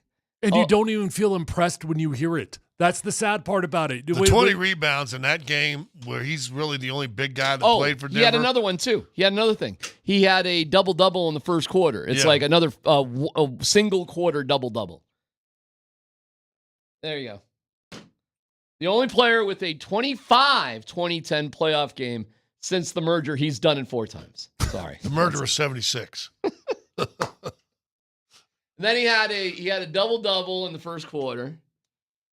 You can't keep track of it. I mean, listen, no disrespect to Luka and SGA, okay?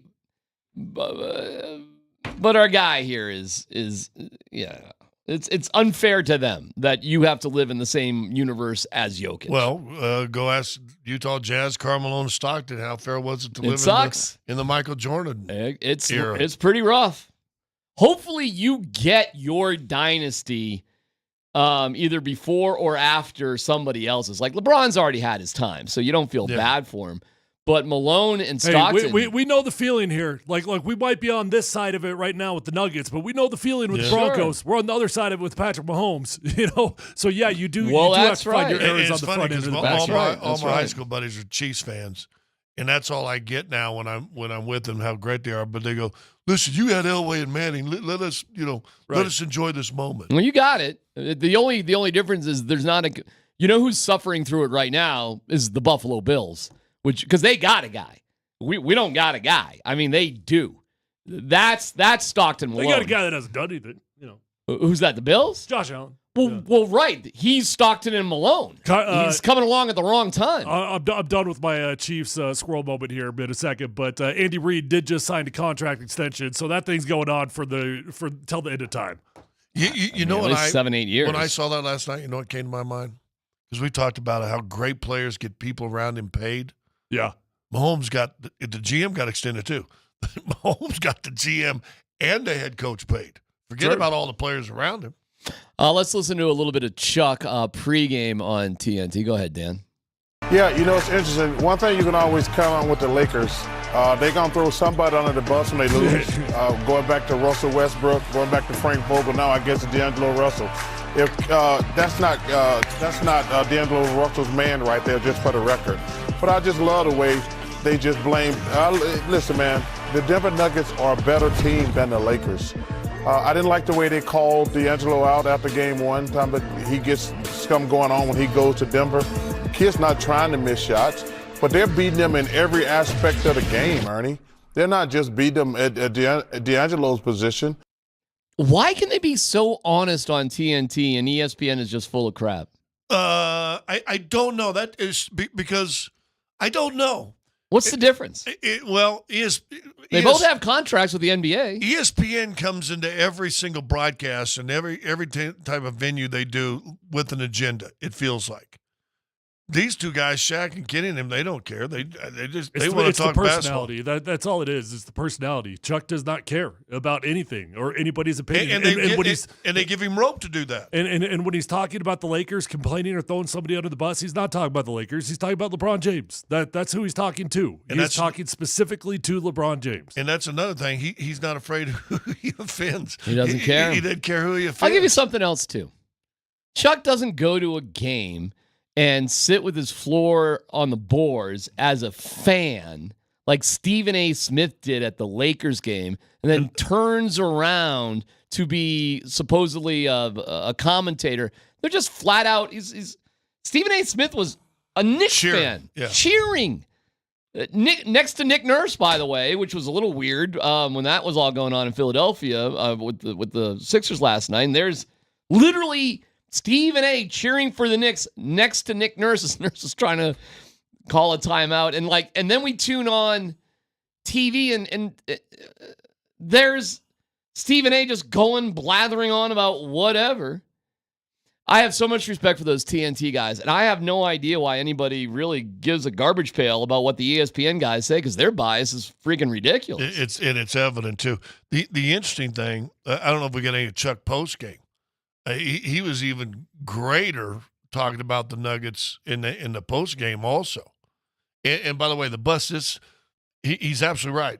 That first game was Russell. This one's the officials. And so exactly what he said in the pregame happened again. Right. Someone's under the bus. Tonight it's the officials.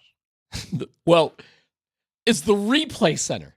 The replay. It's even worse. It's the. I don't understand what's going on in the replay center, to be honest. I said it. I think I said it this year. It's the replay center. Now it's the replay center. Shockingly, he did not complain about the Nuggets getting more fouls, although I think that was him doing it inadvertently. But I'm a little bit surprised in a game the Nuggets actually got more fouls called. What is that? In the last 10 wins, how many times the Nuggets had more free throw attempts? Ever? Not often. Is that the only one? Not often. Johnny Jazz Cabbage on the text line. What a name. Love Great it. name. Kenny the Jet, said the Nuggets were going to win at halftime. Listen, man. Hey, if Kenny said that at halftime, I'll tell you this. Michael Malone said he did not like the way the guys were walking off the court at halftime. He called a quick timeout. Yeah, called a quick timeout in the third, too. I mean, you're down 15 going into half. You're droopy drawers, and then you're down by 20 early in the third. It ain't looking good. So it's tough, man. You got to be mentally so tough. And they really just had to get Jamal going. But what if you don't have to? I'm actually blown away that Jamal was 9 of 24 2 games in a row and just got there in two crazy bad different bizarrely ways. Different ways. Well, that was an emotional game for Jamal. Yeah, the first game he goes 9-24.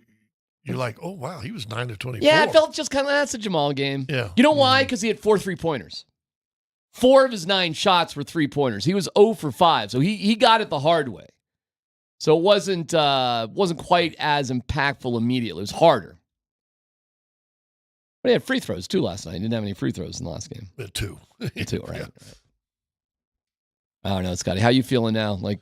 Well, listen, I 10. So you were a 6 yesterday. Well, they're halfway there, right? You saw why I was a 6, though. I get it. Through the first 26 minutes. I get it. You're going, damn, Scott was right for a little bit. Yep. Well, not a little bit, a lot of it. I mean, up to the end. Here's what, and I've seen this 1,000 times in games like this. Here's what you're going to get. You're either going to get, we can't do this. And the Lakers are just going to play out the strings, and Denver will do, Denver wins by 10, 11, fourth quarter. And then who knows what's going to happen in the fourth game. Or you're going to say, once again, we should have won this game, And which I think they'll come out with. You do have LeBron James. You guys want to crown him as number one. The bald guy from Nebraska says he's the best. He's Brett Kane today. What an idiot. Whoa. Said LeBron James is the best thing I've ever seen at any he's the best ever I've ever seen at anything people do. Painting, singing, really? Art. I'm like, was he saying specifically like in his lifetime that he's seen with his eyeballs? Well, in his lifetime, yeah.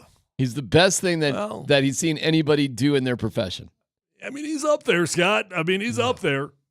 You guys watch it different than I watch it, though. I watch body. He ain't better than Jokic. Not right now, for sure. I mean, what's Brett talking about? I mean, I don't know. Brett should maybe read a book or something. I think basically, I think where he finally saved it for himself was he basically said what you said, that was beneath him to go out there and do kind of what he did. Okay. It's the greatest thing he's ever seen. And singer, carpenter, sculptor, artist. I'm like, what? Are you kidding me? You know, Jesus was a carpenter. Well, he didn't see him in his lifetime, so we're good there. I was like, oh my God. I almost LeBron, hold on. I get it. So LeBron is better at basketball than Taylor Swift is at making music. Sure. Yes. Okay, Brett. I mean, you want to keep going down this path? And I know Da Vinci won his lifetime, but he's seen the works of Da Vinci. Better than that? Van Gogh? Better than that? I mean, you've seen his work. Uh-huh. Better than that? We should get Brett on. He could explain. Yeah, I'd like to see what you got to say about that. Okay. Listen, I think it's going to be a tough game. I think they'll come out and play, and we'll see. It's over if they lose. The ripple effect of Zach Wilson is playing out in kind of an odd way. Mock You coming up next.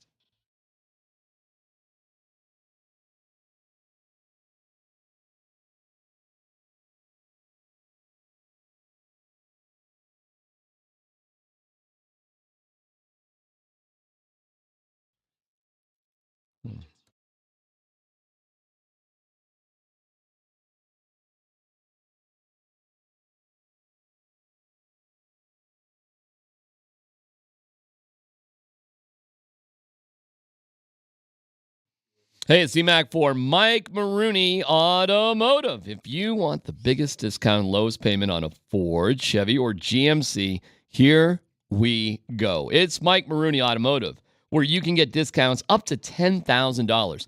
That's $10,000 off, or interest-free financing as low as 0% APR for 72 months. This is an incredible deal. And with over 1,000 new and used cars, trucks, and SUVs, you're sure to find the right vehicle at the right price at MikeMaroneyColorado.com. And as always, when you buy any vehicle from Mike Maroney, you'll get free delivery anywhere in Colorado and their money-back guarantee for your peace of mind. So go visit my friends' amazing showrooms at Mike Maroney GMC in Boulder, Mike Maroney Chevrolet GMC in Longmont, or Mike Maroney Ford Longmont, where I got my pre-owned car. That's Mike Maroney Ford Longmont. For all the details, go online to MikeMaroneyColorado.com and tell him D-Mac sent you.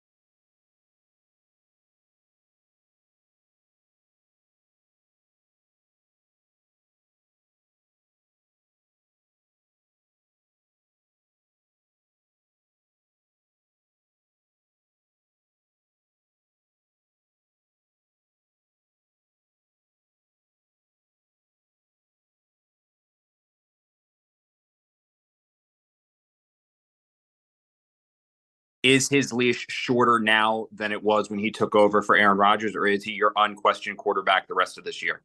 He's our unquestioned quarterback, guys. Like, as long as he continues to show the way his preparation, the way he's been practicing, and even in these games, guys, like, he's not the reason why we lost yesterday. It's always a team effort. And as long as he continues to show improvement, and I know it's not, from a box score standpoint, it's not showing anything. It's not showing. He's going to be our quarterback. We will obviously get back to more talk about the Nuggets and the remarkable win in just a little bit. Also, Connor McGahey will join us from Winnipeg. It's Georgiev Prosvetov night. We think we'll get the latest from Winnie in just a bit. I've got some obnoxious numbers to bother you guys with Zach Wilson to Drew Brees. Okay. You ready for this? Tell me if they're the same guy or close enough. No. Through their first 3 seasons. No. You want to hear the numbers? No. You don't even. All right. Well, we're going to throw that away, I suppose. Go ahead. Let's go. Listen, I'm not saying these are impressive numbers. I'm just saying I want to list the similarities between Zach Wilson and Drew Brees and ask you guys a question about Sean Payton. Overall, 34 games for Wilson, 28 for Brees. So a little bit more for Zach Wilson. Record, 12-21 for Wilson, 10-17 for Drew Brees. Mm-hmm. Completion percentage, 59% for Brees, 57% for Wilson. Neither one all that great, but pretty similar. Passing yards, 6,200 for Wilson, 5,600 for Brees. So significantly more, 6 more games. But, there you go. Passing yards per attempt, 6.3 for Wilson, 6.2 for Brees. Wow. Passing touchdowns, 23 for Wilson, 29 for Brees. Interceptions, 25 for Wilson, 31 for Brees. Wow. Meaning both of those guys had a -2 after 3 years in that particular category. Mm-hmm. And rushing is a little bit more for Wilson. Is it possible, based on those numbers through their first 3 seasons, which are not great but comparable, is it possible that Sean Payton sees Drew Brees and Zach Wilson? Is it possible? Well, I think Sean Payton sees a guy with a ton of talent, for sure. And the more I thought about it last night, the more conflicted I felt about the entire move because it's so low risk. It's tough to be mad about the move at all. Like, matter of fact, I'm not. And I think it'd be impossible to say it's a bad decision on the Broncos. When you give up a 6, you get a 7th in return, and you get the Jets to pay for half his salary, it's really nothing but upside. At the same time, I look at it and like, why? Like, why? What's the purpose? What's the value? What's the addition to this football team right now? Unless he's, maybe he really is looking at him like something like that. I mean, I've always said, and Scott and I have thought about this over the year, but Drew Brees in San Diego was not Drew Brees when he got to New Orleans. Now, he had fantastic stats, but if you look at the win-loss numbers, which is what matters the most, he had a losing record there with the Chargers when he played there for, what was it, 5 seasons, I believe? Was it that long, or was it just 3? Was it 5 seasons? Yeah, I think he played 5 seasons. Well, through the first 3, he was 10-17. Okay, but yeah, but as it goes on, he finishes with the losing record with the Chargers. But he does have good stats in terms of overall yardage, touchdowns, so on and so forth, right? Mm-hmm. I don't remember Drew Brees' rookie years. I'll lean on you guys for information like that. I don't remember him either. The problem with Zach Wilson, he had some moments even this year. He really did. He had some moments where he was on fire. Mm-hmm. And then just right at the end of the game, it was like, what game was it that he was just getting crushed? And then he comes out, he lights the world on fire. And then at the very end of the game, he had 2 interceptions to finish off the game. They lose the game. It's the timing of those mistakes. And I don't recall Drew Brees having mental struggles to the same degree that Zach Wilson did. So, well, and they got Drew Brees. Well, here's another similarity. Maybe they got Drew Brees. I think probably had a little chip on his shoulder because San Diego just says, no, we don't trust you with that shoulder and blah blah blah blah. Remember, Miami was going to trade for him and he failed their physical. Mm-hmm. So maybe he had a little chip on his shoulder. Well, if Zach Wilson is a baller, he should have a little chip on his shoulder too. Let me go years 4 and 5 because you sure. Sure.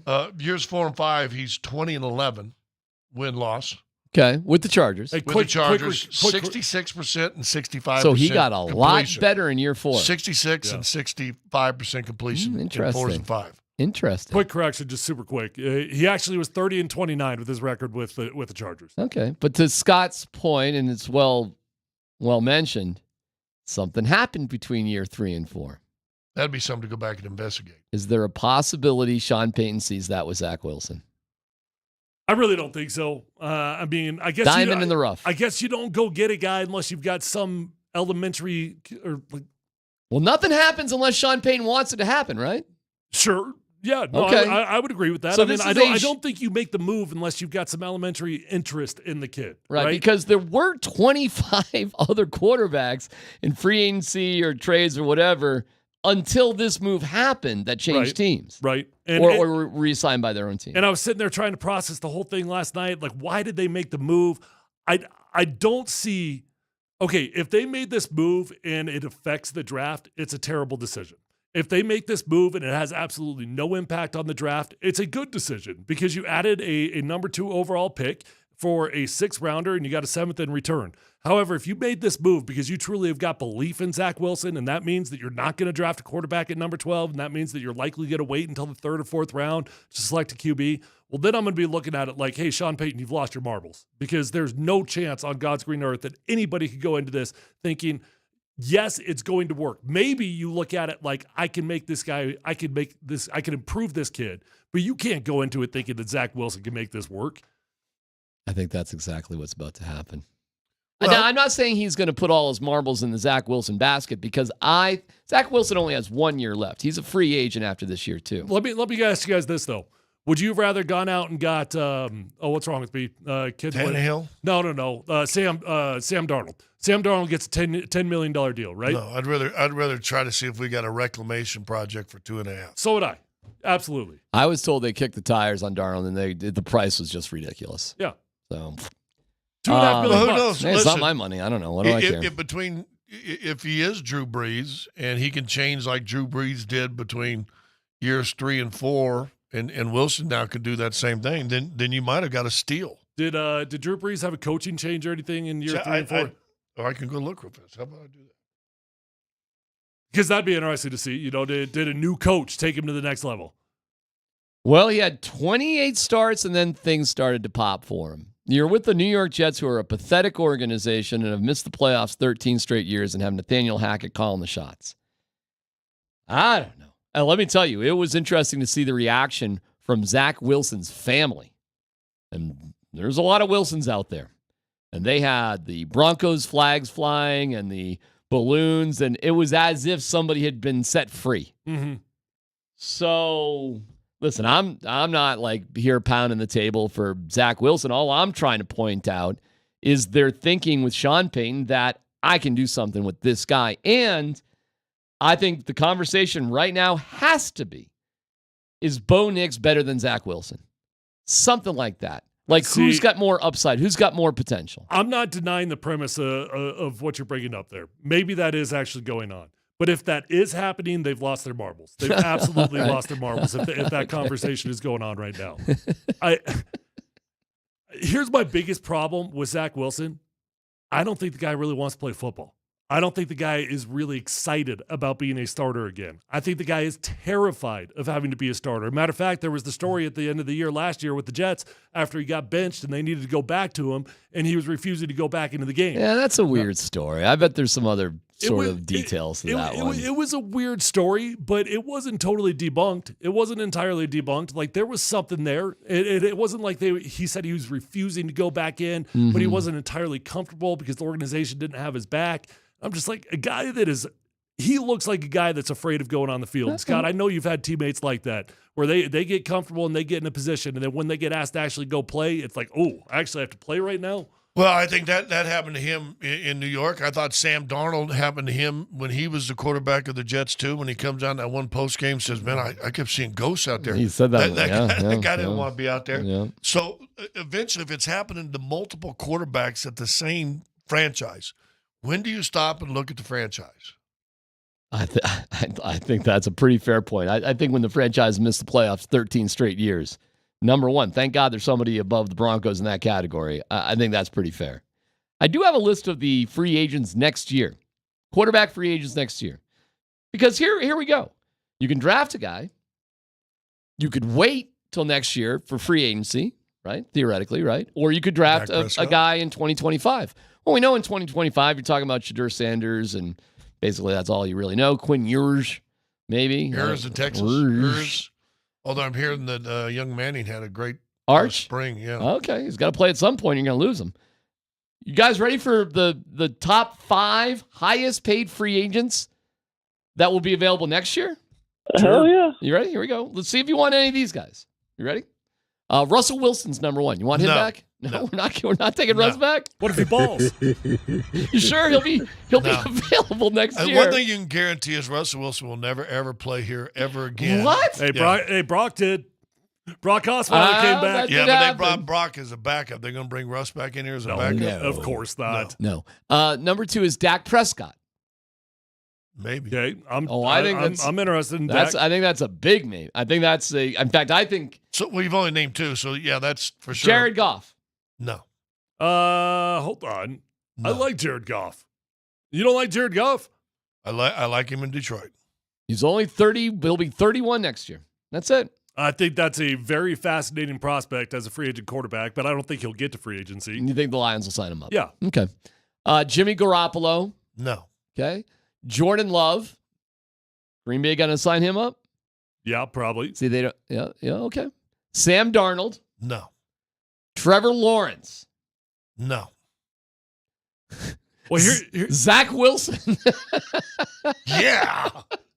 Because it's only a 1-year deal. Well, no, technically speaking, the Broncos can put the 5th-year option on him. So, can they really? Oh, yeah. So that's funny. They absorbed that contract. So if Zach goes out and balls this year, they could put the 5th-year option, which is probably $25 million or whatever it is. Oh, that's really interesting. Okay. Then it's Trey Lance, Jacoby Brissett, Tua Tagovailoa. And then Stidham and Drew Lock. Are there? So here's my question on the quarterbacks, and I can't think of any off the top of my head. But are there any young guys going into their 4th year that would be in a contract year that would be a tradable contract? Trey Lance is the youngest guy. He's 24. Joe Flacco's out there. He'll be 41 next year. No, I don't mean they're going to be free agents. So they'd be going into their 4th year. I don't know. I'm just looking at who's going to be a free agent next year. I'm just looking at the age of some of these guys. Most of these guys are in their 30s or a little bit older, frankly. I mean, it is what it is with free agents. I think the guys that are going to the 4th, I don't know where they've already been signed, right? Joe Burrows and Josh Allen, those guys are about ready to start their extension soon, right? That's why these guys, it's so hard. Like a Deshaun Watson is Trevor kind of Lawrence ridiculous. Is negotiating one right now. Yeah, like they're not letting go of him. That's why free agency is such a risk. There's something wrong with these guys, or they wouldn't get there, or they only probably have 3 or 4 years left, period. That is just so what do you want to do? You want to go with one of these guys? You want to draft a guy next year? We're going to try to do the best we can with, Zach Wilson. It's not great. There are not a lot of great options here. No, but there never is. I mean, there's never, ever a great option when it comes to quarterbacks in free agency. That's what makes Kirk Cousins so unusual. He's literally the only true starting quarterback that has ever hit free agency. Multiple times now, he's actually done it. A true franchise quarterback. Well, think about this and extend that thought a little bit too. There's really anything that I can think of 2 franchise quarterbacks that left their teams and flourished somewhere else as well, and that's Peyton Manning and Drew Brees. It's time for you to do a victory lap when we come back. Oh, I don't even know what I'm doing a lap on. Well, you're taking a lap. Okay. Make sure you dance. 3 hard laps with Connor McGahey in Winnipeg coming up next.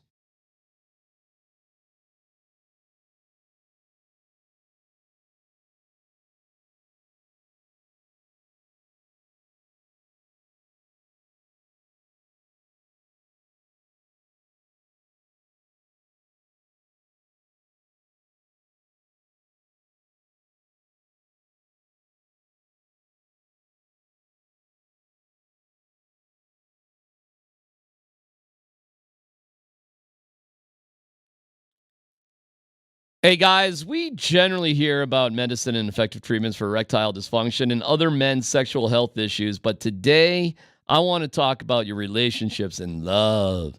Love's the best reason to get treated for your ED. Keep that relationship going strong, as ED can cause major relationship issues. And listen, it's not a fun thing to talk about. It might be a little bit embarrassing, of course, but this is just me and you talking right here. And the Rocky Mountain Men's Clinic, they can get you headed in the right direction. They have treatments with success rates well over 90%. Some treatments can have you last an hour, maybe more. It's going to bring love back. Rocky Mountain Men's Clinic has served the Front Range of Colorado for nearly a decade, and they've successfully treated tens of thousands of men. So schedule a consult today. Initial visit's just $99. You get a Colorado licensed medical provider as your consult, a TNPSA test, and if medically advised, a test dose. They've got the staff. They've got the locations. They can serve you the best and bring love back into your life. 720-440-7900, RockyMountainMen'sClinic.com.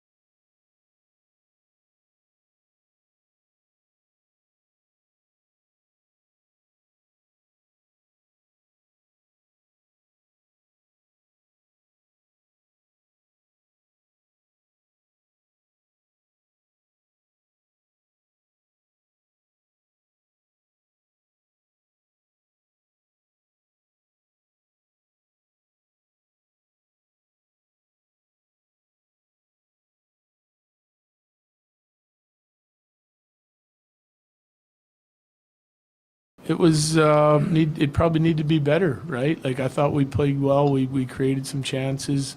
He made some good saves, but we're gonna need like a couple more saves than that probably to win. So. But it is what it is. We'll regroup. It wasn't like we made some mistakes in front of them that we'll have to clean up and try to get the job done. It's a team game. You can download the Altitude Sports Radio app. Take us wherever you go. Listen to all your favorite shows and the Avs. No matter where you are, thanks to our friends at the Wilhite Law Firm. Injury lawyers, go to wilhitewins.com. That's wilhitewins.com. And a reminder, tonight at Bourbon Brews Burgers in Parker, we're there for a Game 2 viewing party as the Avs look to tie it up against Winnie. So we'll have a live broadcast and giveaways as you watch the game with a bunch of friends. We'd love to see you at Bourbon Brews Burgers in Parker, brought to you by Templeton Fortitude Bourbon.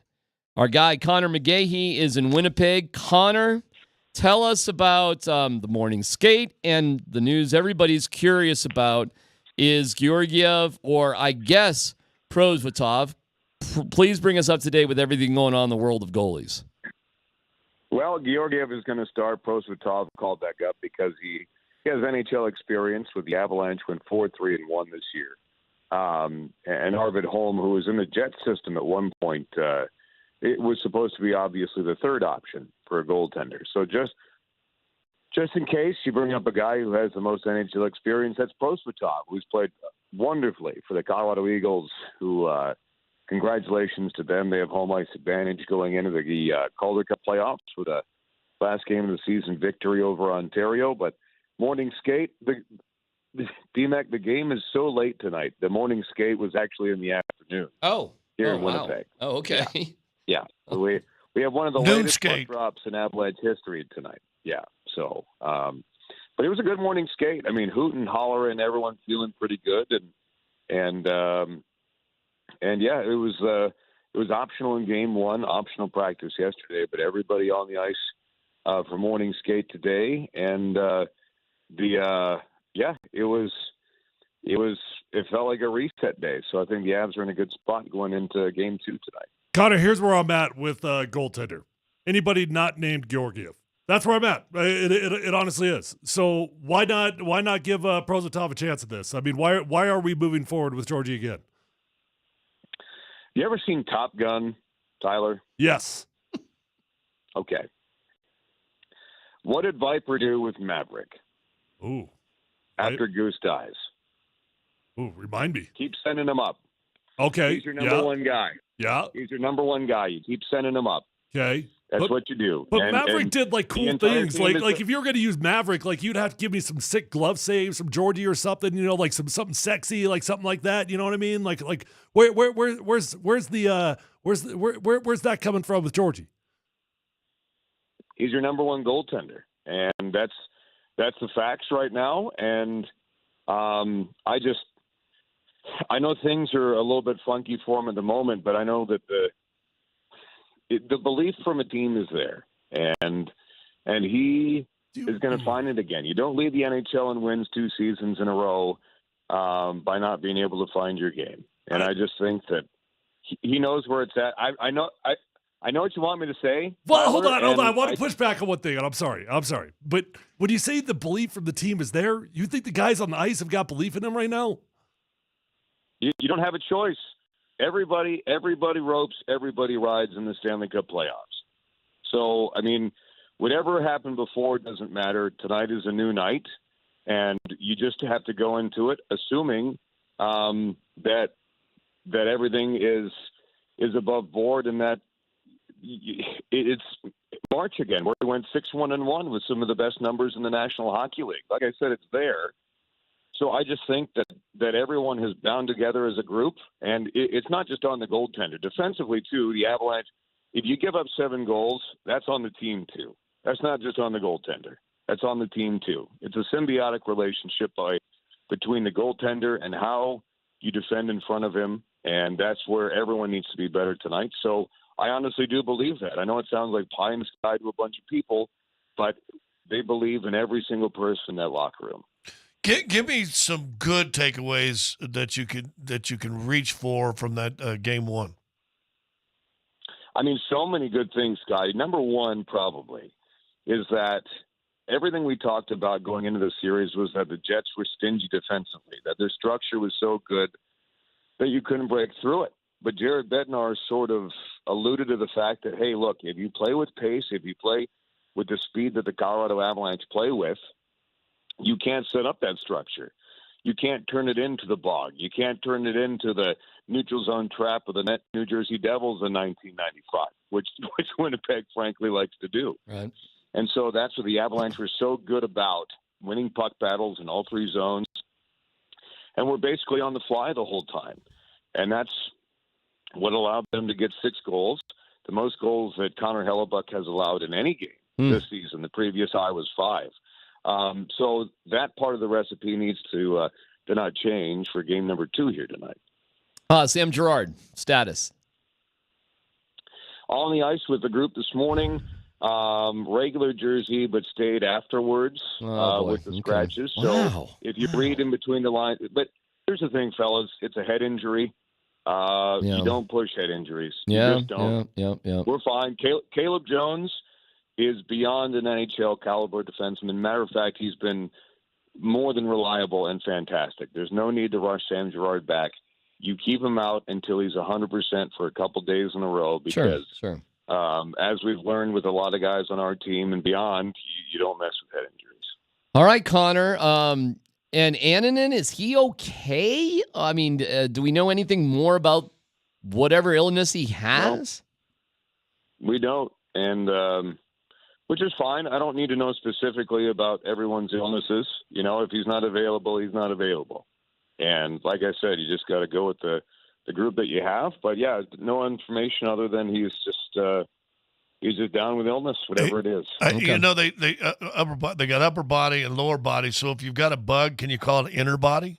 And inner body, I actually like that a lot. We're going to add that to the lexicon. Inner body injury. He's got an inner body. All right, real fast, Connor, up there in Winnipeg. At what part of the game did you turn the Nuggets game off last night? I didn't. Well, so we started out watching it at this one place, and then Riker and I went to watch. We had L.A., Edmonton on one screen, and Hockey guys. Vegas and Dallas on the other. I'm not going to lie, I didn't really watch the Nuggets game last night. Well, yeah, good hockey on. And, of course, Vegas won. Of course they won. Of course Vegas won. Duh. Well, and, of course, Mark Stone scores scores the first goal of the game. Yes, of course. Of course. Yes, of course he does. Everybody's back. So Mark Turtle scores another one. Yeah, of course. Because if you go back and look at his reactivation history from the last, I think it's 4 seasons, something like that. Right. On long-term IR in February, off LTIR April 18th or 22nd, whenever the first game of the playoffs is. It is truly incredible. He's like a middle school science teacher who has a baby like in April because you can figure out how to get that summer vacation just a few months later. You know, you can just. The coincidences are out of this world. It's incredible. It is. You know they don't get paid leave for that, right? You know, they figure it out. Thank you, Connor. We'll listen to you tonight. Pregame at 7 and then drop the puck at 7:30. The great Connor McGahey on the call right here on Altitude Sports Radio. Thank you, Connor. Thank you, boys. Miss you. Miss you. Bye. Everyone believes, huh? Everyone out there believes in him. What are you doing? What do you mean? What am I doing? I'm speaking my mind that I don't think people believe in him. I don't think his teammates believe in him. That's what I'm doing. I'm speaking my mind. Yeah. You're right. But, you know. Well, did people believe in Jamal Murray last night at I think they did. 10:05 in the third period? I did. Because I've just seen him do it. But I think there were a lot of Nuggets fans out there doubting it. I know there were. But the point being is you verbally heard from the guy himself, my team had my back. Right, that's the question. And that photo that we have in Jamal where we're looking at the bench, do those guys believe that ball's going in or going out? What do you think? They're expecting him to finish the game. That's correct. What they're expecting. So if you took a photo of the Avs bench when a shot was taken on Georgiev, it's going to look like this every shot. They're going to have 2 hands on their head, and their eyes are going to be as wide as they possibly could be. Every single shot. Time for No Dumb Questions. Columbus, Hastings, and DMAC present No Dumb Questions. This is your safe space. Safe place. I'm leaning into the segment. You're a smart guy. Send us your not dumb question now. Tweet it, text it, or Twitch it. It's No Dumb Questions. With thanks to Old Chicago Pizza and Tap Room. Visit oldchicago.com for a location near you. No dumb question. And I was thinking about this. Give me your top 5. 5. Top 5, top 3 if you want. That would help. Players in each sport all time. Ooh. And Wow. can we find... We're doing a Mount Rushmore? Here's my question. Why? Do great players move around? Some do. Wayne Gretzky did. I don't think one place. You got to do it, but you got to do it by generation. Mm-hmm. You got to do it by generation, right? I don't know. Gretzky played for the Kings, Rangers, Oilers. Did he play for somebody else too? I feel like he played for even a but fourth during team. his prime, I mean, he was even Peyton Manning and Tom Brady moved around. But that was injury. Not Tom. Not Tom. Tom was P.O. Yeah. That All was right, Tom. what's your question? What specifically is your question? I don't know, because everybody's throwing out and reading all the things. He's the greatest player. Dude, you should listen to LeBron. And blah, blah, You're talking about LeBron. And I'm like, dude, he's been to 5 different places, and he chose to move. Oh, I see what you're saying. I mean, I don't. And again, I ask you, Peyton Manning didn't choose to move. No, he did not. Drew Brees didn't choose to move. Yeah, I don't know if you lump Drew Brees as one of the greatest of all time. Well, no, I understand that, but for our argument, I mean, how many of the guys? I mean, really great. Even Tom Brady probably didn't choose the thing in the sense that the owner said, "We're sticking with Bill. We're not going to sign you." Not for that anyway. Well, we're in a different world. First of all, owners aren't loyal, and players aren't Well, loyal. that's always been that way. Owners never been loyal to players. There's something about basketball that just feels different to me. That it feels socially acceptable to bounce around from teams. And I think that's new. Well, I agree. What's new? What's new? Like how long? Maybe last decade. Okay, fine. Maybe. Yeah, but I mean, it's not like this thing is brand new. Like this has been a culture of what's been going on in the NBA. So the greatest players of all time, I'll just throw out. We'll go LeBron, Kobe, Michael Jordan. MPJ played for the Wizards, kind Nikola of in a Jokic. weird way. Yeah, we also supposedly had part owner of that team. I don't Yeah, know if he Kobe did or was a Laker forever. LeBron's been all over the place. And threatening Jokic threatening to move somewhere else if his son gets drafted somewhere else. Jokic ain't going anywhere. I think in football, it happens to every single position except for quarterback. When you get an all-time great at QB, they tend to play the majority, if not all, of their career for the same team. But it's the main reason that happens is because they just get ahead of it financially, right? And so they pay these players. Players don't have the ability to opt out and to get themselves into free agent years like they do in the NBA. Better left tackle, Anthony Munoz or Joe Thomas? Oh, man. I mean, Hall of Fame. What are we talking about here? How many teams they play for? They played for one, but I thought Joe Thomas made a mistake just playing for the Browns because he had, first of all, he could have come to the Broncos when the Broncos were good. Twice, I think. And I think he made Peyton really tried hard to get him to come to the Broncos. Yeah, I think Joe made a weird mistake. Is Ray Bork a jerk because he took an opportunity to win a Stanley Cup in year 20? Or whatever it was when he came to the Avalanche? I don't think so. I think, listen, man, Todd Helton's an all-timer, ain't no doubt about it. But I do raise an eyebrow, like, why didn't Todd go to the Red Sox to be like a reserve when they were good and the Rockies were bad? You don't want to win a Charlie Blackmon. You don't want to win a World Series, bro? You just maybe a comfort of living. All right, well, is more important. Tony Romo tapped out of football when he could have kept playing because he got a cushy TV deal. I mean, some guys are just more comfortable in life than they want to win. So who do you have more respect for? Guys who, and listen, there's no wrong decisions by doing right by your family, okay? Right. So there's no wrong decisions. But who do you have more respect for as an athlete? Those that will bounce around because they want to win, or guys that take the comfy lane? Well, I'll put it this way: if LeBron, so I don't know why it James, should be a strike against you for leaving. but I guess if is where I'm LeBron going. James, who he's from Toledo, right outside Cleveland, if he'd have stayed in Cleveland, how many championships would Cleveland had? More. More. More. I mean, they got a pretty good team this year, actually. I don't know. Wait, more. how many does Braun have? 4. How many does he get? Does he got get one. 4 if he stays in Cleveland? One in Probably Cleveland. not. 1 with LA. 1 with LA, COVID, 2 in Miami. 2 in Miami. Yeah. How many MVPs? I don't know. A few. 4 or 5. 4 or 5. All-time scorer in the 4 MVPs, 4 championships, all-time scorer in NBA history.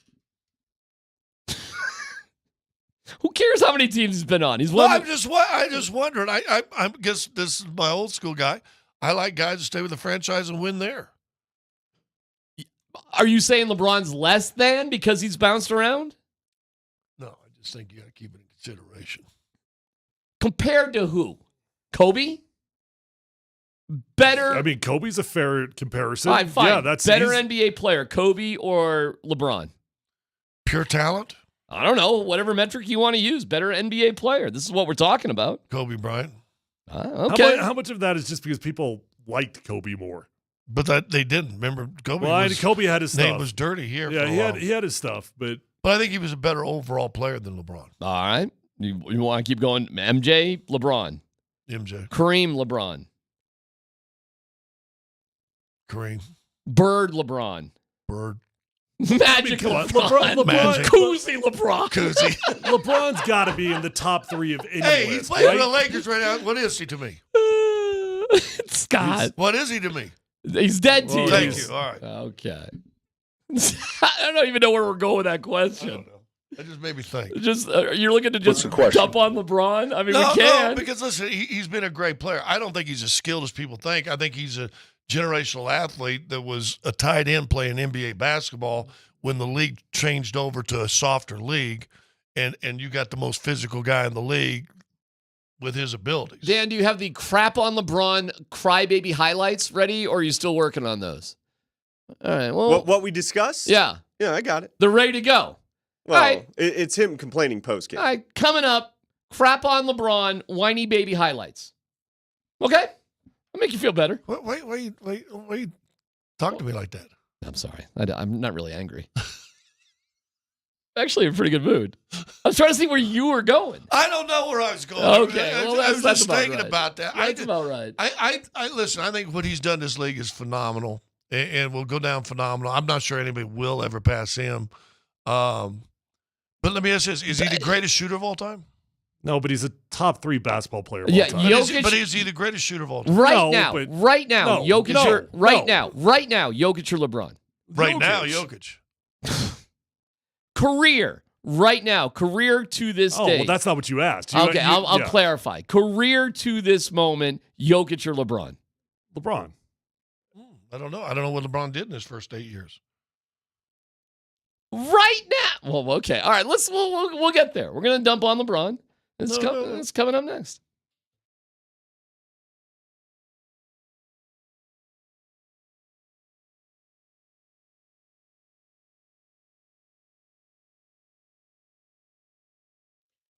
CMAC for Old Chicago, founded in Boulder in 1976. It's been legendary, and their pizza is legendarily good. In fact, they do all sorts of cool stuff, and the chicken bacon ranch pizza is the latest invention. It is unbelievably delicious. And if you've never tried it, the ranch is the sauce, and every bite is a flavor explosion. And if you're not feeling the pizza, well, okay, salads, calzones, burgers, whatever you want, they got it. And it tastes so delicious when you match it up with some liquid gold. That's the beer skish. Over 100 local and legendary beers available at Old Chicago. So whether it's in person at your neighborhood Old Chicago or takeout, they've got you covered. Visit oldchicago.com for your nearest location to order takeout or delivery, or better yet, download the Old Chicago app and get $5 off your first order of $25. It is Old Chicago, perfect for the game tonight, perfect for dinner, perfect for beer, perfect for food. It's Old Chicago, and try that chicken bacon ranch pizza. Find your local Old Chicago at oldchicago.com.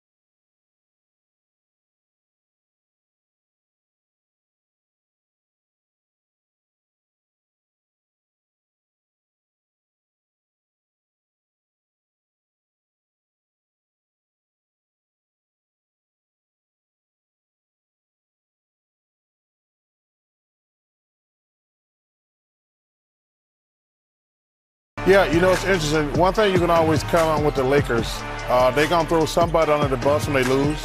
Going back to Russell Westbrook, going back to Frank Vogel, now I guess it's D'Angelo Russell. If that's not D'Angelo Russell's man right there, just for the record. But I just love the way they just blame. Listen, man, the Denver Nuggets are a better team than the Lakers. I didn't like the way they called D'Angelo out after game one, time that he gets scum going on when he goes to Denver. Kid's not trying to miss shots, but they're beating them in every aspect of the game, Ernie. They're not just beating them at D'Angelo's position. And then there was the postgame. Then there was the postgame. Can you take us through that last play and just what happened and what unfolded? What was, I don't know if you were screened or what happened on that last play. Jamal Murray made a shot. Facts. Jamal, I think that is the title of this game. Jamal Murray made a shot. And if you're watching us on Twitch, which we are so happy is brought to you by Safeway. We appreciate it. You can see behind us. I found out who took that photo, guys. Our pal Tom Green sent me a text. It was taken by Bart Young, who works for the Nuggets or the NBA or something. But hey, credit to you, Bart Young. It's a pretty awesome picture right there. Great photo, actually. Love it. The NBA will be buying that. Okay. Are we ready for LeBron? Because I don't know why you got to feel like you got to pick on him. Right. Well, if this is too mean, we don't have to do it. I mean, listen, this was Dan's idea. Don't look at me. This was Dan's idea. Dan lives on Main Street. I mean, you just spent the whole last segment hyping him up, Scott. So I mean, this does make sense. Like, yeah. I'll proudly wear this crown. You're not embarrassed by this. You're not ashamed by this. So what are you calling this segment? The Dan on the mean streets? Crying fools. The crying fools, Dan on the mean streets, LeBron is a baby segment. That's what we'll call it when it gets inducted into the Radio Hall of Fame.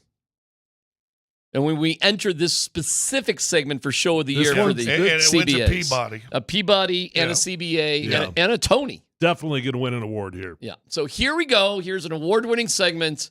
There might be some copyright issues, but here we go with LeBron after the game.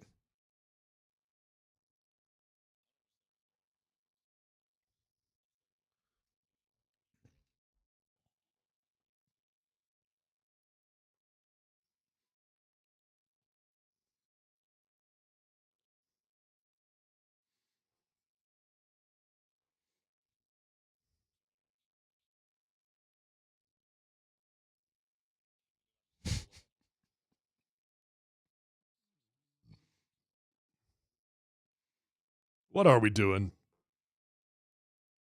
We're doing this. Is that all? Is that the whole segment? Well, I can put in AD. I would do anything.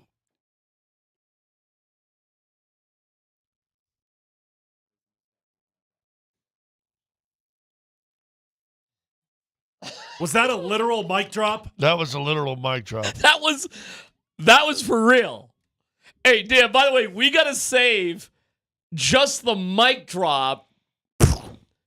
That was a real, with the feedback and everything. You got a little faint feedback. Oh, yeah, It was perfect.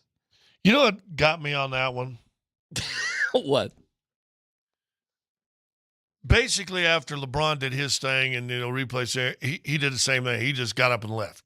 Right? He did. You're right. There wasn't a mic drop, but AD being an original. Yeah. Gets that question and just leaves. I mean, LeBron did it. I got to do it too. Classy move by both of them. Listen, losing hurts. I get it. It's tough as hell to sit up there in front of 25 dudes that you've seen all year long and answer questions. I get it. And you're upset because you're up 20. It's the first time in 36 years or something like that, or 36 games, they've ever lost a regular postseason game up 20.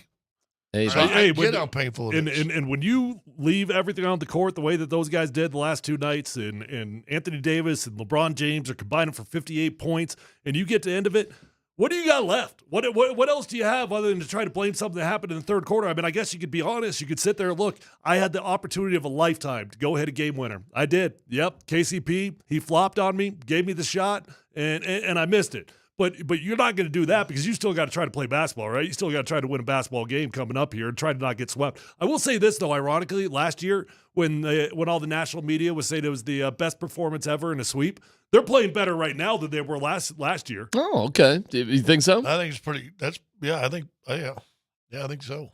Well, D'Angelo Russell certainly is. Well, he wasn't in game one, but I mean, that was.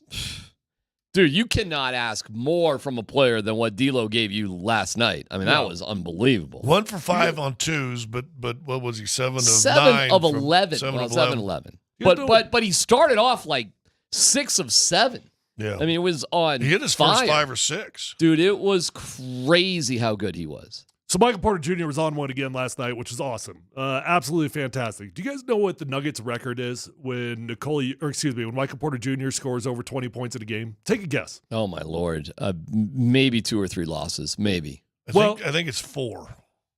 I mean, it says 64 and 23, but still, I mean, that's. You're talking all time. I thought you just meant this year. No, not just this year. But I mean, the point is, like, that's a hell of a record. Like, well, that's a how many years has he played? 65, because that actually didn't count last night, so that was going into the game. But How many years has Michael Porter Jr. played? 1 set out.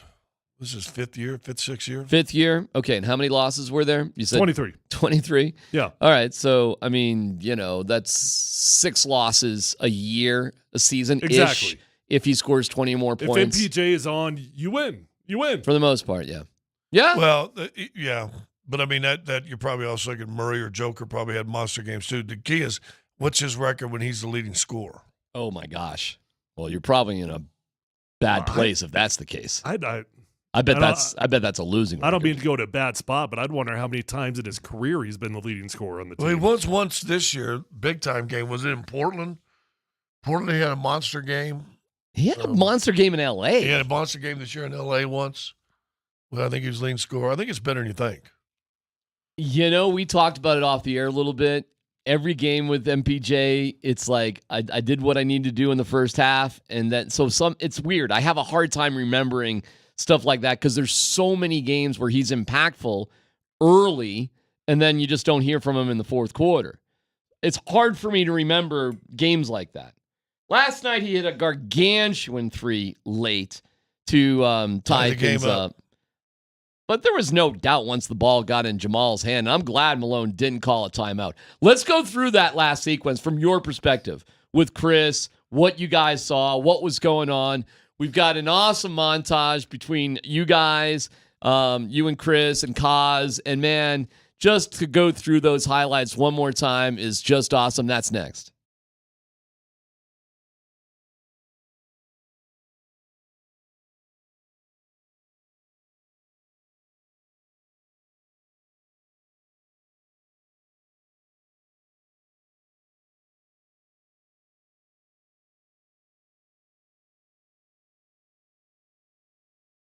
All right, check it out, guys. I know there's a lot of options out there for testosterone if that's what you need, but you got to know there's so much more to your overall health and wellness than just getting shot up with testosterone, and that's where my friends over at Revitalize Health come into play. Guys, they can help you out with hormone replacement, medical weight loss options, peptide therapy, and yes, testosterone therapy. Guys, go into Revitalize Health at one of their 3 locations and let them change your life. You're going to look better, you're going to feel better, you're going to sleep better. They've got 3 locations. They're close to no matter where you live, and you can find them online at revitalize-health.com.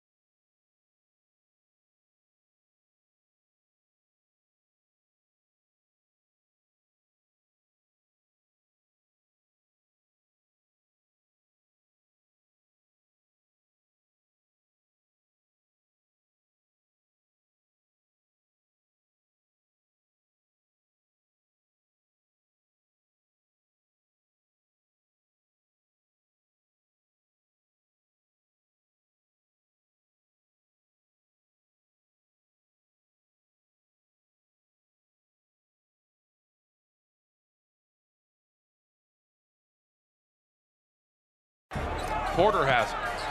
Takes a three. Good. You're not going to guard me? I'll shoot over you. Brown has it to the right hand, throws it off over to Jamal Murray, throws it back over to Gordon, down the lane. Dunk! Yeah, LeBron, get out of the way. You don't want a piece of that Aaron Gordon dunk. Denver's within 2, 30-28. LeBron shoots over Jokic. Jumper's good, nothing but net. I don't know, it's not feeling good, folks. Just telling you. 19-point lead for LA, 72-53. Leaking out is KCP to the rim on Prince. Dunk that thing home with the right tomahawk. That'll get the crowd back into it. Denver's down 11. Jokic has it inside the arc. Guarded by Anthony Davis. Starts backing him down. Spins baseline, head fake, layup. Got it, to foul. Let's go. Nuggets down by 2. Joker can make it 1. That's the 5th foul on Anthony Davis. Quick inbound over to Jokic. Denver's down by 3. He gets fouled. No whistle. Loose ball. Porter 3. Yeah! 95-95 the tie. LeBron James has it right side of the midcourt circle. Guarded out there by KCP. A stop here, you win the game. Three-pointer LeBron. Missed it! Rebound Porter! There's the stop! Over to Jamal Murray! They have to foul! They have to foul! He's at the midcourt circle. 4 seconds. 3 seconds left. Why are they not fouling? Jumper Murray! Got it at the horn! Denver mounts the comeback! They come back from 20 points down! They win game number 2! LeBron, no! Porter's got it! Nuggets, 12 seconds remaining. They're not going to call timeout. 9 seconds remaining. Murray's got to go. Murray lets it fly. Yeah! Oh my God!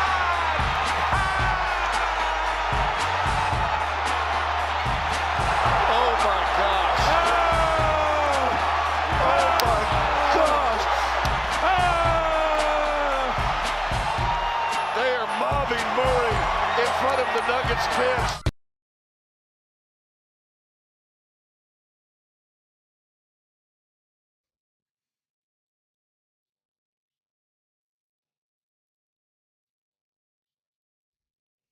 Scott, walk us through what you were seeing.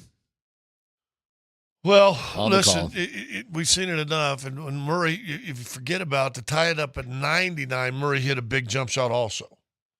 And that right there, okay, having the night he's had shooting, he's pulling up in that range then. And he just had a turnover earlier trying to dump it down. He decided to shoot it. That's you're like, okay. And then once they got the rebound, they're going to take a timeout of it. No. They had the same scenario. Remember, and Malone said in one of the presser, goes, I believe in a tie game. Let the guys go and don't let the defense set. And, right call? Yep. Well, it worked out. Always the right call when you make the shot. Did it feel like the right call as it was happening? Yeah, well, knowing there. Listen, first of all, it's 13 seconds and not 3. If it's under 5 seconds, I think you call a timeout and advance the ball. But it was 13 seconds. Plenty of time. When he got the rebound. Plenty of time to get it down. So, yes, right call. Worst case scenario, you go to overtime. Yeah, you either win it or lose. Well, the Nuggets or took go to OT. I forget what game it was. It was they took a shot. Murray took the shot too quick. Dallas, I think. It was Dallas, right? And it gave Luka. And he missed it. And he shot it with 5 seconds to go. You know what? Nobody asked him about that. And that would have been a good question. Like, did that game stick with you? That's a good one to follow up with him on because he just took it a little too quick. Luka hit that crazy shot. Remember that? Yep, And, you lose. I swear I'm not trying to make a game-winning shot into bad thing. I swear I'm not. I mean, dude, like Jamal Murray, you've earned the right to take those shots all the time. But on the surface, is it a little weird that Nikola Jokic doesn't have the ball in his hands in that situation? No? Not to me. No, it was a double screen. I think AG and Jokic set a screen. I think if somebody came open, there was, but to me, that's fine. One, by the time the second screen happened, they switched. You don't have time really to dump it in. LeBron was kind of, you see the thing, he's kind of fronting and bodying Joker. It's going to be a tough shot. And AD is a 7-footer that's guarding a guard. You think he's going to be able to contest it. And obviously he does. But yeah, he and just Jamal, makes a shot. Jamal kind of lives in that mid-range. He's by far the best mid-range shooter on the team. He's like the only mid-range shooter. Well, that's fair. That's kind of a fair Porter's point. better than and I think he could even shoot that more. I don't mind when he steps up, goes into the free throw line, shoots it. Go It's ahead. a little bit of a lost art. It doesn't happen all that often. But that was what that shot was going to be there. I don't know if Jokic would have. I mean, he could have muscled, I suppose. It means Jokic, he could do anything, frankly. But I thought it was a good shot. By the time Murray's at this position, because remember, the ball's in the air when the buzzer goes off. Ball's already there. So even if you rewind it a second or two back, now to get it to Joker, be able to do whatever you got to do to get it over LeBron and not get double teamed. You see Russell is coming over right there in this big picture we got, so he was going to be close, probably double. If it goes down, it's almost the only thing you could have done in that set was what Murray did, to be honest with you. Because unless you go boom, boom, boom, and get it to Joker with about 8 seconds, at 8 seconds, maybe. He took his time getting to the point that he took the shot, though, which I guess is the right thing. You don't want to shoot with too much time left. Here is Jamal Murray post-game after the shot. Hey, Jamal Murray is joining us from Ball Arena. Jamal, can you hear us okay? This is Ernie Johnson. Yes, sir. Just put this moment into words for me. This is the kind of stuff you dream of doing in a playoff game. Man, I just want to give all the credits to my teammates, coaches, pops. I told my teammates when I was struggling, like, I'm going to look for y'all. I'm going to look for y'all. And every single one of them told me to keep shooting, be aggressive, keep shooting. Even when I was throwing up that floater, they just told me to just stay aggressive and keep looking for it, keep hunting it. I had the ball with a few seconds left, and I knew once I made a couple, the next one should go down as well.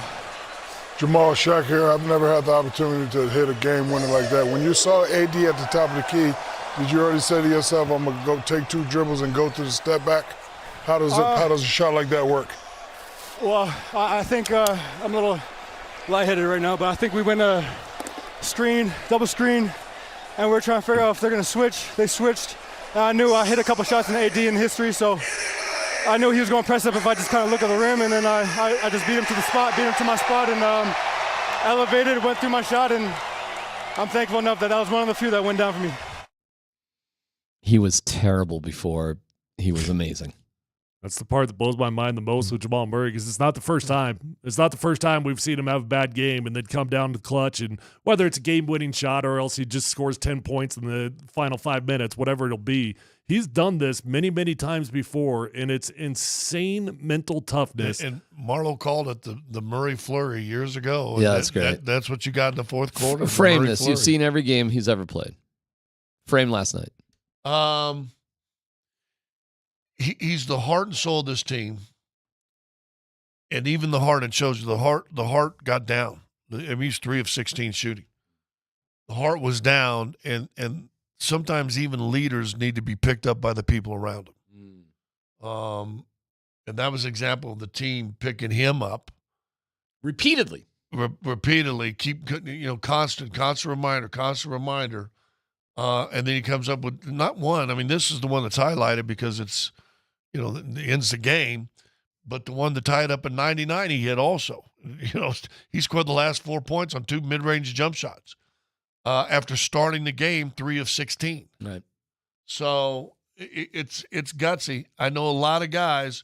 In fact, go back and watch when they're trying to get the ball inbound. Philadelphia's trying to get the ball inbound with a 2-point lead and a few seconds left. Go watch Joel Embiid on an inbounds play. Just take your time. Some guys want the ball, some guys don't.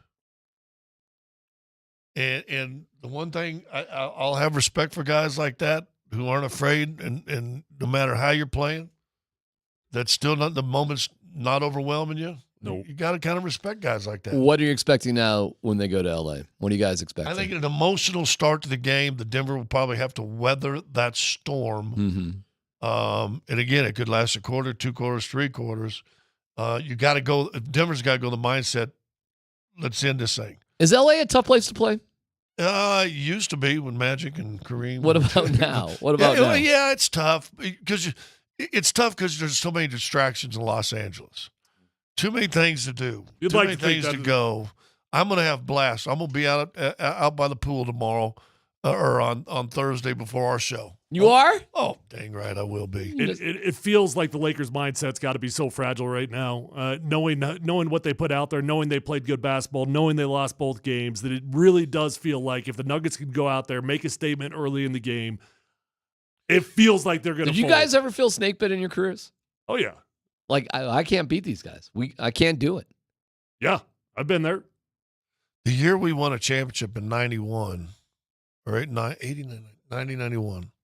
90. I was so happy we didn't play the Sixers in the Eastern Conference. Just didn't think you could get them. Yeah, because Mahorn and Barkley, they just, I think they beat us 3 out of 4 that year. We did not want them. And there's some teams that match up well with other teams. But going back to the mindset Denver comes this game, you want to go in the mindset, let's end this as quick as we can. And that was the one thing I did learn from the Pistons. Mm-hmm. They were going for a back-to-back, just like this team. Mm-hmm. Don't play around in series. When you can end series, because you're hoping now the winner of Phoenix and Minnesota, you hope that goes 6 or 7, and you can be done in 4 or 5. That's what happened last year. That's what you're hoping right now. That's right. So now you get an extra 2 or 3 days of rest for Jamal Murray's legs and the shoulder of AG, Nikola Jokic. Listen, no one's talked about this. Nikola got hurt in the first half. He remember when he got bent backwards on the one foul? He was limping. Really? Oh, he was going around limping, and I'm like, oh, dude.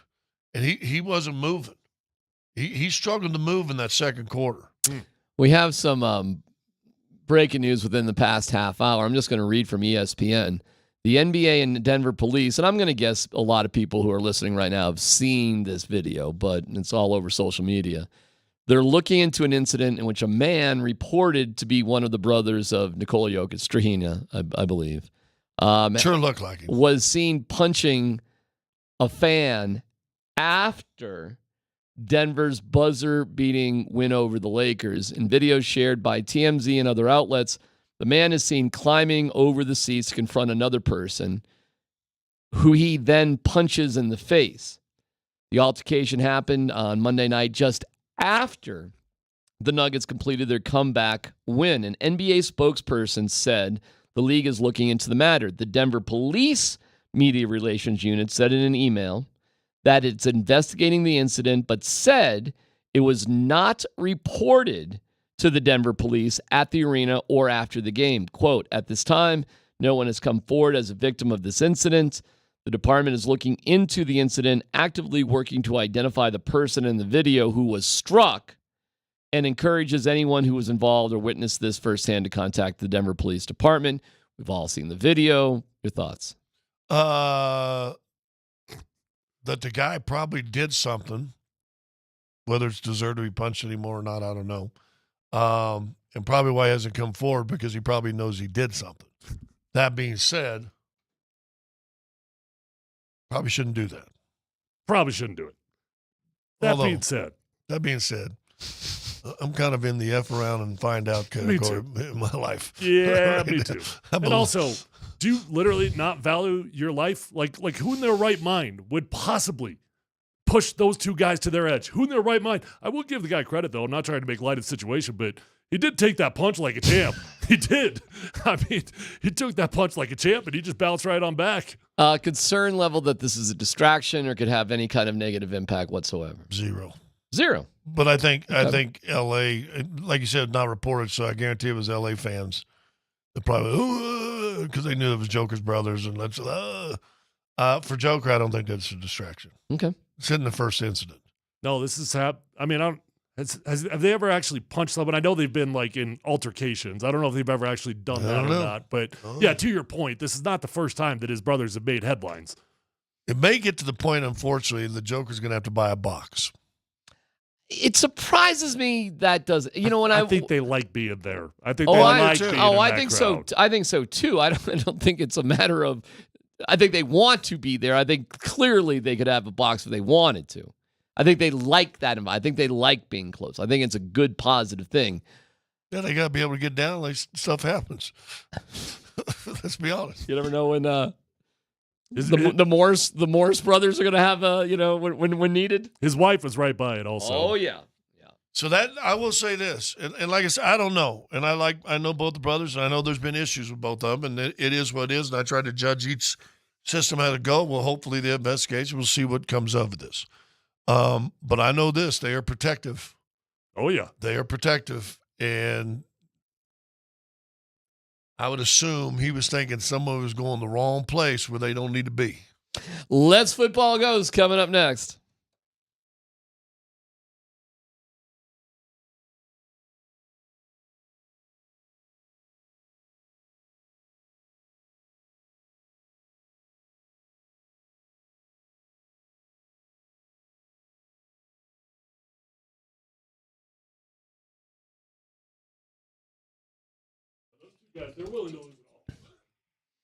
Hey, it's Z-Mac for AAA Home Improvements. Toby Hurdle, what a first of all, great guy, an incredible company that he's put together with 20 plus years of home renovation, and what a treat it is to dream of something. But you don't have the skills, the abilities, or Toby and his team have all of it. You should see the before and afters. I mean, go to AAAHomeImprovements.com. That's AAAHomeImprovements.com, and you'll see. Here's Terry Strathen in Aurora. I was most impressed with the quality of work done by Toby Hurdle and his organization. I got exactly what I wanted, and it looks great. Everyone who worked on the remodel was professional, knowledgeable, and polite from start to finish. I plan on having my lower level remodel sometime next year. You'll be the first I'll call. From design, engineering, permitting, final inspections, everything with upfront pricing. There's nothing worse than you start a project and you have no idea when it's going to finish. Not with AAA Home Improvements. If you can dream it, they can build it and get it done for you. Their schedule fills up quickly. Check them out today for a free no-obligation estimate. AAAHomeImprovements.com. AAAHomeImprovements.com. Quality at a fair price.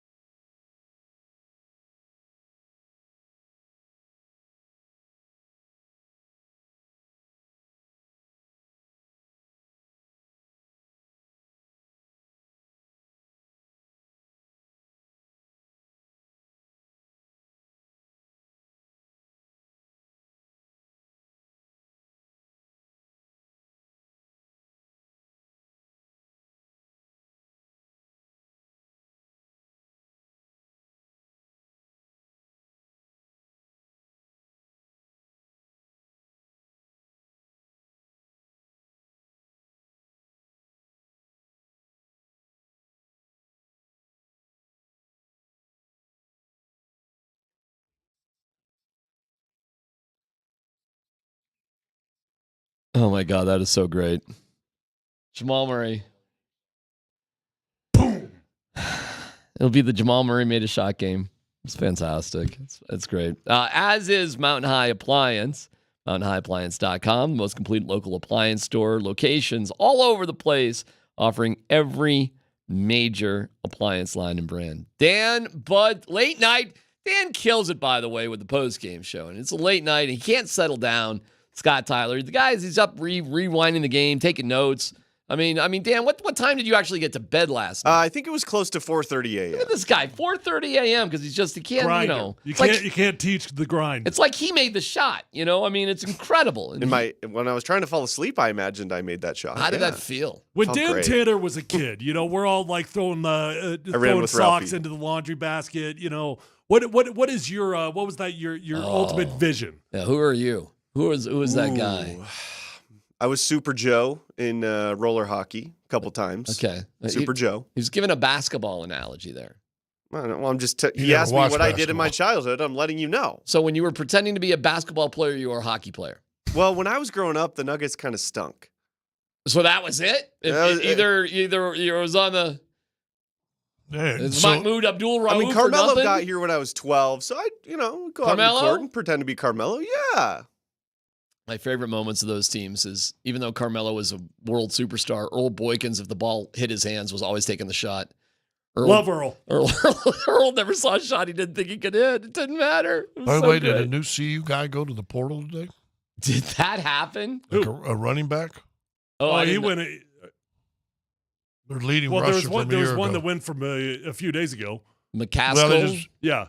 ESPN it's Edwards. Dylan no Edwards. way. So Dylan Edwards. Dylan Edwards went to the portal? Wow, that is big news. Wow. That would actually, in my opinion, probably be the most relevant. Oh my God. Transfer that they've had. Even Corbani McLean wasn't a big deal to me because we all saw the writing on the wall a Why long would time Dylan ago. Edwards go to that makes no sense. He was a core. Well, he didn't end up getting as many carries as he probably wanted Really? later, but Let them in rushing it. Oh yeah. Oh my God. That one is probably the biggest surprise of any of the transfers so far. All right. Well, all right. Yeah, Scott. I'm just seeing this. He Breaking did. news. He entered the portal. Scott jumping the Dan Bud Tanner of the I wanna- Let's Football I wanna Go. do it. So somebody hit up mom and dad. Somebody hit up the dad or had uncle's phone number and said, "Hey, Dylan comes over here. We got $100,000 for him. Come on, buddy. Come on over." Okay, I'll hit the portal. And we'll actually run the football. It won't make it about my son. Any more bombs you want to drop on CU? No, I'm just saying that's probably what the spring game coming up Saturday. Well, definitely the running the football thing is the thing. First of all, recruiting is dirty anyway. Now with the NIL and you can throw money on it, you don't think people are going to say to a running back, "Listen, all Dion's going to do is highlight his son. They're not going to run the football." Absolutely, they're killing him with that. Okay, Scott with the first story. Dan Bud Tanner, story number 2. Well, we're going to hear from Cormani McLean here in just a second, but I wanted to start with Adam Schefter, fellas, reported just about half an hour ago that the Broncos have picked up the 5th-year option on Pro Bowl cornerback Patrick Surtain per source.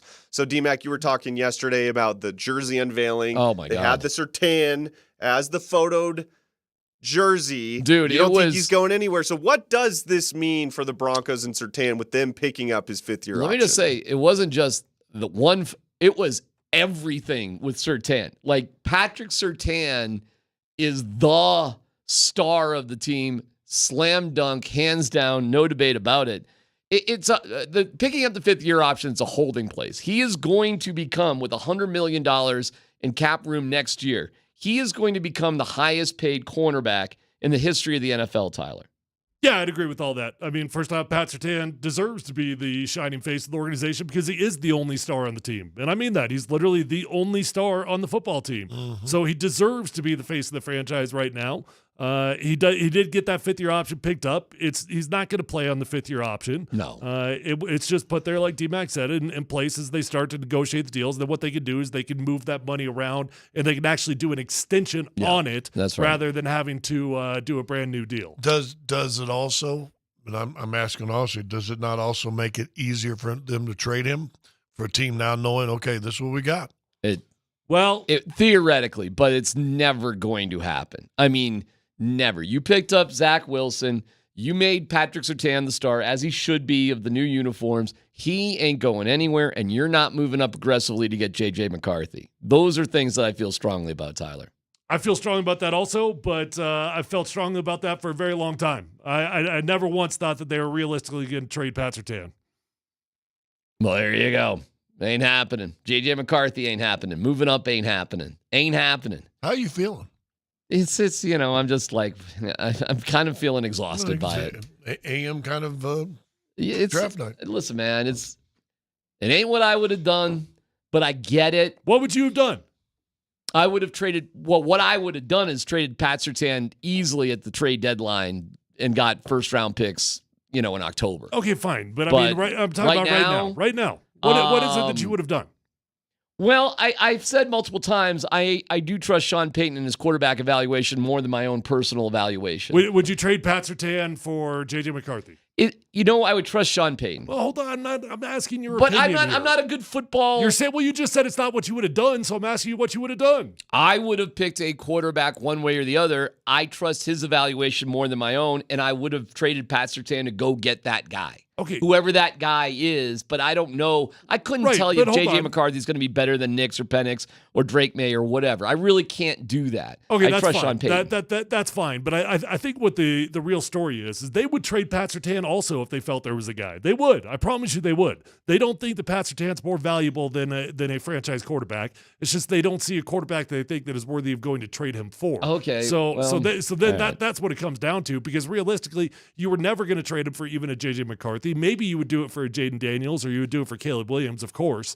But when it comes down to Bo Nix or it comes down to Michael Penix, he was never going to be a part of that conversation, even if you wanted to move up to go get those guys. Well, then I'm going to assume if they loved somebody and they wanted to move up and they were willing to trade Surtain, the deal fell apart for some other reason. I hope that's what I find out. If that's what I find out, okay.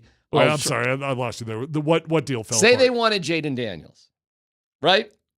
They tried to get Jaden Daniels and they offered Surtain, but they didn't get a taker. Then I'd be okay with it, because at least I would find out they tried. They tried everything they could to get the guy they can. How can I have a beef with that? But if I find out later they like Jaden Daniels, but they didn't want to move on from Patrick Surtain, then I'm going to have a problem with it. Well, even if you traded Pat Surtain, you probably couldn't get Jaden Daniels. Well, okay. You don't have enough ammunition all to right, go fine. get number 2. So that's my point, though. If I find out they love somebody and they really did try their best to use whatever was at their disposal and it just wasn't enough, then okay, I can live with that. But if I find out, like the Broncos in 2018 could have gone from 5 to 3 with the Colts, but hold on. instead even if they never literally made a phone call to the Commanders, they probably just understood we don't have enough. Even with Pat Surtain, we can't do it. Whatever the reasons are, if they can't do it, they can't do it. I'll take them at their word. But I'm pointing out in 2018, they could have moved up, and they didn't. They just sat there with their thumbs up there. 2018 is very different. Very different. Well, they didn't do what they could have done. True. If they don't do what they could have done to get the guy they want, I'll be upset. If they didn't do it because they couldn't get it done, then I'm not going to be upset. Is I don't think you'll have a realistic reason to be upset about anything this year, because they didn't have that realistic path that you're talking about. Like in 2010, of course there was a realistic path then, but there's not a realistic path this year. So there really isn't a whole lot to get upset with if they don't go fire and do anything crazy, because there never was that realistic path. Edwards hit the portal today. Yeah. Next story. They did get a Ohio State running back though. Oh, there you go. So they're set. They're good. They're good. All right. Spring game Saturday. All right, well, speaking of the transfer portal, former Buff and 5-star cornerback recruit Cormani McClain has entered the transfer portal, and he talked on his Twitch channel, YouTube page, whatever it is, about what he wants out of the next university he goes to. First question, what are some things you're looking forward to at your next place?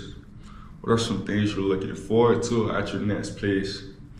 I'm just ready to bring the old version of me out and change the narrative of everyone's thinking on my name. Be a part of a real and a great program that's going to impact me at my best ability. And yeah, ready to get to a new place and get to work. I feel like I just don't want to play for the Clicks. I actually want to be involved with a great leading program that's going to develop players. Everything is in God's hands right now. You know, I'm just ready to get to a new home and get to work. So, doesn't want to play for Clicks. Is Deion's strategy what appeared to be working at first failing him now? No. It's still working in terms of the people that want to come for that environment. They're going to come for that environment. And I'm not telling you that Cormani's wrong about they've got a lot going on up there that's about the clicks. And I know that that's a fact. I'm not denying it. But with Cormani McClain, if he wants to change the narrative, go to meetings. That's how you change your own narrative. Go to class, be at the meetings when you're supposed to be at meetings, and show up to football and play football when you're supposed to play football. That's how you change the narrative. But when you transfer out, of course, the easiest shot, and when you transfer out, you're probably going to take a shot, is going to be about the clicks. I listen. The Kings got new clothes. I think we are seeing a parable going on right now up at CU, and we're going to decide. It's going to show itself soon. What's the parable? Ain't no doubt about it. The King got a new clothes. King's got new clothes. And everybody's going to go around with it and go, oh, no, it looks great. And then somebody's going to go, dude, you're naked. Mm. And then the whole world's going to say, yeah, they're just naked up there.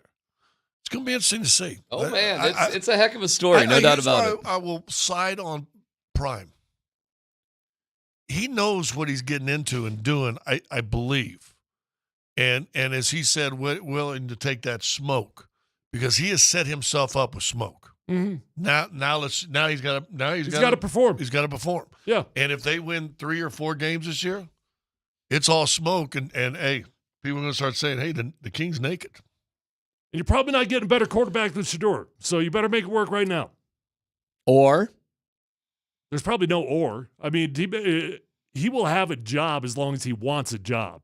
I'm not telling you that he's going to that he won't leave, but if he wants to stay coaching at CU, they'll keep him as long as he wants to be there based on simply off the money he's making for the university. So there is no or. There is no threat from the university. Okay, so you're not going to get a quarterback better than Shedeur. Well, I mean, he's supposed to be a top 5 draft pick, right? The odds of getting a better quarterback is going to be pretty low. What level of quarterback do you think they could get if it's not top 5 in the future moving forward just because it's Deion Sanders and Pat Shurmur? I mean, they're allegedly in the top 2. I'm drawing a blank on the kid's name right now, but he's a top 5 quarterback in the country right now in high school. They're in his top 2. I mean, they should be in the 4 to 5 star range with quarterbacks, and those should be the guys that they're chasing. Here's a prediction. Yeah. Shedeur leaves. Yeah. Next season, Arch Manning hits the portal. Okay. Come and live near Uncle. Ooh. Is that a good environment playing in the Big 12 out of Colorado? For Arch Manning? I mean, he's there now, I suppose. Well, wait, no, Texas. Although Texas his other uncles did SEC. play in the SEC. They're in the SEC now. They're in the SEC. Yeah. So the next year will be in the SEC. Easier to play in the Big 12. That's where Patrick Mahomes came from. Yeah, but his uncles played in the SEC. I'm asking, like, where's a better place to get into the NFL, SEC or Big 12? It's always going to be the SEC, for sure. If you have success. Throw a lot of touchdowns in the Big 12. Not a history of great defense. If you believe in yourself, the answer is the SEC. If you don't believe in yourself, then probably the Big 12. Yeah, I mean, would you rather play in the Texas SEC games? Or, I mean, is Arch Manning going to play for Texas? Well, they said, I read an article just last week that he's had a great spring. In fact, the head coach said, wow, he looks fabulous. Well, they better be saying all those things because they're just hoping and praying he doesn't leave town. So, but they got another guy who's a top 5 quarterback for next year's class. Whatever that means. So if that kid starts, plays well, won a lot of games this year, he may not play again this year. And now all of a sudden you've gotten 2 years of development as a backup. Why would Arch Manning says, "Hey, why would Arch Manning want to sit for 2 years? There's so many places he would go and play. Maybe he's getting good, real advice, and maybe he knows that I can make $5 million sitting here marinating and sitting here absorbing knowledge. And he's got a pretty good family that's probably not the type of family that's going to tell him to run, right? Right. Now, if it sucks not playing though. It sucks not playing, but if you are legitimately learning and if you are legitimately getting better, it's the best case scenario you could possibly have if you actually have the right environment in front of you. Man, let's be honest. Help me out here. Because he didn't redshirt last year, did he? No, he played. Well, but, hold on, but the redshirt rules are different. You can play in like 5 games now and still redshirt. Yeah, Tyler's right. Yeah. So he probably does. And here's the deal with Arch Manning. He doesn't need 3 good years. He needs a year. Yeah. All he needs to do is play one good season, and he will be drafted. That's it, one season. You know, we are getting kind of weirdly close in Bronco land to Arch Manning actually being somewhat of a serious consideration. I mean, we just kind of joked about that when he was like in 7th, 8th, 9th grade, that sort of thing. But well, he'll be playing next year. So not this season, right? So not this upcoming draft, but in a year from right now, he's going to be playing. So if you don't get a quarterback. But will he have played a year from right now? Oh, yeah. Oh yeah. Over Ertz? No. I'm saying a year out from that. Right. So he may not play, theoretically. The 24 season, maybe but the not. 25 season. Slam dunk. Correct. And that's when he'd be draft eligible after the 25 season. Well, that means you're going 2 more drafts, D-Mac. This draft and the next one. That's my point. You're getting close. After the 24 season, then get a lot of run. He decides to hit the portal, play at CU for 1 year. Let's go. I'll take you, Arch. I won't say because no. he's going to play somewhere. And because his real goal is to be in the NFL. So kind of who gives a crap who he plays for, especially if he sees a path with Shedeur being a top 5 quarterback, and you're like, well, they're going to throw the ball and do whatever I want. But it's also why he doesn't have to be in a rush to play, because he doesn't need 2 or 3 years to prove himself. He just needs 1. So buy your time, and if Texas is the best situation for you, and you feel like you're going to have your best season, and you only want 1 season, buy your time and stay put. Well, they've made into a draftable quarterback. Not enough, or he would have come out this year. He was also like the number 1 recruit in the country. I get it, and they had an incredible season with him. But if he was hyped more for the draft, he would have come out. But wasn't he a true sophomore? Do they not have the 3 years after high school? I don't know how old he is, but yes, you have to play 3 years. He was eligible to come out this past year, and he didn't. But lots of drama there. I'm just pointing out, if you just go down a couple years from now, how settled is the Broncos quarterback situation going to be? And as much fun as we're going to have with speculating about Shedeur next year, in 2 years, are we sitting here speculating about Arch Manning to the Broncos? We're not going to be speculating about anything because we got Zach Wilson on the team. There you go, Tyler. And you still got the 5th-year option. So all he's got to do is go out there and ball this year. You'll pay him $24 million on the 5th-year contract, and then you give him a new deal. Caitlin Carr, by the way, just signed a $28 million 8-year shoe contract with Nike, and a signature Caitlin Clark shoe will come. So for all of us dum-dums that were sitting here talking about the finances of her situation going back to school. So we're not worried about her 5-year, $73,000 guaranteed contracts. Yeah, she's going to be all right making $32,000 a year in the WNBA. Is that what you're saying? Yeah. Although the commissioner came out and said those numbers are false. What are they? They're 45 median numbers, and that they expect her to make around $2 million this year. On salary? No chance. On salary. So I'm just doing what the commissioner said. The commissioner's lying. Well, that's amazing. That's incredible then. As will be tonight at Bourbon Brews and Burgers in Parker for Game 2, as we have a viewing party with the Avs. Georgiev and Ned, everybody's feeling good about that. We'll have a live broadcast and giveaways as you watch the game with all the fans, brought to you by Templeton Fortitude Bourbon. Templeton Fortitude Bourbon. We'll see you at Bourbon Brews Burgers in Parker. We'll preview that matchup next.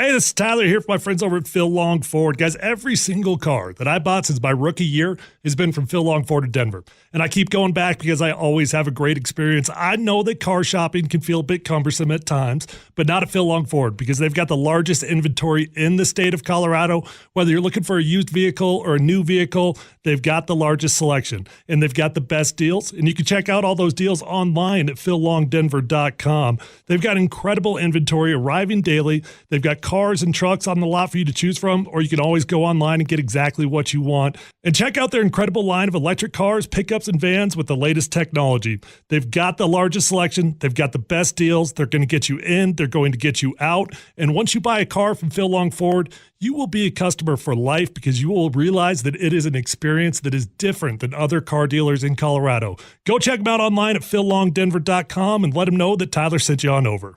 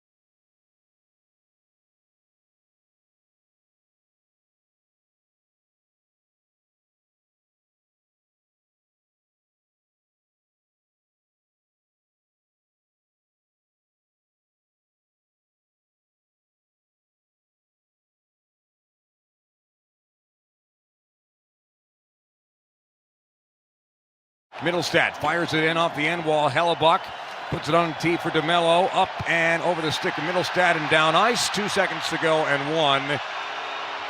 And a wild game one is done. The Jets squeak by with a 7-6 win over the Avalanche. And they lead the best of 7, 1-0. Tonight's puck drop at 7:30, pregame at 7 o'clock right here on 92.5. And the party is on at Bourbons, Brews, Burgers, and Parker for a Game 2 viewing party brought to you by Templeton Fortitude Bourbon. What is on the line for the Avalanche tonight? As we know, Georgiev will get the start. Prosvetov has been called up. Annunen, I don't know, man. I don't know what the illness is. It's a head scratcher. It feels a bit mysterious, to be totally honest with you. I mean, I'm not speculating about anything other than it's very, very mysterious. Nobody has any clue what the illness is. Nobody has any clue what's happening. It's very, very quiet. And I get why it's quiet, by the way. It's the Stanley Cup, and you're not going to put your information out there. But it's weird. And I'll tell you this, though. If Georgie's starting in net tonight, I don't think he has a leash in this game. I don't. 1-0. No, I don't think he has or the leash is as long as I'll go through it. 1-0. He's not getting pulled. 2-0. Not getting pulled. 2-1. Not getting pulled. 3-1. Not getting pulled. 4-1. Halfway through the second period, he's given up his traditional 4 goals. I don't think they're going to put Prosvetov in there. 5-1. Maybe. Scott? I really think they're rolling with the dude. They're just rolling. Okay, I hear you. If you start off and you get down 3-0 first period, he's out. If it's 1-0, 2 love after one. If it's 2-0 and you know, I mean, there's 2 good goals, there's 2 bad goals. Let me give you one. It's 2-0 Avs. You allow 3 goals, and it's 3-2 going into the first intermission. That I think is a much more likely way for him to get pulled. I do. If you actually have the lead and then you lose the lead. But if you're just playing from behind, I don't think he gets pulled. You know, he shouldn't be playing, in my opinion. I would literally play anybody but. That's the way I would go with it. I would even put the Arvid dude in. Well, he's back with the Eagles. I know he is, but I'm saying in the last game, I would even put him in there at that point. What happens if you do pull him and you start Prosvetov and he gives up 4 goals right away? What's the difference? Well, I mean, what your options? Where you got to put Georgie back in. You got to try to win. And then you're like getting some Maylocks to. Yeah, I almost think it would be better for Georgie's state of mind to start the game on the bench and then to get thrust out there and become a hero than to go out there and have all the pressure of the world on him again. Do these hockey guys, the Avalanche hockey guys, personnel, do you think they know hockey? Sure. Yeah. It's a rhetorical question. So obviously they think Annunen is better than Prosvetov for whatever the reasons are as Prosvetov played and did a delightful interview with us, but that didn't help him. Oh, he likes walking his dogs in City Park. We found that out, but so what? I'm kind of with you, Tyler. Like, they already think Prosvetov ain't that great in the first place. I mean, he's better than Arvid Holm, I guess. And he's been playing all right for the Eagles, I guess, but not like Annunen. I think Tyler actually I think sometimes as an organization, and I hate to say this because I don't want to have bad thoughts going into this game by any means, but I think sometimes you just get pot committed for better or worse. And so you think go with Prosvetov? Just go. You should just go with. Oh, I would, but I don't think they will. Would you go with Prosvetov? No. Gotta be like Connor McGahey, Maverick, Viper, whatever that analogy was. I think, listen. Nice reference from 35 years ago. That out? Did you know where he was going with that? By the way? I did, but okay. it was No, from this standpoint, there's a reason backup guys are backup guys. And this is obviously, as you just said, do they know hockey? At minimum, a 3rd guy, and have heard a 4th guy in your system, right? Right. That's not a starter in the Stanley Cups. I don't think. Now, they may be so desperate they have to. Are they getting paid? The question is, what's the desperation? Yeah, what is it? That's great. And that's great. And listen, Zeke Naji getting paid too, but you want to play the next 2 games without Joker in L.A.? No, I don't. Of course not. But if Joker was playing like Zeke, then I would try whatever the thing behind him was. Zeke and DJ, neither one of them played last night. figured it out, didn't they? Yeah, I like I said, I think you're talking about. All right, let me ask you this: the third or fourth guy in line. If you pull Georgie, can you go back to him at any point, or is that like quarterbacks in the NFL? That's a wrap, son. I think once you go away Yes. from him, it's a minimum of 2 games before you can even think about giving him another start. I think you can go back to him because you're not losing anything. You're not losing any faith of your teammates by pulling them because they've already lost their faith. You're not losing the trust. You're not losing any of that. Like you just are where you are. It exists. It's just this thing that exists. And there's not a lot of faith in the guy right now. And if you pull him, that doesn't change anything. That faith wasn't there previously. So yeah, you can put him back in because it's not like you lost the faith by pulling him out. See, I think the team, like what Connor said earlier in the show, I think there's more faith from the team than there are from the fans. Well, I hope think so. from the fan standpoint, I don't think there's a lot of faith. Well, we better all hope that the team has faith in him. The best thing that could happen, I mean, seriously, is you win a 3-2 game tonight and split this thing 1-1. That would be amazing. Would be the best thing in the world to That happen would tonight. be incredible. What's your prediction for the game? I think they win. Give me a score. 12-4. 12-7. No, I think they're going to win this thing tonight. Empty netter, 4-2. Tyler? They lose 5-3. Georgia's given up 4 goals no matter what. So let's just start 4 for the other guys. And wow. I'll go Avs win in overtime 5-4. I'll try Because you're trying to be optimistic. I'm trying to be optimistic. What realistic, what do you think? Well, they're giving up 4 goals. No, they got the 4-3, something like that. Like the offense by the Avs, there's too many good players there. And they got to Hellebuck. They saw something. They figured something out against Winnipeg, okay? And they're not there by accident. And McKinnon's not the best player in the world by chance. You know, it's exactly what they were saying in L.A. Sunday. Sadly, the Avs may become the L.A. Lakers of hockey this year. Lose beautifully. And that would suck. But it's fun to watch that. Yeah. It's fun when the shoe's on the other foot. More fun with the shoes up somewhere else. Ain't no doubt about it. All right, what a night, man. Seriously, man. 2 more. Yeah, and you'll be in L.A. Yep. Okay. So we're going to do all of our mock All these prep. games starting at 8 o'clock, by the way? No. Well, 7 L.A. time, so 8 here, I think. Is Saturday at 8 o'clock? Or 7 on Saturday night? It is? Yes, I think it is. Oh, is it really? Oh, my Lord. The Avs game is like at 12:30 on Sunday here in Denver. It's like Friday late. Another late one on Friday, I think. And then like at 12:30 Sunday. I'm looking it up real quick. I don't have time. It's all right. We all got through the day. It's a happy, exciting day, but hold on, watch this. who's Dan, not exhausted? What time is the hockey game? Saturday or Sunday? What day?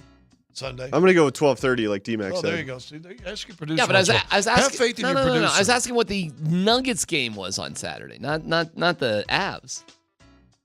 I think it's 7. You're on the game. Wait, are you on the game Saturday? Oh, you know what? It might be Saturday 7:00. 6:30. Saturday Let's go. 6:30. So 7:30. 7:30. What's the difference? 6:30 here, so 5:30 out there. So 6:30 here. Thank God, we figured it out. We're geniuses. All right. I'll be at the pool in the morning. Wait, you're going to be on our show for like 5 minutes tomorrow, aren't you? Yeah. Oh, no, yeah, call me in. I'll call Tyler, we're going to have a lot of mock drafts coming up. It's mock you, Tyler. We're going to be ready for that. Nate and Andy coming up next. Have a good day. I told my teammates when I was struggling, like, I'm going to look for y'all. I'm going to look for y'all. And every single one of them told me to keep shooting. Keep shooting. Be aggressive. Keep shooting. Even when I was throwing up that floater, they just told me to just stay aggressive and keep looking for it. Keep hunting it.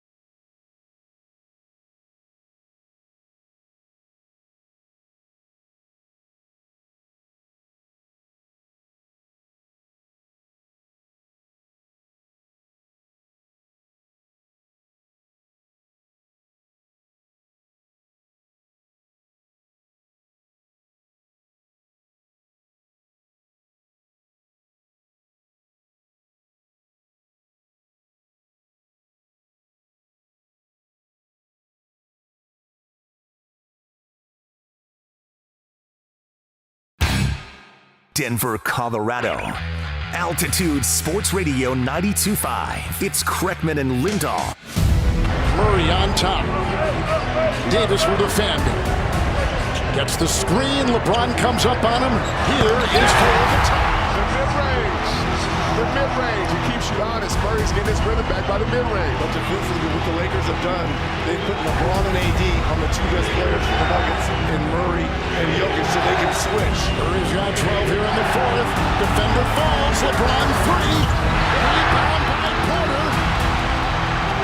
Denver with the timeout. We are tied. I love it. Don't call it. Tie ball game. Worst can happen. We go to overtime.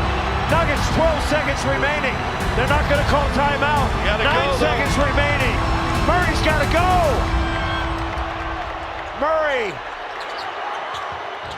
lets it fly. Oh my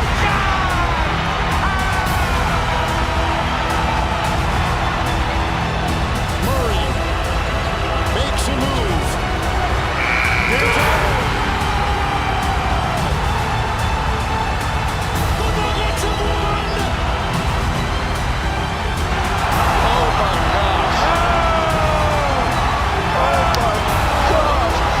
Jumper Murray got it to hard. Denver mounts a comeback. They come back from 20 points down. They are mobbing Murray in front of the Nuggets bench. To kind of piggyback off that one, can you take us through that last play and just what happened and what unfolded? What was, I don't know if you were screened or what happened on that last play? Jamal Murray made a shot.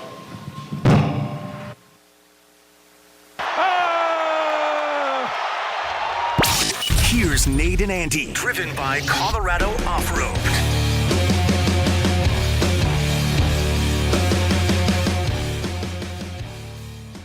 You know, Andy, sometimes there's something to be said for being concise, being directly to the point. You don't need to layer everything with flowery prose. In that sense, good job by Anthony Davis right there in describing the way that game ended last night. Jamal Murray made a shot. Now I shall place the microphone down and leave in shame. But it sounds like he spikes it, which I like even better because it matches his tone of voice. Yes. Jamal Murray made a shot. I sure did. That was a very cartoonish bong at the end of that. Well, yeah, it's like it's giving me, my brain is trying to recall managers that have, or coaches, whatever, that have done kind of the exclamation point as they walked out. Yeah, it has the same feel as who was our guy, Denny Green. With the, you want to crown him? Crown him. And he just is smacking the... Remember that? Did you ever hear that live? Oh, where he's of course. Banging on that stupid podium. He's about ready to throw it around and show you how cheap it crown really is. Let him off the hook. Matter of fact, frankly, that could have been the speech last night, right? The Lakers were so mad after that. They ought to be. They ought to be. I ask you this. They were so pissed. Nate, at what point did you think the Nuggets were going to... How many missed empty possessions did you think to yourself, they won't win the game because of that one?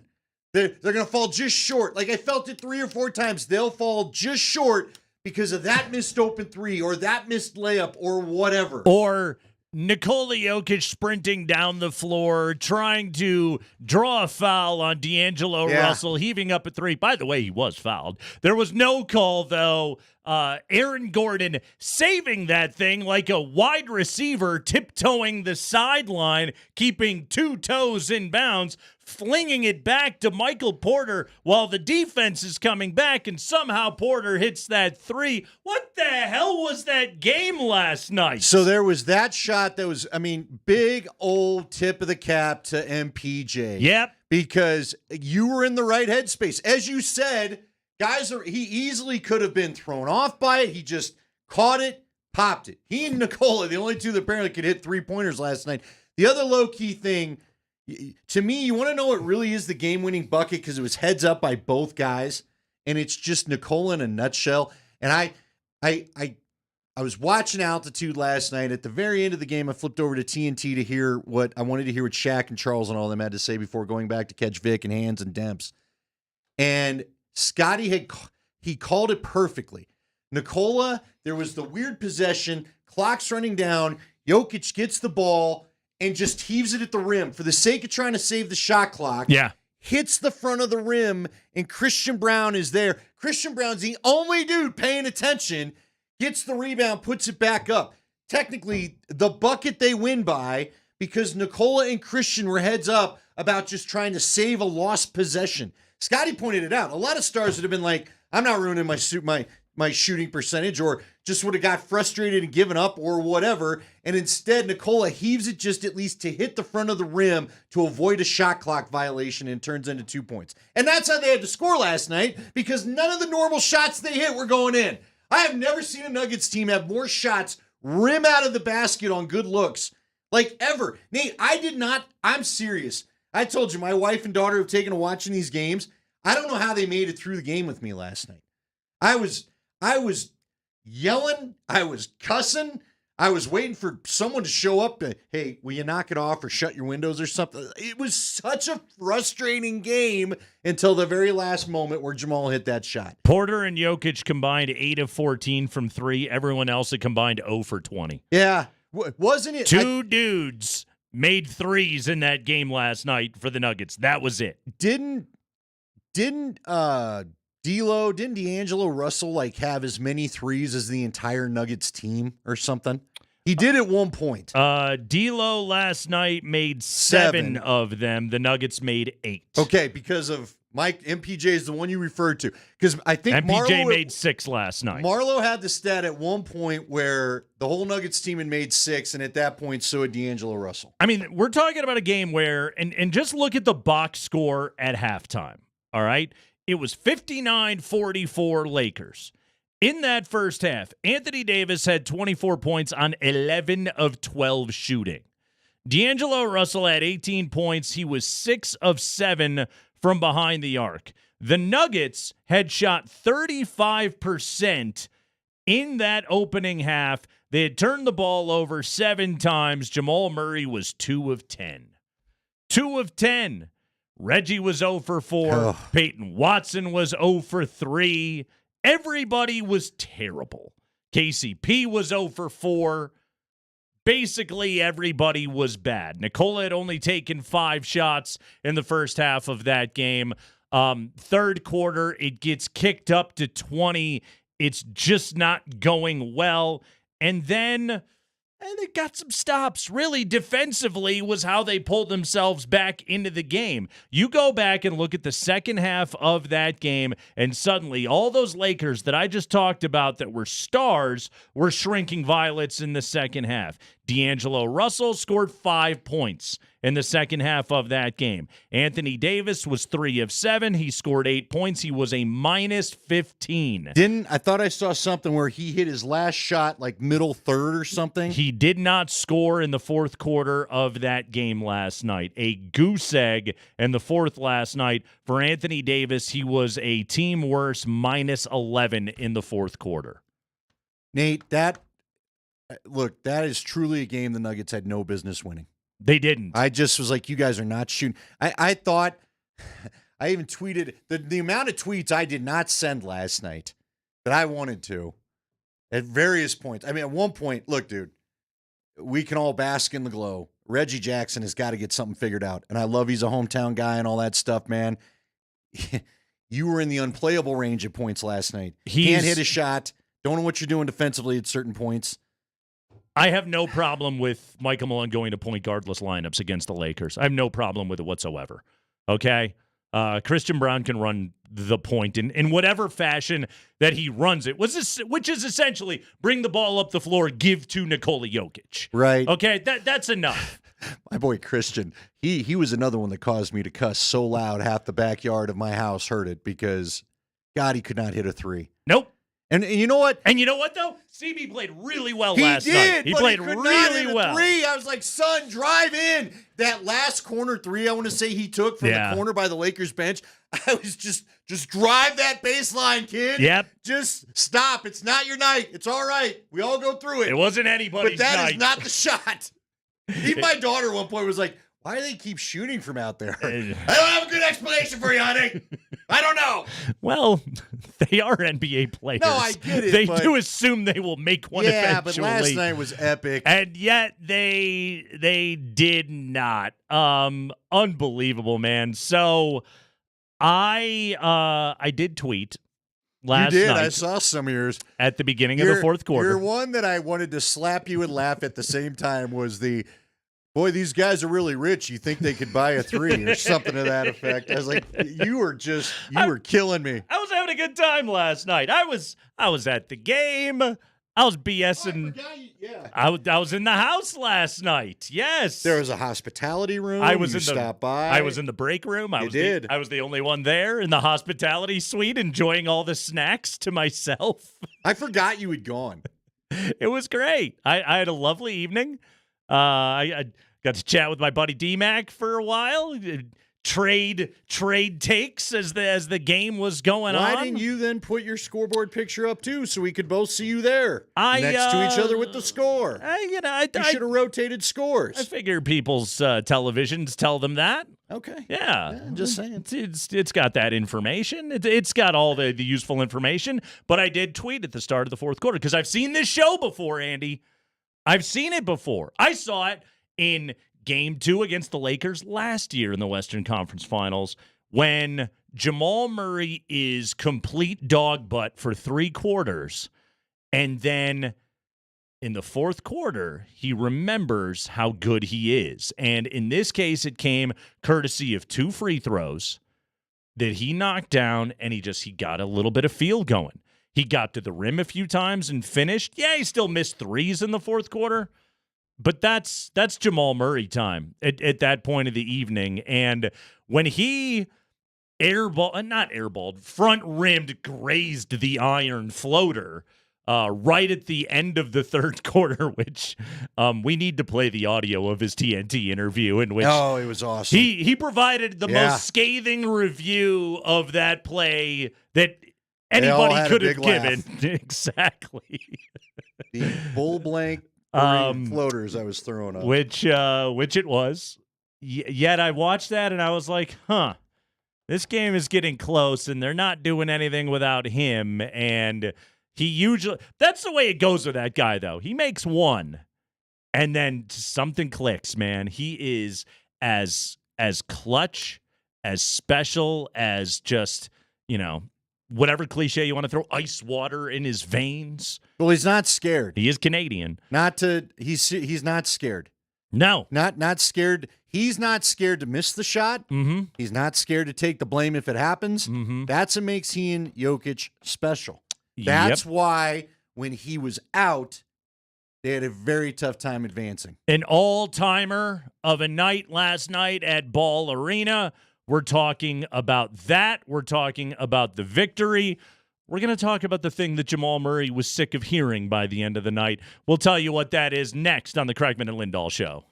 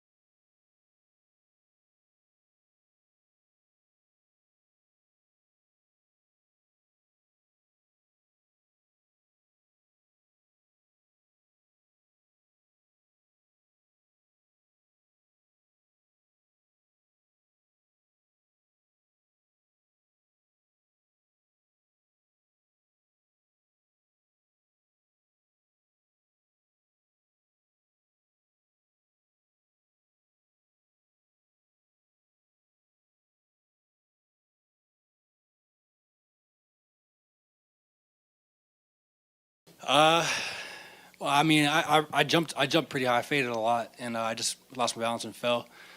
And I just saw the ball over the rim. I think AD was in my way, or somebody was in my way, and I just heard everybody scream. That's how I know it went in.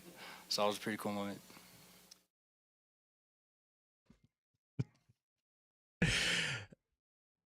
A scene that I will never forget.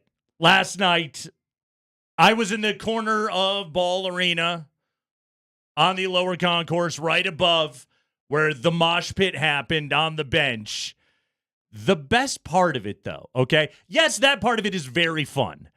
The part where Jamal Murray did not see it go in, just heard the crowd and getting dogpiled by his teammates. But also the part where Anthony Davis fell into the Nuggets bench. Okay, look. Do you see the lady that compared him to the Life Alert meme of the old lady that's crumpled against the cat? That's exactly what he looked like. Anthony Davis because of course he stumbles into the Nuggets bench. And then like LeBron has to run in there to get his buddy out because the Nuggets are all going nuts directly in front of him. You're Anthony Davis. You put up a goose egg in the fourth quarter of that game, and then you have to sit on the bench and watch everybody celebrate directly in front of you to the point where you have to move your feet out from the frivolity that is happening right in front of you. That couldn't have felt good.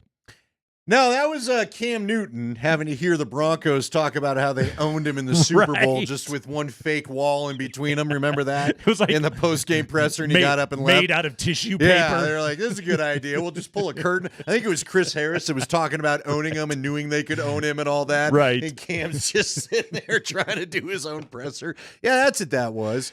The picture's behind you. Now, are you in the picture? Do you know, or no, it cuts off before it see. Gets This is to where here I'm going to come into your camera. our and yell shot out. here. Here's my favorite part of the picture. Mm-hmm. I'm going to show you. Okay. So Andy is walking around. We've got on the screen behind us in our beautiful studios, we have got Jamal Murray about to release the ball over Anthony Davis. By the way, Andy, and I said this to somebody last night, if Sports Illustrated were still a thing, this would be the cover of SI. Yeah. Well, mine is this guy, D'Lo, going, oh, no. Oh, no. He knew. Look at that face. He knows. Yeah. He sees. He's got the shot. Oh, no. I feel like Sports Center guy. He's going to get him right here. Wow. Something like that. No. You know what else is funny about this is one of the most iconic shots in the history of the NBA. And I believe it was in the first round of the playoffs. Michael Jordan over Craig Elo. Yes. Was that 88? I want to say that was pre-championship Bulls. But it's MJ streaking across the middle, pulling up for that jumper, hanging in the air, double clutching it, and then letting it go and draining it over Craig Elo. It's like a 16-footer. Didn't Elo just slump to the floor? Elo falls, and then he stands up, and he almost gets decked by Jordan, who is pumping his fist like like Tiger Woods, but like you hit fast forward on the DVR, and so Tiger just can't stop. That's basically what that play was. That's one of the most iconic shots in the history of the NBA. That was over Craig Elo. Yeah. Jamal Murray is doing it to Anthony Davis, the self-proclaimed best defensive player in the world. The guy that literally the day before wanted to know, why am I never in DPOY? Right. Discussions. Yes. And Jamal took your ass, my friend. Who the photographer on this, I mean, like you said. Unbelievable shot. Time, all that. It's just one of those. That would have been, do you get your Denver Post? It's only a weekend thing for you, right? Do we know what the cover of the Post looked like? Good question. I can pull up the. Because once upon a time, that also would have been the cover photo. I only read the online edition. I did not pull up the digital replica edition today, but I can do that. Let's see what the Denver Post is giving me. Trump trial, Ukraine. That's all fun stuff. Here we go. No, the Denver Post shot was not as good.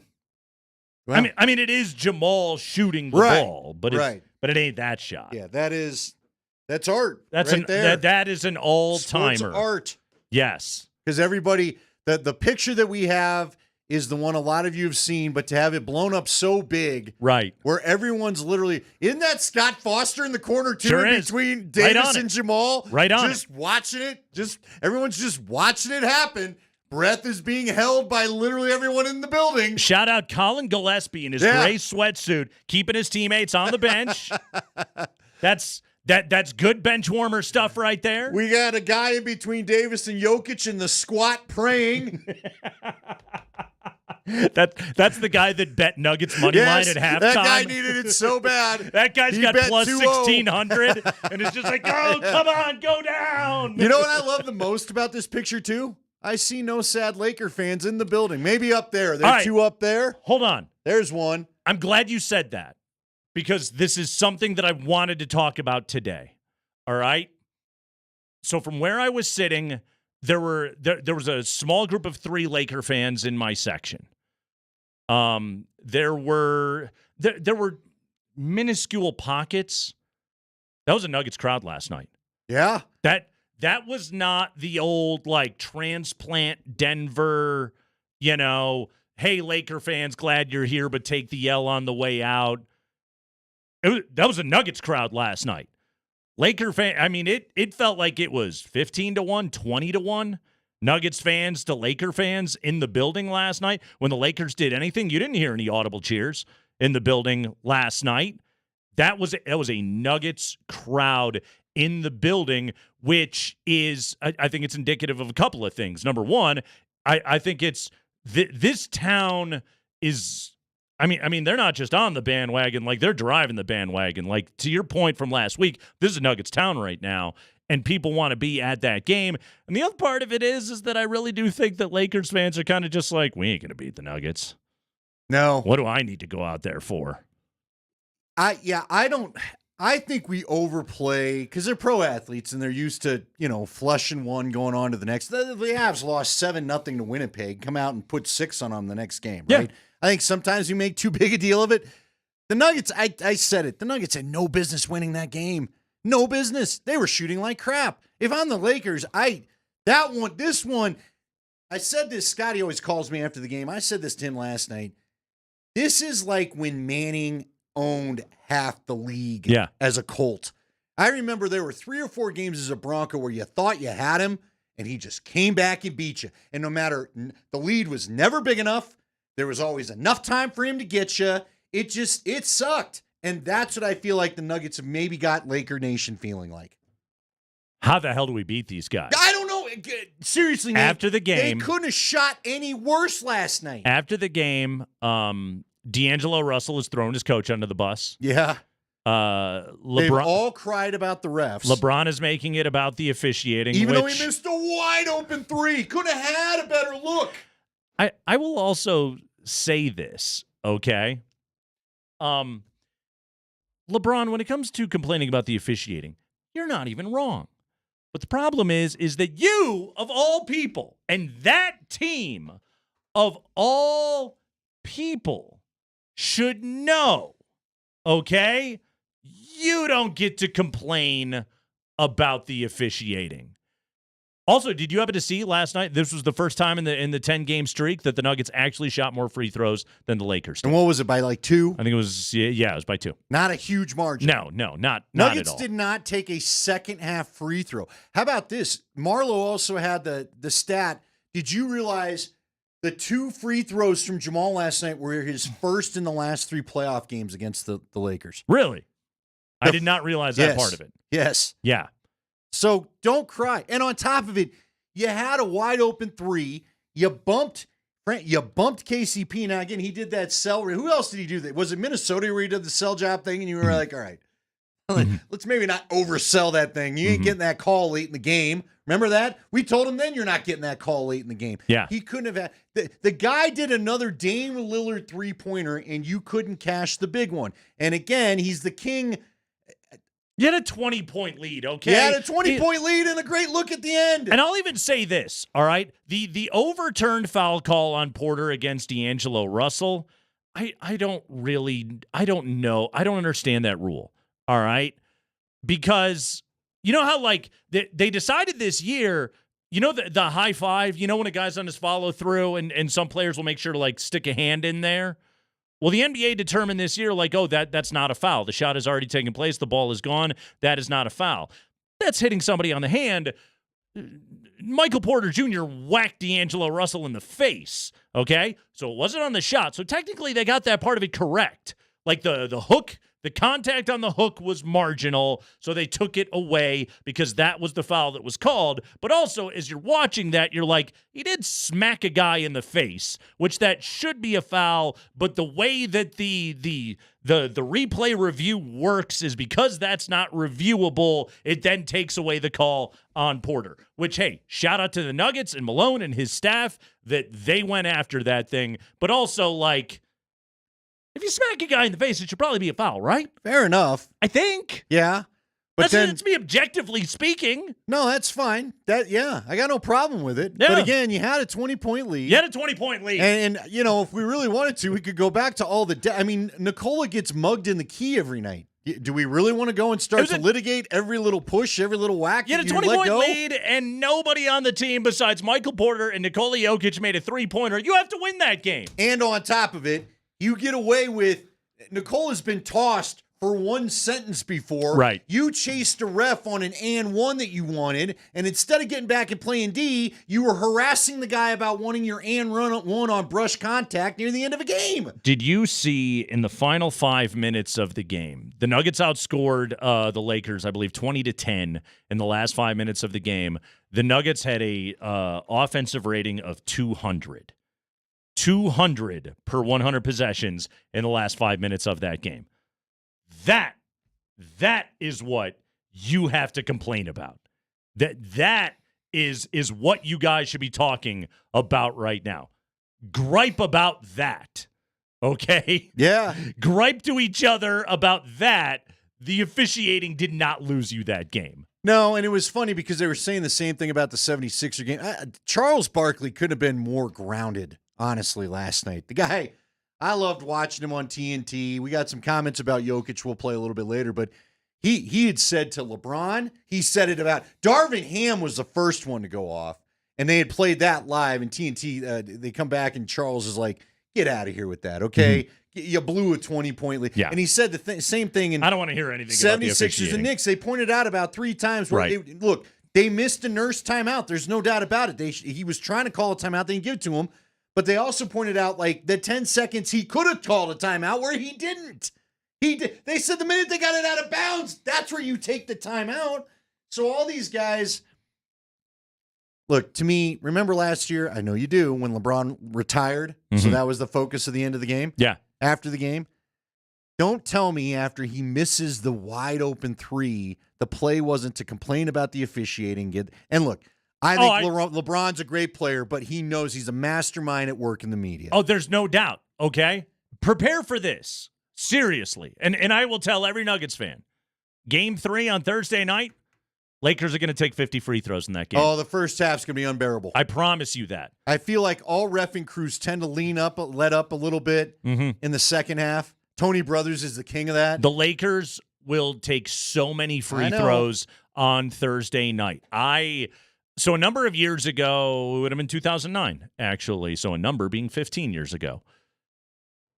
I sat and I was in Phil Jackson's post-game press conference after what would have been, I think, game 1, actually. 2009? Yeah, 2009. Or maybe it was game 3. Either way.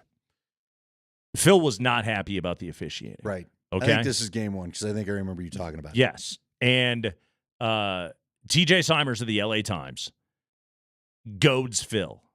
Just pokes at him. And Phil went off. From his podium, by the way, Phil Jackson didn't sit at the same chair as everybody because he was 9 feet tall and he had the worst knees humanly possible. So from his podium that the Lakers would bring for him and set up, which is just some king-like behavior. I was waiting to have like a scantily clad woman feeding him grapes and like waving a giant fern in front of him.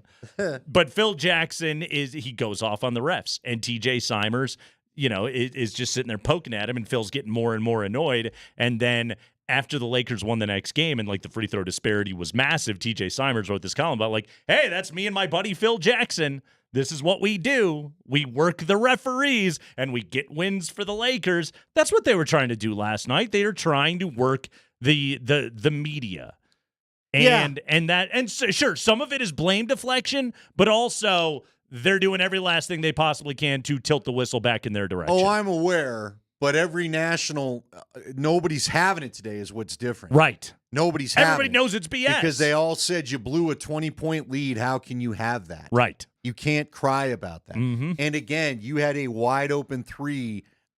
You hit that thing against a team that has barely hit threes all night. It's over. So it's over.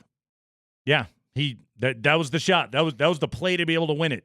Right there last night. Playoffs are a cruel game, aren't they? They really Anthony are. Davis, honestly, had a hell of a game last He night. did. Guy LeBron couldn't had a miss great a game. shot most of the time. LeBron had a great game too. D'Angelo and Russell. Russell had a massive bounce back. Yep. And none of it matters because you guys couldn't play defense in the last 6 seconds. You couldn't finish because you couldn't finish in that game. And on a night where the Nuggets didn't shoot well, where the Nuggets didn't play well, where the shot selection was poor, where, quite frankly, the energy was very poor in the first half of that game, and you didn't get it, that is just, it's got to be soul crushing for that team. It really, really does. Because again, now you've got to beat them 4 of 5 games. Yeah.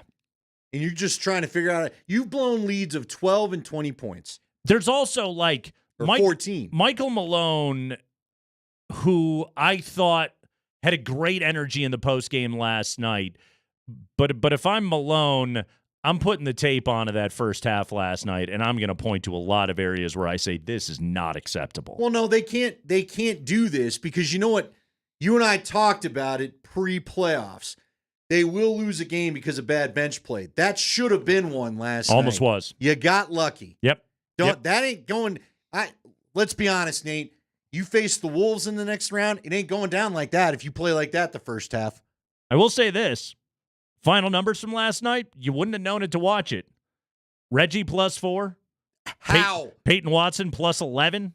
Christian Brown was a +6. Justin Holiday was a +2. But see, I believe the bench in the non-Jokic minutes, they broke even in the first half last night. And they had that nice stall out. Like, there was that long period in the third quarter, at least it felt forever. Maybe it wasn't that long in real time, where both teams couldn't hit a shot. Mm-hmm. And I kept thinking, you're choking away a chance to make up ground on them, right? Yep. It was towards the end of the third quarter, so I kept just saying to nobody, just get this under 10. Just get it to 10 or under, maybe 8 by the start of the fourth. I think even Scotty's saying Andy, it. you were saying it to the Nuggets. Yeah, they weren't listening. They wouldn't have done it without you. They weren't listening. Trust me. They were like some of the other teams I've coached. They weren't listening to my instruction.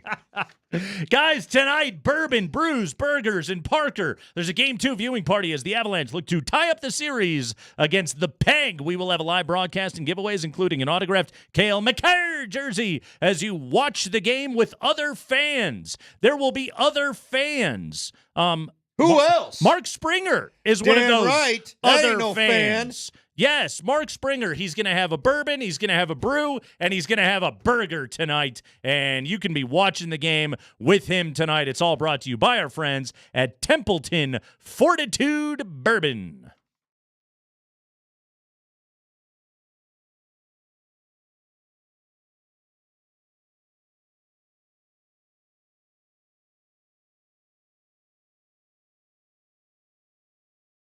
Hey, it's Andy Lindahl for the good folks over at the Rocky Mountain Men's Clinic. Gentlemen, how are your T levels? You know, I actually had an annual physical today.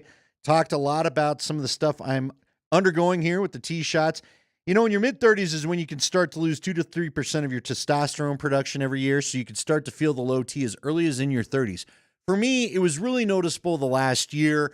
In particular, I was talking to my doc about this. One of the reasons I was motivated to start helping my T levels was because I would get up. Saturdays were the real day. Get up some days, you know, I would get going, and the next thing you know, by 11, 12 o'clock, wanted a nap, going to waste the day. Didn't want to feel that way anymore. I just had low energy. My sleep wasn't always great, a little bit irritable, but, you know, if you listen to the radio show, that's just kind of me.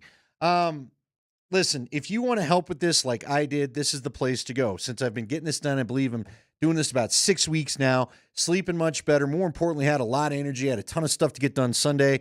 never once wanted to take the break and take the old nap there. So, and it's also helped with the workouts. And of course, maybe for some of you, it will help with the libido if that's an issue as well. So if you want to talk to the Rocky Mountain Men's Clinic, you can find out what they can do for you. Take the low T test. It's right on their website at RockyMountainMen'sClinic.com. It's a 10-question yes or no quiz. Real easy. Couldn't be easier. You can give them a call, 720-440-7900 or RockyMountainMen'sClinic.com.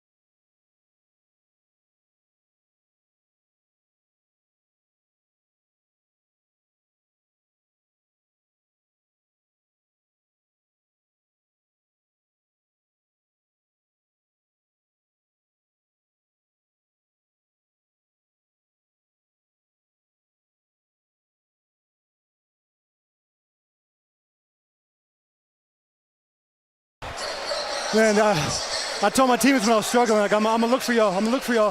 And every single one of them told me to keep shooting, be aggressive, keep shooting. Even when I was throwing up that floater, They just told me to stay aggressive and keep looking for it, keep hunting it. I had the ball with a few seconds left, and I knew once I made a couple, the next one should go down as well. Yeah, that BS floater came right at the end of the third quarter last night. Jamal checked back in, got into the lane. Typically, that would be Jamal Murray range. Rises up for the floater, and it barely grazed the rim. Barely. Bad. Barely. Bad. He was in a bad headspace. He was in a bad place for 3/4 of that game. Kind of felt like it started with LeBron blocking that dunk. Yeah, I'm with you. The block shot put him in a funk.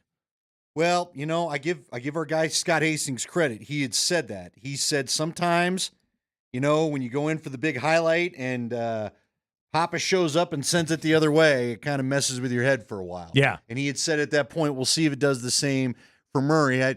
Murray was not quite as aggressive inside. And there was another one where he saw, I think, Davis lurking. And he changed his mind there. I really thought his 3-ball would get going. I don't worry about Jamal with his 3-ball. I figure at some point in the night he'll start hitting a few, you know what I mean? Yeah. Never happened. KCP's kind of the same way. It was Right. shocking to see neither guy really get it going. Now with Christian Brown, again, my guy, go to the hoop.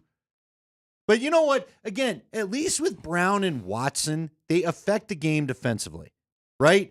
Watson was getting up. Who was it? Was he on D'Lo for a while? Yep. He kept getting out above the 3-point arc and bothering guys with his length. Good. At least there's something there.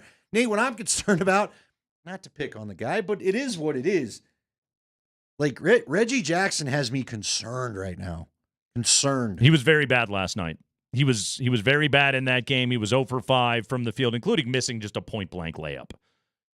That was unbelievable. Which that thing didn't makes fall. you feel like he's maybe in his own head about what he needs to do. I think he You know very what I much mean? is. I think he's another guy that's in his own Thinking, head not right playing. now. Jamal talking last night at the podium after the game about being in his own head. And Jamal Murray talked about the encouragement that he was getting from teammates, but it was getting to even be a bit much. I've done it before, man. I've done it before. And, man, all the credit to my teammates. There's a point in the game, I forget when it was. I think it was around the end of the third, fourth, and I had missed a couple. And I was like, man, I'm looking for you guys to just relocate, just whatever the game plan was. I was looking to find guys, and every single one of them told me to shoot it. I mean, it's amazing to be on the team where you play 40 minutes and you're shooting awful. The ball's in your hand a lot of the time, and a lot of the openings are for you to step up and make some shots. So to miss, like I said, 9, 10, 11, 12, 13, damn near 14, I don't know how many it was in a row, for all of them to tell me to keep shooting, and none of them ever wavered in confidence in me hitting a shot is, I think pretty special. And then that's what really kept me shooting. I would have tried to get somebody going. I would have, I was telling Yoke, on the pick and roll, I'm looking for you, whatever, Mike, come off ready to shoot. But all of them like, just go be aggressive, and that was the memo. So I just shot the same percentage that I did last game. It just didn't feel like it. But it's everybody knew that I was going to make it when it counted. It's kind of funny to hear him talk about that. Who were you going to get going? I mean, I'm just kind of chuckling. Nobody was really going last night. You know what I mean? That's why Jamal just keeps shooting, because you just need to get going. Besides Porter and Jokic, that was it. Nobody was going. Nobody was going. It was a night. bad night for everybody. They're like the Rockies bats when you really need a run, and nobody has an answer. Or when you even don't really need a run. It's like the Rockies Just bats. runs. How about that single one run last night? Or if you need an out, for example, from your pitching Anything staff, clutch related, timely fashion. Even innings where the opponent doesn't score. That's all besides the point. Hey, you know what? They're still not as bad as the White Sox, who lost again That is last night. impossible. I do not know how that's even possible. Every time I check out a Rockies score, there's a single run scored. The White Sox were shut out last night, I believe, for the 8th time this year. Yeah, that's solid. That's quality. Goose eggs. Could always be worse. That's what I'm saying. And for Jamal Murray, he has the confidence to know I will eventually get going. And there is just like a certain degree of like the Nuggets sort of being like, all right, man, like You kind of got a choice. Like either you make something and we win, or you don't and we lose. That's kind of basically all it comes down to. Well, yeah. And that second unit that they start the fourth quarter with, if Jamal doesn't make shots, you're unavailable. I saw a funny tweet today, so I'm going to get your opinion. Mm-hmm.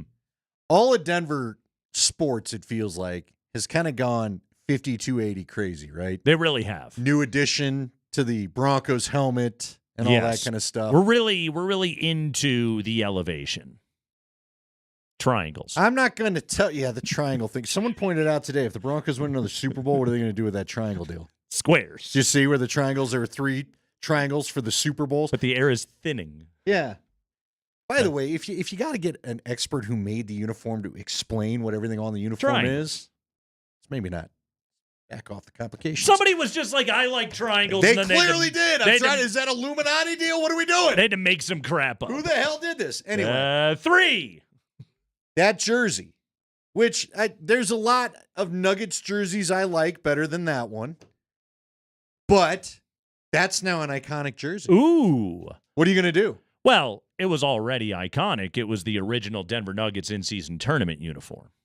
Okay. How'd that go? Where'd they finish in the old? Let's go, y'all. They didn't play their way out of West B, but still.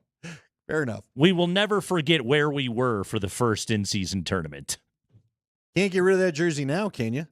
That thing's got to hang around for a while, doesn't it? Isn't it kissed with a little bit of luck? Unless there's like a cataclysmic tectonic event and the city sinks, then yeah, I think you just stick with it. Well, I'm just saying, you can't all of a sudden have one of the greatest highlights in team history where everybody's like, what's that jersey? What's that uniform? What are you wearing there? What do they got on that?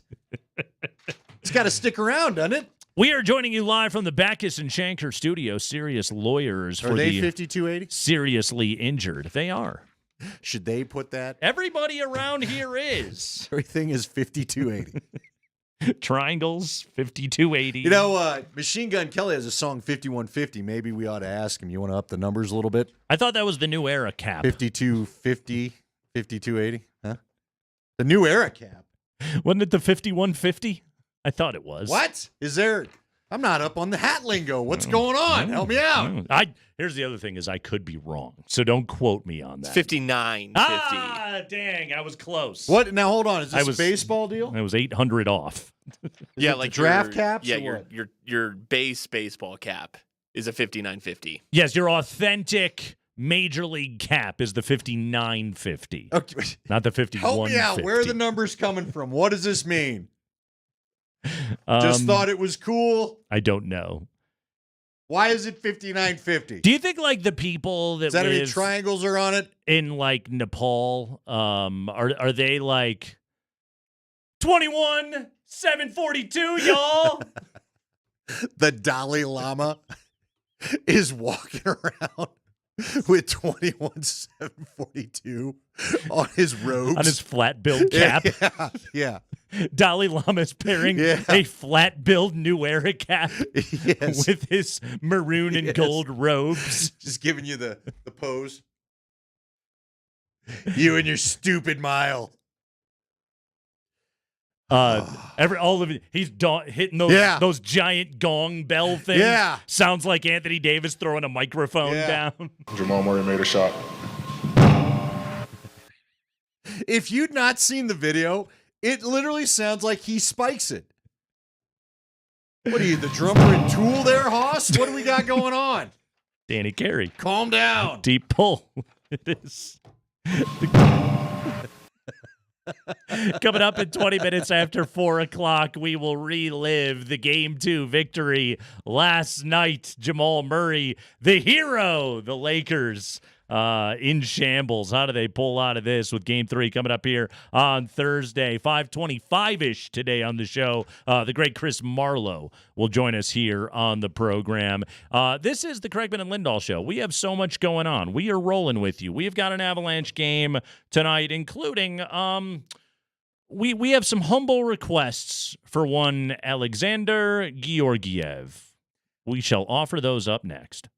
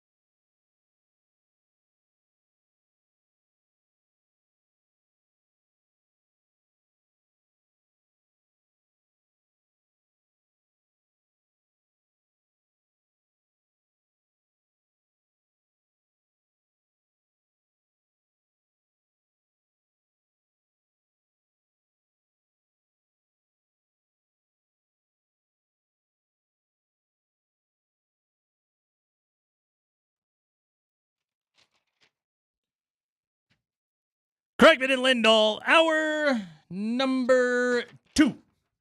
Hope you know you can listen via the Altitude Sports Radio app, powered by the Will Hite Law Firm. Injury lawyers, go to willhitewins.com. That's willhitewins.com. Avalanche Jets, Game 2 this evening in the Peg, Southern Manitoba. The Avalanche trying to even things up at a game apiece after falling 7-6 in game number 1. A game that saw their goaltender Alexander Georgiev allow 7 goals on a mere 23 shots, putting up a sub-700 save percentage in defeat. Justus Ananen is still underneath the weather. He's buried by the weather. Andy, there is no weather from which his head can come up at the moment. Therefore, it is Georgiev tonight. This is Jared Bednar earlier today talking about his goaltender situation. You mentioned that Georgiev was like the rest of the team. Everyone's got to really turn the page mentally. Just did you have a chance to chat with him this morning and just get a feel for what his mindset's like today? Yep. Jared, what went into the decision to swap out the goaltenders? Prosvetov coming in for home, and is there anything new? Well, he's a more experienced guy. He played well for us at times when he was up here, and since he's gone down, he's really played well for the Eagles and given him a chance. But they were playing the other night in a big hockey game, you know, for our American League team, and that's part of it. Like, we want our guys that are down with the Eagles to have an experience that's really important. They're trying to win. We're trying to help them win, just like they're trying to help us win, right? So he's been their guy down there. They're playing an important series, trying to get home ice for the playoffs, so we left him there, and now they've done that, and so now we need a goalie up here, so we brought him up. So Prosvetov is here. However, he will not start. Alexander Georgiev will get the look. Arvid Holm, we hardly knew ye. That's the goaltender situation tonight, as Justus Ananen is not available. Yeah. That is. I want to know. It's got to be one hell of an illness. I want to know what's going on there. Yeah. Yeah, it's crazy because now this is covered 3 days. Mm-hmm. The game day, the off day, and a second game day. So that's something. Yeah, dude. So I don't know. Good. All right, here we go. Yeah, look, here's the thing. At least Prosvetov gives them someone that I think Jared Bednar is willing to put in. Sure. Right? What Arvid was our guy, right? Arvid Holm. Arvid Holm. I don't think he was stapled to the bench unless something just disastrous happened, which 7 goals wasn't deemed disastrous. So he's now Arvid gone. What do you think the relationship is? Just listening to that cut. I don't think the vibe is great between Georgie and Jared, right? I didn't get that impression. Did you talk to him?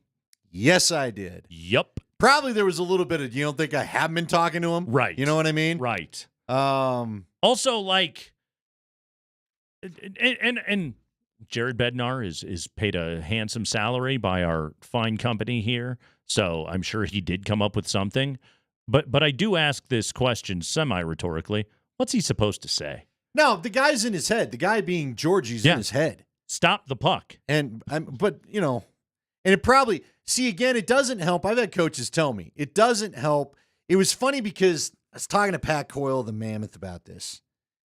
And I asked him one time, because, you know, a little bit different deal between me and Pat. I feel like I can dig in a little bit. Pat doesn't always love it, but that's what's going to happen. I was like, what, you know, they were struggling defensively. They've been struggling at times in net. What do you say to the guys? And he's like, look, do you think they don't want to stop the ball? Do you think they're trying to make the wrong play? Me yelling at them to tell them, you better do better, or I'm going to, you know, shake my fist in rage and threaten your career or whatever. That's not going to help anything. They're probably already too uptight to begin with. I think the problem is Jared has probably done all he can to get Georgie to just relax and try to see the puck again, man. Because, again, we don't need Georgie to be something he's not. We just need Georgie to get back to something that resembled like December, January Georgie, where he wasn't just giving up 6 or 7 a game. I don't know what led to this. It's a meltdown mentally, Nate. He's not. And again, I go back to the body language. He's snatching early. They pointed out the other night, he tried to knock that puck away on the weak shot that went 5-hole on the breakaway, and he like waved at it early. Everything feels spastic. I think he's just gripping too hard. I don't know how you relax the guy. I do know this, and Adrian Dater had a tweet today where he said, look, you and I talked about this yesterday. I didn't see it. Look for the, I sent it to you. Send the man a bottle of roses. Or a bottle of rosé. I didn't do anything.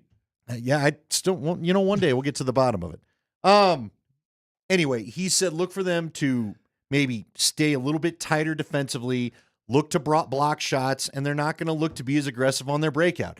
Now, again, that's kind of what this team is. So, A, how quickly do the old habits die? And B, will they be as effective if they don't play their style? We'll see. But I think I told you yesterday, they've basically got to stack the box. It's like you got to play against the run. There's nothing you can do. They've got to try to, you got to keep the sticks down, don't let them pass in the middle.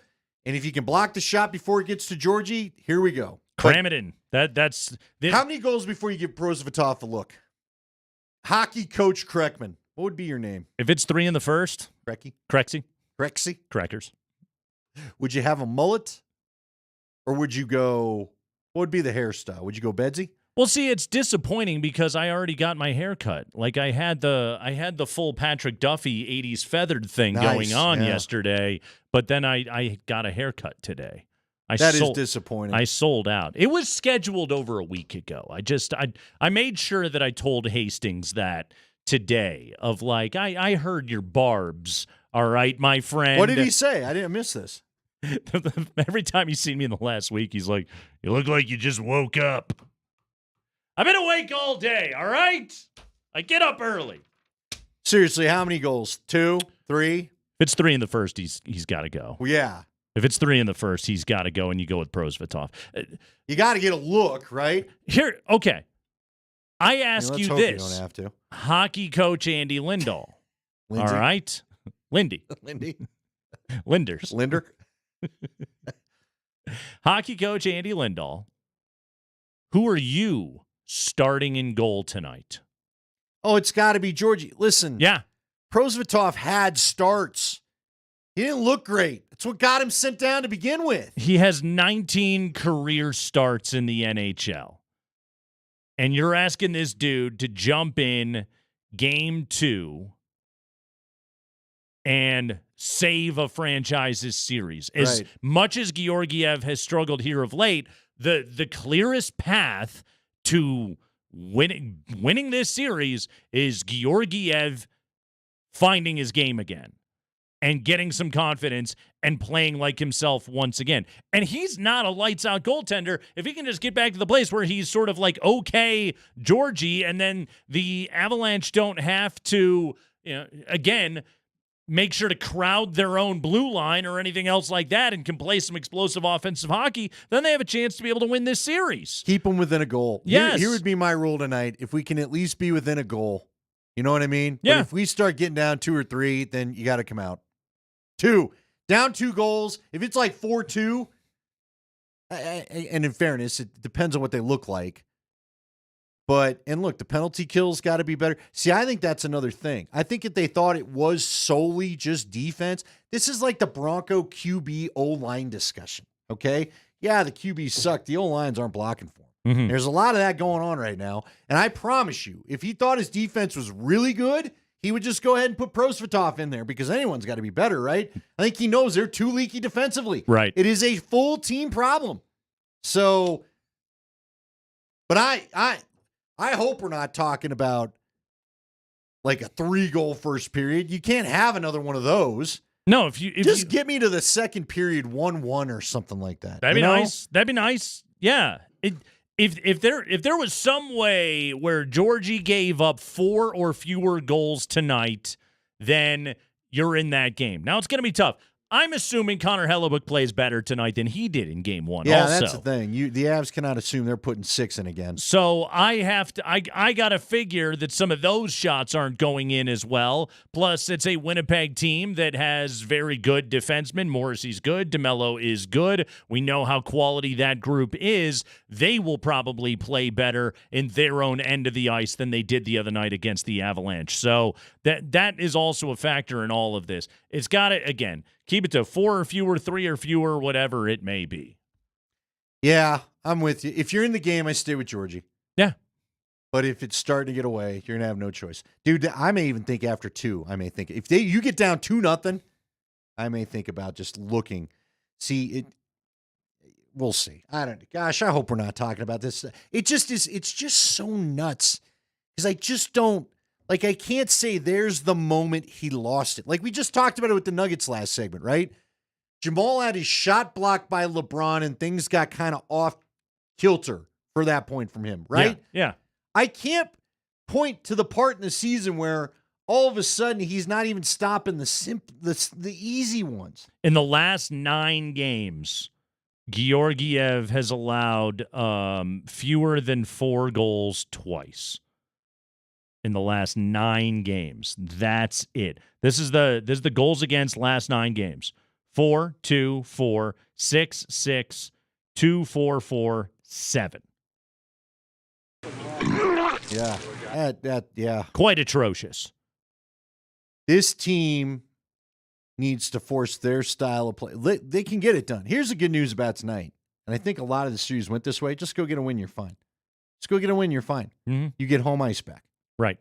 So, and even if you go down 2-0, it's not the end of the world. I've seen plenty of Avalanche playoff series where they come home 2-0, but they win both home games, get back there. But if you're going to, I had said I think this goes 7 in the Avs, get it, you got to get one on the road. You don't have home ice. You know, there's something else at play here that you just talked about getting back to home ice.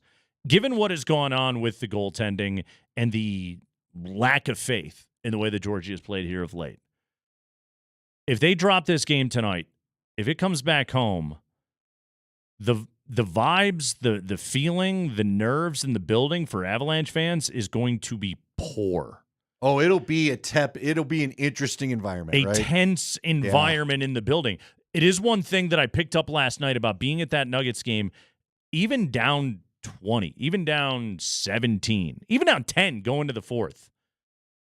Nuggets fans were kind of chill about the whole thing. I didn't get a lot of this isn't our night sort of nerves in the building. I didn't get that sense out of Nuggets fans. I think that they were still waiting for the spark, and it's a fan base that has watched this team erase how many 12 or 14-point deficits within the matter of like 2 to 3 minutes that this team has done that low over the years. It was a building full of people that believed in exactly what they were watching.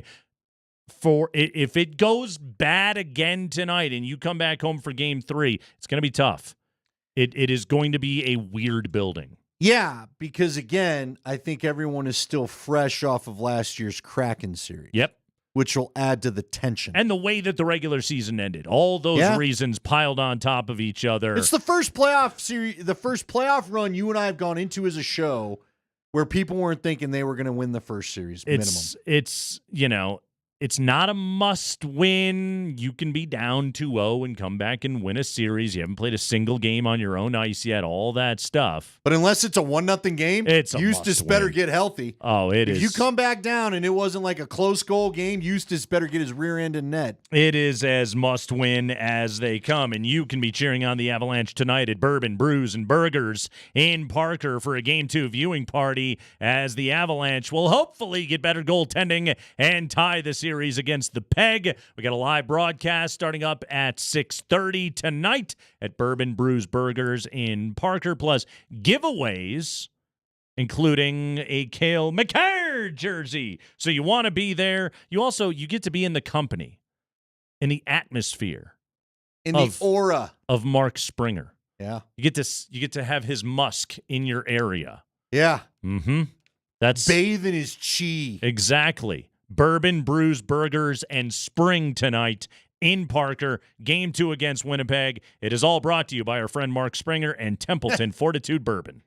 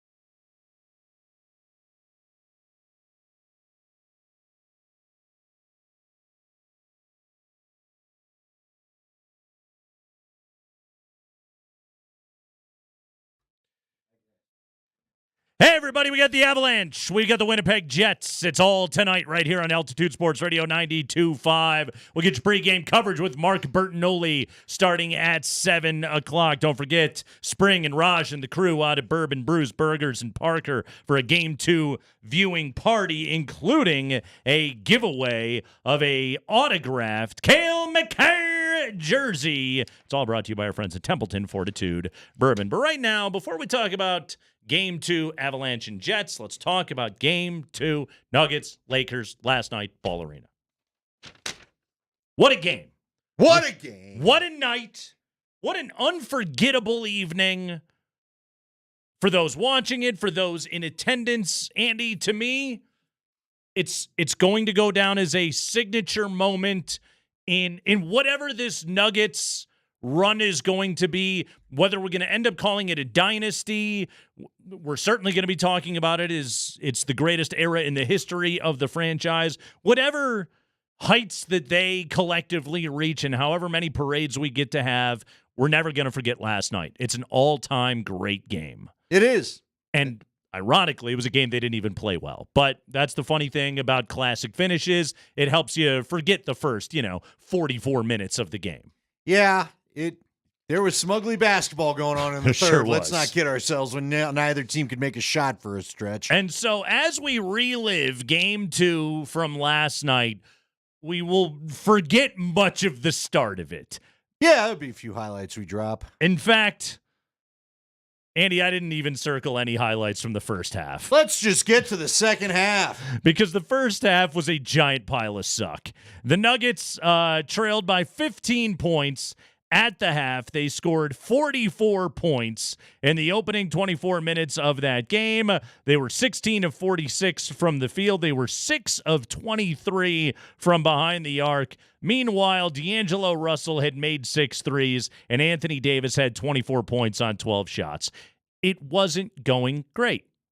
So, let's fast forward to the third quarter. And we do need to, for a moment, we do need to acknowledge just how bad that it did get. So let's go to, that was cool. I was going to say, sad note to start this. You got some piano music. Let's go to the 10-minute mark of the third quarter just to see how bad it got. LeBron James walks it across the timeline. Again, the Lakers want to kill as much time as they can with this big lead. Kicks it out to Reeves for 3. Jumpers up and in. Timeout, Denver. 20-point game at that point. Jamal was late on the contest. LeBron and AD in the pick-and-roll action. Got it to Austin Reeves, who, again, did not have a great shooting night last night, but he buried that one. It was a 20-point game 2 minutes into the third quarter. And that, you talked about it. The pick-and-roll action was deadly to the Nuggets at that point. Yep. And at that was one where... Didn't this also kind of signal the comeback? This was the peak point of the lead, right? For the Lakers, points? Yes. Or the bottom of the crater for the Nuggets, however way you want to view all of this. The deficit was half empty at that point. It was a third quarter where the Nuggets really, they played outstanding defense. The Lakers were only 7 of 19 from the field. They turned the ball over 4 times. It was not a good third quarter at all for the Lakers. It's just the Nuggets didn't really capitalize. They were 1 of 7 from 3 themselves, 10 of 22 from the field. They outscored them 25-20, but they did play some pretty good defense, including this highlight that we're about to play. Jamal Murray leading the breakout and lobbing the ball to Michael Porter Jr. Here's Jason Kosmiski on the call on Altitude Sports Radio 92.5. Up the right sideline is LeBron James, guarded by Aaron Gordon. Throws it through the pocket over to Davis, tried to flop for a call, didn't get the whistle. Nuggets have the numbers, 4-on-2. Murray has an alley-oop. Dunk left-handed, Michael Porter Jr. Nuggets are within 15 here, 74-59. To even go along the theme of kind of how off Jamal's night was, it was not a particularly accurate lob. MPJ had to make a tough play on that. Yeah. It was funny too because I was rewatching the Turner broadcast today before the show, and Kevin Harlan was like, MPJ hammers it, and it was like, He didn't really hammer it. No, but luckily he wasn't trying to go for the highlight Right. dunk, so he was able to just reach back, grab that thing, and still put it in. Yeah, left-handed, got it down. Big bucket right there. Let's get a little bit more defense right here. Nikola Jokic, the water polo pass. KCP on the break. Reeves brings it across the timeline. Denver down by 13 points here. He goes to the left hand. We're late in the third quarter. He rejects the Davis pick. Kick out three. Vincent. That one's no good. Denver's getting stops. They need buckets. Leaking out is KCP to the rim on Prince. Dunk that thing home with the right tomahawk. That'll get the crowd back into it. Denver's down 11. KCP yammed that thing all over Taurean Prince. He hung in the air, too. Oh, yeah. KCP could jump. He decided he would get after that one. Yeah. By the way, one quick note. By the end of that quarter, Jamal Crawford said something on the broadcast that really made my ears pick up. Jokic had a possession down in the post, and he put like just 3 ballet spin moves on Anthony Davis before laying it in. Unbelievable footwork, and Jamal Crawford said something to the point, you have to combine 5 or 6 all-time greats to get to Jokic's game. Yeah. Yeah. Did you hear the other night on the Lakers telecast, James Worthy, who does the desk for them, said that Nikola Jokic is Magic Johnson and Kareem Abdul-Jabbar combined. Yeah, it's crazy. He's tall. I mean, you're talking about 2 of They're greats. top 7 basketball players that have ever lived. Jerseys Top in 6, the rafters, top guys. 5. I mean, those are Mount Rushmore candidates you're talking about right there. And Jokic is both of those guys. Like, by the way, we're hearing more and more of this stuff. Worthy was beside himself last night. He was like, this was a bad loss. I saw it. James Worthy was a very disappointed father last night after the Lakers choked that thing away. Because you cannot count on that bad a shooting game from the Nuggets again. It may happen. You but probably can't count on it. won't get that. Yeah, you probably won't get that. Before the end of the third quarter, D'Lo getting hit in the face, but call getting overturned. Thank you very much, Scott Foster. You had Jamal Murray putting a BS floater off the front of the rim, and you had a 10-point game going to the fourth quarter. Could have been 8. Could have been. But they couldn't make the dang shot. They had a couple of threes that didn't go down right at the end of the quarter. Yeah. By the end of that quarter, Jamal Murray was 3 of 16 from the field. 3 of 16. Not his night. No, it really Didn't feel that way anyway. was not. On to the fourth. Let's talk about the defense again, because the defense the Nuggets played in the fourth quarter largely made up for many of their offensive shortcomings, i.e., the ball not going through the basket. Peyton Watson with a big-time block on Gabe Vincent, and then he's at his very best when he gets out and runs the floor. Dinwiddie has it up the left sideline. He gets down the lane, leans in, layup no good. Rebound down to Jokic. Got to score here. In the paint, Holiday. Watson, layup good. Take the ball to the rim, Peyton Watson. Don't shoot threes. Denver, 22-8 run dating back to the third quarter. They've got it down to 5. It's kind of rewarding the big, so to speak. You swat a shot, you run the floor, you get a layup. Beautiful stuff. Great pass by Nikola Jokic. Fast forward 1 minute from there, and hey, Jamal Murray, what a concept, actually made a mid-range shot. Gordon has it across the timeline. 6-point lead for the Lakers. Top of the key over to Jokic. Jokic dribble handoff over to Murray. Murray turns the corner, long 2. That one's good. See, he's got to get cooking here in the fourth quarter if the Nuggets want to win. Denver's within 4, 83-79. Agreed. He did need to get cooking. Good call right there by Kaz. LeBron hit back-to-back threes at one point to make a I believe it was a 2-point game, an 89-81 game. That was another one of those moments where you're like, it just might not be their night. Yeah, because they actually, I mean, again, LeBron and Anthony Davis kept answering, kept pushing the lead back up. And they did not shoot well. They weren't shooting well enough that I thought they'd reel them in. 2 minutes and 12 seconds to go in a 4-point game. And once again, Nikola Jokic just embarrasses Anthony Davis and his interior defense. Outlet pass off over to Jokic. Bucket here, you make it a one-possession game. Jokic has it inside the arc. Guarded by Anthony Davis. Starts backing him down. Spins baseline, head fake, layup. Got it, and foul! Let's go! Nuggets down by 2. Joker can make it 1. That's the 5th foul on Anthony Davis. 93-92, pump fake, spin, get Davis in the air, draw the contact, finish off the glass. Pretty textbook Nikola Jokic right there. We do have to play another Laker highlight because this was another moment where I thought to myself, it really might not be the Nuggets' night.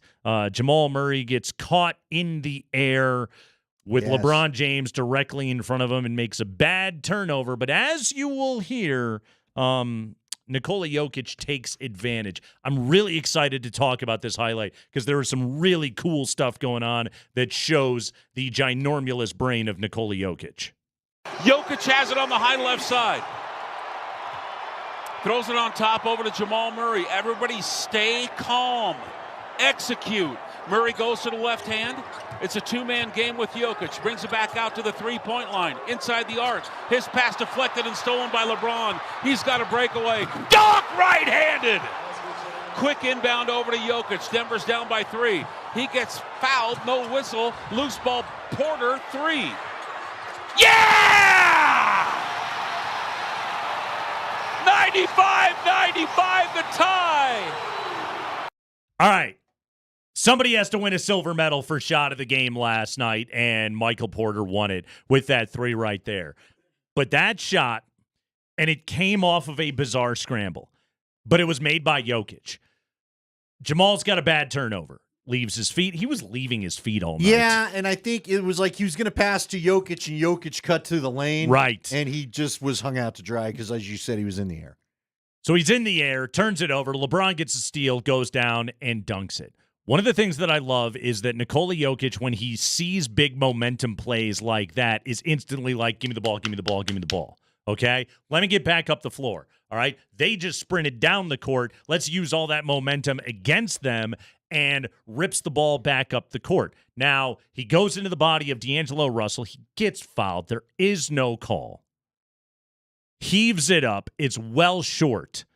Aaron Gordon saves it from going out of bounds with his toes right on the line. From where I was sitting, I couldn't see his feet all that well. When they went back to review it, my initial question was, did AG step on the line? No, that's not what it was at all. AG kept his feet in, which give him all the credit in the world. That is a massive play that, I mean, I guess he gets an assist to Porter, but doesn't really show up in the box score, that he saved that thing, flips it back to MPJ, who nails that 3 and ties the game back up. That's Nikola Jokic, Aaron Gordon, and Michael Porter Jr. all making huge winning plays on that possession. Being smart, not giving up on a play. Yep. And again, you got to credit MPJ for a lot of things, but he had a lot of bodies flying by him, as you said, because the Lakers are frantically trying to get up floor. So he caught it in a little bit of traffic and still shot that one home. Beautiful. And wasn't afraid. Again, no hesitation. It's what you're asking for from your shooter. He's shooting very confidently right now. He is. He saw plenty go in last. He's been great in this series. Honestly, Andy, obviously Jokic won. After that, I might argue Porter too, in terms of who has been the best Nugget in this series so far. Maybe. Jamal he was pretty good in game 1, and he had the game winner. Didn't shoot great. Well, didn't shoot great. Listen. Consistently, I'm giving MPJ right now number 2 standing. Okay. Yeah. Yeah. He doesn't get it very often. KCP's played some pretty damn good D, too. He really has. But he really has. Look, man, they're starting 5. KCP's elite. Well, but when MPJ, we said it, MPJ's got to hit 3s or they're not going to win. He's hitting 3s. Right. And they're 2-0. Yeah. He's shooting the ball really we're splitting hairs here. He's been great. If we're gonna do any pep talks, it's time for the bench. In all seriousness, though, like AG's been really good too. They've all been really good. Sort of, though. They're not playing close to their peaks. You're right, but I think Scotty said they score like 91 of the 102 points last night came from the starters. Yeah. Something ridiculous like that. Yeah. Mm-hmm. Mm-hmm. The bench. Our concerns about the bench played out last night. They still won. It's 95-all. D'Angelo Russell hits a runner. Soft touch. 97-95. Jamal gets fouled on the floor. Nuggets were in the bonus, so 2 free throws by Jamal. 97-all. LeBron with a drive and a layup. Good screen by D'Angelo Russell on AG to open that up. 99-97. And the shot before the shot, Jamal Murray off the dribble again, getting to the mid-range. You can basically win the game if you get 2 buckets in a row, but you got to shoot it now. Jamal knows this. Jamal's got to shoot it. Jamal, you got to shoot it. Jumper. Good! Difference between game and shot clock is 5.4 seconds. You got to get a stop here. And they did. LeBron would miss a 3. Michael Porter would make a big-time rebound, give the ball to Jamal Murray. Here's the great Chris Marlowe, who we'll talk to coming up at 5:25 today on the show. On the call last night on Altitude Television. LeBron, no! Porter's got it. Nuggets, 12 seconds remaining. They're not going to call timeout. 9 seconds remaining. Murray's got to go. Murray lets it fly. Yeah! Oh my God!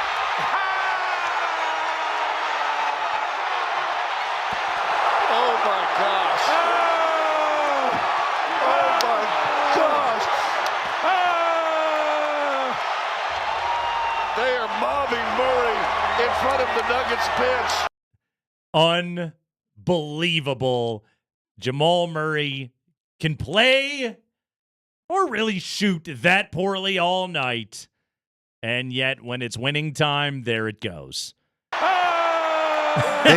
had asked him. They had asked him on TNT, "Have you ever had a game-winning shot before?" And he said, "I don't think in the NBA." Yeah, a bunch in Canada. But he joked about how I'd had a bunch in Canada. Basically, I felt like he was referring to out in the old driveway. He has go-ahead buckets in the final 10 seconds of the game.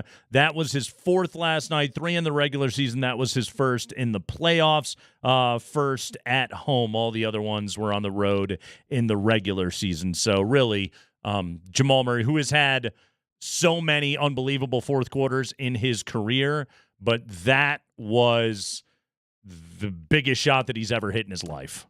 Yeah. Yeah, he had some big ones in the run. There's just something about that ender, right? The end of the game, the final stanza, the last word, whatever you want to say. I mean, it's a buzzer beater, right? It's the thing, it's you know.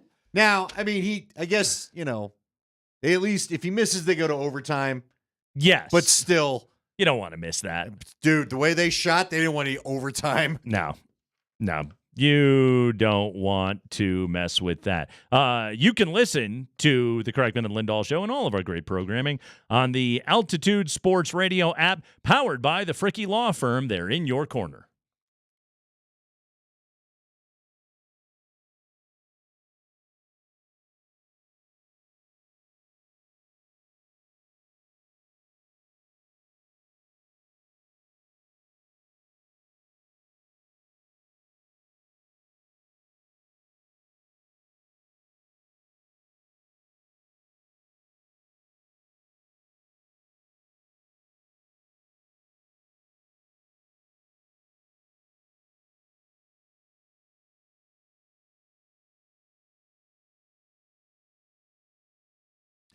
Hey, it's Andy Lindahl for my friends over at Colorado Off-Road. We're about a month out from Memorial Day. That is the official start of camping season for many. If you're looking to get the old truck or 4x4 ready for hauling the fifth wheel or whatever you take camping with you, get it on over to Colorado Off-Road. Whether you need a new tow ball or just some tie downs, whatever you may need to get the camping season going in full for you, they can get your vehicle ready. Maybe you're a big off-road enthusiast when you go camping. Light bars are always great to light the trail late at night. They've got the tow winches, whatever you may need. They've got it over there at Colorado Off-Road. They also have things that all the accessories really that you could want for your truck or 4x4. We're talking bed covers or floor mats, the remote start kits. If you want it, he can do it for you. He's Jerry Jones, and he and his wife, Wendy Jones, own this great Colorado business. Need some suggestions as for what maybe you need to get. they're always up for offering those as well. Again, Colorado Off-Road's real easy to find. All you have to do is head 3 blocks south of downtown Littleton. It's on South Prince Street. It's just right behind ACC. Go on in there, have a conversation with Jerry about what you want to get done, and he'll get you on the schedule. Order stuff if you need it, or just check out their great showroom. Find them online at cooffroad.com.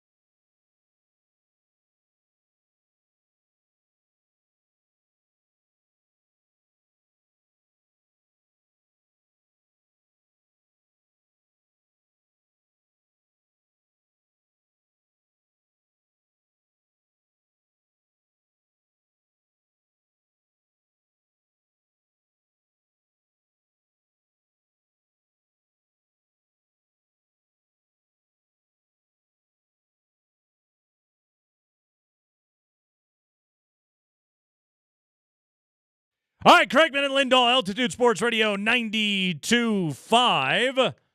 We'll talk to Chris Marlowe coming up about 5:25 today here on the show. But right now, Andy, it is that time. After a game that will go the way that Nuggets-Lakers did last night, people are going to have some feelings. The bitterness on the side of the Lakers, the joy on the part of the Nuggets, and the frustration of various different knobs around the basketball media world that are getting their predictions wrong. Those kind of things are going to happen. Hey, I've been there too. That said, right now, here on the Crackman and Lindahl Show, very excited to bring back for you, brought to you by our friends at GQ Barbecue, it is time for Beef Tweets. Beef Tweets time. There's beef. Yeah, let's get beefy. Who's calling out who? I'm a Be Real. If he says he's got beef. Hey, catch me outside. Crackman and Lindahl present They find us, really. Beef Tweets. Brought to you by GQ Barbecue. Proud presenting sponsor. Colorado's only championship barbecue. Get out to GQ Barbecue. Get a free pulled pork sandwich from GQBBQ.com. The jazz flute. Yes, Beef Tweets. Presented by GQ Barbecue. Colorado's only championship barbecue. GQBBQ.com. Get a free pulled pork sandwich. Go to it right now. They got a wing club, too, you got to join. Ooh, a wing club? Yeah. Free wings every month. I want to be a member of this club. Ice cream club. I'll go to the meetings. Yeah. All right, wear Andy, the hat? Let's do it. I will wear the hat. Chicken wing hat. All right, Andy, let's do it. It is right. time. It is time for Beef Tweets here on the Crackman and Lindahl Show. You have done a good job. While I was out at the arena last night, you were combing the internet for all of the beef that is out there. So let's dive into it. What do you have for us? Well, let's start. What I like is Laker fan turning on. This is my favorite, turning on their own players. Good. So we start with the tweet of D'Angelo Russell, which technically was a beef tweet itself towards the refs. Sure was. Where he said, "That's a foul. We all saw it on national television." 824 Mambalytics quote tweets D'Angelo Russell and says, "You blew a 14-point lead in game 1. You blew a 20-point lead in game 2. This is not the ref's fault," and gives the Kobe gif of soft. So D'Angelo Russell is trying to drum up support for his own people, and he has his own fans being like, shut it. Shut it. Well, even they were like, no, man, 20-point lead. So, sorry, not going to give it to you. Mm-hmm. So that's a good beef tweet from that was a great beef what was that, tweet. Mambalytics? Mambalytics, Okay. 824, which would be, his two numbers. I get that. That's what's up. There we go. Mm-hmm. George Karl jumped in on the NBA beef tweeting last night, if you will. Is he ever not in on the NBA beef He tweeting? had a lot to say, but this was kind of funny. George Karl tweets, AD has always been a hell of a three-quarter player. Too bad the NBA is a four-quarter game. So George Karl checking in. 0 points in the fourth quarter last night for Anthony Davis after, I believe he started 15 of 16 from the field. 0. So, the Lake Show, yo, quote tweets Charles Barkley. Okay. So technically it's Barkley's analysis put into beef tweet form. I like it. Barkley said before the game last night, which is funny because then this was kind of a little bit of a prophecy for after the game. One thing you can always count on with the Lakers, they're going to throw somebody under the bus when they lose. You know it. That's what happened last night. They turned on each other. Yeah. They turned on their coach. Well, remember, they all called out D'Angelo Russell, who was the only dude. He was the most consistent three-baller for him last night. We have possessions where we don't know what we're doing. I would say let's see, for the Lakers, this would have been game 85 because they had a play-in game too. Game 85, you should probably know what you're doing by now. Yeah. They don't.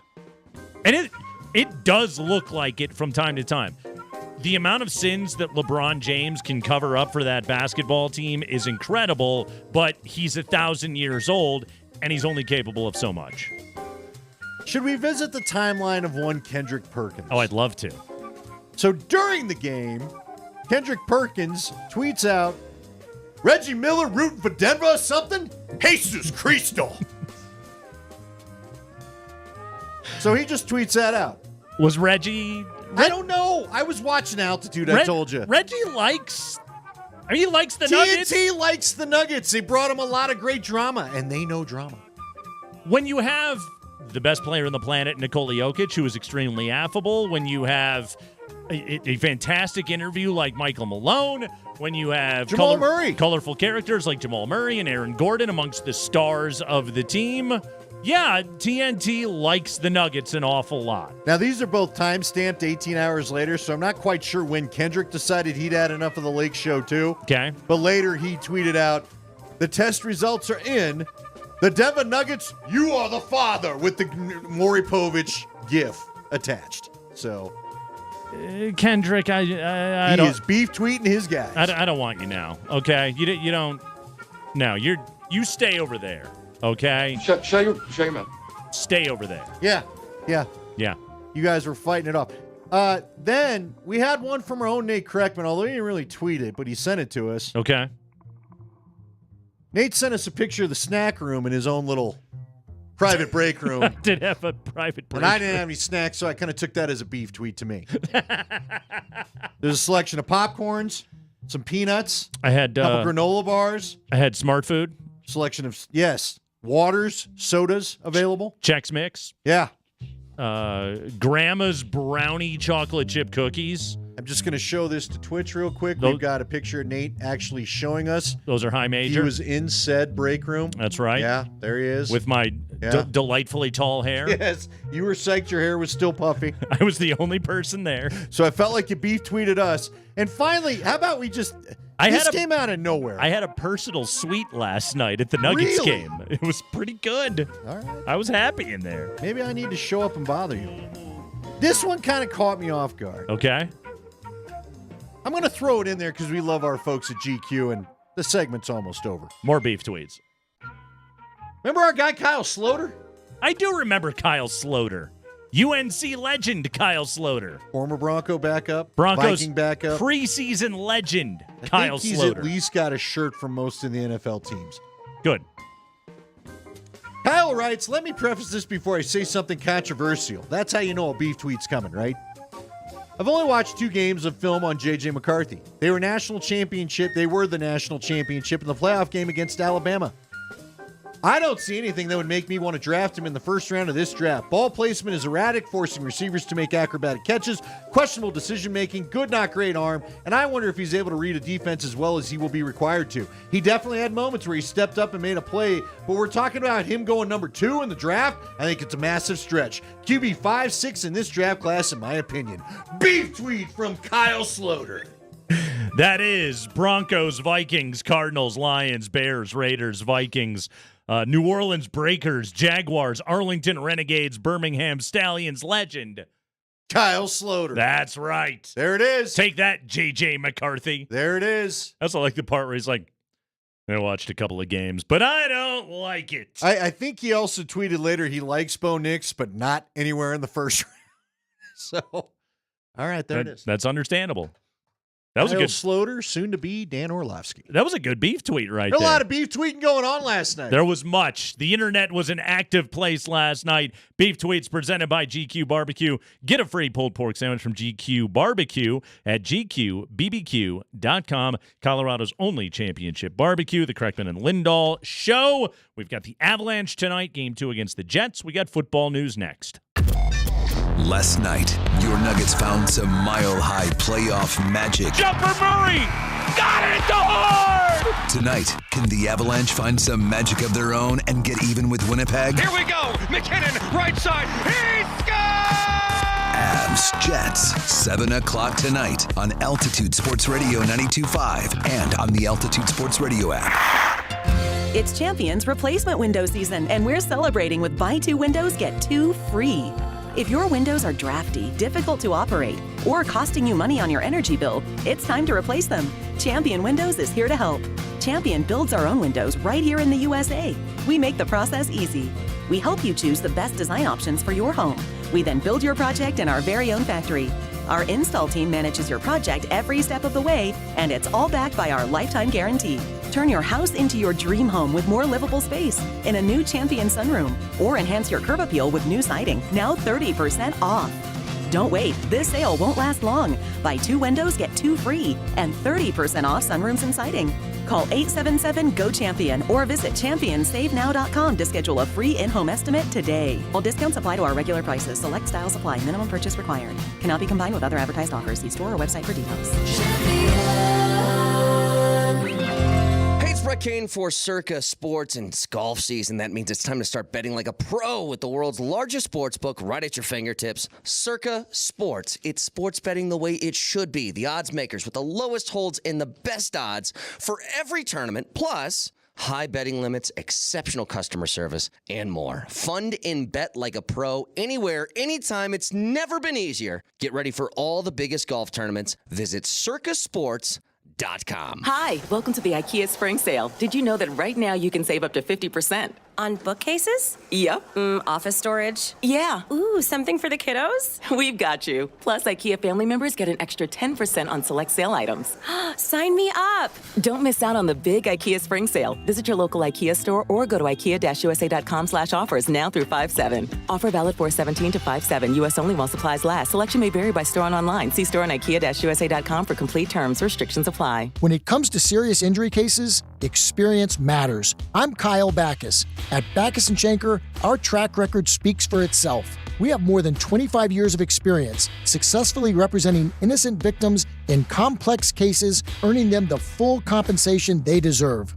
Our dedicated team of lawyers and victims advocates combine compassion with strength to deliver winning results. Call 303-222-2222. Backus & Schenker. Our passion is justice. If the tax man taketh, or you're going to be getting some green back this spring, Silterhar Motors in Broomfield is the place to find your new ride. Hey, it's Mark Mosier. Listen, the deals at Silterhar on new and pre-owned vehicles are so good. And either way, they're going to find the perfect ride to fit you, your needs, and your budget. By the way, the new Ford Bronco is unreal. I may take advantage of my own special, $1,000 in extra trade allowance, or 3 free-year maintenance, or $1,000 in free accessories. Get to Highway 36 in Wadsworth or go online at sthmotors.com. Silterhar, everything you want out of a dealership. Crazy to think of everything that's happened in the last 25 years, but one thing that's remained as consistent as ever is Plumline Services. From Fort Collins to Castle Rock, Plumline Services has been earning the trust of Coloradans with plum-crazy service and pricing on plumbing, heating, cooling, electrical, and drain cleaning. Plumline and Carrier. Turn to the experts. Schedule your service online at plumlineservices.com. For 25 years and counting, Plumline Services, partnering with great brands like Carrier. Service at home, servants at heart. Altitude Sports Radio 92.5. Let's give some smacks on the rear, okay? More Denver sports talk in 60 seconds. Premier Members Credit Union is a place where you can grow your own money. But that's not the only way our members flourish. We pay our profits forward with lower loan rates, higher savings interest, and programs that give back to our Colorado community. Think of us like a community garden that's focused on making each member's savings and neighborhood bloom, starting with your house. Come into your local branch and learn how our low mortgage rates can plant you in your dream home. Premier Members Credit Union. Join us at becomepremier.com. Terms and conditions apply. Federally insured by the NCUA. Equal housing lender. NMLS number 416701. Listen up, whiskey fans. Templeton, the legendary American whiskey distillery, declares the debut of its inaugural Templeton Fortitude Bourbon. This occasion signifies a historic milestone as our hometown distillery unveils the first whiskey to be distilled in Templeton, Iowa in over 100 years. Templeton Fortitude Bourbon is the inaugural release coming out of Templeton Distillery and is matured to perfection in premium first fill American oak barrels and bottled at 92 proof. Available now throughout Colorado. Ask your favorite bartender or liquor store for Templeton Fortitude Bourbon. Still haven't figured out parking for the concert? With Spot Hero, it's already figured out. Visit SpotHero.com or download the free app. Search your venue, find your spot, and reserve. Get 10% off your first park with code ENCORE10. Spot Hero. Where do you park? We got new problems out here. If you're northbound I-25 trying to head into downtown, brand new crash northbound just after 6th Avenue. This report sponsored by Wendy's. Couple of cars lined up in that left lane. No police just yet.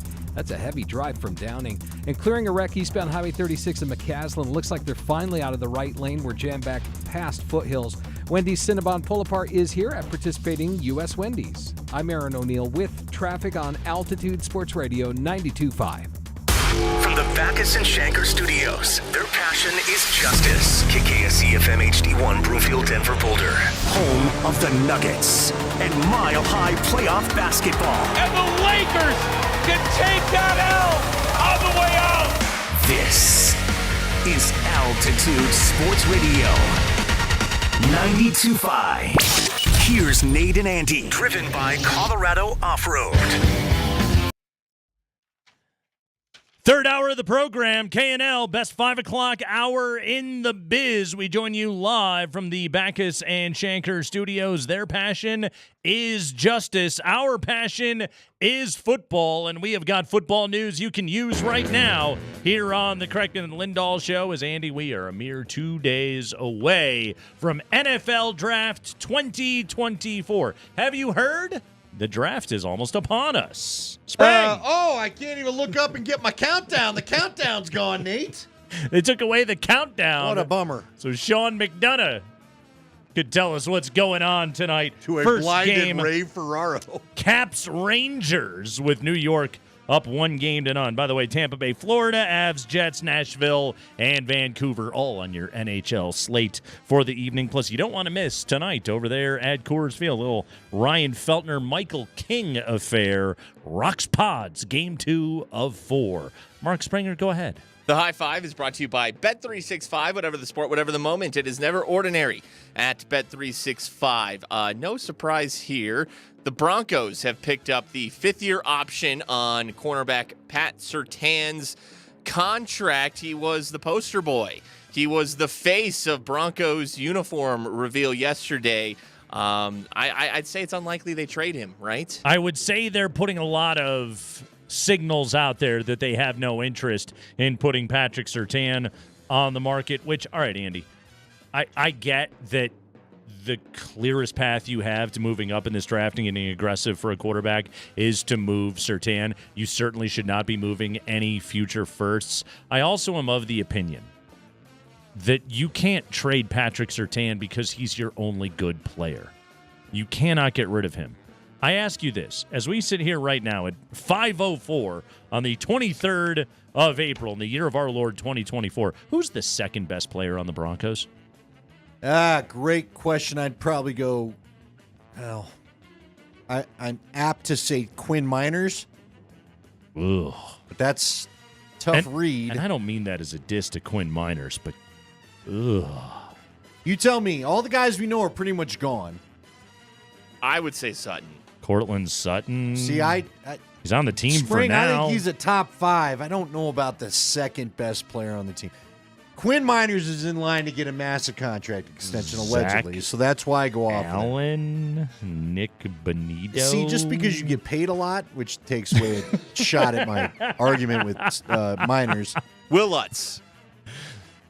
Boy, he damn near left. Mitchell Fraboni. All of these are candidates. I really don't know the answer to you.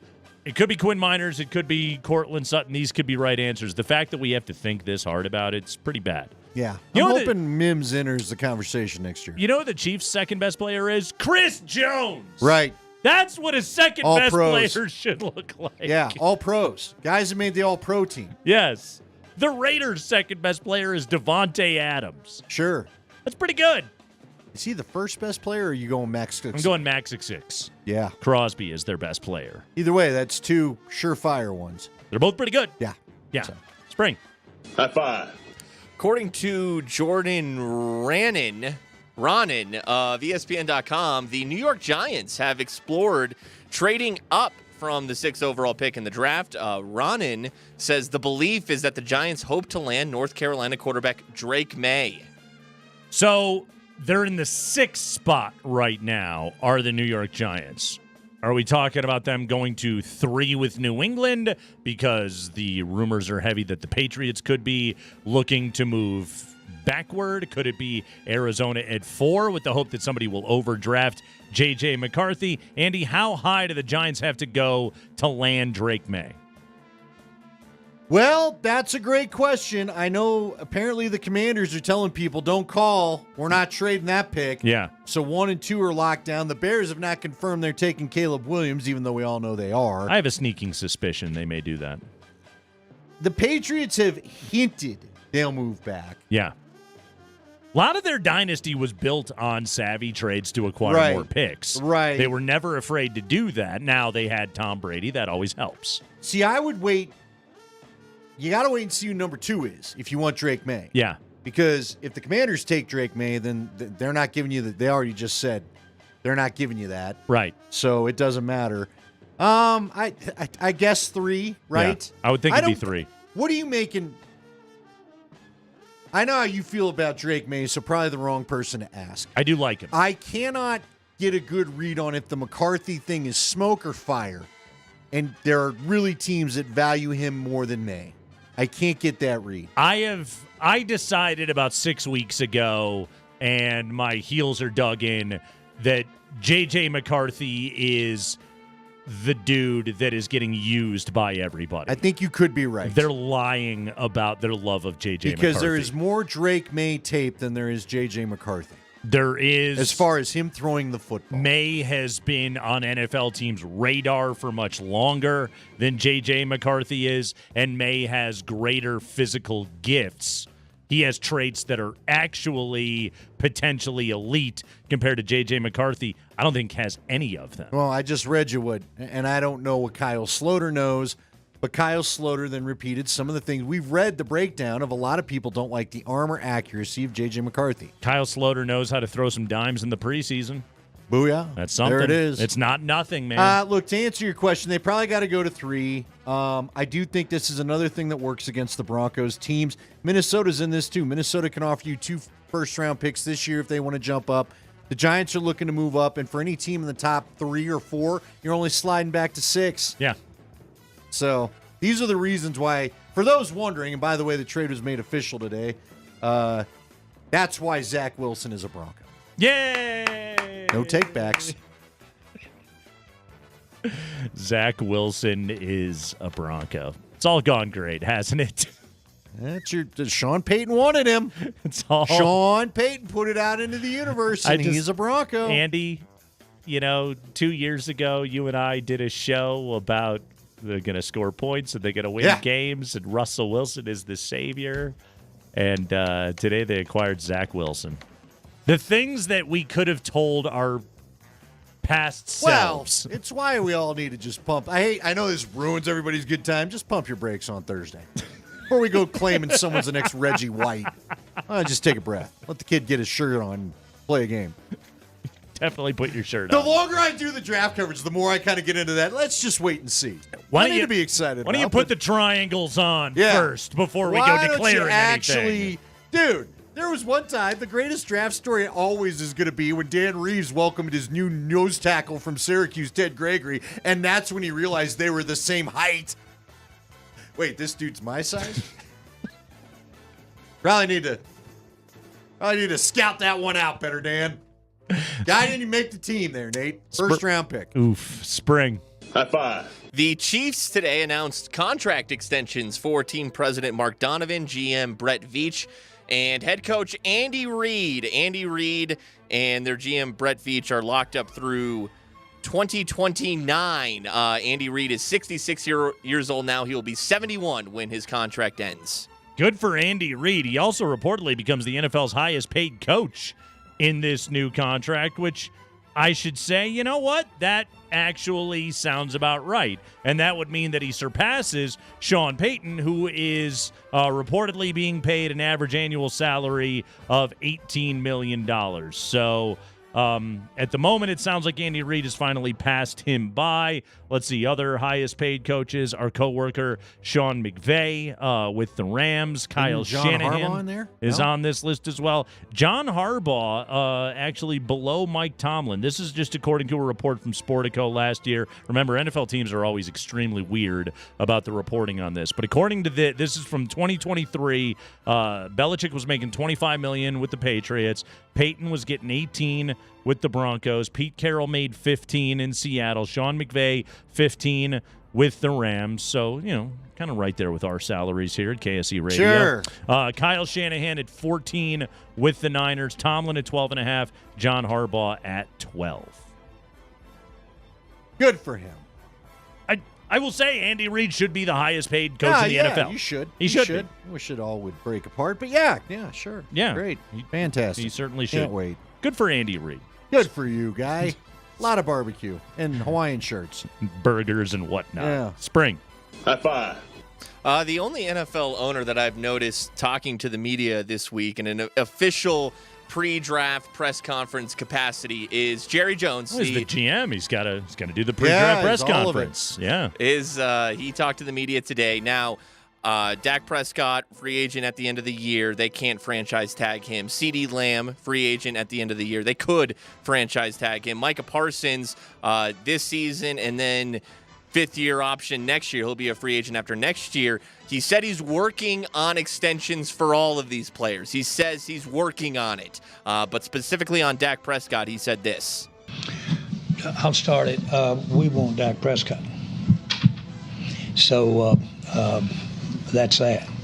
And there's no question that Mike's focus, not that he didn't have focus, but how he improved last year, and I give Mike a lot of the credit for it.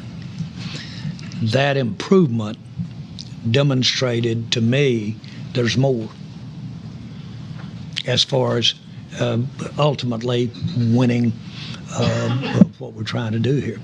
So your question nails it for me. We want Dak, and we think that there's room for growth.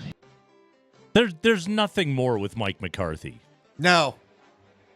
It's That's maxed out, Jerry. I promise you. Yeah, and look, if you want Dak, then why not do the extension that would benefit both of you? Does Dak want to be there? I kind of wondered all the weird things with the teammates and there's times where I feel like it's probably a little exhausting to be a Dallas Cowboy. I'm sure a lot of days it's really cool. I guarantee it. But you're in the middle of the circus all the time, and I think it does wear on the some amount people. of eyeballs that are on you at all times. And again, like if Dak Prescott were to become an unrestricted free agent and sign here and play for Sean Payton, he would also get a buttload of attention, but it wouldn't be the same as being the quarterback of the Dallas Cowboys and dealing with Jerry Jones and everything else like that. And again, Jerry, you can make this all go away. The longer that he doesn't, the longer it becomes the only story that's going on with that team. And Andy, if they come out the gates and have a 2-2 September, it's only going to get louder. I just like it. I'll start it. Get your damn act We together. want Dak Prescott. I will never forget him taking off in his helicopter during the Cowboys Hard Knocks and forgetting the sun. Are we already going to bleep this up already? Go back and get him. Remember when he made the son-in-law clean his glasses for him? Yeah. Remember him making pics from his Bond villain yacht? What was better, the rattan furniture of Bill Belichick or Jerry Jones on his evil submarine that just disappeared into the sea after he selected CeeDee Lamb? Somewhere deep in the Mediterranean. Yeah. Him and Dan Snyder were drag racing around the Mediterranean in their super yachts. Except Dan Snyder was hiding from the U.S. government. Russian army was tracking him, thinking it was some military vessel. Turns out it's just Jerry Jones. I got stealth technology on this thing. And finally, Spring. High five. The Cincinnati Bengals today re-signed quarterback Jake Browning to a 2-year contract extension. Yeah, well, the Broncos got Zach Wilson, okay? Yeah, why couldn't we got this guy? We didn't want to call about this guy? Yeah, Jake Browning's fine. He did all right. He's fine. He was fun. And that's the 5 He was an biggest attractive stories girlfriend of the day from around. She's got a ski suit, if you didn't notice. Kind of took the whole NFL world by storm last year. Hell of a suit. You can participate. Who needs a use check jacket when you can wear form-fitting bodysuit in honor of Browning? Feels like I'm wearing nothing at all. Yeah, right? The Flanders.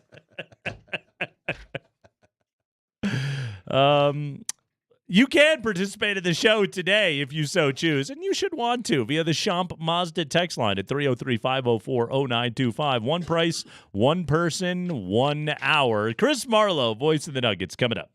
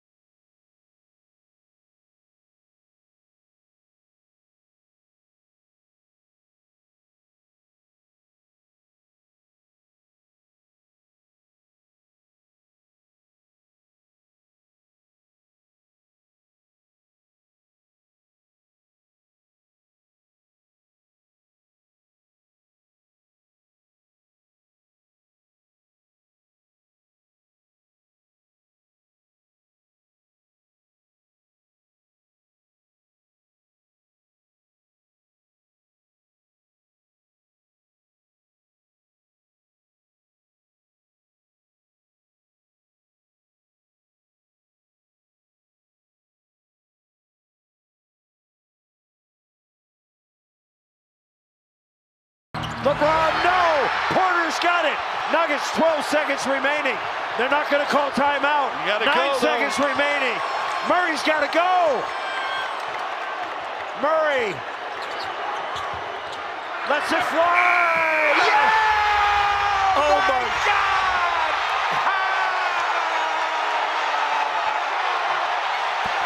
Oh my gosh.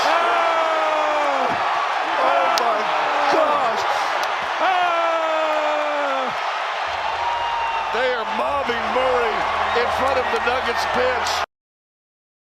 101-99, the final. Jamal Murray, the game winner. Chris Marlowe on the call last night on Altitude Television. He joins us right now on the Ramos Law Hotline. Car accident? You need Ramos Law, medical doctor and attorney. Visit ramoslaw.com. Chris Marlowe, I said it earlier in the show. To me, it's a night that will live in fans' memories forever. It is a historical marker in what we hope is going to be the life of this Nuggets dynasty. You were on the call. You got to document the moment. Where do you place this moment and its importance and its importance in everything when it comes to the history of this franchise? Well, the first thing I would say was awfully nice of my partner, Scott Hastings, to add a little spirituality into the call. Sure did. Spice it up at the end. You throw in 4 or 5 oh my gods, and it just takes it to another level. I think it just kind of solidifies the Denver Nuggets run and where they're going. Obviously, they won the championship last year. They want to repeat this season. And when you get into the playoffs and are challenged by good teams, which the Lakers are, you're going to have to win some games the hard way. And I thought the Nuggets did not play their best last night. They maybe played a C-plus game, but they certainly played a great fourth quarter. They made the last 7 shots they took, and obviously that one by Murray was a keeper. So I think it's another step, albeit a big one, on the road to a repeat championship. Yeah, they outscored the Lakers 20-10 over the last 5 minutes of that game. But you mentioned Jamal Murray. He was 3 of 16 going into that fourth quarter. You broadcast the entire career of this outstanding player, this legend that Jamal Murray is becoming right before our eyes. When you see him play that way for that long of a stretch, did you kind of have the feeling still in the back of your head of, he's probably going to figure this out before it's all said and done? No, I was thinking, along with most other Nuggets fans, at least through 3 quarters, oh my God, how bad is he playing? Yeah. He can't make a shot. And it was just really, really surprising that he was missing shots that he normally makes.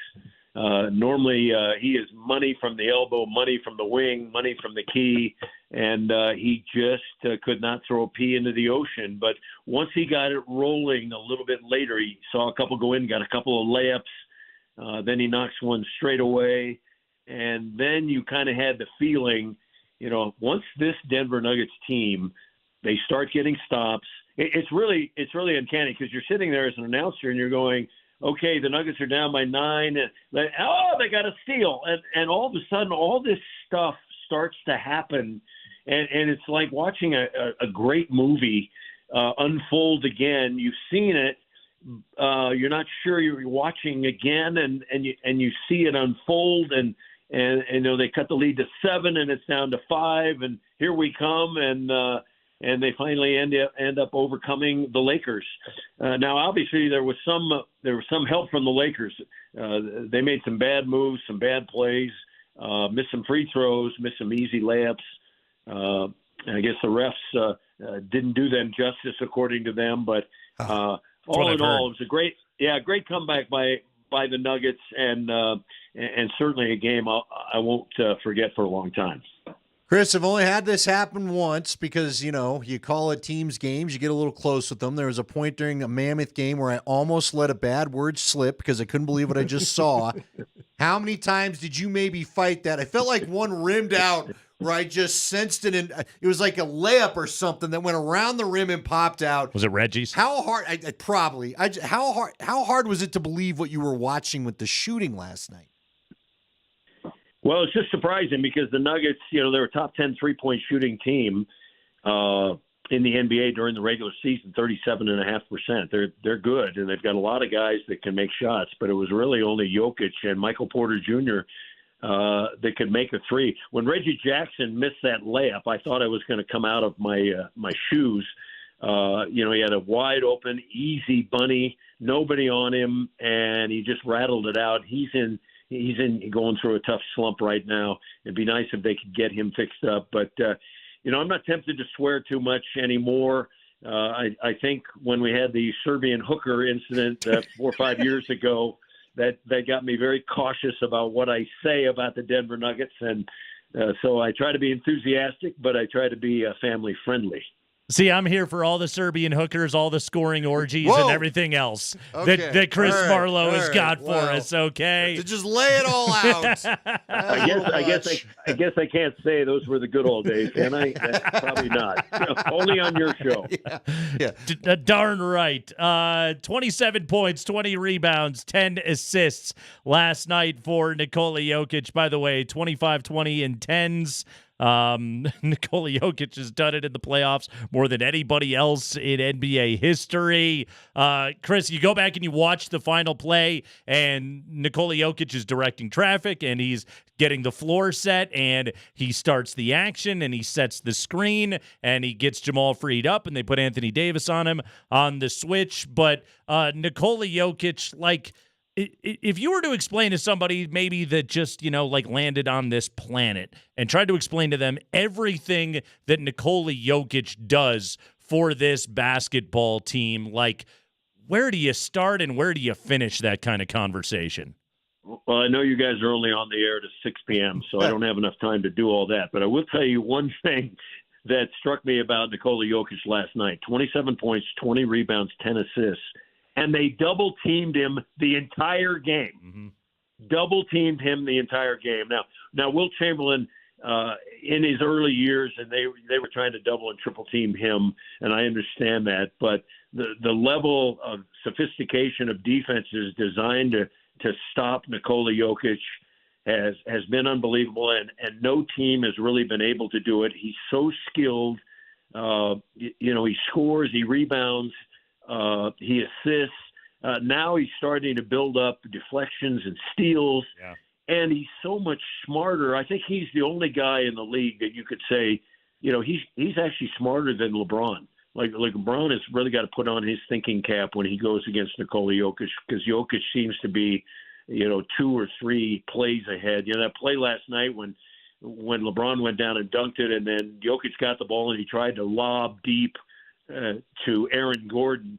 It was a great idea. The pass was bad. Gordon tightrope and threw it over his head to Porter, who drains the three to tie it up. I mean, that might have been the play of the game until the Murray jumper. But Jokic, he's just we're watching one of the all-time greats.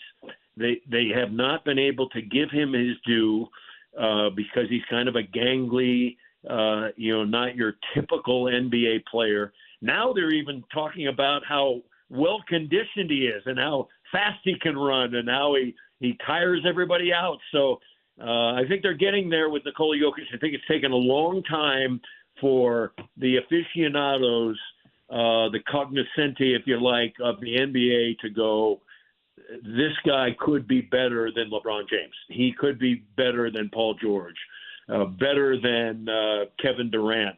People just don't want to believe that. But it's true. It's true.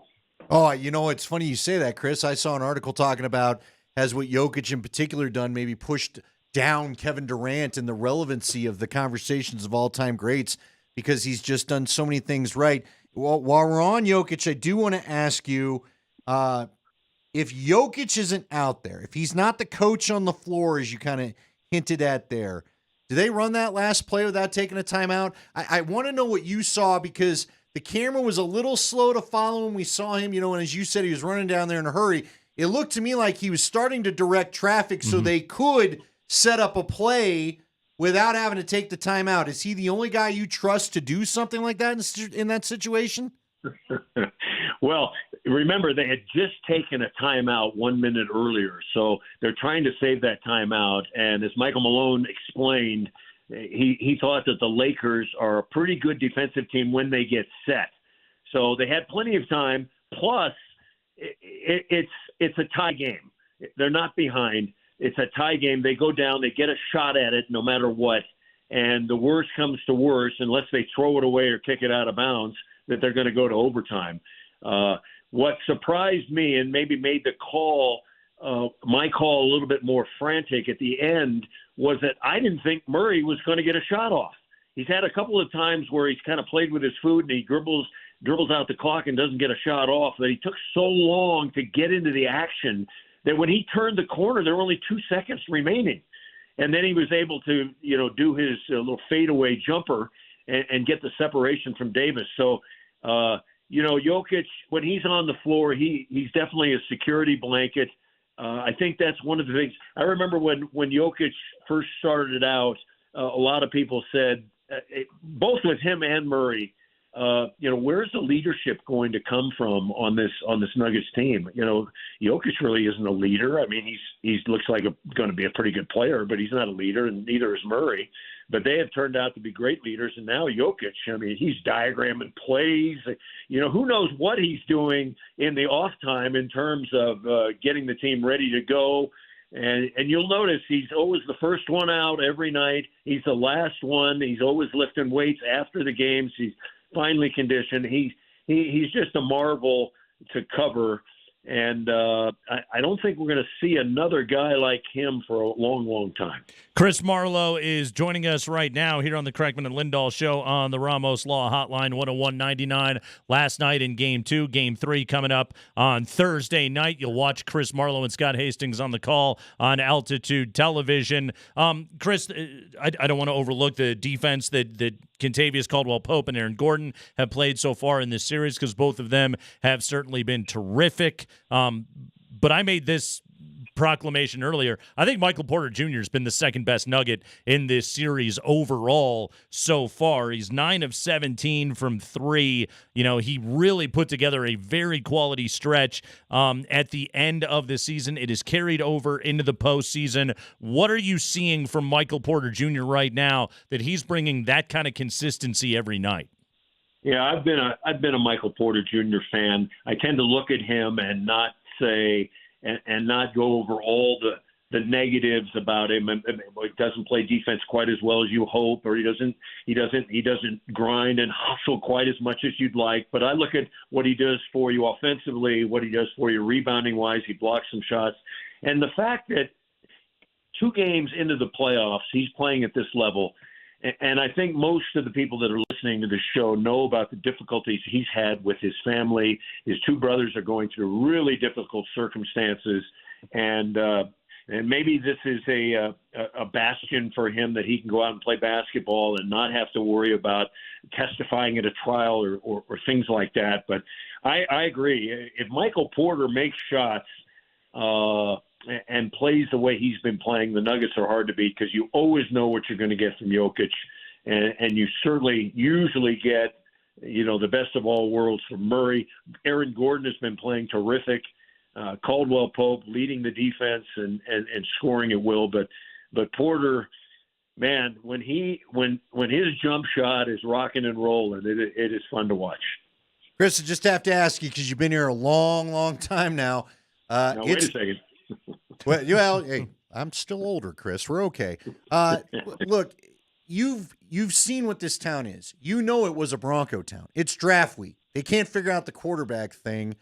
Did you ever think you'd get to a place with the Nuggets where, on this show, we've really not talked draft today, and that, for a while, sports radio lived off of constant draft talk, and the quarterback in particular. Can you just talk about the feat that the Nuggets have pulled off, where they're really seizing it as their town right now, I feel like? It's been a fantastic ascension. I don't know if they'll ever be a way ahead of the Denver Broncos. The Denver Broncos are kind of the heart and soul, it seems to me, of the community. They'll be back. I have total confidence. And you guys will be talking about the Broncos very, very soon as they draft another quarterback. And then there's some quarterback talk, and they're assembling some free agents, and they got some things going. And I think Sean McVay, he's not the kind of guy that wants to go through another season, particularly another season of 5 or 6 or 7 wins or 8 wins, whatever we got last time. I think he's going to redesign this team, and the Nuggets will be back. But I love what the Denver Nuggets have done. They built through the community. The marketing department has done a great job. I think Michael Malone hiring a staff that's had continuity, that has stayed with it. They've got homegrown players that people can identify with. People love these players, and they're winning. So I think it's all systems go for the Nuggets.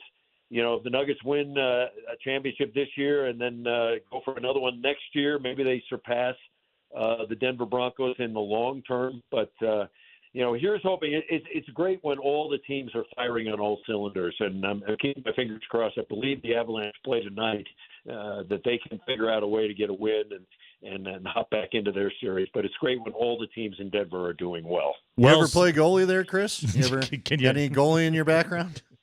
Yeah, there's that young guy. He hasn't played much, right? They brought the young guy up, and one guy's sick. I don't know what they're going to do, but let's hope that guy's ready, huh? All right. Chris Marlowe, more of a bump set spike kind of guy. Chris, beautiful work as always. Thank you, sir. Pad save. They got a pad save. Kick save to beauty. There he goes. Chris Marlowe, the voice. Used a pad save the other night there, Chris, on the slow roller.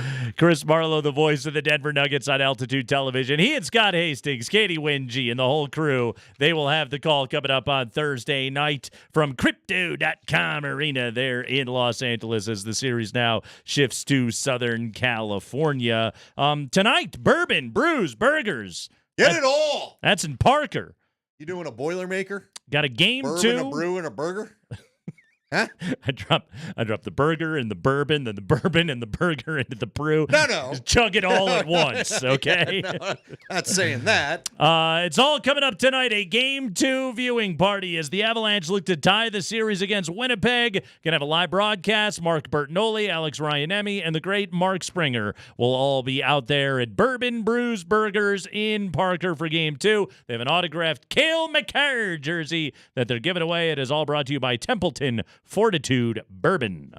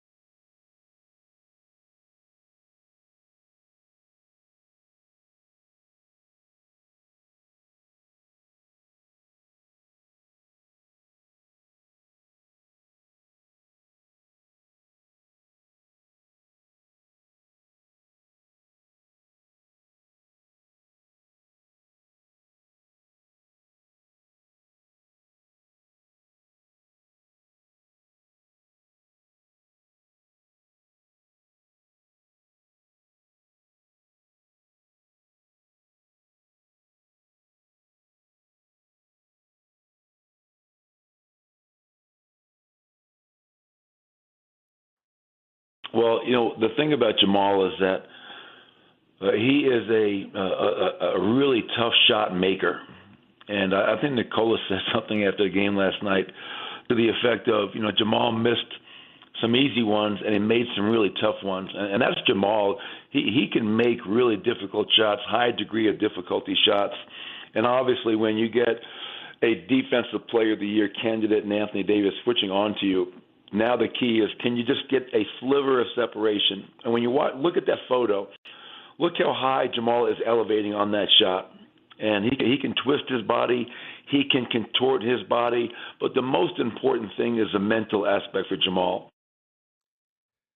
Michael Malone on with Dempsey and the company earlier today right here on Altitude Sports Radio 92.5. He joins the show every week. Certainly a good day to get Michael Malone.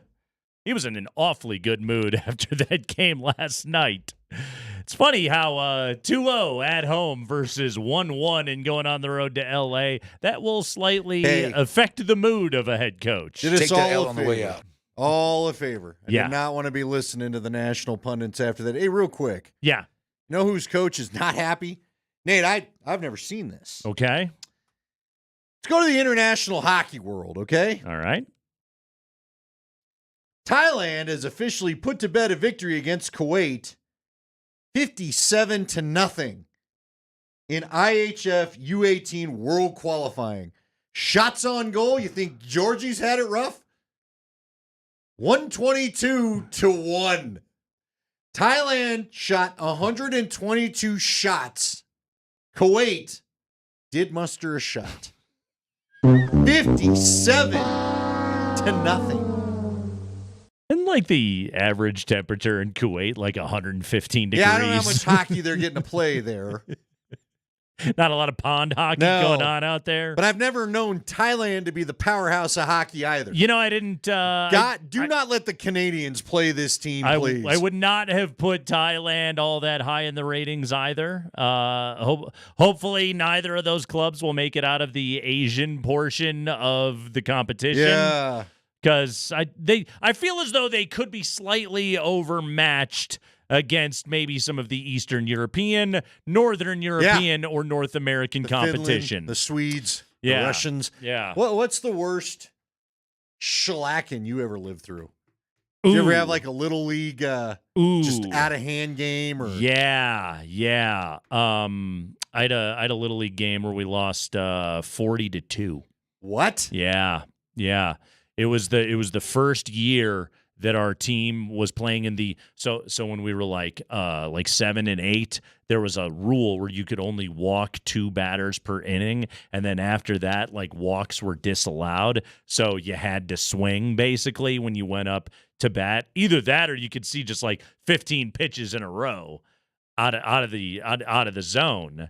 And I recall a game where I think we had some kids on vacation or whatever. We were a little limited in who was available, and we lost 40-2 because the walks were unlimited.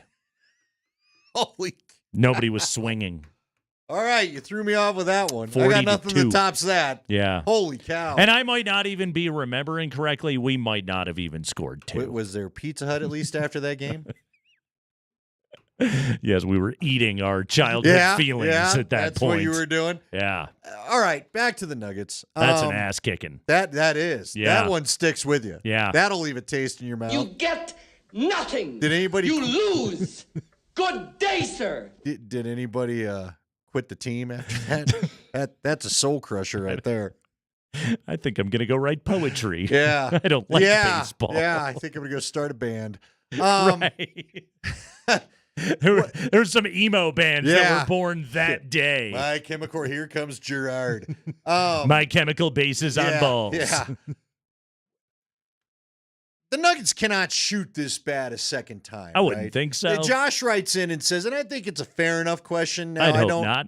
Josh asked the question. I don't mean to sound like a downer because last night was incredible, but are we making a little too much out of this win?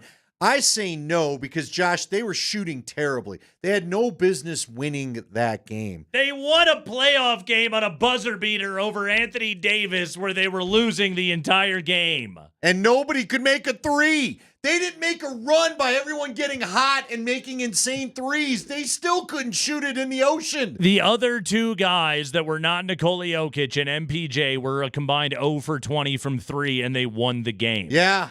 It was against the Lakers and LeBron James and Anthony Davis, and they were trashing their own head coach and the officials and everybody else they could think of in the postgame. Yeah. And also, in the playoffs. Here's the other thing, too. This wasn't some random January, who cares, let's get out of here game. You know, LeBron James is not really a sugarcoater kind of guy. Right. He's never been afraid to be like, we ain't got it, you know? I would assume that LeBron in his head right now is just kind of like, it ain't happening. All right, and he'll fight, and he's a prideful athlete and a competitor and all of those things. He's an all-time great. But LeBron knows these dudes, the guys he's got, they can't hang with the Nuggets. Well, and on top of it, I mean, again, you got to win 4 of the next 5. Yeah. And you still got to come back to altitude if you're able to do such. Mm-hmm. And we know that's why people train at altitude. The Nuggets didn't get tired up here, and now we're going to go to sea level? Right. Good. See, I keep waiting for when Anthony Davis, the work Anthony Davis has done in these first 2 games, got to catch up with him for at least a game, doesn't it? He's got to have tired legs or something. How do you not score a point in the fourth quarter? I don't know. Well, did they quit going to him? I don't know. He started missing shots, I guess. Aaron Gordon was switched onto him. AG plays him physically, and AD doesn't want to fight. No. Davis he doesn't want to put in that fight. He ain't got that dog in him. He does not want to put that effort into getting himself open to get the ball. We got the picture up on the screen in the background for those late joining the show. I mean, he's just kind of a slight guy. Like, Jokic is thick. LeBron is thick. Rudy Gobert's fairly thick. AD's just your classic kind of skinny. Remember, you know what always struck me about? I don't know. That dude looks pretty huge to me. Well, he doesn't. Weighs 250 pounds. He doesn't like mucking it up in the paint. He really doesn't.